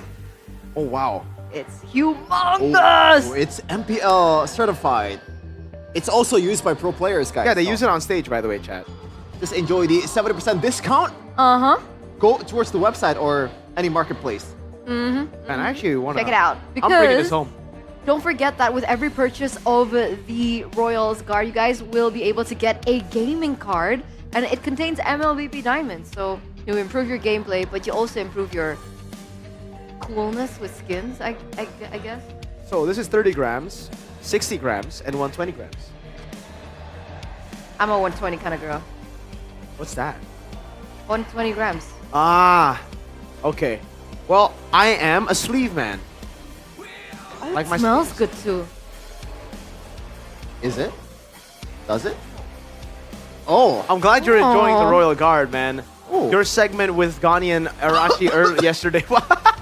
Your segment with Gani and Arashi yesterday was kind of for this. Oh. It's interesting. Whoa! Whoa, the EVOS fams! And the Sonics. And the Sonics, that's Lydia. Lydia. Mm-hmm. Seems like we're getting close to getting back into the draft, so it's time. They're celebrating right now. Well, they're just vibing. Actually, that's not celebrating. Vibing. I wonder, it's symbolism. Symbolism. To what? It's hope. Hope. Yeah. Hope? After BTR shattered my hope, there is still another team in Indonesia who can rise. Man, look at that energy in the MPL arena right now here in Nice Pick 2. Wow. For those of you guys who are watching at home, what are you guys doing? Come over, boys. Yeah, dude. I believe the teams have buses to take you guys over. So, yeah, literally. Free buses. Yeah. Yeah. Free buses. Really, really cool stuff, man. The teams are doing everything they can to support the fans, and the fans, they're here for it. ONIC versus EVOS, they're going to be here for it tomorrow too. And the next day, and after that, cool. The next day. And the Not next sure day. about that. What do you mean? Well, one of them will get eliminated. Well, the fans who bought tickets will still probably come, no? Ah. Like the Dewa fan, who was a BTR supporter. If both his teams Oh, go, yeah, that's true. like, he was a Dewa fan, then Dewa got eliminated, so he's a BTR fan. Now BTR down, so it's like, oh man, he's gonna have to choose another. Like us, Shevin. Yeah. Jeffin chose BTR. You chose? ONIC, sorry. What? You said alter ego earlier. Now Oh. you're jumping ship to ONIC. Oh, yeah. Privilege. Privilege. There you go. Anyway, speaking of privilege, the drafting phase will begin here in game number 3, and it looks like ONIC are now back on blue side. So we're reverting back to game number 1. Uh-huh. I'm wondering if we're gonna be seeing similar drafts. Granger, okay. Oh! Alice though. Yep. Is actually the choice of ban. Lunox opened up, taken away from the White Tigers. This is so tough for EVOS because, like, if you pick up the Kalea, there's going to be a Gata on the other side, and they do. They deny the Kalea, but again, the Gata Kacha can come through for ONIC. EVOS, though, they go Jusin and Kalea to start things off. So do you go Hayabusa again? No, it's gonna be the Gatot and also the Yi Sun Shin. No Alice. So they are hiding their side laners until the end for ONIC here, so there's a lot of flexibility for them. Is this a Lapu Lapu that you want to go for? For who? For EVOS. Oh. Because you need an XP laner I guess. right now to just zone the Yi Sun Shin, and Lapu will certainly be banned out here with the Yuzong and Alice already taken out. That leaves a lot of heroes. Not a lot of heroes left, I mean. But they can also go jungle, right? Like Haya, Lancelot pickup for EVOS? If Lancelot not, is banned. Okay, so Haya or Lapu. Oh, wow. I would have preferred the Lapu towards Agreed. maybe utility if you want to flex it in the second phase, but Hayabusa very, very early here. Interesting. Okay. So both teams drafted the exact same lane so far. Yeah. It's I all don't about think the there's pyramid. room for flex at this point, right? Nah, I mean, Kirk pulled off and got the XP in the Philippines. But he also got eliminated. So, but he did get eliminated on the got the XP. Or maybe Skylar Lunox. Skylar half played Lunox and it was good. Okay, true. So there is a little bit of room for flex for the yellow porcupine. Wait. Right. Oh, yeah. Good focus ban. Phobius band out. We're looking at these side lanes, right? Both teams have yet to pick it up. What are the heroes available for that EXP lane? We're looking at Lapu Lapu, Paquito, Uranus. Is that? Paquito? I mean, Phobius. Oh, Phobius is banned. Yuzhong is banned. Alice is banned. Uranus. So Esmeralda might be coming through next. Yep. Arlet hasn't been picked up as well. Oh, you're right. Yeah, that's Arlet. a really good pick for EVOS right now. Like they ban out the Phobius, they ban out the Esmeralda, and then you leave. Good catch. I still think you ban out Esmeralda, you go Lapu Lapu. For EVOS. Take away the winning matchup, the only other XP right now, right? Like, what is Lutfi gonna play? Whoa! They're not convinced. That's a deep ban. Angela Yeah, they're not ban. convinced that the Lunox will go mid. Yeah. They think it's gonna be flex. Interesting. So that means EVOS might try to counter the Lapu Lapu. They might be like, all right, let's pick up a gold lane in red 4, see the XP matchup, and then counter it. Right? Might be the case. We'll see. What goal lane are they even go right now for EVOS? No CC, Granger's taking out. Harris is still open. Against the Lunox, they can just flex it over to gold, and then it's gonna be trouble. That's true. I mean, if they want the instant combo, it's gonna be Beatrix, but against Kacha, it's really not the best matchup. If it's just the Gata wow, they still banned the Harith. Hey, for safety, you know, Erlan has been amazing on his comfort picks, which is Granger and then CC. We haven't seen him on Harith, I believe, yet. Yeah, not this series at least. Now, you want to pick the fighter that can be flex, right, in this case? Yeah. But if you pick that up, then Esmeralda will show up on the other side and, well, actually, yeah, you're right. Yeah, I think, and then you just put the Lapu where it's not countered then. Oh! That's a pick we haven't seen. Man, yeah, it's been quite so some long. time. It's really good against Eason Shin, by the way. Like, on paper at least, it's good zone. You at least have to trace us out of that, and that's already a lot of value. And you have the flicker, it's almost guaranteed that you will get the grab. Yep. Now, ONIC, do they want to play marksman here and play with a kite? I think if the Lunox goes mid, you gotta go fighter here. That's true. But what do you want to go for? I mean, Lapu Lapu is probably the Oh my lord! Still going for the Claude. Oh my lord! This is ridiculous greed. This is the greed they see in the they talk about in the Bible. I mean, is it though, or do they want to just divert the attention of Kalea because it is a single target hero, right? Now you have multiple threats to solve. But you need so many resources. If you win the for early game, there's only one. Every single. Yeah, exactly. So like, if EVOS win early game, it's done. Right? Yeah. Like they can takes more scale. time. Yeah, but if the jungle is taken, then Claude will have to farm with the Yisun Shin and the Lunox. Last pick in the gold lane against the Claude. What is it gonna be? Against the Claude. Yeah, I thought about the Moskov as well. Oh my lord! Wow. Yo, I like it. That's one way to guarantee a late game. I like it. I think the Natan's still sitting at a 0%, no? Yeah, but I think it's only been played once, and it's by Arfi against BTR. Lost as well. So game number 3 is right around the corner now. Both teams have their composition set in stone. It looks like it's favoring ONIC in a way. Let's see what the casters think about both compositions.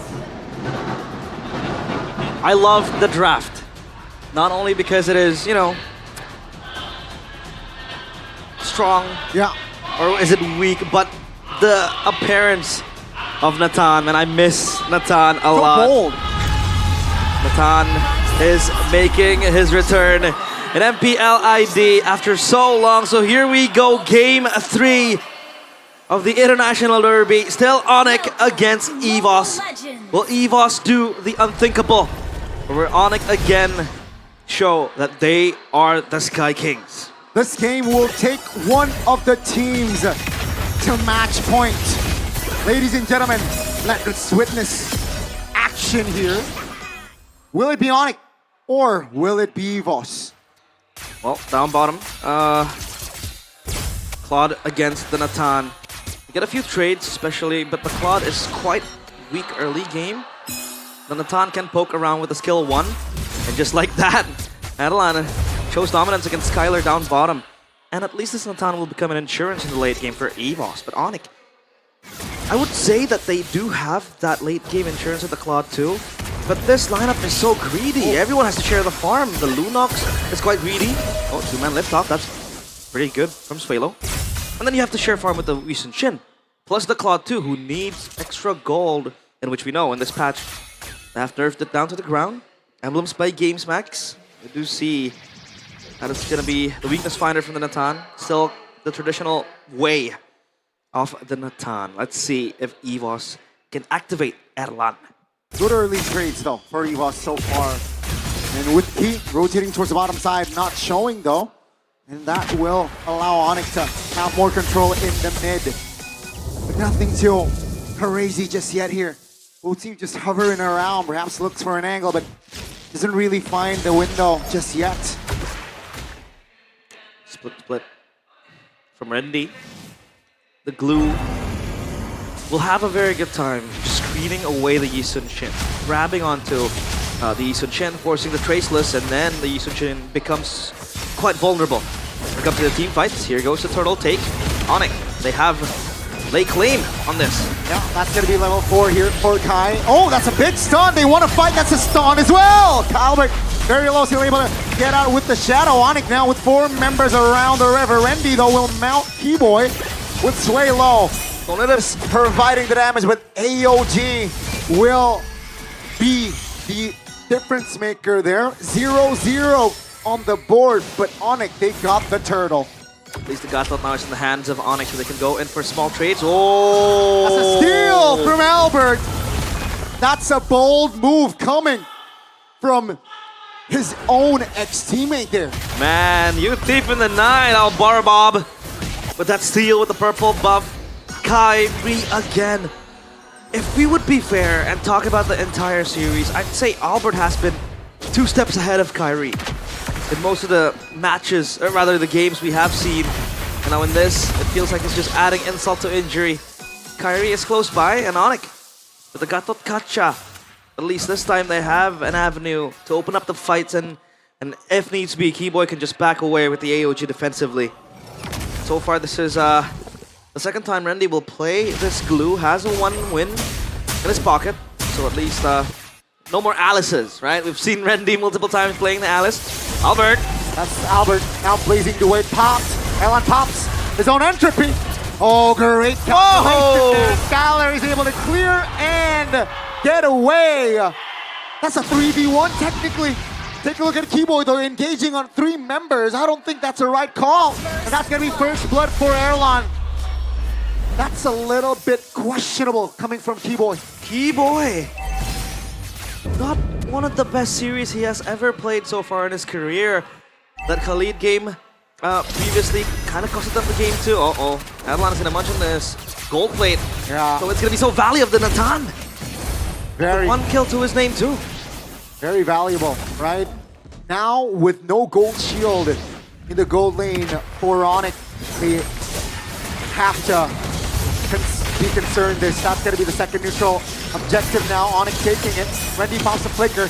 Let's see, they want to contest Kyrie, called a retribution, but that's a big taunt. Alongside Ludpi in the front side, Erlan though is re-hitting. Now they want to jump, they want to fight. Keyboy somehow isolated, Sway low now. Will be the target by Styler, but that's gonna be the Tsunami Slam. Not finding the follow-up. That's gonna be a 1-for-1, a roam for Sky. A worth the trade for EVOS. Man, Skylar, he thought he had enough damage with the Blazing Duet to kill off Key. But then the BMI expires and Ludpi is under danger too. Definitely, man. That's the penetration. Erlan takes the 200 gold freely again. This is not looking good for ONIC. The Natan is supposed to be a late game hero, and then you give him 3 kills, you give him the gold plate, you give him everything. Setting Erlan up for success. Kyrie up top with Albert. Will we see a 1v1? I don't think so. Not quite wise to take that. Now ONIC. They have to farm quick because EVOS are just crawling on them, snowballing with all this lead. And how do they even farm quick? Because they have to distribute everything evenly. 3 core members that are very greedy and needs gold heavily. We'll have to share all the burden together. And Keyboy, quite a bit out of hand now. MPL IDX streamer. Aldi, Lupi, and Jeffrey Nicole. Hey! That's a celeb right there, Jeffrey Nicole. He's a boxer. He's a boxer. But welcome indeed. Welcome. 1,500 gold lead. Definitely not ideal for ONIC. I wish I looked like Jeffrey Nicole. Come again? I wish I looked like him. You look like him. I don't. You do look like him. Realize. No worries. Yeah, I was about to say healthy lead for EVOS, but I feel like ONIC still definitely has some counter plays here with the composition that they have, right? With Lunox, with Claude, so yep. EVOS, they gotta stay locked in here for that last neutral objective by Keyboy now. Gathering information. Pops the bravest fighter early there for Lutfi. As EVOS, they will now take the turtle. Slowly. The counterplay from ONIC is locking down Adelan. They have that avenue in the AOG. Plus the Blazing Duet. That's going to be the big moment they're looking for. Rendy. Yeah, that's going to be Keyboy isolated. Taken down surely with Revitalize popped. That's going to be another kill on the board for Airlon. That's big. 2,500 gold now for EVOS as Skylar is just desperately looking for farm. A mega kill for the Natan on the 7th minute. It doesn't look good for ONIC. Again, Natan is the hero you want to bank on in the late game. It's going to need a few items before it can get online. But 4 kills feeding Erlan. And look at how easy he shreds the structures. Thankfully though for Skylar, he is keeping tabs and keeping score 10 levels above. Look at this, Keyboy. AOG taunt as well, but Suelo has a Crimson Beacon. That will be the knockup for Suelo. That will be all. ONIC are desperate to make a play again. That window is for the AOG to pop, and then the smoke can come in! Tsunami Slam towards the back. That's going to be EVOS looking for the collapse! Oh my goodness, the damage will be enough to take Kyrie down! Now, with the Shadow Kill pop, Lutfi will not survive that one, as 3 members are off the board for ONIC and EVOS. They just got to trade for Key. The Forgotten Tiger again shall be remembered. 5-0-2. Unstoppable on this Natan. And Goni, this is just a Natan. We haven't even talked about Albert. Yeah. As the Hayabusa. It feels like he's 1v5ing everything. But again, EVOS are doing good work to try and peel away the Natan. With the glue, with the Kalea, the threat is always there. Rendy can always just mount up the members of ONIC and stand there for days as the barricade. As to not let ONIC access the backline. Because Adelan will be the cornerstone for EVOS.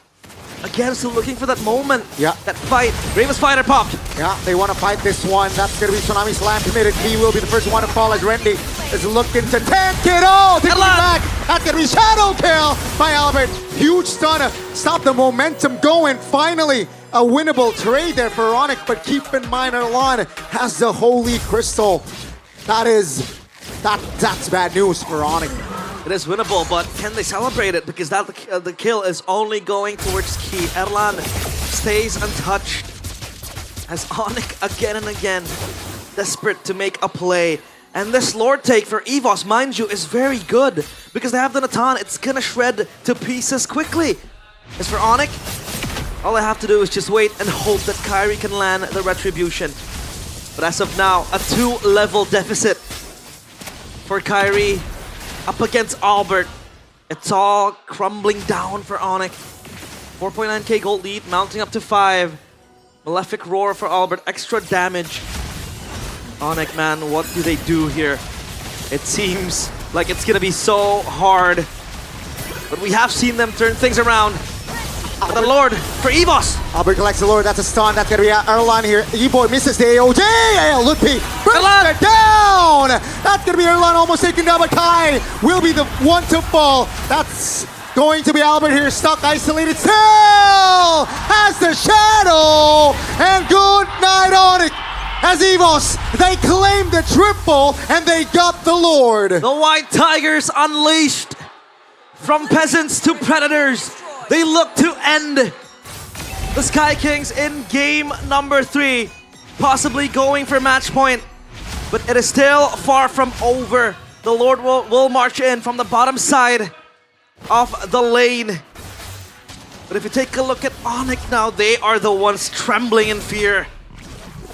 Their godly abode under siege. As EVOS, with that land behind their backs, it's going to be hard to stop. This Lord will come down bottom, that top side still slow pushing, taking down the structure. They're gonna focus on that bottom side turret too. Pop the Holy Shield and maybe look for an angle. Let's see. Holy Shield popped. Base turret still alive for now. That's gonna be the Tsunami Slam on towards Keyboy. AOG defensively. Oh my goodness, Sans almost melted down there. Now they're sieging the mid lane. Seems like they will still be able to defend this one as the top. They should hold it up, but in 20 seconds, the Holy Shield will be on the bottom side. That's Albert finding a kill again. EVOS now with a 5v4. Will they be able to push and apply more pressure as Albert finds the shadow and will back away for now? They want the mid lane though. This is so uncharacteristic of the Sky Kings. What has happened to them? EVOS are just running around rings. And now, ONIC, their defense, also not really the best, right? And we talked about that moment that they were looking for. That single team fight, that single initiation. Coming in with Skylar with the Blazing Duet, but then you have TS the Kalea to peel away. That insta-lock CC with the Tsunami Slam will either force the Purify or make ONIC back away. And they were also good with the targeting. They took down Keyboy to make sure that they have access to the backline easily. The AOG no longer off an offensive tool. Now though, ONIC will have to be ready for round number 3 to defend their base. They will have to clear it quickly. They don't have the best wave clear.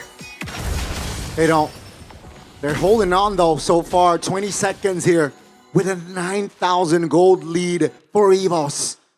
I don't think ONIC can collapse, can look for a contest.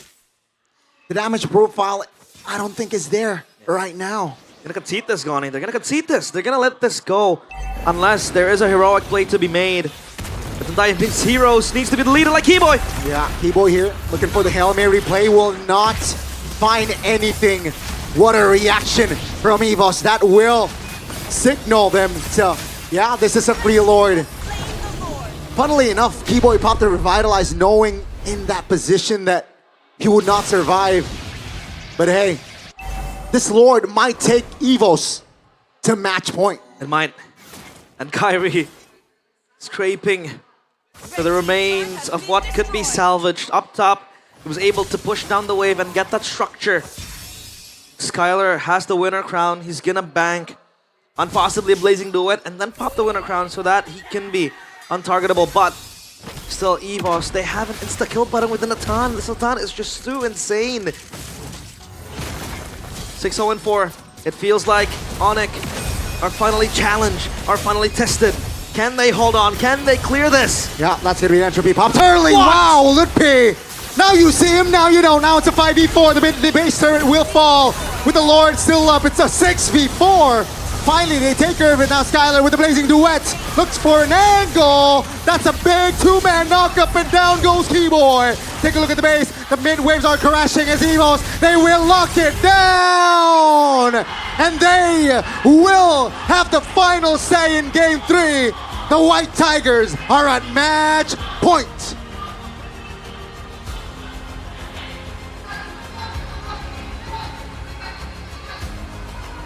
The White Tigers are ungodly in the arena. And now ONIC, the Sky Kings, backs against the wall. One game away from confirming that upper bracket final to book a match against Alter Ego. ONIC, we have been talking about them like gods, like kings. It feels like they are mortals after all. totally outclassed by EVOS in that game. A one-sided game. That Natan was just unstoppable.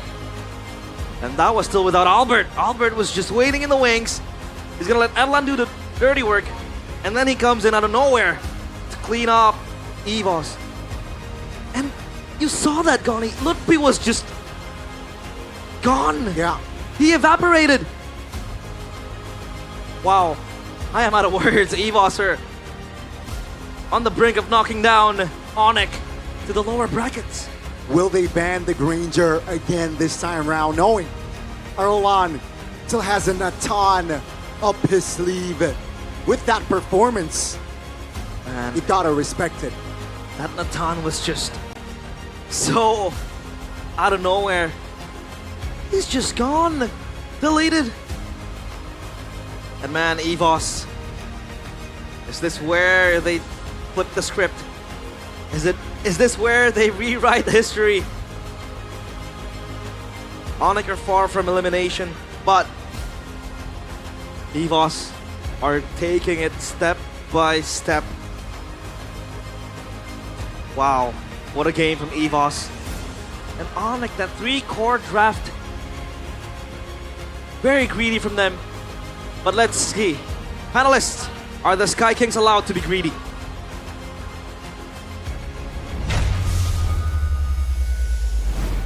Nice pick 2 erupts with roars as EVOS are able to claim the next game in this best of 5 series against all odds. What a display of performance, of drafts, of execution by the White Tigers. This is match point. We're at match point for EVOS. And for the second time today, the favorites are down 2-1. It's, I don't know. Ladies and gentlemen, we're looking at a possible ONIC BTR lower bracket final. Dang. Not lower bracket final, lower bracket match. This is insane. As said it multiple times in the regular season, ONIC and BTR is the clear S tier teams. Yep. And they're here in the position. What the heck? It's so weird. It's so weird that both of our upper bracket teams seem to be really shaky. For BTR, it seems like it's been a pattern. I'm sorry to say, but it has been a pattern for BTR in the playoffs. But for ONIC to perform like this, with the drafts as well, what is this, overconfidence? What's going on with ONIC? I think for the BTR case, it's just, it looks like they're comfortable in the meta. It looks like everything is, perfect for them. It's just they're choking. For ONIC, the meta, number one, it doesn't suit them, right? This is something that we already brought up. The meta is very forced for them. The way that they're playing, the way that they're drafting is purely for comfort. And yes, comfort can go a long way. But once you're up against elite teams, and honestly, I didn't expect EVOS to be categorized as an elite team, but they are showing every step of the way against Daewoo yesterday and against ONIC especially today that they are an elite team. They know how to punish, they know how to move forward, and if they get on their comfort picks, they know how to flicker forward, make those plays, the proactive ones, even against ONIC. Yep. It looks like, if I cover the names now, let's play the cover the names game, you'd think EVOS were ONIC. Yeah, the hesitation that we saw from game number 1 has definitely dissipated, and we gotta give props over to Albert once again, a player of the game for this match, presented to you by the official tournament smartphone Samsung Galaxy S25 FE. I don't know what Albert said to the rest of the team after game 1, but something switched in EVOS. It got a spark fire, man. The way Albert is playing, I'm sorry to say this for all of you Kyrie Glazers out there, Albert is clearly the better player in the series. Oh yeah, I think it's not close. Yeah, it's not even like, I don't even think it's a hot take or any of the maybe some of the Kyrie Glazers will still get mad there because supremacy. But yeah, there's no doubt that Albert has been outclassing him. Even in game number 1 when ONIC won, it was still Albert with a 3-level lead. It was Albert building on those leads and popping off. And I gotta say, my boy Erlan couldn't be more proud, man. As a guy who's been playing this guy from like SPS Season 3, which was like 2 years ago. Finally, EVOS! This is what you had! You had a diamond, and you just never decided to let him play his comfort or let him play, give him time. Thank goodness they did, and thank goodness now they studied game 1. They're like, okay, we gave Esmeralda over to Erlan. That's not a comfort pick. Let's start playing for his comfort. Gave him the CC, gave him, what was it? Natan. Oh yeah, Natan here. And you're seeing how the team clicks. It's so beautiful, everything. And it starts with the draft. the draft, we called it in the drafts. After it was done, this is a heavy EVO-sided draft. It was, ONIC draft is a type of greed you would read in the Bible, bro. Like, this is the type of greed you're told not to do, not to be going for. Oh man, shout out to EVOS, man. The second phase, I think it got, ONIC completely got gapped. Oh yeah. Randy and also Nathan, Erlan, to be specific, was manhandling the opposing laner. The Claude pickup was... Not close. The Claude pickup was... I don't like it. I guess. Yeah. Like, I think earlier during the draft, Sheffield mentioned, right? Like, oh, there's going to be so many targets, but it's not like... It's not going to confuse EVOs because the way we would put it in a metaphor would be, for EVOs, it's an all-you-can-eat buffet. Who do you want? You pick. Anyone they go for, it's almost guaranteed insta-kill. Everyone's so squishy. So there's not even a reason for them to go for a Beatrix, carry, an insta-kill button. Anything you have here is an insta-kill. Boom, pick, Natan goes. Boom, pick, even the Juice in. Yeah. Right? It's a Lunox, it's a Claude, it's a Yi Sun-shin, and in the late game, even Lutfi. Lutfi was a choice of dessert for EVOs. And that's why it really facilitated Erlan to come online on a hero that we don't really see too often. Natan usually requires a little bit more time to get rolling, and meta where early game is so important, sometimes the Natan doesn't work. But in this particular case, the way that they were able to facilitate the kills over to Erlan, especially that early 3-0, under 8 minute, holy crystal? 8 minute. 8 minute. Yeah, but you pick a scaling hero that scales better than the scaling heroes on ONIC, and it's just like 3 kills in the early game. Oh, and then the bargain hunter, you gotta give him props for that too, right? He saw the angle. He's like, my team is going to cap you so hard, just through the mid prio, just through the fundamentals of the game. And again, for ONIC, you can go comfort, but you cannot forget about the fundamentals of the current MLBB patch. We're seeing the opposite of what ONIC Philippines did. ONIC Philippines tried to fit in the meta too much. You know, they try to go for utility, they try to play into the second phase and, you know, go with all those fighters. ONIC are playing too much for just pure comfort. They need to find a middle ground right now because it's bad. It's looking like an EVO's 3-1.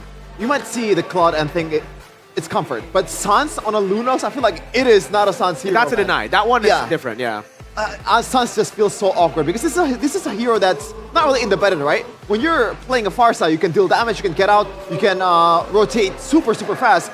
And this is a Lunox, a hero that requires a set. Moreover, he's on a Purify. He's forced on a Purify because Kalea is on the other side. And that limits the potential of the dive of a Lunox. Really hard. That is just not Sans' playstyle at all. Really hard, because with the Lunox, you kind of have to commit, right? And I think they were banking, as we're taking a look at the itemization choices, as well as the timings towards it, that Sans would be that Hail Mary play with the Sky Piercer, because I think they were looking for a comeback, but every time the Lunox tries to go and dive, because of that Purify, it's very difficult for him to go out of the team fight, and then eventually just loses all the Sky Piercer stacks anyway in the end. Exactly. So for ONIC, it was a pure gamble. Yes, it sounds weird because it's late game picks. You would think they want to scale, but it's actually a gamble because of how many late game picks, how many resource hungry picks they have. If they lose out in the early game, Turtle 1, Turtle 2 fights, they have to group up to farm up, and all of them need expensive items to get going. So it cancels out each other. But you know, we did see Dian Kate earlier on. Dean Katie. Dean Katie. I wonder what he thinks about that nickname. He's very opinionated and loud. Like Cordelwin, similar. Wow, Cordelwin, she said you're loud. You are loud, Cordell. Oh, dang. Oh, man. Oh, dang. Oh, Ed? Oh, he's not here. Maybe tomorrow. Maybe tomorrow. Oh, okay. Hopefully. In the lower bracket. Well, we're up against... Well, I'm not going to call it yet, but like... this is, well, with the way it's going, I think it's... you can call it, man. No. Unless. It's still ONIC. It's still ONIC. They can adjust. Yeb is in the back. He can help. I think he should have been helping at this point, right? That's true. In game number 3. Especially after learning what ONIC Philippines did. But let's talk to Dean Kate with Alyssa first.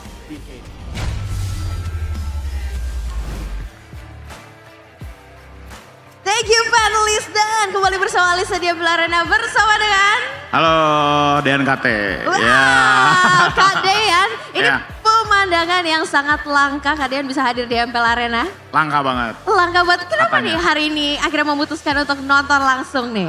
Pengen nonton aja langsung, kan ini big match juga ya. ONIC lawan EVOS yang katanya ini adalah derby internasional aja.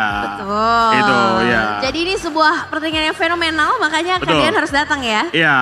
Oke, tapi Kak Dean sendiri melihat EVOS Fans yang begitu antusias, gimana nih? Seru banget ya, kemarin kedengaran dari depan kan gue duduk di depan. Itu di belakang rame banget dari sisi EVOS Fam sama Sonic juga. Kayak paling kenceng suara gitu mereka mainin instrumennya ya. Iya, seru banget. Seru banget ya, dan ini menurut kalian sendiri efek EVOS balik ke playoff atau efek EVOS bakal balik ke M Series nih? Waduh, ini tapi kayaknya ini ada, dilihat ini 2-1 dan mainnya bagus ya. Kayaknya ini adalah momen-momen di mana EVOS is back. EVOS is back ya. Bahkan kalian sendiri setuju. Gimana tapi ngelihat gameplay dari EVOS hari ini nih? Bagus banget mainnya rapi ya, nggak kayak main di main di sebelumnya di group stage, ini playoff bagus banget.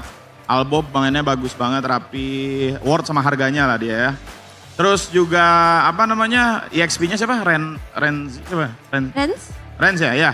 Ya itu bagus banget juga mainnya dia, main Alice. Pasti di band terus sih kayaknya. Randy ya?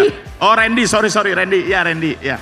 Randy mainnya bagus banget ya. Mainnya bagus banget ya, Alice-nya ya. Tapi kalau sendiri melihat kemarin kan EVOS sempat di play-in. Dari udah play-in dan hari ini masuk ke babak selanjutnya gimana nih? Ada perkembangan mungkin ada dari konsistensinya. Kemarin kayaknya gamenya sengit banget ya.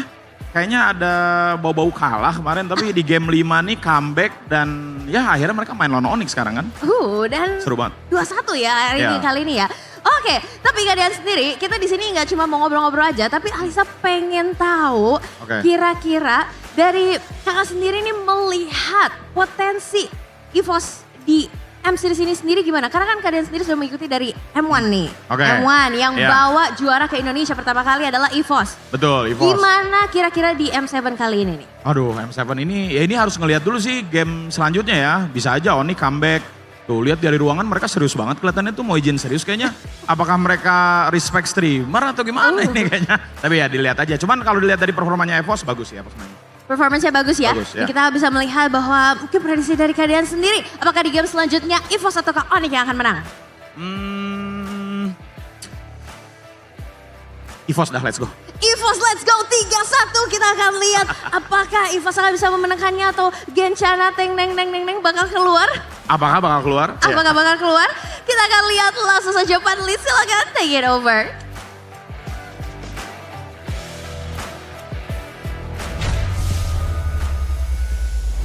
I'm surprised he didn't pull out like a soundboard. Yeah. As he was doing. Usually has that every, like, I don't know where he hides it, you know? He has, I don't know. Have it everywhere. I think he has it like on his body. Embedded inside at this point. Fortunately, it only works on his streams, you know? This is the MPL ID stream, Dean Katie. Unfortunately. He seems to have a lot of knowledge on the EVOS boys, you know? He actually forgot what Randy. Well, to be fair, it's a rookie, right? Yeah, it is a rookie, and his time was long ago. Yeah. During the glory days. But, I mean, you heard what he said, right? What did he say? Albert was really good. It's like he was worth the price. Soundboard twag. Yep. I'm, you know, I always watch Dean Katie's clips. It's always really funny. Yeah. He is really funny. He's really funny. But there's like this one clip that was shared to me. Media share. Okay. That was very traumatizing. What did he do? I can't show it on Okay. broadcast. Oh, one of those. I'll tell you about it One of later. those. Maybe. All right. But, I mean, yeah, what Alyssa mentioned earlier, right? We're in a 2-1. It seems like the EVOS fans are very confident that it could be a 3-1. Yep. If the game still goes the way that it has. Yep. What do ONIC do? What's going on? I mean, why? Okay, we're talking about meta, and you're saying that it's not as great for ONIC this time around. But why has it worked out for them in the regular season, and now only does it appear like ONIC is struggling? I think it actually didn't work out in the regular season. 2 times they lost, it was after the patch. It was after, again, these guys started to play fighters in the gold lane, started to push on the tempo, and really pushed ONIC into uncomfortable territory. The other games, I would say, name buff. Like most of the teams in the regular season were just scared of ONIC. They're like, oh my lord, you know, we're up against the Kings. There's no way we can do anything. And then they're scared of zones, scared to make moves. EVOS, none of that. The drafts have been great, have been meta, and they, after game 1, have gotten the confidence to actually go and push it onto ONIC. Which makes me think, should they just go back to what was the plan in the regular season, not respecting the comfort pick from EVOS, from Airline, not banning the Granger, not banning the Lunox? Do you want to go for that and just go to the basics for ONIC? I mean, they have to consider that if they want to make it to the M7.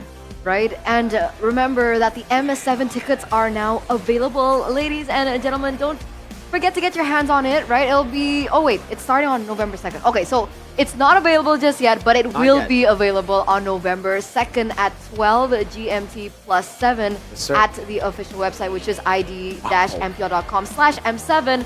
And don't forget that every purchase of the M7 ticket will grant you a premium chest containing permanent M1 to M5 items, guaranteed to include Prime M Series skins, the battle emotes, and of course the recall effects. But you can't get it because you need to redeem it at the M7 venue.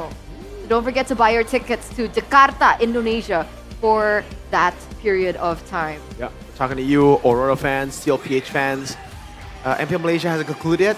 Not yet? I don't SRG think it fans, started, whatever. right? SRG fans. Not started yet. Next week, MPL Malaysia starts next So week. SRG fans, just buy your tickets now. I mean, that's what we thought for ONIC. SRG are different, you know. SRG are different. There's the competition is a bit. Yeah. Okay.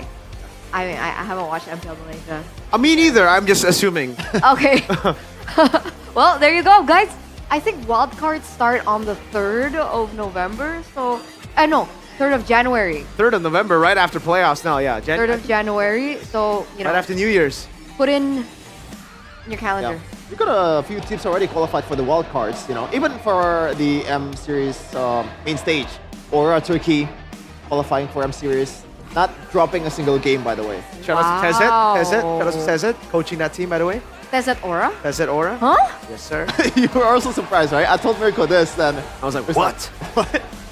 Yeah. Why is he there in Turkey? That's so random. I mean, normally you want to go to Turkey for other reasons. Relax, might want to go to Turkey. Oh my lord.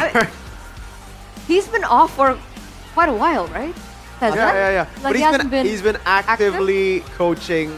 Like he was a Nepal coach, the Nepal team coach. I see. Man, that's a name I haven't heard in a very long time. Yeah, Tezet.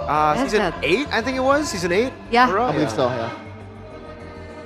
In the Wow. wild card, you got the Vietnamese representative already. Who? I forgot the name. Okay, MPL Mena?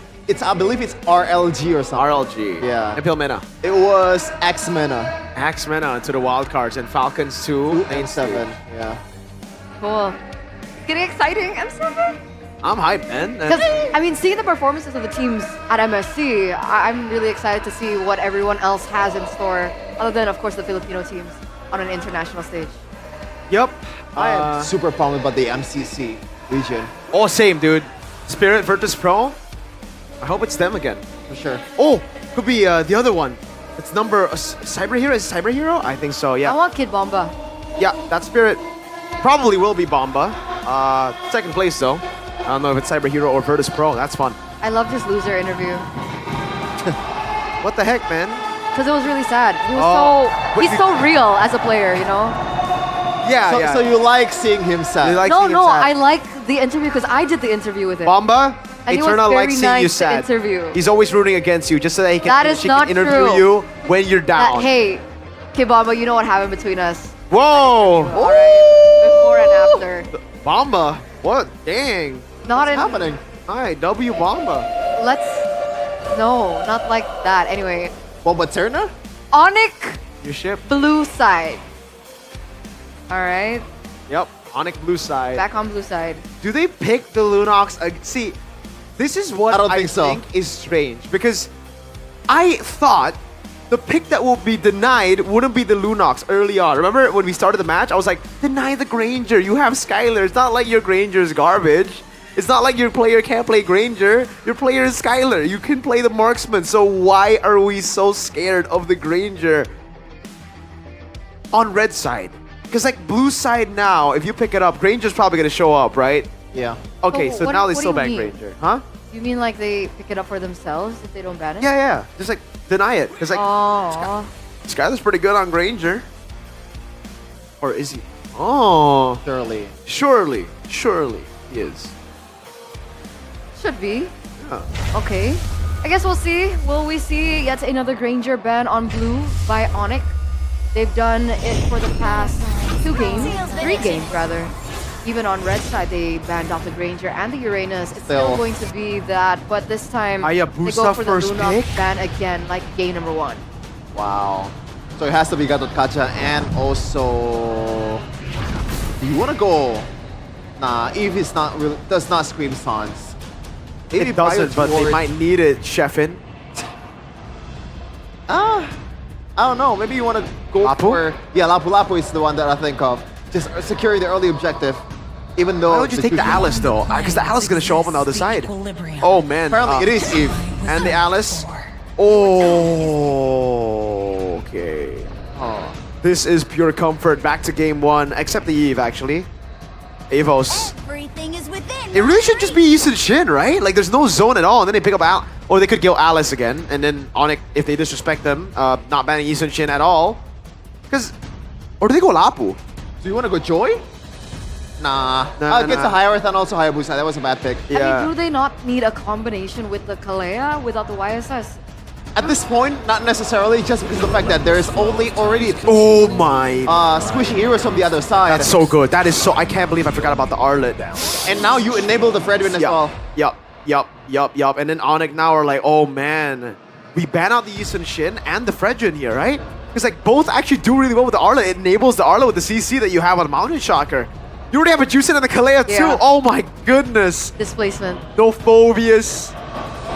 At this point, I think they don't even ban the Lapu Lapu, right? They just ban Gatot Kaca, pick the Lapu Lapu up in the XP, in the gold lane. Wait a minute. Like, if the Fredwin and also the Yisun Shin is banned, Fanny is viable. No, Albert on Fanny.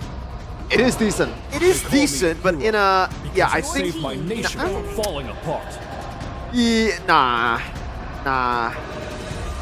I mean, what else? It's not bad, but they honestly, bro, why not Baxia? You do really well against the Hara, do really well against the Eve too, right? Like, with the Arlet, you gotta think about the Arlet and the Kalea. Because without the Arlet, yeah, it's like you can just get poked down. But with the Arlet, with the Kalea, with the sustain, you should be good, no? Might be true. They ban Alice, there you go. Phobias Alice, they leave the Lapu, they pick Lapu themselves, and they go for the full brawl. I mean, they're going against an Eve. Benedetta is... Albert used it before, right?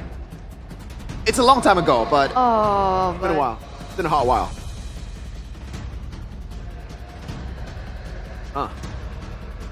I don't know about the Benedetta though. Yeah. I'm just reaching them. Yeah. The options are definitely up on the table right now. Fanny, Xborg, Joy, Gwyn, Fredrin, Baxia. Ooh, Guinevere. Those are the options we're looking at. Fredrin gets banned, so that's denied away. And remember, so far, the success that EVOS have found, they kind of center on Albert.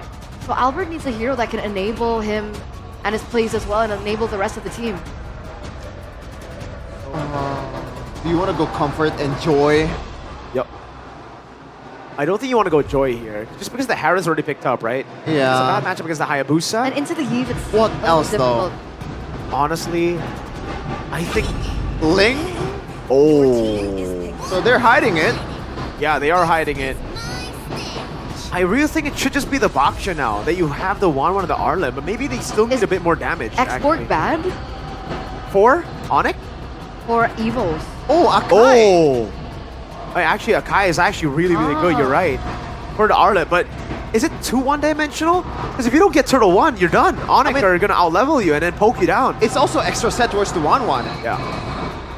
Lapu Lapu, by the way, for ONIC could be the answer. There's no other choice here for the XP lane against the Arlet, right? And then they go for... Oh, it's a Grok. So Grok, Lapu Lapu for ONIC. Not a bad end to the draft. EVOS. Last pick, what is it going to be? I don't think you go Akai now. There's a Lapu and a Grok. If they want anti-CC, Win or Xborg. Do they... I think they're lacking damage, dude. Yeah. EVOS. Exactly. That's why I thought they needed to pick up a jungle, like an assassin jungle. But there's none left except for Joy, so it will be a tough matchup anyways. Are we going to game number 5? I think so. Okay. You heard what the panelists have to say. Ladies and gentlemen, we're going to throw it over to our casters. Remember, match points for the White Tigers. EVOS are the underdogs in this match.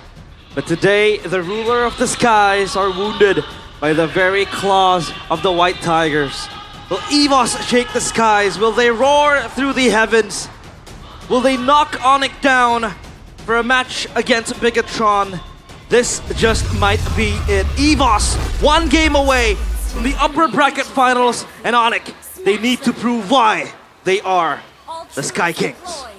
Lanadon, here we go! Potentially the final game of the series. And my goodness, 1-1 this playoffs, not a good statistics, but perhaps EVOS, they want to increase that win rate with Erlan.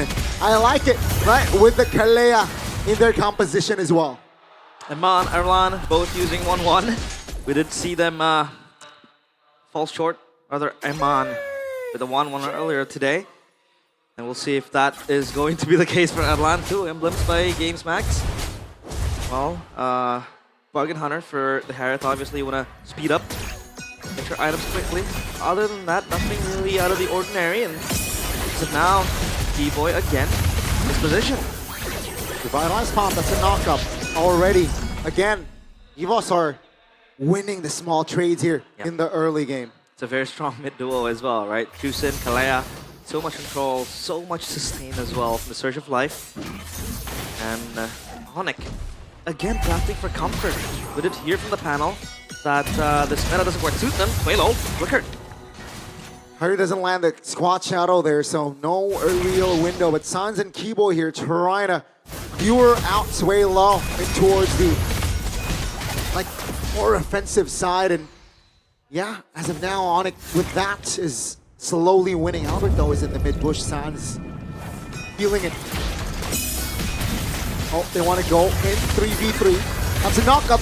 Oh my goodness, Key finds the takedown there. Albert will not find it. That's going to be a 1-for-1 at the end of the day, just before the turtle. Yeah, a kill towards Kyrie, but now it's going to be Albert just shredding it down. Rende is close by. He has rotated. Oh. Look at the damage. Oh, the flicker doesn't land. What? Kai finds the retribution as well for the first turtle fight. That's a shadow kill. Uh-oh, no shadow though. Kai takes him down. That's going to be Lutpi isolated. 3 members are on it. That's ONIC though with the reinforcements coming through. Thankfully the kill was given to Key. So at least Albert, or no core member, is able to get that. But Kyrie, with that kill, at least he gets the turtle. Gonna slow him down again for quite a few seconds to go and farm quickly. Again, ONIC sticking with the comfort route in today's series. Skylar back with the Harith. Up against the 1-1 though. The 1-1 will have quite a hard time up against the Harith. Will be constantly pushed back unless the 1-1 can land possible crossbow of time. Then again, the shielding from the Harith is going to be very immense. And Keyboy, this time with the Grok, he is more, I'd say, available this time to make moments to create those engages. Rocking the Revitalize as well, yeah, right? With the Revitalize. So, again, you would expect it to go for the Flicker, but it feels like they want to play the long drawn-out fights, right? Especially with the Harith. It's going to be a long one, a lot of cycles happening here and there. And it's all about surviving. And that's why EVOS picked up the Guinevere, extra anti-CC to go and traverse around the lineups. And Purify from Skylar. Very calm, but that's big information. Kyrie's in the vicinity. As ONIC, they look to capitalize their Key. Taken down to the bottom side though. Oh, that's a cheeky kill from ONIC. Key wasn't able to get to his own teammate there. And ONIC, great rotation cut. Yep. But Skylar doesn't really have Purify this time. I don't think he is going to rotate to the Turtle Pit to join the team fight. And for this objective contest too. And look at Lutpi, he's down to half HP. He can heal. 1v1 with Rendy. Kyrie is close by. I think they get the kill here, right, Rendy? Oh no, there's no info in Rendy. What? Oh, he survives, but finally, Lutpi takes him down. That's a big knock-up by Albert, finding Kyrie.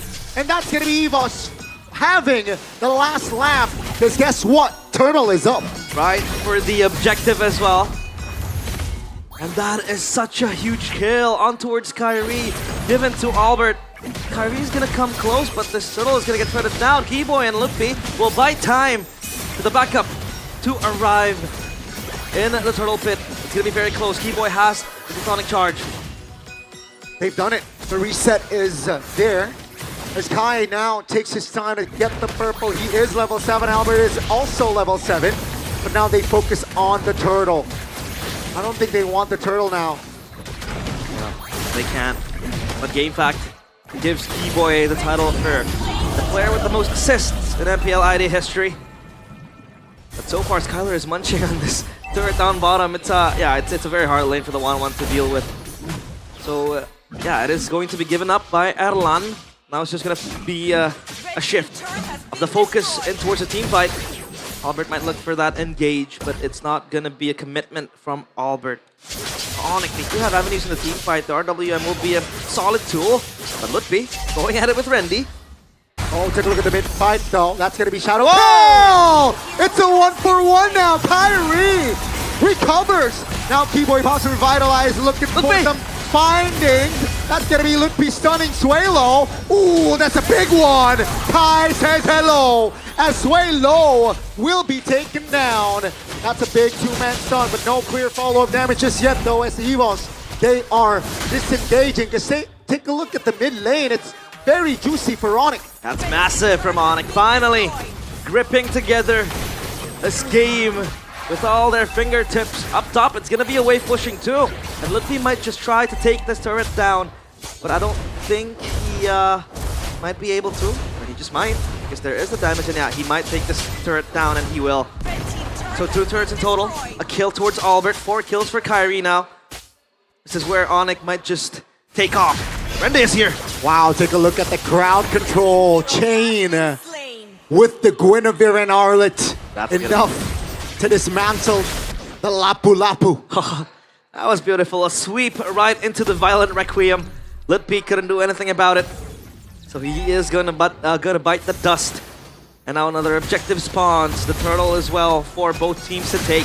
EVOS are grouping up now because they know they have to team fight their way into ONIC. But this time again, Lutfi has been given time and space to dive into the backline, look for the targets intended. And Erlan so far not yet heard of in this game. He might just pop off as the Windtalker and the Corrosion fight at least 2 items for the team fight. But ONIC, they are just as strong. They want to play this slow. Lutfi doesn't land the stun. The turtle here is just hovered around. Oh, tectonic charge on towards the back airline here. Receiving it. Sans spots a real world revelation. That's Rendy finding 3. Kyrie picks up the turtle, but Rendy now. Oh, crossbow attack in the back. Looking for the damage. Rendy will fall. Skylar is re-hitting on towards Key, but take a look at the front. Lutfi finds Erlan and finds Suelo in the process. That's 4 members of the collapse, and it's a wipeout for ONIC. Instantly smiting down the White Tigers up from above. Lutfi.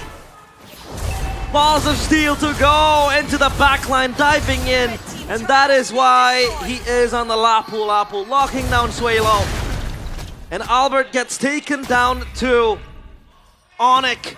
Finally, looking like their old selves. Because today in the series, it doesn't feel like it's ONIC.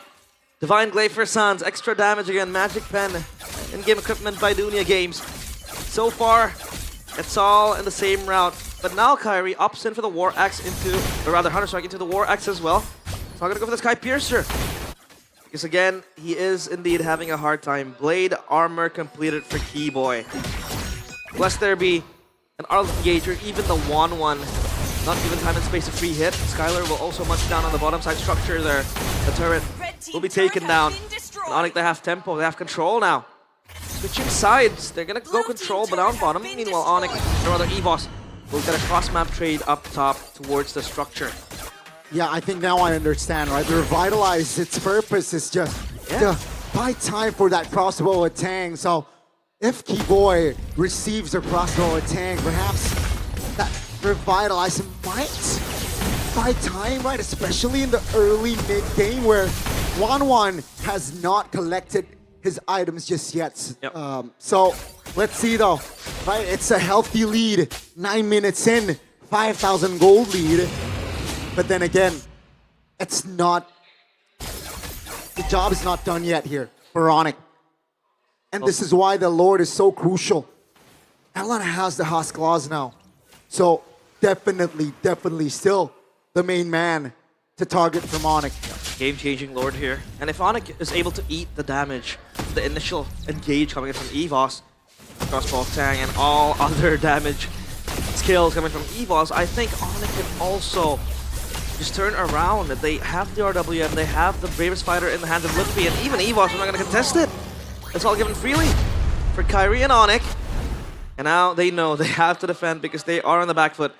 It seems like EVOS, if they want to go in, it has to be a commitment, right? Because Albert will obviously just expose himself to the ultimate from the Guinevere. And then you have Erlan, who needs to find the weakness points into the crossbow of Tang. Because that is where EVOS might just turn things around.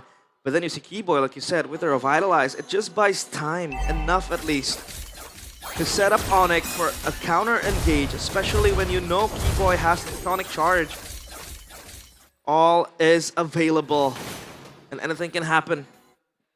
And so far, it is very quiet. The tension, you can feel it. Malefic Roar for Kairi. Holy Crystal completed for Skylar. Skylar and Kairi are gonna really hurt for EVOS, especially Kairi. Extra damage, and the Holy Crystal for the Harith is just gonna sting.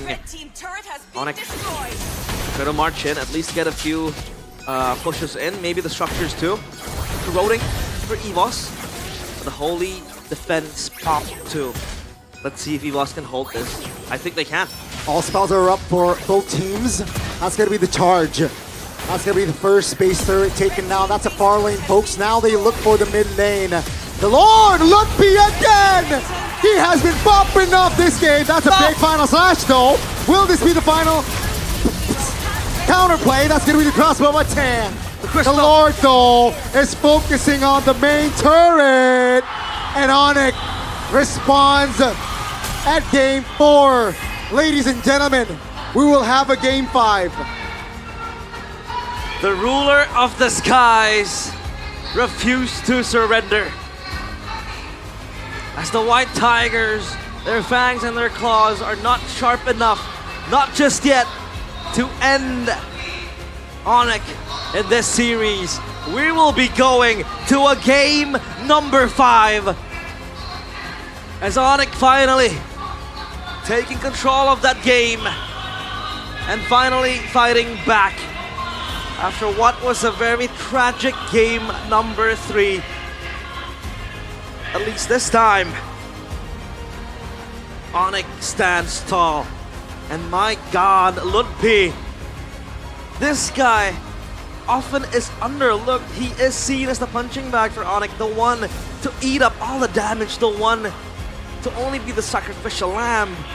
He has been playing Lapu Lapu for quite some time now in the series, but that was one of his best Lapu Lapu games I've seen. Just diving into the back, getting the control, locking down the members of EVOS. And the Guinevere wasn't really the answer then. If you saw how ONIC played, if you saw how Lutfi played. Wow, ONIC.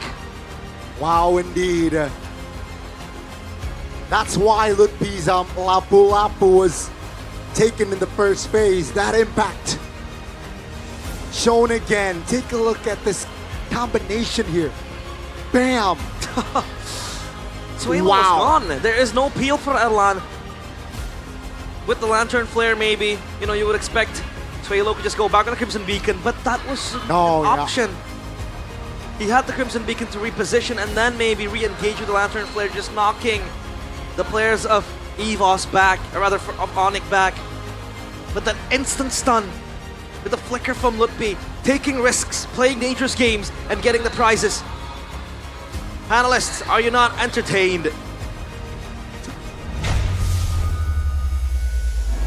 You boys call it first. Going to game number 5, a full best of 5 here in our final match of the day between ONIC as well as EVOS, as ONIC are able to strike back for that game. What went differently for ONIC here? They got the meta comfort, right? They got the picks that worked and are comfortable on their hands. Mainly, I think finally Keyboy gets his hands on a Grok here. It's been banned out all series long, I think, and the Hayabusa Harith combination as well. Very good. For me, I'm not rocking with the draft, man. The fact that the Guinevere? Yeah, the Guinevere. I said it in the game earlier. It reminded me of when Kenziski went for the 1-1 and Badang Baloyski against ONIC. The damage is just not there in the first two objectives, and you have to play for the late game for the 1-1 while you are losing the mid to early game. That's not a good sign. Yeah. You know, and that's why I think I noticed that Grok uses the Revitalize. Keyboy chooses for extra healing and also extra sustain just because of the fact that they want to deter the 1-1 potential so they don't get punished. Yep. And it worked out perfectly. He actually went, I believe, for first item Blade Armor too, which makes it even harder for 1-1 to be able to shine. And instantly, I think that's where I have to criticize most 1-1s right now. They just go for the template build, which is the crit build. Yes, it is the meta build, but if you're playing purely for your crossbow attack, I think the attack speed build is better. And again, it's Blade Armor, instantly. Like, Keyboy knew it. It was going to be a problem later on. Buys Blade Armor, done. And at that point, being a 1-1 and playing on a 1-1 when you're behind, it's very difficult as well. Elan tried to make it work. He nearly got a moment there as ONIC were pushing into the base in that final moment. But unfortunately, it just wasn't enough for them to fully, I would say, go for the defense for EVOS. They weren't able to prolong the series further. But looking at the replay now, we're looking at the crucial moments. Who do you think stood out to you the most from ONIC? Look at this guy, bro. He died in the end, but like that 2 kills with the spell farms that he has, he is definitely deserving of the MVP. All right, so the answer is Lutfi, and he deserves the player of the game, presented to you by the official tournament smartphone Samsung Galaxy S25 FE. It feels like he's trying to prove a point, because I mean earlier on you mentioned that Lutfi was a little bit... He's off. Yeah. I would say... Other than on the Yuzong. Yeah, on the Yuzong, definitely number 1 Yuzong in Indonesia. But on the Lapu-Lapu, well, Game 3 I won't count. Game 2 more so, right? Because Game 3 was just a pure kind of outdraft situation. It was very weird, too greedy of a composition. Game 2, I think it's just the inconsistency of Lutfi in that game of zoning. In this game, he had a really good time. And I think it was also mainly because of the space that was given to him. Like, there was so many more targets this time that actually were threatening EVOS that Lutfi came off the radar. Yeah, and the follow-up will be immediate if Lutfi goes in, right? The wild charge, Sats can poke from behind, and also the RWM, Kyrie on a Hayabusa. He's on a Hayabusa, right? Yeah. I believe. Hayabusa. So it's instantaneous for ONIC, and this is how ONIC should have been playing for right from the get-go, man. Just put these guys on a fast-paced hero that can snowball really, really well, and it fits the bill. I gotta say, though, Kyrie was really unlocked here in this game. Again, it's the greedy move for Rendi, I would say there. Like, you guys would say, you know, it's an all-right move. I say it's a mistake. You know, when you've already gone the Hayabusa to use the quad shadow, you don't need to chase. You just wait around a turtle because it's almost... at that point, I think it was guaranteed turtle. You use the quad shadow already, just wait in the quad shadow next to the turtle, help your jungler secure it. And that's why, I think in the end, even though we did say it's going to be game number 5, we saw the angle. We saw that it could be 50-50 depending on how the early game goes. And unfortunately for EVOS, despite some clutch moments, Turtle 1 is very important for them, for their composition to start. Because you already mentioned it, was it you, Etern, or you, Sheffin? But 1-1 doesn't do too well when they're behind. Arlet, even more so. Arlet needs to be ahead, or at least even, right? And after that play, they were behind, all of them, and it became really hard, and that's what unlocked Lutfi as well. Kyrie being unlocked, being a threat, making EVOS think of him, and then, while they were thinking of him, Lutfi does this. Boom, bang. Yeah, but shout out for this combo, man. I think this is the wet dream for all the... Well, yeah, this is the vision, but unfortunately, it is too one-dimensional, man. Yeah. It only happened 2 times in this match, and it's not really that pivotal either. Everyone has to, everyone has to clump up. Even then, the crossbow tank is not crossbow tanging. Yeah. The Revitalize, by the way, also is... that's the reason Keyboy went for it. He went Blade Armor, Dominant Size, Revitalize. So crossbow tank ain't getting through him if it's crit build. I don't think it would have gone through him either if it's attack speed build, but there's a bigger chance. See, the Guinevere pick, you might think that, oh, it's bad because it lacks damage, right? But I think the one that kind of kills the draft in the second phase is the 1-1 initial pick. Yeah. It kind of makes Albert have to go for a damage jungler. And at the same time, there's really not good of an option. I think I still would have gone for Joy, but at the same time, it's not good for Gataya. You know, you get peeled easily by the Grok. And it's a Harith. So it's a bad comp either way. As Midnight said to me in the group while teasing me after BTR's loss, Lamau 1-1 red 4. Same case here, right? It was Eman picked it 1-1 red 4. 1-1 has been a horrible pick so far in the playoffs. 0% win rate? I believe so. Not a single win yet, no. Okay, not doing too hot, but I mean, ONIC were doing hot. 11 minutes and 49 seconds. This was so fast. I think this is one of the fastest games we've seen in the playoffs so far. Everything else averaging above 15 minutes. I don't know. Do you think that the drafts were a major component to how EVOS lost? Because usually, for the past few games, we do see that the pick for Albert is secured first 3. Yeah. I think it's just a gamble. Like, EVOS played a gamble here. They thought they would be the ones to secure Turtle 1 and win it out to get the snowball. If they don't get it, they would lose. ONIC definitely had more ways to actually play the game. EVOS just had one. They had the combo and the early game. If they don't get both, it's cooked. Why not prevent that gamble from happening, though? Yeah, that's why in the first phase, they gambled with Arla. They thought the Arla would be able to be the game changer. But obviously he wasn't. Yeah. To be fair, Arla, look at that statistics right there. He's topping in both damage dealt and also damage tanked. So Randy did all he could on that hero, but unfortunately it's really not enough. That's Turtle 1. The flicker forward was the only mistake I would say for Randy. But that was a crucial one because they needed Turtle 1. They needed that snowball. Yeah, I think Game 5 after this, it boils down to the battle of the junglers. Hayabusa might not be available for both sides. Lancelot might not be available too in the first phase. Just because of the fact that they want to secure that safety, I guess, and the blue side to be able to pick a damage dealing jungler. All right, which one do we like more? Rock Band or Haya Band? Ooh, right? Oh, you're making me think. Exactly. That's like the question from me right now to Captain Vin, XBTR by the way, is Rock or Haya Band? Wait, are we assuming that EVO stay on the same side, or? Either way, I think the bands there have they were like, yeah, full respect bans for both, right? Okay. Now do you ban the Grok or the Hayabusa instead of what do they ban? EVO's ban CC Yuzong Lance, ONIC ban Uranus Ranger Luna. Yeah, because they get first pick, right? Yeah, and I think EVOS really has to win the draft now because in the series so far, there has been multiple wins from ONIC even though they lose out the draft. Yep, that's so. If you lose out in the draft initially, it's not going to look good in the game, man. Even if it's 50-50, because earlier we said 50-50, like the execution for ONIC is immaculate. Still, in Game 4, by the way, after getting beaten 2 times in a row, on point. Composure. They want that upper bracket. I don't think they want to fall here. That's why when we were talking about how this game is going to go, like a 3-1 for EVOS, it feels a little too easy. Feels too good. By the way, Nefin predicted right, I think, the entire day today. What did she predict for this match? She went 3-2 ONIC for this match. Wow. Is Slim Kochul on duty today? Yes. I think he predicted EVOS 3-2 because he hates ONIC. Oh.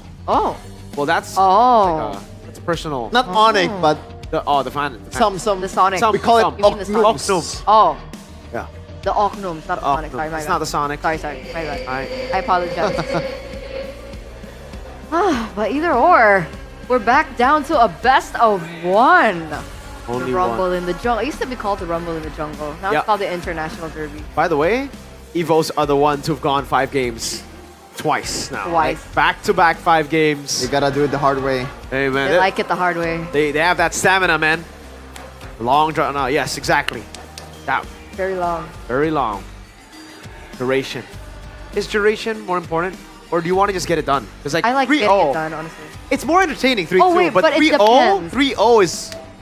If it's like a high stakes match, exactly. Then duration. Exactly. So that's why right now 3-2. Exactly.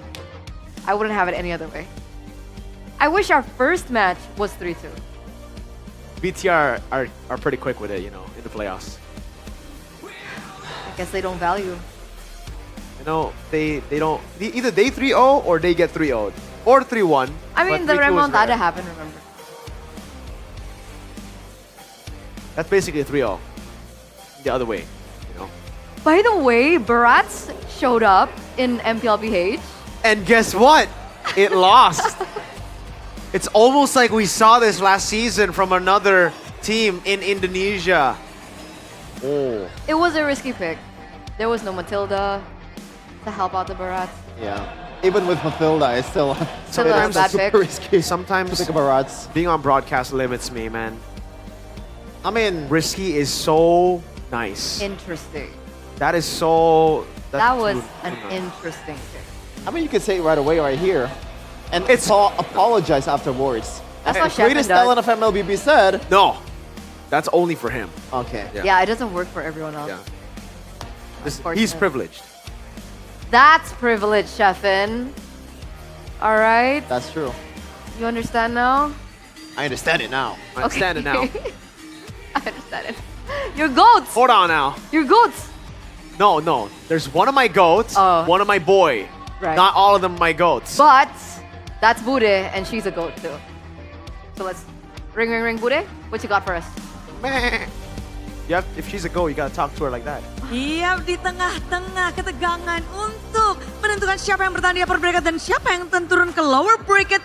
Di sini Bude menemukan ada anomali di sini. Tiba-tiba ada Coach Yap pakai jersey EVOS. Ya. Mabuhay. Salah kan? Oh salah ya. Ini Coach Yap bukan? Bukan. Versi EVOS-nya.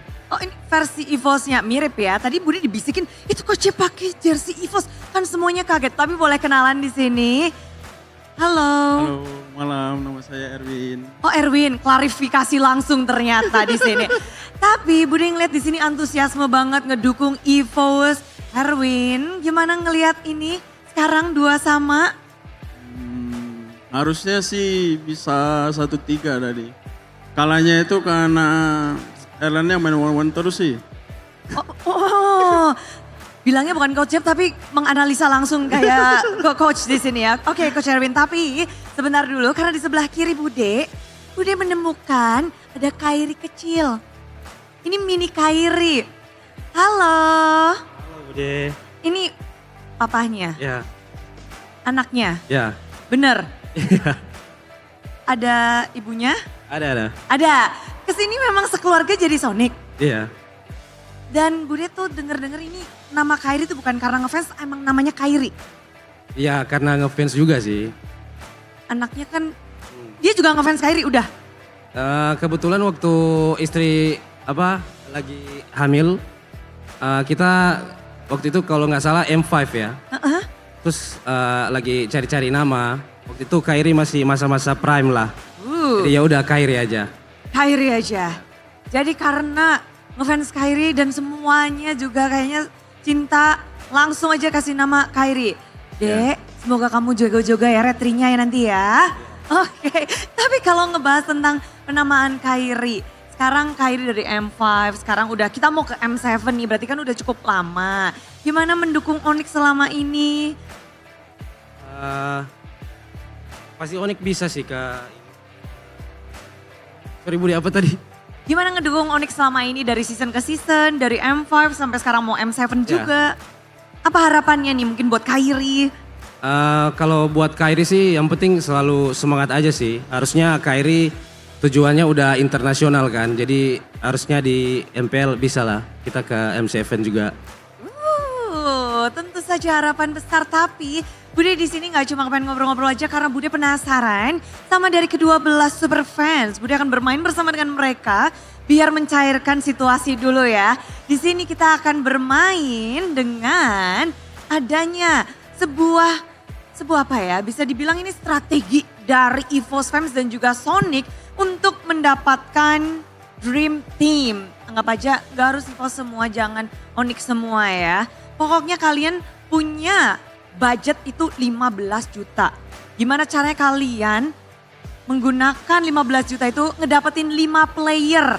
Kalau nggak 5 player nggak bisa start tuh gamenya, oke? Oke. Oke? Siap? Oke, siap. Siap, monggo. Kita akan ganti-gantian ya. Jadi kalau yang udah diambil sama satunya nggak bisa dipilih lagi. Let's go, kita ambil dulu nih dari yang EVOS dulu deh. Monggo, boleh. Silakan pilih. Untuk budget 5 juta di Skylar. Skylar, oke. Oh, diambil. Skylar diambil aja. Dibawa pulang, jangan. Ditempelin sini ya, tempelin sebelah. Oke, 5 juta pertama. Ini bukan 5 juta ya. Skylar berapa hargamu? Oke, selanjutnya. Kairi boleh? Boleh dong. Kairi yang mana nih? Kairi yang kecil apa kairi besar? Yo. Mana kairinya? Gak ada kairinya sih Bude. Ya udah tempelin dedeknya ke sini. Kiboy aja, Kiboy. Kiboy aja. Karena sama-sama Manado juga kan. Oh, dari Manado Pride. Kiboy Oke. aja. Boleh. Bawahnya Skylar nanti akan sebelahnya. Monggo. Untuk jungler Albert. Albert. Wah, langsung ya. Gercep banget. Selanjutnya. Udah 9 juta ya, tinggal 6 juta nih. Ya. Ini masih 10 juta. Paling ini sih Bude. Oh lala, EXP Kin. Satu player anyar. 7 juta sudah dipakai. Yuk. 6 juta. Romer, Alex. Oke, tersisa 3 juta. Mulai bermain strategi. Masih sisa banyak, baru kepake 7 juta, masih 8 juta. Yang pasti Gilang San sih. Wih, langsung gila Sans. 12 juta sudah terpakai, bagaimana ini? Sisa 2 player dan silahkan. 3 juta ya? Iya, 3 juta. Midline Okta. Okta. Most improved player sudah dikantongi. Ini regular season udah diambil, Dream Team juga direbut. Selanjutnya siapa Paling nih? sama Manado juga, Bude. Gops. Oh gitu ya, sesama Manado nih. Ya. Ini jadi tim Manado setelah ini. Berarti kurangnya SP. Waduh. Ayo. SP-nya udah habis dong. Ya udah berarti role lain ya dipaksa. Dipaksa Pindah aja? role, paksa aja. Paksa aja ya? Pro player Oke. harus bisa segalanya. Oke. Oke, 1 juta terakhir. XP udah, Prom udah, Mid Apro udah. Bude. EXP-nya 2, Ya, nggak Afro-nya 1. Oke, yang jadi jungler siapa nih? Gak apa-apa ya? Sans aja deh yang jadi jungler Bude. Sans balik Kan lagi bisa. jadi Ya. jungler. Oke, coba ini Bude penasaran sama rating dari semua super fans yang ada di sini. Coba kasih tepuk tangan untuk pilihan dari EVOS Fans. Oke, 15 jutamu mendapatkan suara kira-kira ya 20% dari 20% di sini ya. Coba mana nih? Tepuk tangannya untuk pilihan dari tim Sonic. Sudah ya? 80%-nya Sony. Iya. Gimana ya? Nggak apa-apa. Tapi yang penting kita akan melanjutkan game kelima. Game kita sudah usai di sini. Dan satu kata untuk EVOS di game kelima. Bantai terus. Santai terus. Satu kata untuk ONIC. Go ONIC! Go ONIC! Dan langsung saja inilah dia game penentuan antara EVOS dan ONIC Derby Internasional. Let's go!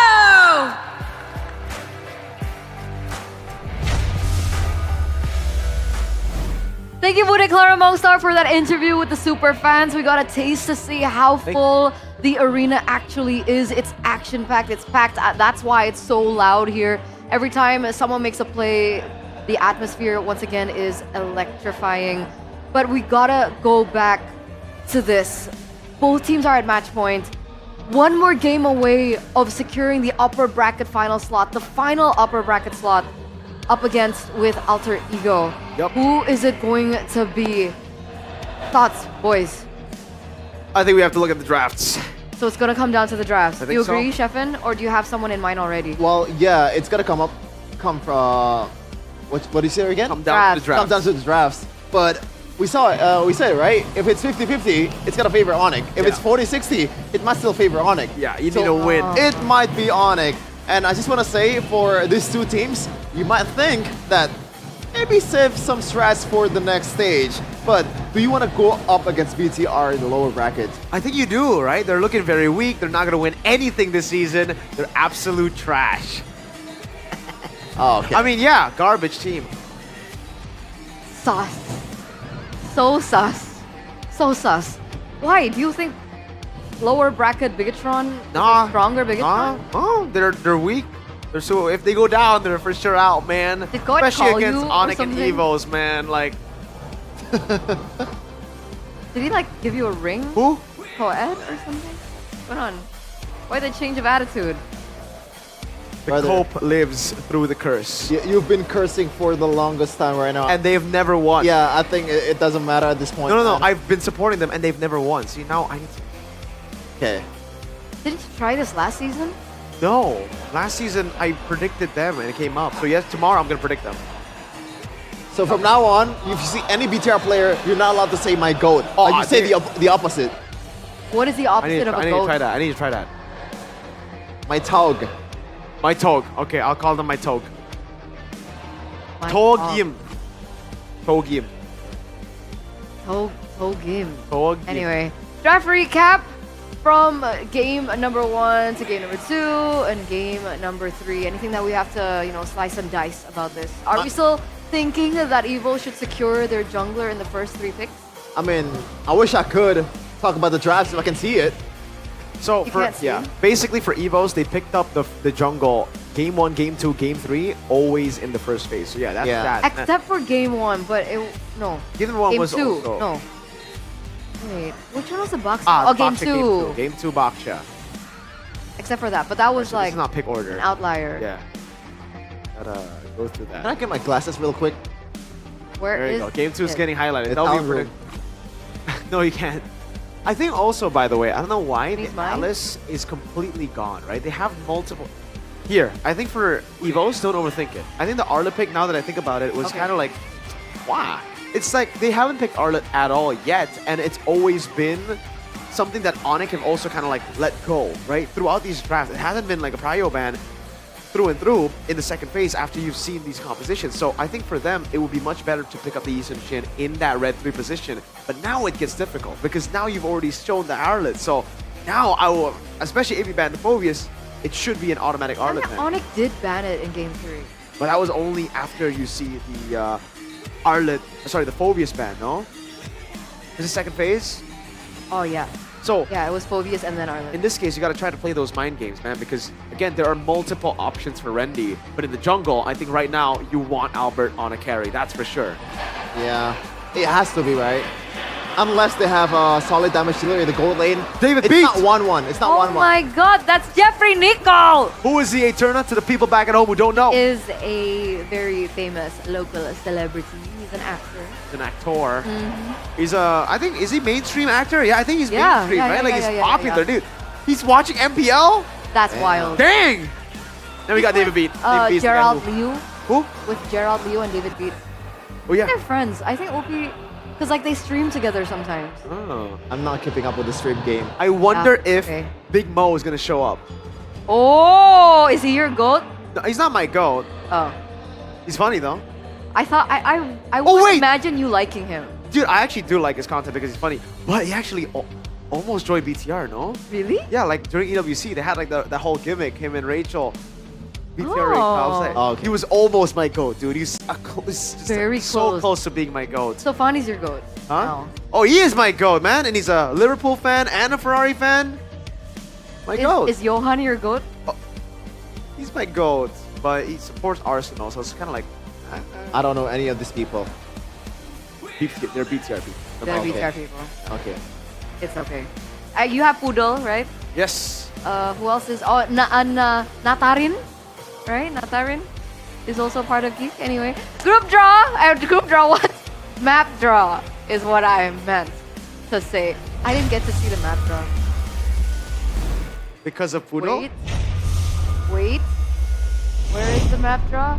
Expanding Rivers. There you go. For our final game in this best of 5 series, we're getting the Expanding River. So mid-prio. Very topical. Gonna be as important as ever. Okay, there you go. That's a Grok ban. Yuzong Harris ban for EVOs. ONIC, CC, Granger, as well as the Uranus. This is the drafting phase, by the way, ladies and gentlemen. Presented to you by the official tournament smartphone Samsung Galaxy S25 FE. I don't like the fact that Keyboy gets the Kalea, man. I guess you get the Lunox, but Gatot Kacha. has to be, right? Has to be. There's no other option. Do you even go Yi Sun Shin though? I don't think so, right? Do you? I mean, what else is there? Haya.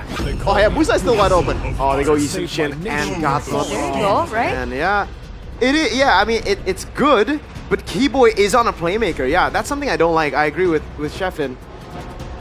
It's at least Lunox on Sway Low. This is, by the way, if you guys are just tuning in, this is the Lancey of MPL ID. If you see Lunox open, he's picking it up, and finally Sans gets his hands on a Kimmy.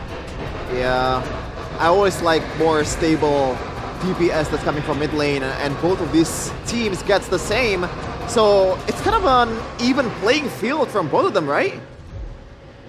Comes down to the side lane, a repetition of what happened in game number 4. I don't know, I feel like Kimmy clears faster than Lunox. What do you guys think? It kind of works in the same way that it's a constant damage dealer that you can rely on. Yep. Yeah. Is what I'm trying to say. It's just like the mana is less reliable on Lunox, but I get your point. Second phase though, the Alice gets banned out. Oh, this is amazing actually. Oh man, yeah. What we were talking about for Rendi was for red side. Now that you don't actually pick up the XP lane on blue side, yeah, this is just gonna be a full lockdown on the XP laners. What is Rendi gonna pick up? Like, the Alice banned out, Lapu's banned out, the Yuzong's taken out, the Uranus is out as well. Do you want to ban the glue here for ONIC? Esmeralda will be the option. Yeah, I don't think you want to go ban the glue because right now the composition should do well against a glue, right? They ban out the Esmeralda. ONIC, are they gonna go Phobius? No, right? I mean, doesn't make it's not good. I mean, if we're considering the option that's left, it's not that bad. Arlet is an option. True. What else? Oh man. I don't think EVOS want to... Do they want to ban the Arlet? I don't think so. I think they're fine. If ONIC pick up the Arlet, they go Phobius themselves, and then it just becomes a battle. It's taking a while. I think they're really thinking about this. Yeah, they take away the Phobius now. There you go. So, they've basically given free Arlet. It almost looks too good. What bait is it for? What are EVOS planning here? Or do you want to go for gold laner first and give out a winning lane for Lutpi? But okay, let's say is if there you do that... potential for Gata to go XP? That's the thing. That's why I want to ask. I don't really think it works for Rendi. You wouldn't want him on a Gata Kacha, right? It's kind of like putting Tyron on Gata Kacha. It'll lose you at the final game of the series. I mean, I can see a world where you get flex, knowing that there's already two solid damage dealers. So they make it for themselves. Oh man. You know what I like? So, Terizla. I like Terizla. For EVOS. For EVOS, Terizla. Obviously. And then the gold lane. I don't know about the gold lane. Claude again? They just go Ruby? So they all in on YSS and Lunox? Yes, sir. I think that's the case right now for EVOS, right? The Ruby should be able to sustain a lot as well against the glue. You're good against a Lancelot because you need someone to lock that Lancelot down. You don't have it right now. And to win the first few neutral objectives, the Terizla. Or do you want to go the RF way and pick up something like a Benedetta? Let's see. It's gold? Oh, Erlan. To close out a series. Oh, wow. My lord. It's an easy Ruby, right? It looks like it, yeah. But does Skylar want a Ruby or does he want his pick? His classic pick? I mean, his classic pick ain't doing that good either against his composition for me. That's yep, true. But it is comfort. Is it not risky against the Cho? It is. I don't know. So Extremely risky. Any gold laner is bad against this. It almost seems too good to be true. The Ruby looks so good here, right? Yeah. Well, doesn't look too good. It's just the best choice. Yeah, there you go. The Ruby gets locked in. Final pick for ONIC. I really think it should have been Terizla Ruby for EVOS, man. It's 50-50. I think it's more of a gamble for Erlan than Skylar. Yeah. So, ONIC or EVOS, boys? I'm going with ONIC. Same here. I think ONIC should be able to get it done, but because Erlan's my boy, ONIC will win this. Is this a curse? I don't know. I don't know what's going on, but I guess we'll have to throw it over to the casters for the final game in this best of 5 series, the International Derby. There is a strong chance that the White Tigers can take this. This battle has to fight balance. One the favored and one the dark horses. It all takes us to game 5. The skies are shook. EVOS pushing ONIC to the limit. Can they be the ones to secure the upper bracket final, or will ONIC once more show who they really are? The last game of today in the International Derby, it is ONIC against EVOS. Ladies and gentlemen, it is time. One more showdown between the yellow porcupines and the white tigers. Take a look at ONIC already initiating in the mid lane, forcing Key to pop the revitalize. Small win, and ONIC Albert is gonna get that, but yeah, the counter jungle from Albert gets the orange buff. That's gonna really delay Kyrie's pathing now. And Kyrie has been subject to being on the back foot for the series up against Albert. That went unchecked. And Kyrie, how is he gonna recover from this? He's gonna go and take the lethal under her, but look at Erlan. Erlan is here. Already very, very aggressive here. Though. But that's already a big win for Albert. Farming wise, taking the orange buff. Yep. Emblems by Games Max again. Hit me with the weakness fine. And the nothing out of the ordinary, Keyboy. Yeah, that's gonna be Albert here. Mount Shocker does not land. So yeah, all is A-okay. The weakness finder, the weapons mastery, weapons master, excuse me, that emblem. But now San's back with this. What is one of his favorite picks, the Kimmy, right? It can really appeal for the team with the damage that it has. Good front to back as well. But I don't know, with this composition, it seems like ONIC want to brawl it out just abruptly. Compared to EVOS, given this Arlet for Rendy, it is all just for them on a silver platter, and now ONIC will be the ones to tip the Lord. It will be the first neutral objective here on the board for Kai. A healthy one. And EVOS seems like they're okay with it. They're letting it go. They're saying, hey, we will have our compensation later on. Yeah. They're going to play through Albert, obviously, and the Lunox too. So 2 core members that needs to be online. The Key gets knocked up. That's a pull. I'm offended. Revitalize. Popped. Erlan is there to Way of Dragon. Keyboy, not enough damage just yet, but Keyboy will fall regardless. Both roamers now taken down. Kyrie looking to close the distance there, but Key will survive. Man, Erlan survives with a sliver of HP. Erlan survives, man. It feels like we're seeing a battle down in the gold lane where 2 of these players, they are known to be traditional marksman players. They like the marksmen, they like the rangers, they like the Harriet. And then now we see them brawling out like it's XP lane, right? They play the Cho'Gold, something we haven't really seen much of Erlan. We have our fair share of, criticism towards him when he has to go and play the fighter. Same goes for Skylar.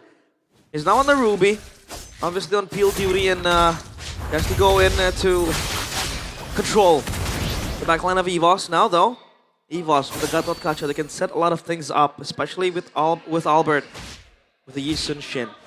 And now ONIC, by leaving open the Arlet, it looks like they have some sort of counterplay towards it with the glue too. Tsunami Slam! On towards one, that's gonna be Albert, burst it down! What a setup there by ONIC, that's a big kill. That's a very, very big kill. On towards Albert too, and the turtle will spawn. 15 seconds. ONIC has Cryo and Tempo in the mid lane and into the bottom side of the lane as well. Erlan completely pressured. He's going to have to clear the wave. Meanwhile, Skylar and Keyboy are rotating on towards his turtle pit. Traction Pulse gets expended though. And now they will try to take this neutral objective. I think it's a free one, right? Albert died earlier on.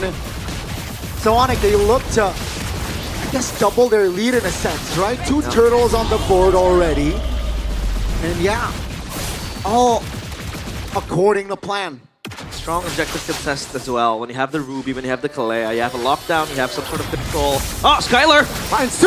That's a 2-man knockup. Kai says hello. Rendy and P will be taken down. Take a look at Kai. Punching jabs, but that will be the purple gone. So again, ONIC applying heavy pressure. That was Skylar abruptly flickering in, getting the I'm offended onto 2. Good follow-up for the rest of the ONIC boys. Gold difference all in favor of ONIC. 2.6k gold lead. And then now it begs the question, how does this show function, right? Yeah. Aside from pickoffs. Because if the show wants to go into the backline, there is way too many obstacles to go through. You have Keyboy who can just lock you down, and then Skylar with the mini CCs. They can just lock the show in place. And then as Arlan, if you want to go in and go out, it feels like he's going to be on a suicide mission. And then the glue is just as annoying as the other members of the squad. Tough boots for Sans. He knows he has to try to dodge in. Offers damage! That's the damage by Kai. Will pop the brilliance there in response to that burst potential damage. And yeah, good thing that he survives that one. Wait, Keyboy goes in for the dominance ice. The Suns not go for the glowing wand because usually this patch at least when mid laners go for the glowing wand, the roamers might just skip the dominance ice. But now he goes for that dominance ice. So yeah, Suns also has the glowing wand already, so they want to go in ham. As Randy pops the sweep. That's Jonathan Liandi and our screens Emperor. Wow. Hello, Joe. Gushin God. Yeah, Gushin God indeed. 31 and 6. What was it? 31 and 3? Yeah, oh, big final slash by Randy in the mid lane, but no! A bigger, I'm offended! That's gonna be Randy taking down Key a little bit late there with the AOG, and that's another double for Kai.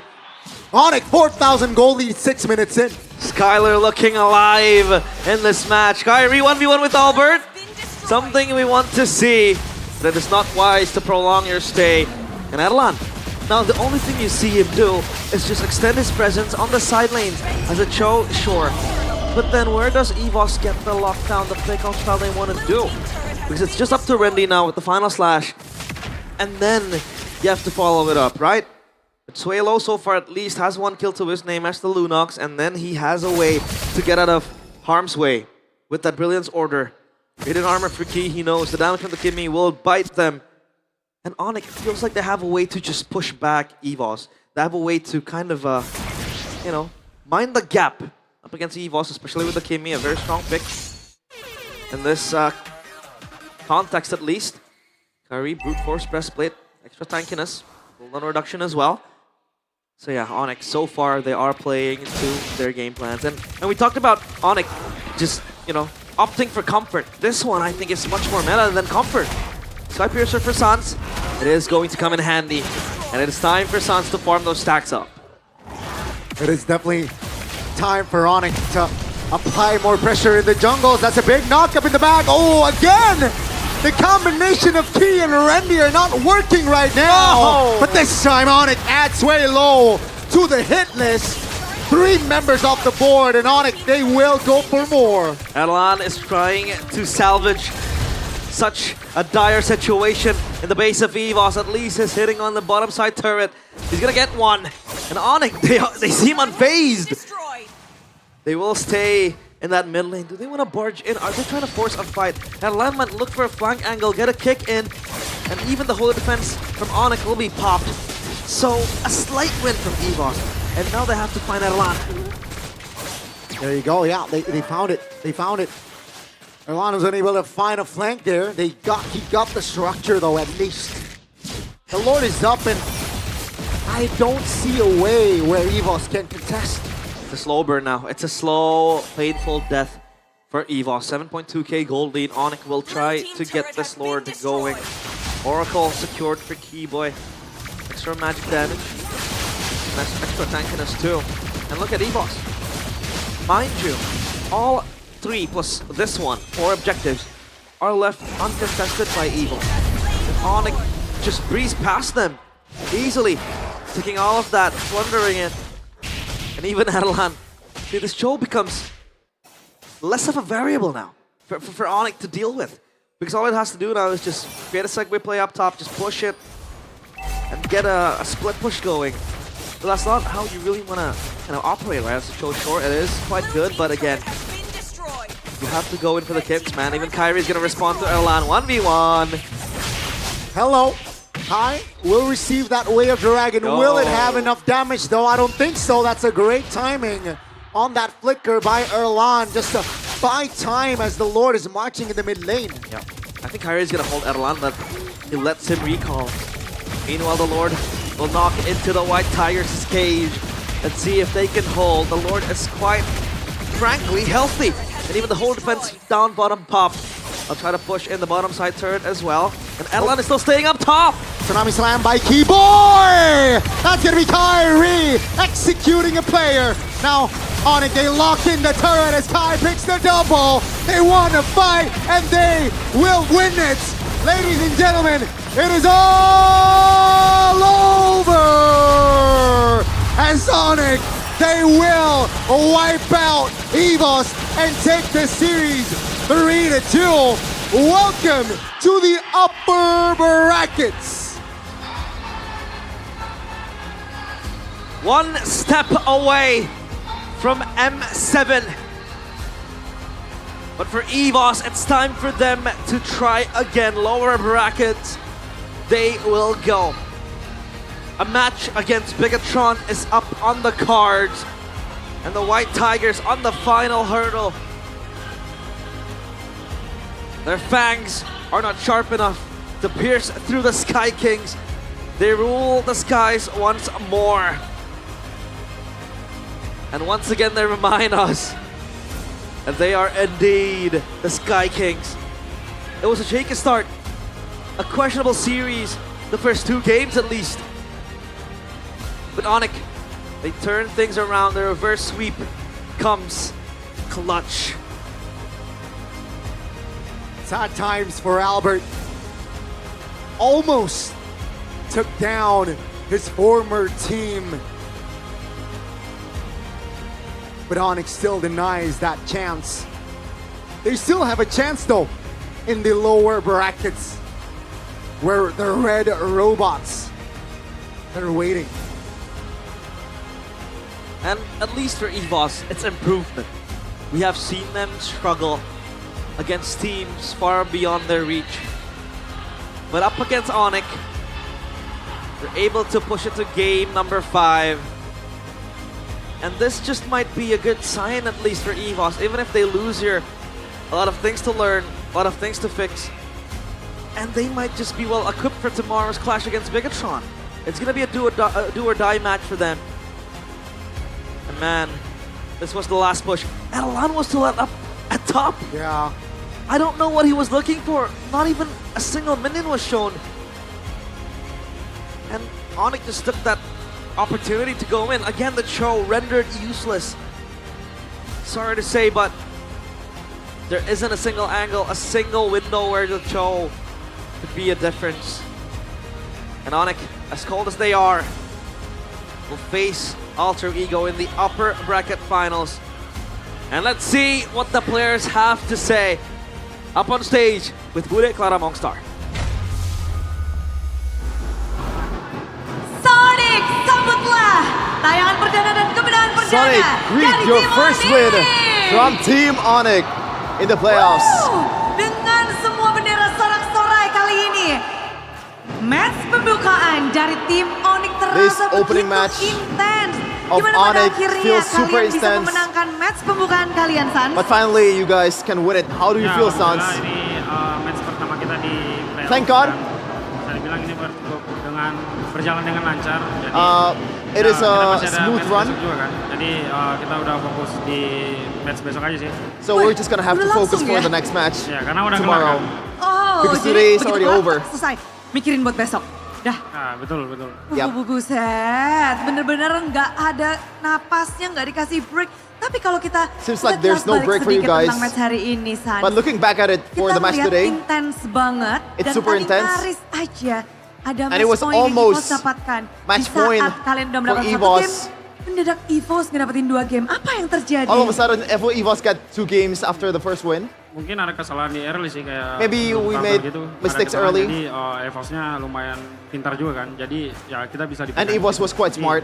Mungkin kuncinya di turtle pertama dong sih. Sebelum turtle pertama dia lebih bagus Maybe the key Tapi was the first total. apakah They were better memang at the di time. sini EVOS berbeda dengan yang ada di regular season Is atau the current EVOS bagaimana? different than the Yang aku lihat regular sebenarnya season nggak EVOS? terlalu jauh beda sih. Cuman ya Not really. nggak ada sih yang gue lihat sih mau Doesn't differ mirip that sih much. dia cara main regular sama playoff. Ya nggak ada beda dikit lah. It's only a small Saja. difference. Tapi kalau ngebahas tentang ONIC, But if we're talking about mode ONIC, playoff apa Sans? Ada mode playoff, ada beda kah? is there a playoff mode for you guys? Yang pastinya beda lah kalau kita fokus di regular Obviously, sama playoff. it's always different. Playoff In lebih the playoffs, banyak apa ya? Ya beda there sih are mapnya more. gitu. Playoff lebih It's a different vibes. berbahaya lah. For playoffs, we are more dangerous. Berbahaya. Oke, ngebahas tentang berbahaya. Talking Dari about UPI dangerous. sendiri, UPI.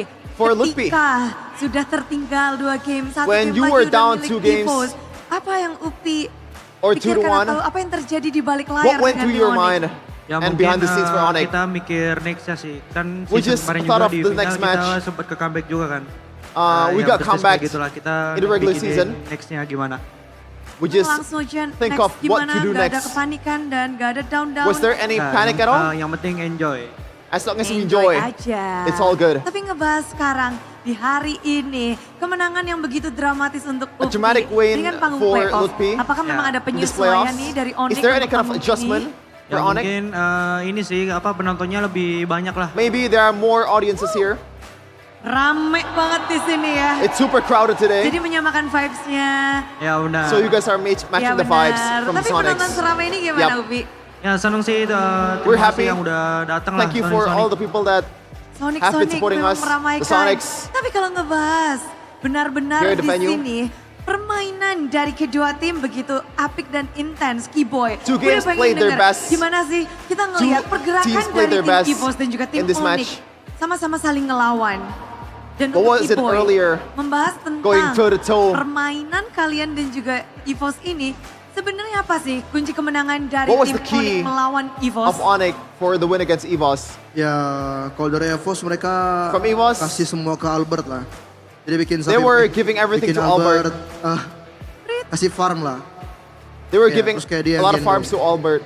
Jadi apa fokus kalian? Berarti kalian udah tahu. Ke Albert. So we Albert aja focused bawa. on Albert. Kejar Albert sampai dapat itu tugasmu berarti dong. Was that your Semua lah, duty? semua. All of Semua. us. Tapi kalau All of ngebahas our tentang duties. EVOS yang melangkah melaju hari ini, dari ONIC sendiri expect nggak sih bahwa EVOS yang akan menjadi Did you lawan expect kalian? EVOS will be Ya yang pasti kalau udah your masuk upper opponent bracket, today?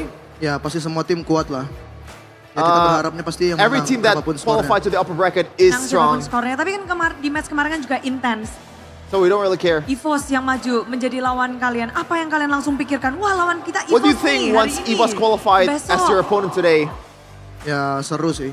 Yeah, Seru. it's gonna be fun. Jadi dengan hasil kemarin, kalian langsung oke, besok akan menjadi sangat seru. Dan jadi kalau ngebahas tentang hari ini, EVOS bisa dibilang Talking about today, tim EVOS yang beranjak dari babak play-in, came lalu from the play-in bermain di sini. and now Tadi di playing match here. tadi pun ada tim yang dari play-in bermain dan melangkah maju ke depan. Dari Keyboy sendiri, ini tim-tim In the previous play-in match, memang it was lagi Alter Ego that panas-panasnya qualified apa gimana sih, as Boy? the playing team. Ya Are mungkin they mereka udah hot right sempet now, main the playing dan teams? udah bertanding juga jadi ya lebih Maybe they panas lah played daripada earlier, so Jadi they got first hot starter nih ya, much uniknya. sooner kita than juga us. pasti berusaha langsung panas juga di awal. But of course, we're always Cuma emang try to ya, give it mereka our jago best kok, and jago. be as hot as possible Dan ini in the early benar-benar kita bisa stage. merasakannya dan momen-momen berharga banyak sekali terlihat, apalagi Skylar Skylar, hari ini today, di pembukaan babak in playoff. this opening match of the Kita melihat playoffs, game yang begitu ketat. We Dari saw a Skylar very sendiri competitive melihat game. match hari ini gimana?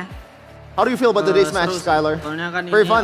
gue sempat lihat dan playoff perdana gue juga lagi balik. Because this is my first playoff after the break. Saya lebih rame juga, ada fans Sonic yang lumayan. And it's much more crowded. There's a lot of Sonics here. Seru. It's very Dan fun. kalau ngebahas tentang tadi, banyak banget momen-momen di mana There were a lot of dari moments sisi Lord, dari in Albert, Lords, dari permainan kalian and your yang gameplay melawan tim EVOS against EVOS. di game 1, 2, 3, 4, 5. Mana In all the game yang games, paling which game Skylar kenang?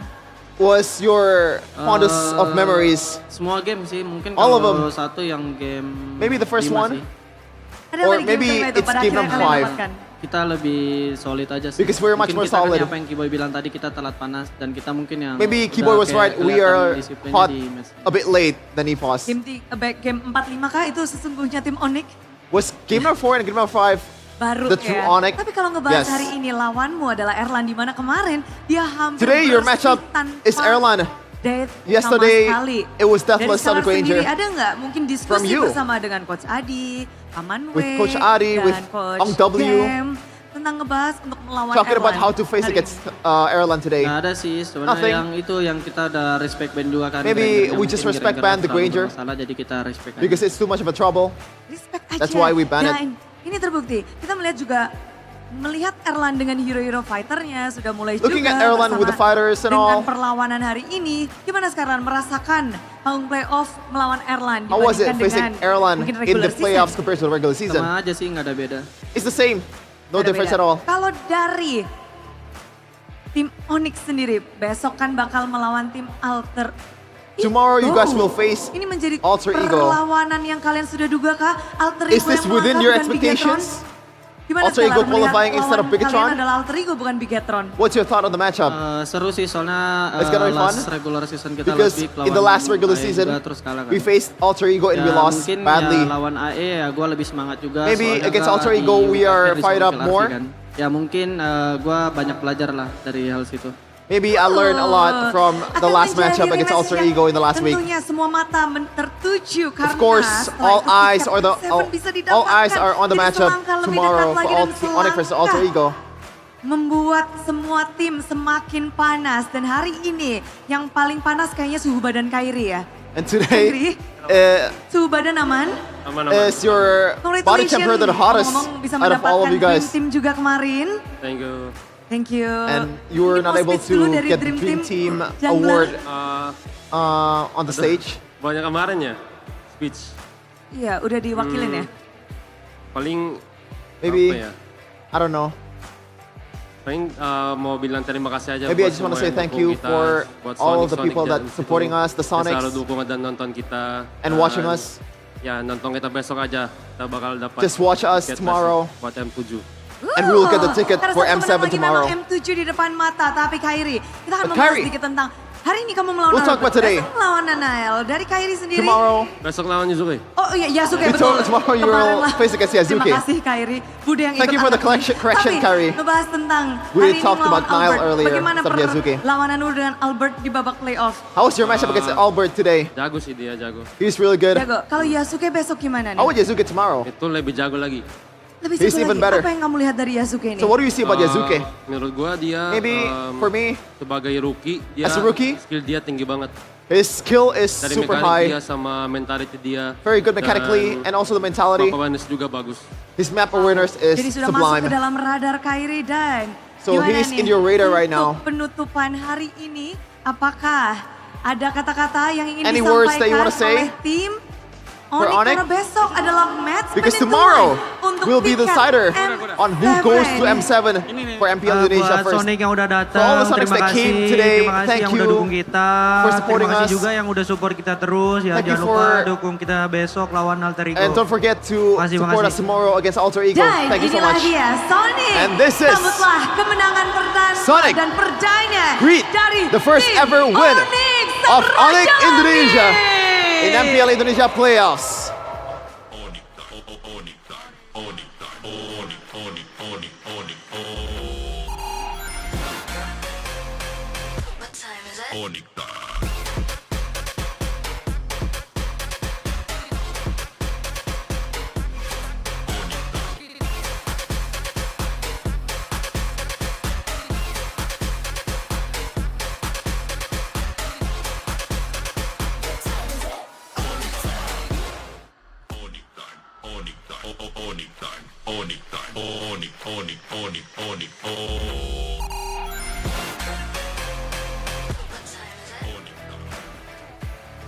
Iya, dan begitu ramai di Nice Pick 2. Hari ini kita melihat bahwa pertarungan begitu epic dan apik. Dan sebelum kita berpisah tentunya, sebelum Bude kembali ke belakang, Bude pengen ngasih tahu sesuatu nih kepada semua super fans yang ada di sini. Siapkan device kalian karena sesaat lagi Lunox akan memberitahu cara untuk mendapatkan saldo GoPay. Akan ada GoPay hadiah GG. So, Lunox, kasih tahu kita dong gimana caranya.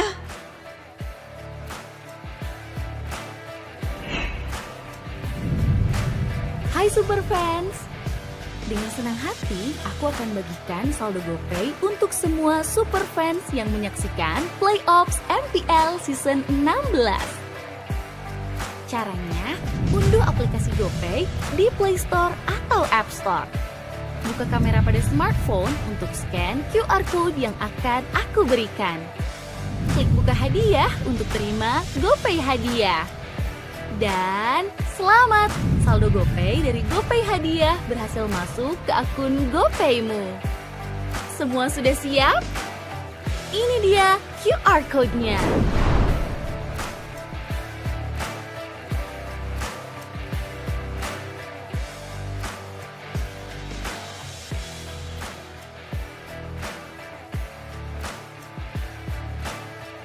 Oh, congratulations buat super fans yang udah ngikutin cara dari Lunox dan mendapatkan saldo GoPay. Congratulations, GoPay memang dompet andalan MPL.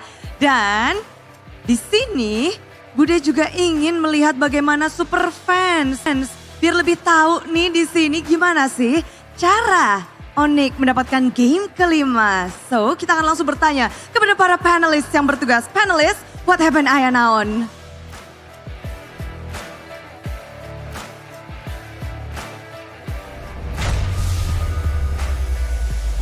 What happened, Ayanaon, indeed? What does that mean, Sheffin? What happened, Ayanaon? I am not Sundanese, so I cannot translate. What does that mean, Eterna? I'm not- What happened, Ayanaon? Well, I am. It's literally what happened, what happened. What happened? What happened? Oh, What happened? What happened? there's never a 50-50 for ONIC. You gotta beat them, you gotta kill them. That's a little violent. You know? Yeah, I feel like the draft is just much Yeah. easier winning condition for ONIC, especially with Keyboy securing the Kalea. That is just no. And that is with Albert. If you guys notice, I don't think you were there, Miracle. He actually stole the red buff from Kyrie in the first few minutes. You noticed? I saw it. Okay. I saw it through the phone. Okay. Oh, thank you, Samsung, right? And Kyrie was able to recover really easily, Yeah. man. It is just that easy for ONIC. And again, Erlan on the Cho on a close-out game. I really don't like it. It's like we've said it through game one, right? Like you don't pick a fighter gold that's not comfortable for Erlan. And I don't know if it is actually comfortable in scrims, but you have to be comfortable on stage. You gotta go for proven picks, and Cho was definitely not proven. That's why I thought if you don't go for the Cho, you go Ruby. I call the Terizla Ruby, right? Instead of the Arlet plus the Cho. Yeah. I think it would have been the better option, man. The Terizla would have held the glue down in lane, played for the turtle, and if you take into account Albert's orange buff steal plus that, I think it could have been real good. They would have had something that they could have utilized. But again, it was different, and ONIC do not lose those 50-50s. Yeah, no. But the player of the match is actually Skylar. All right, Harris, Ruby. We were talking about his conventional picks and his unconventional picks, and honestly, the Ruby in that final game is pretty good. I remember that crazy I'm offended that he was able to get under turn. Pretty good. Yeah. That's more than pretty good a turnout. That's really good. So far from all the games, it's the cleanest. Not really the best game out of all of them. I think the carry on the Harith was better, and it was more pivotal for the team. But in this case, he was much more cleaner, man. The sets was super crisp, and it's just pale in comparison towards Erlan, which can only go for a single target, and you don't really use it to your advantage too. Yeah. You see the heat map here, you do see Skylar participate in a lot more fights compared to Erlan as well, by the way, right? Like Erlan, I think it was the first fight where he went in, but that was also with Skylar jumping in first. He got the I'm offended first, they got that set, they got the kill, and then there were trades happening. And then, yeah, the two-man. It was also just the things that you don't see. Not the flashy I'm offended. Sometimes just standing in the back, don't run Wolf King. So many times they try to go in and it just, that small jitter stun stops you from doing a whole lot of things. And with the Kimmy there, Sans was so free, dude. Just like, all right, fam, I know what this Ruby is about. I know what I need to do. Boom. Yeah. Easy. You were talking about the really good peel from the composition from ONIC, right? To facilitate the Kimmy as well.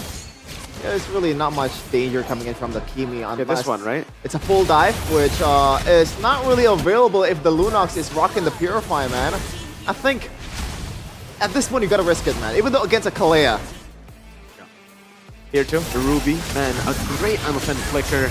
The one on the turret was not as flashy as this. This one with the flicker. This one was just he just walked up, scoop, scoopity, scoop, boom. And then, yeah, easy sets for the team. And AOG does not matter. There is no follow-up from EVOS. Yeah. Honestly, anticlimactic game number 5. Yeah, but it hey, is. Yeah, I agree. This is, I think, for most of us, what we expected from ONIC. Yep. Coming into the series. So quick as well, 10 minutes and 51 seconds. So I think right now for ONIC, it's like, okay, let's not disrespect our opponents anymore. You know, we actually have teams that can actually take us down, punish us when we make mistakes. It's not as easy as it was for Season 11 and Season 12 anymore. So you gotta respect it. My boy Erlan's over there. Just chilling. Just chilling. Yeah, I think for a closeout game, you want to take as less as a risk as possible. And ONIC's winning condition, like, it's hard to mess up with ONIC's comp. I mean, look at the kill count. Yeah. For EVOS, it's only 2, and it's towards Keyboy, the guy that you wanna kill. Yeah. All of the damage dealers are super safe, even Lutpi as a frontliner. You see, it is just, yeah. We can talk about the draft more times after this, but on the execution part, it's not really the cleanest either for EVOS. Yep. But back again, the ceiling is not there from the draft too. Becomes quite greedy for them. It becomes very, very greedy. Yeah. So, looking at the way ONIC are right now, how close EVOS were able to push ONIC. ONIC versus Alter Ego, EVOS versus BTR. I think we have some solid matchups tomorrow. Like, these are fire, man. As a BTR fan, I'm happy it's not ONIC down below. You said it would be easy. If they drafted like game 1 to 3, yeah. If they lock in and they're like, yeah, never mind, we're not gonna do that again, then the way they execute their game is very, very difficult.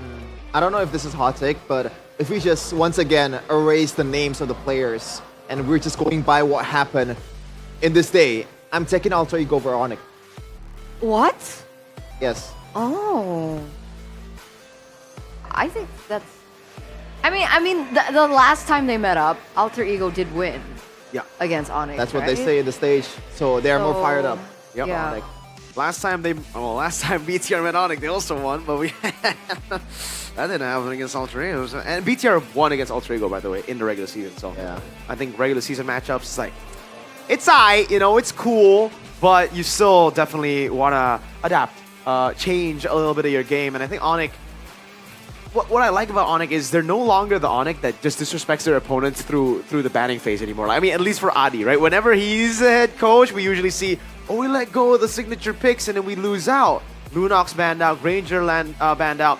But like the fact that, again, they stuck through what we've been saying the whole series. You don't need to respect the Lunox that much. Yeah. If they want to first pick it, let it be. You get more prio picks. If they don't first pick it, deny it away. The Granger's the only one that I'm like, well, I think the Granger can be denied too, honestly. Either or, we are going to take a listen into the comms for ONIC earlier on in that match. Wah 15 ulti kok guys. Mau fighting apa gimana guys? Bisa masuk orang ya, coba orang ya. Dua aja nih, gua ulti dua nih. Walman kena tuh. Gol guys. Majuin sih. Gua angkat gua deh. Arot guys. Lihat gua aja nih, kuat gua. Kuat banget gua guys. Karpet gua. Win. Flicker guys. Go pick. Kalian off flicker. Gua guys. Gua palang. Gua TB. Gua turret dulu ya, gua turret. Ambil pok aja. Next mid baru gua pakai ulti nih. Coba mid, ayo mid. Gol dia. Maju. Leg doang. Gol lagi ke kunci. Mati dia. Gua ada repi kok, perangin aja enggak perang. Aman, gua repi. Gua balikin ya. Gerak gua coba ulti yang ada. Satu mati, bisa ya. Arat, guys. Saya enggak tuh. Masuk gua. Bisa. Tawar aja, alin tawar paksa. Mau sekarang enggak? Let go ya. Let's go. Dua. Gua angkat lagi. Udah, pelan-pelan sini ya. Aman gua. Let's go. Dua. Nice. Gas aja. Aman. Jauh. Perangin ya. Nice Ler. Bisa lah. Lihat gua habis ini ya. Bisa sanjung. Lihat gua sekali guys, Nih, depan gua nih. Mau dia. Nah itu ketarik dah. Yang ada aja. Coba ini gatot. Gua tarik. Nice. Coba. Pressure. Guys. Nice. Gua ready boy. Lihat Kiboy ya. Arot guys. Gua udah satu. Udah skill 2. Bisa lihat gua guys. Gas. Gas aja. Lunokis. Oke. And that was a mic check for ONIC in that previous match. They're looking solid. They sound solid too. They're back to like the old ONIC where there's no hype. I mean, that end moment, I expected more of like, yeah, but they were just like, Yeah, let's get it, guys. All right, get it. That's it. It's like, yeah.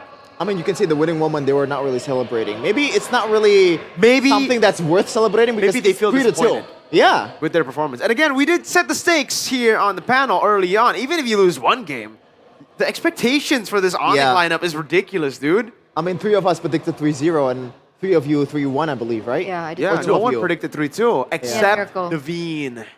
3-2, Nevin. Naveen. Yeah, we should get this Nevin girl out of the stage, man. Yeah, she always I gets was- these 3-2s. yeah. This lady. By the way, I just noticed in the third game, they were picking a ton, right? Imagine if that was like the winning hero again in the series. Yeah. That would be such a good story, right? That would. But we got Cho Gold, even better.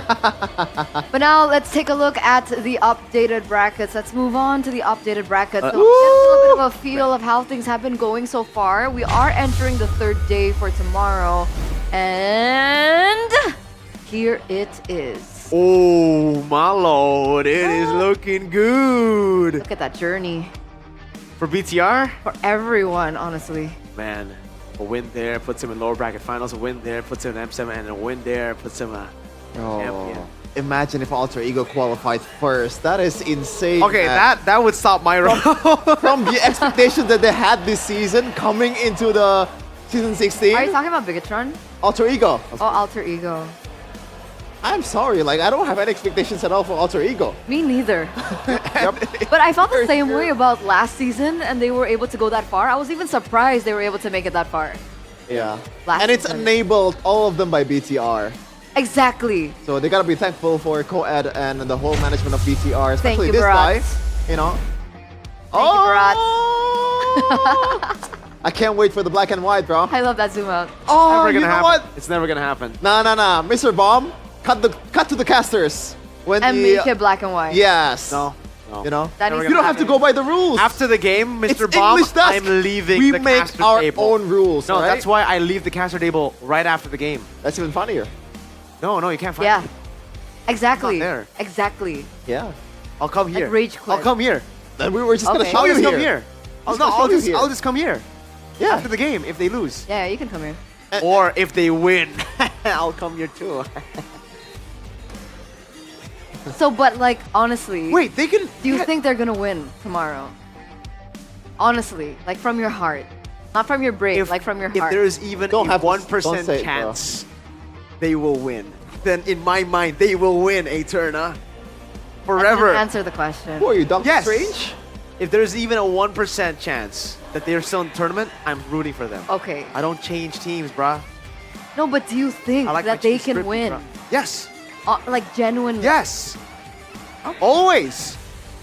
Yeah. He's gonna go through all the timelines to find which one is the best.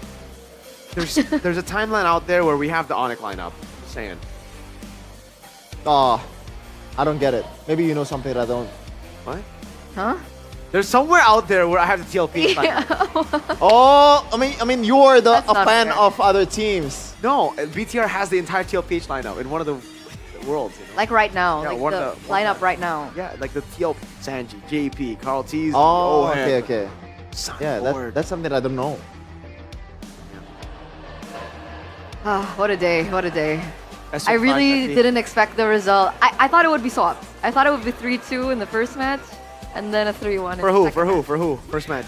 Huh? For who? I voted, wait, what was our first BTR. match?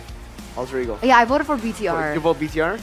We all did. So why is it just me that gets the curse when it's all a you predicting the same thing? Huh? Because we were right yesterday, so we don't have a maybe the curse isn't real. Maybe it's just BTR. Exactly. It is just BTR. That's always been the case, bro. Always choking in playoffs.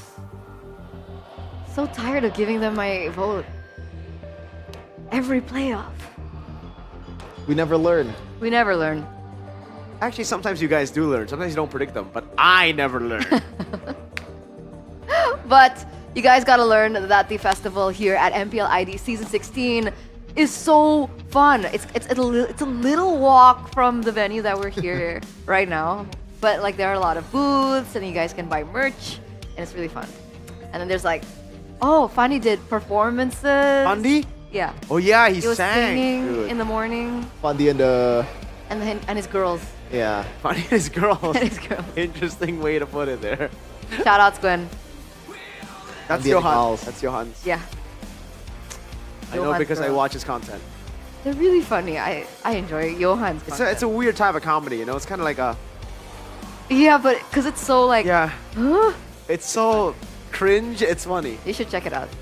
You would like their content, dude. It's right up your alley. Really? Yeah. Why do you think so? Because there are girls there, or? No, what? No, we weren't referring to that at all. Johan is a guy, dude. Oh, really? Or Maybe. That's even better for me.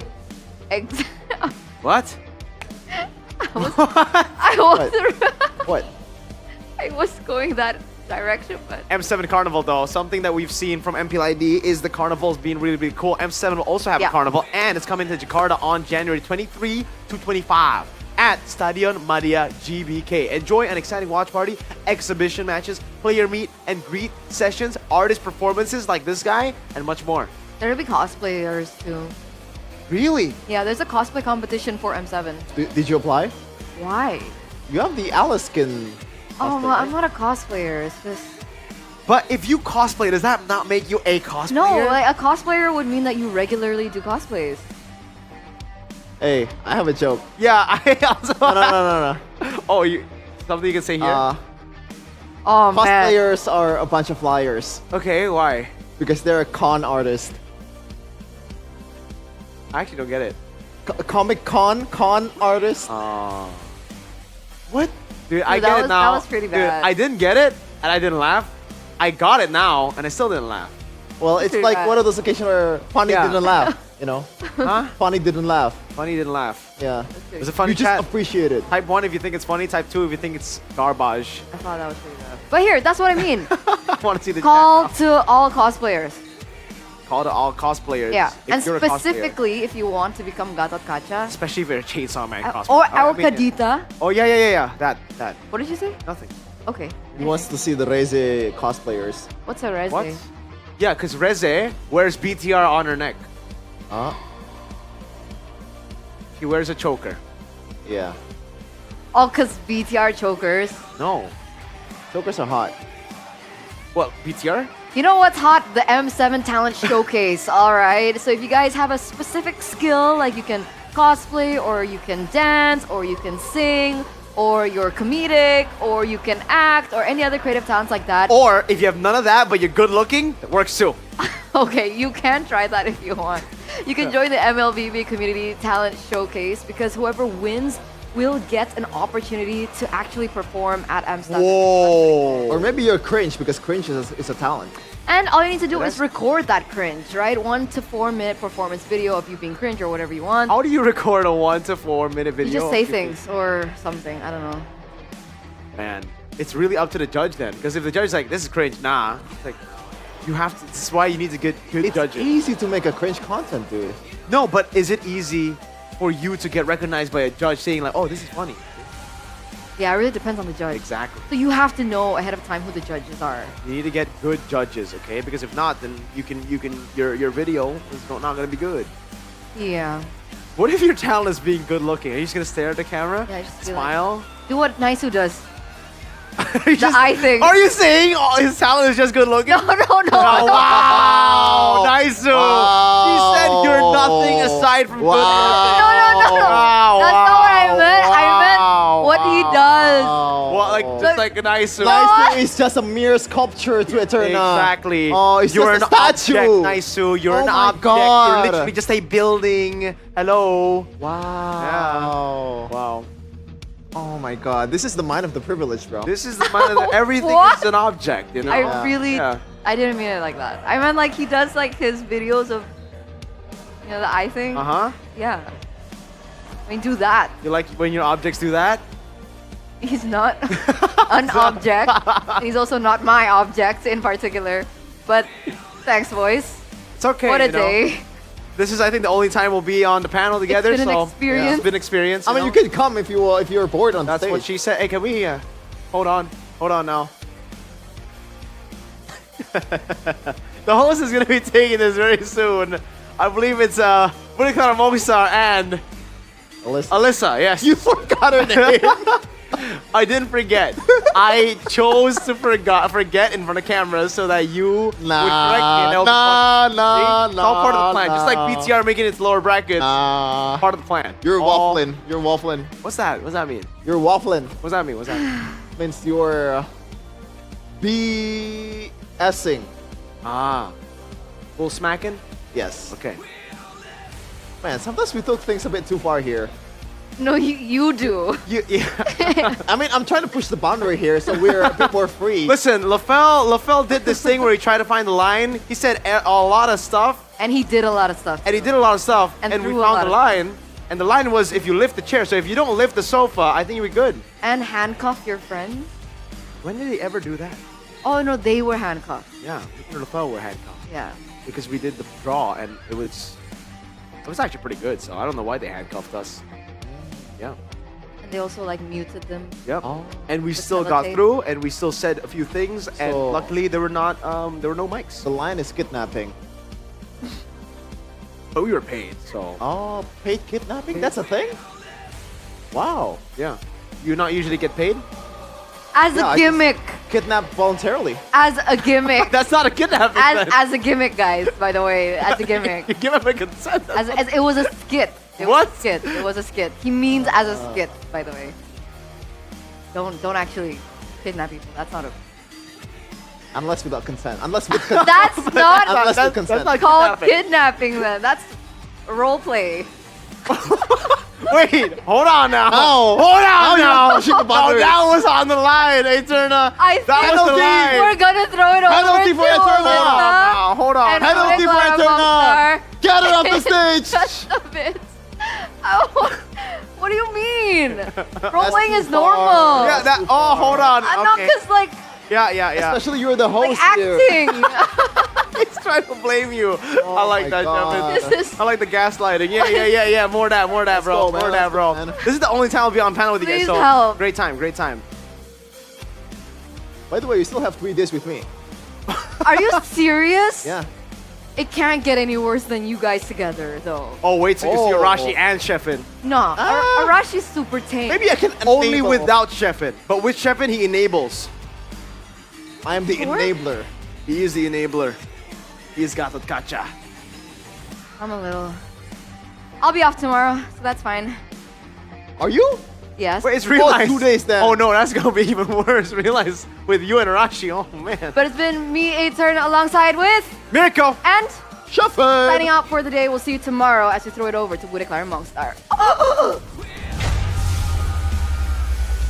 Dramatis, kita mendapatkan pada akhirnya hasil yang mungkin tak disangka-sangka. Kita bisa melihat bahwa di match pertama di hari ini, Alter Ego akhirnya bisa berhasil mengamankan final untuk upper bracket di esok hari. Dan di match kedua kita bisa melihat ONIC dan juga EVOS yang begitu sengit ya tadi. 1-2, 2-1 sudah didapatkan, namun akhirnya dimenangkan oleh ONIC yang berhasil mengamankan tiket mereka untuk ke final upper bracket di esok hari. Ya, dan lawan mereka adalah Alter Ego yang mendadak di babak playoff ini. Seperti memiliki bensin yang berbeda, Alter Ego ingin mengukir sejarah. Namun kita sebelum melihat final upper bracket di match kedua esok hari, tentunya yang tak kalah menarik adalah lower bracket di mana akan ada sebuah pertarungan antara hidup dan mati. Pertemuan antara tim Bigetron dan juga EVOS. Bigetron harus turun ke lower bracket. Padahal kita tahu mereka sudah mulai dari tempat yang nyaman. Yaitu dari babak playoff, dari babak upper bracket. Satu langkah salah saja besok satu tim harus dipulangkan. Dan kita akan bisa melihat apakah satu tim siapakah yang bisa mengamankan tiket pertama untuk nanti bisa mewakili Indonesia di M-Series. Yap, lebih dekat lagi untuk menjadi perwakilan Indonesia.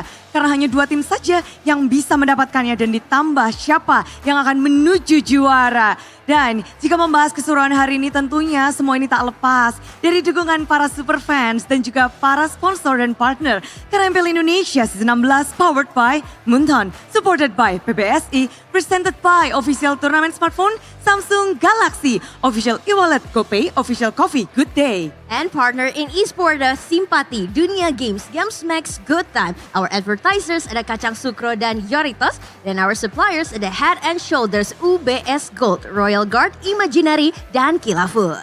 Yap, hari ini kita masih melihat 4 tim tersisa masih berjuang dan besok pun mereka akan kembali untuk kembali beradu, menghabiskan seluruh sisa-sisa dan juga mereka harus bisa mendapatkan apa yang ingin mereka dapatkan. Juara, tiket M7 dan menjadi mungkin Raja Galaksi selanjutnya.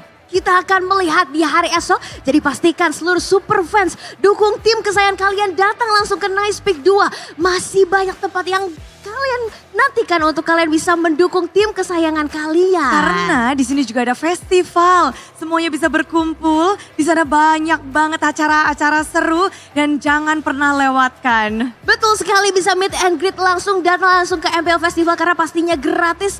Jangan bisa langsung nonton di sini juga di MPL Arena pastinya. Jadi jangan kelewatan untuk batch esok hari. Benar. Hari ini kita sudah menyaksikan bagaimana semua tim sudah mengerahkan energinya. Besok energi mereka akan ditambah karena mereka pun begitu bersemangat untuk menyambut esok hari. Jadi hari ini di sini Bude Clara dan juga Alisa Natali pamit undur diri. Terima kasih banyak telah menyaksikan MPL Indonesia Season 16 babak playoff. Dan kita akan jumpa esok hari di MPL Indonesia Season 16. We own this!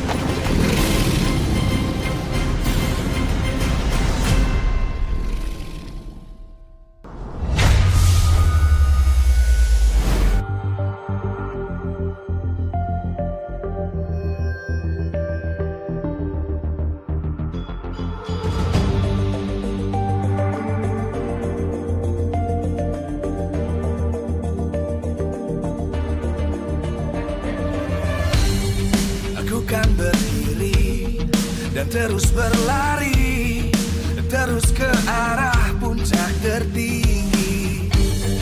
Ku takkan berhenti hanya sampai di sini.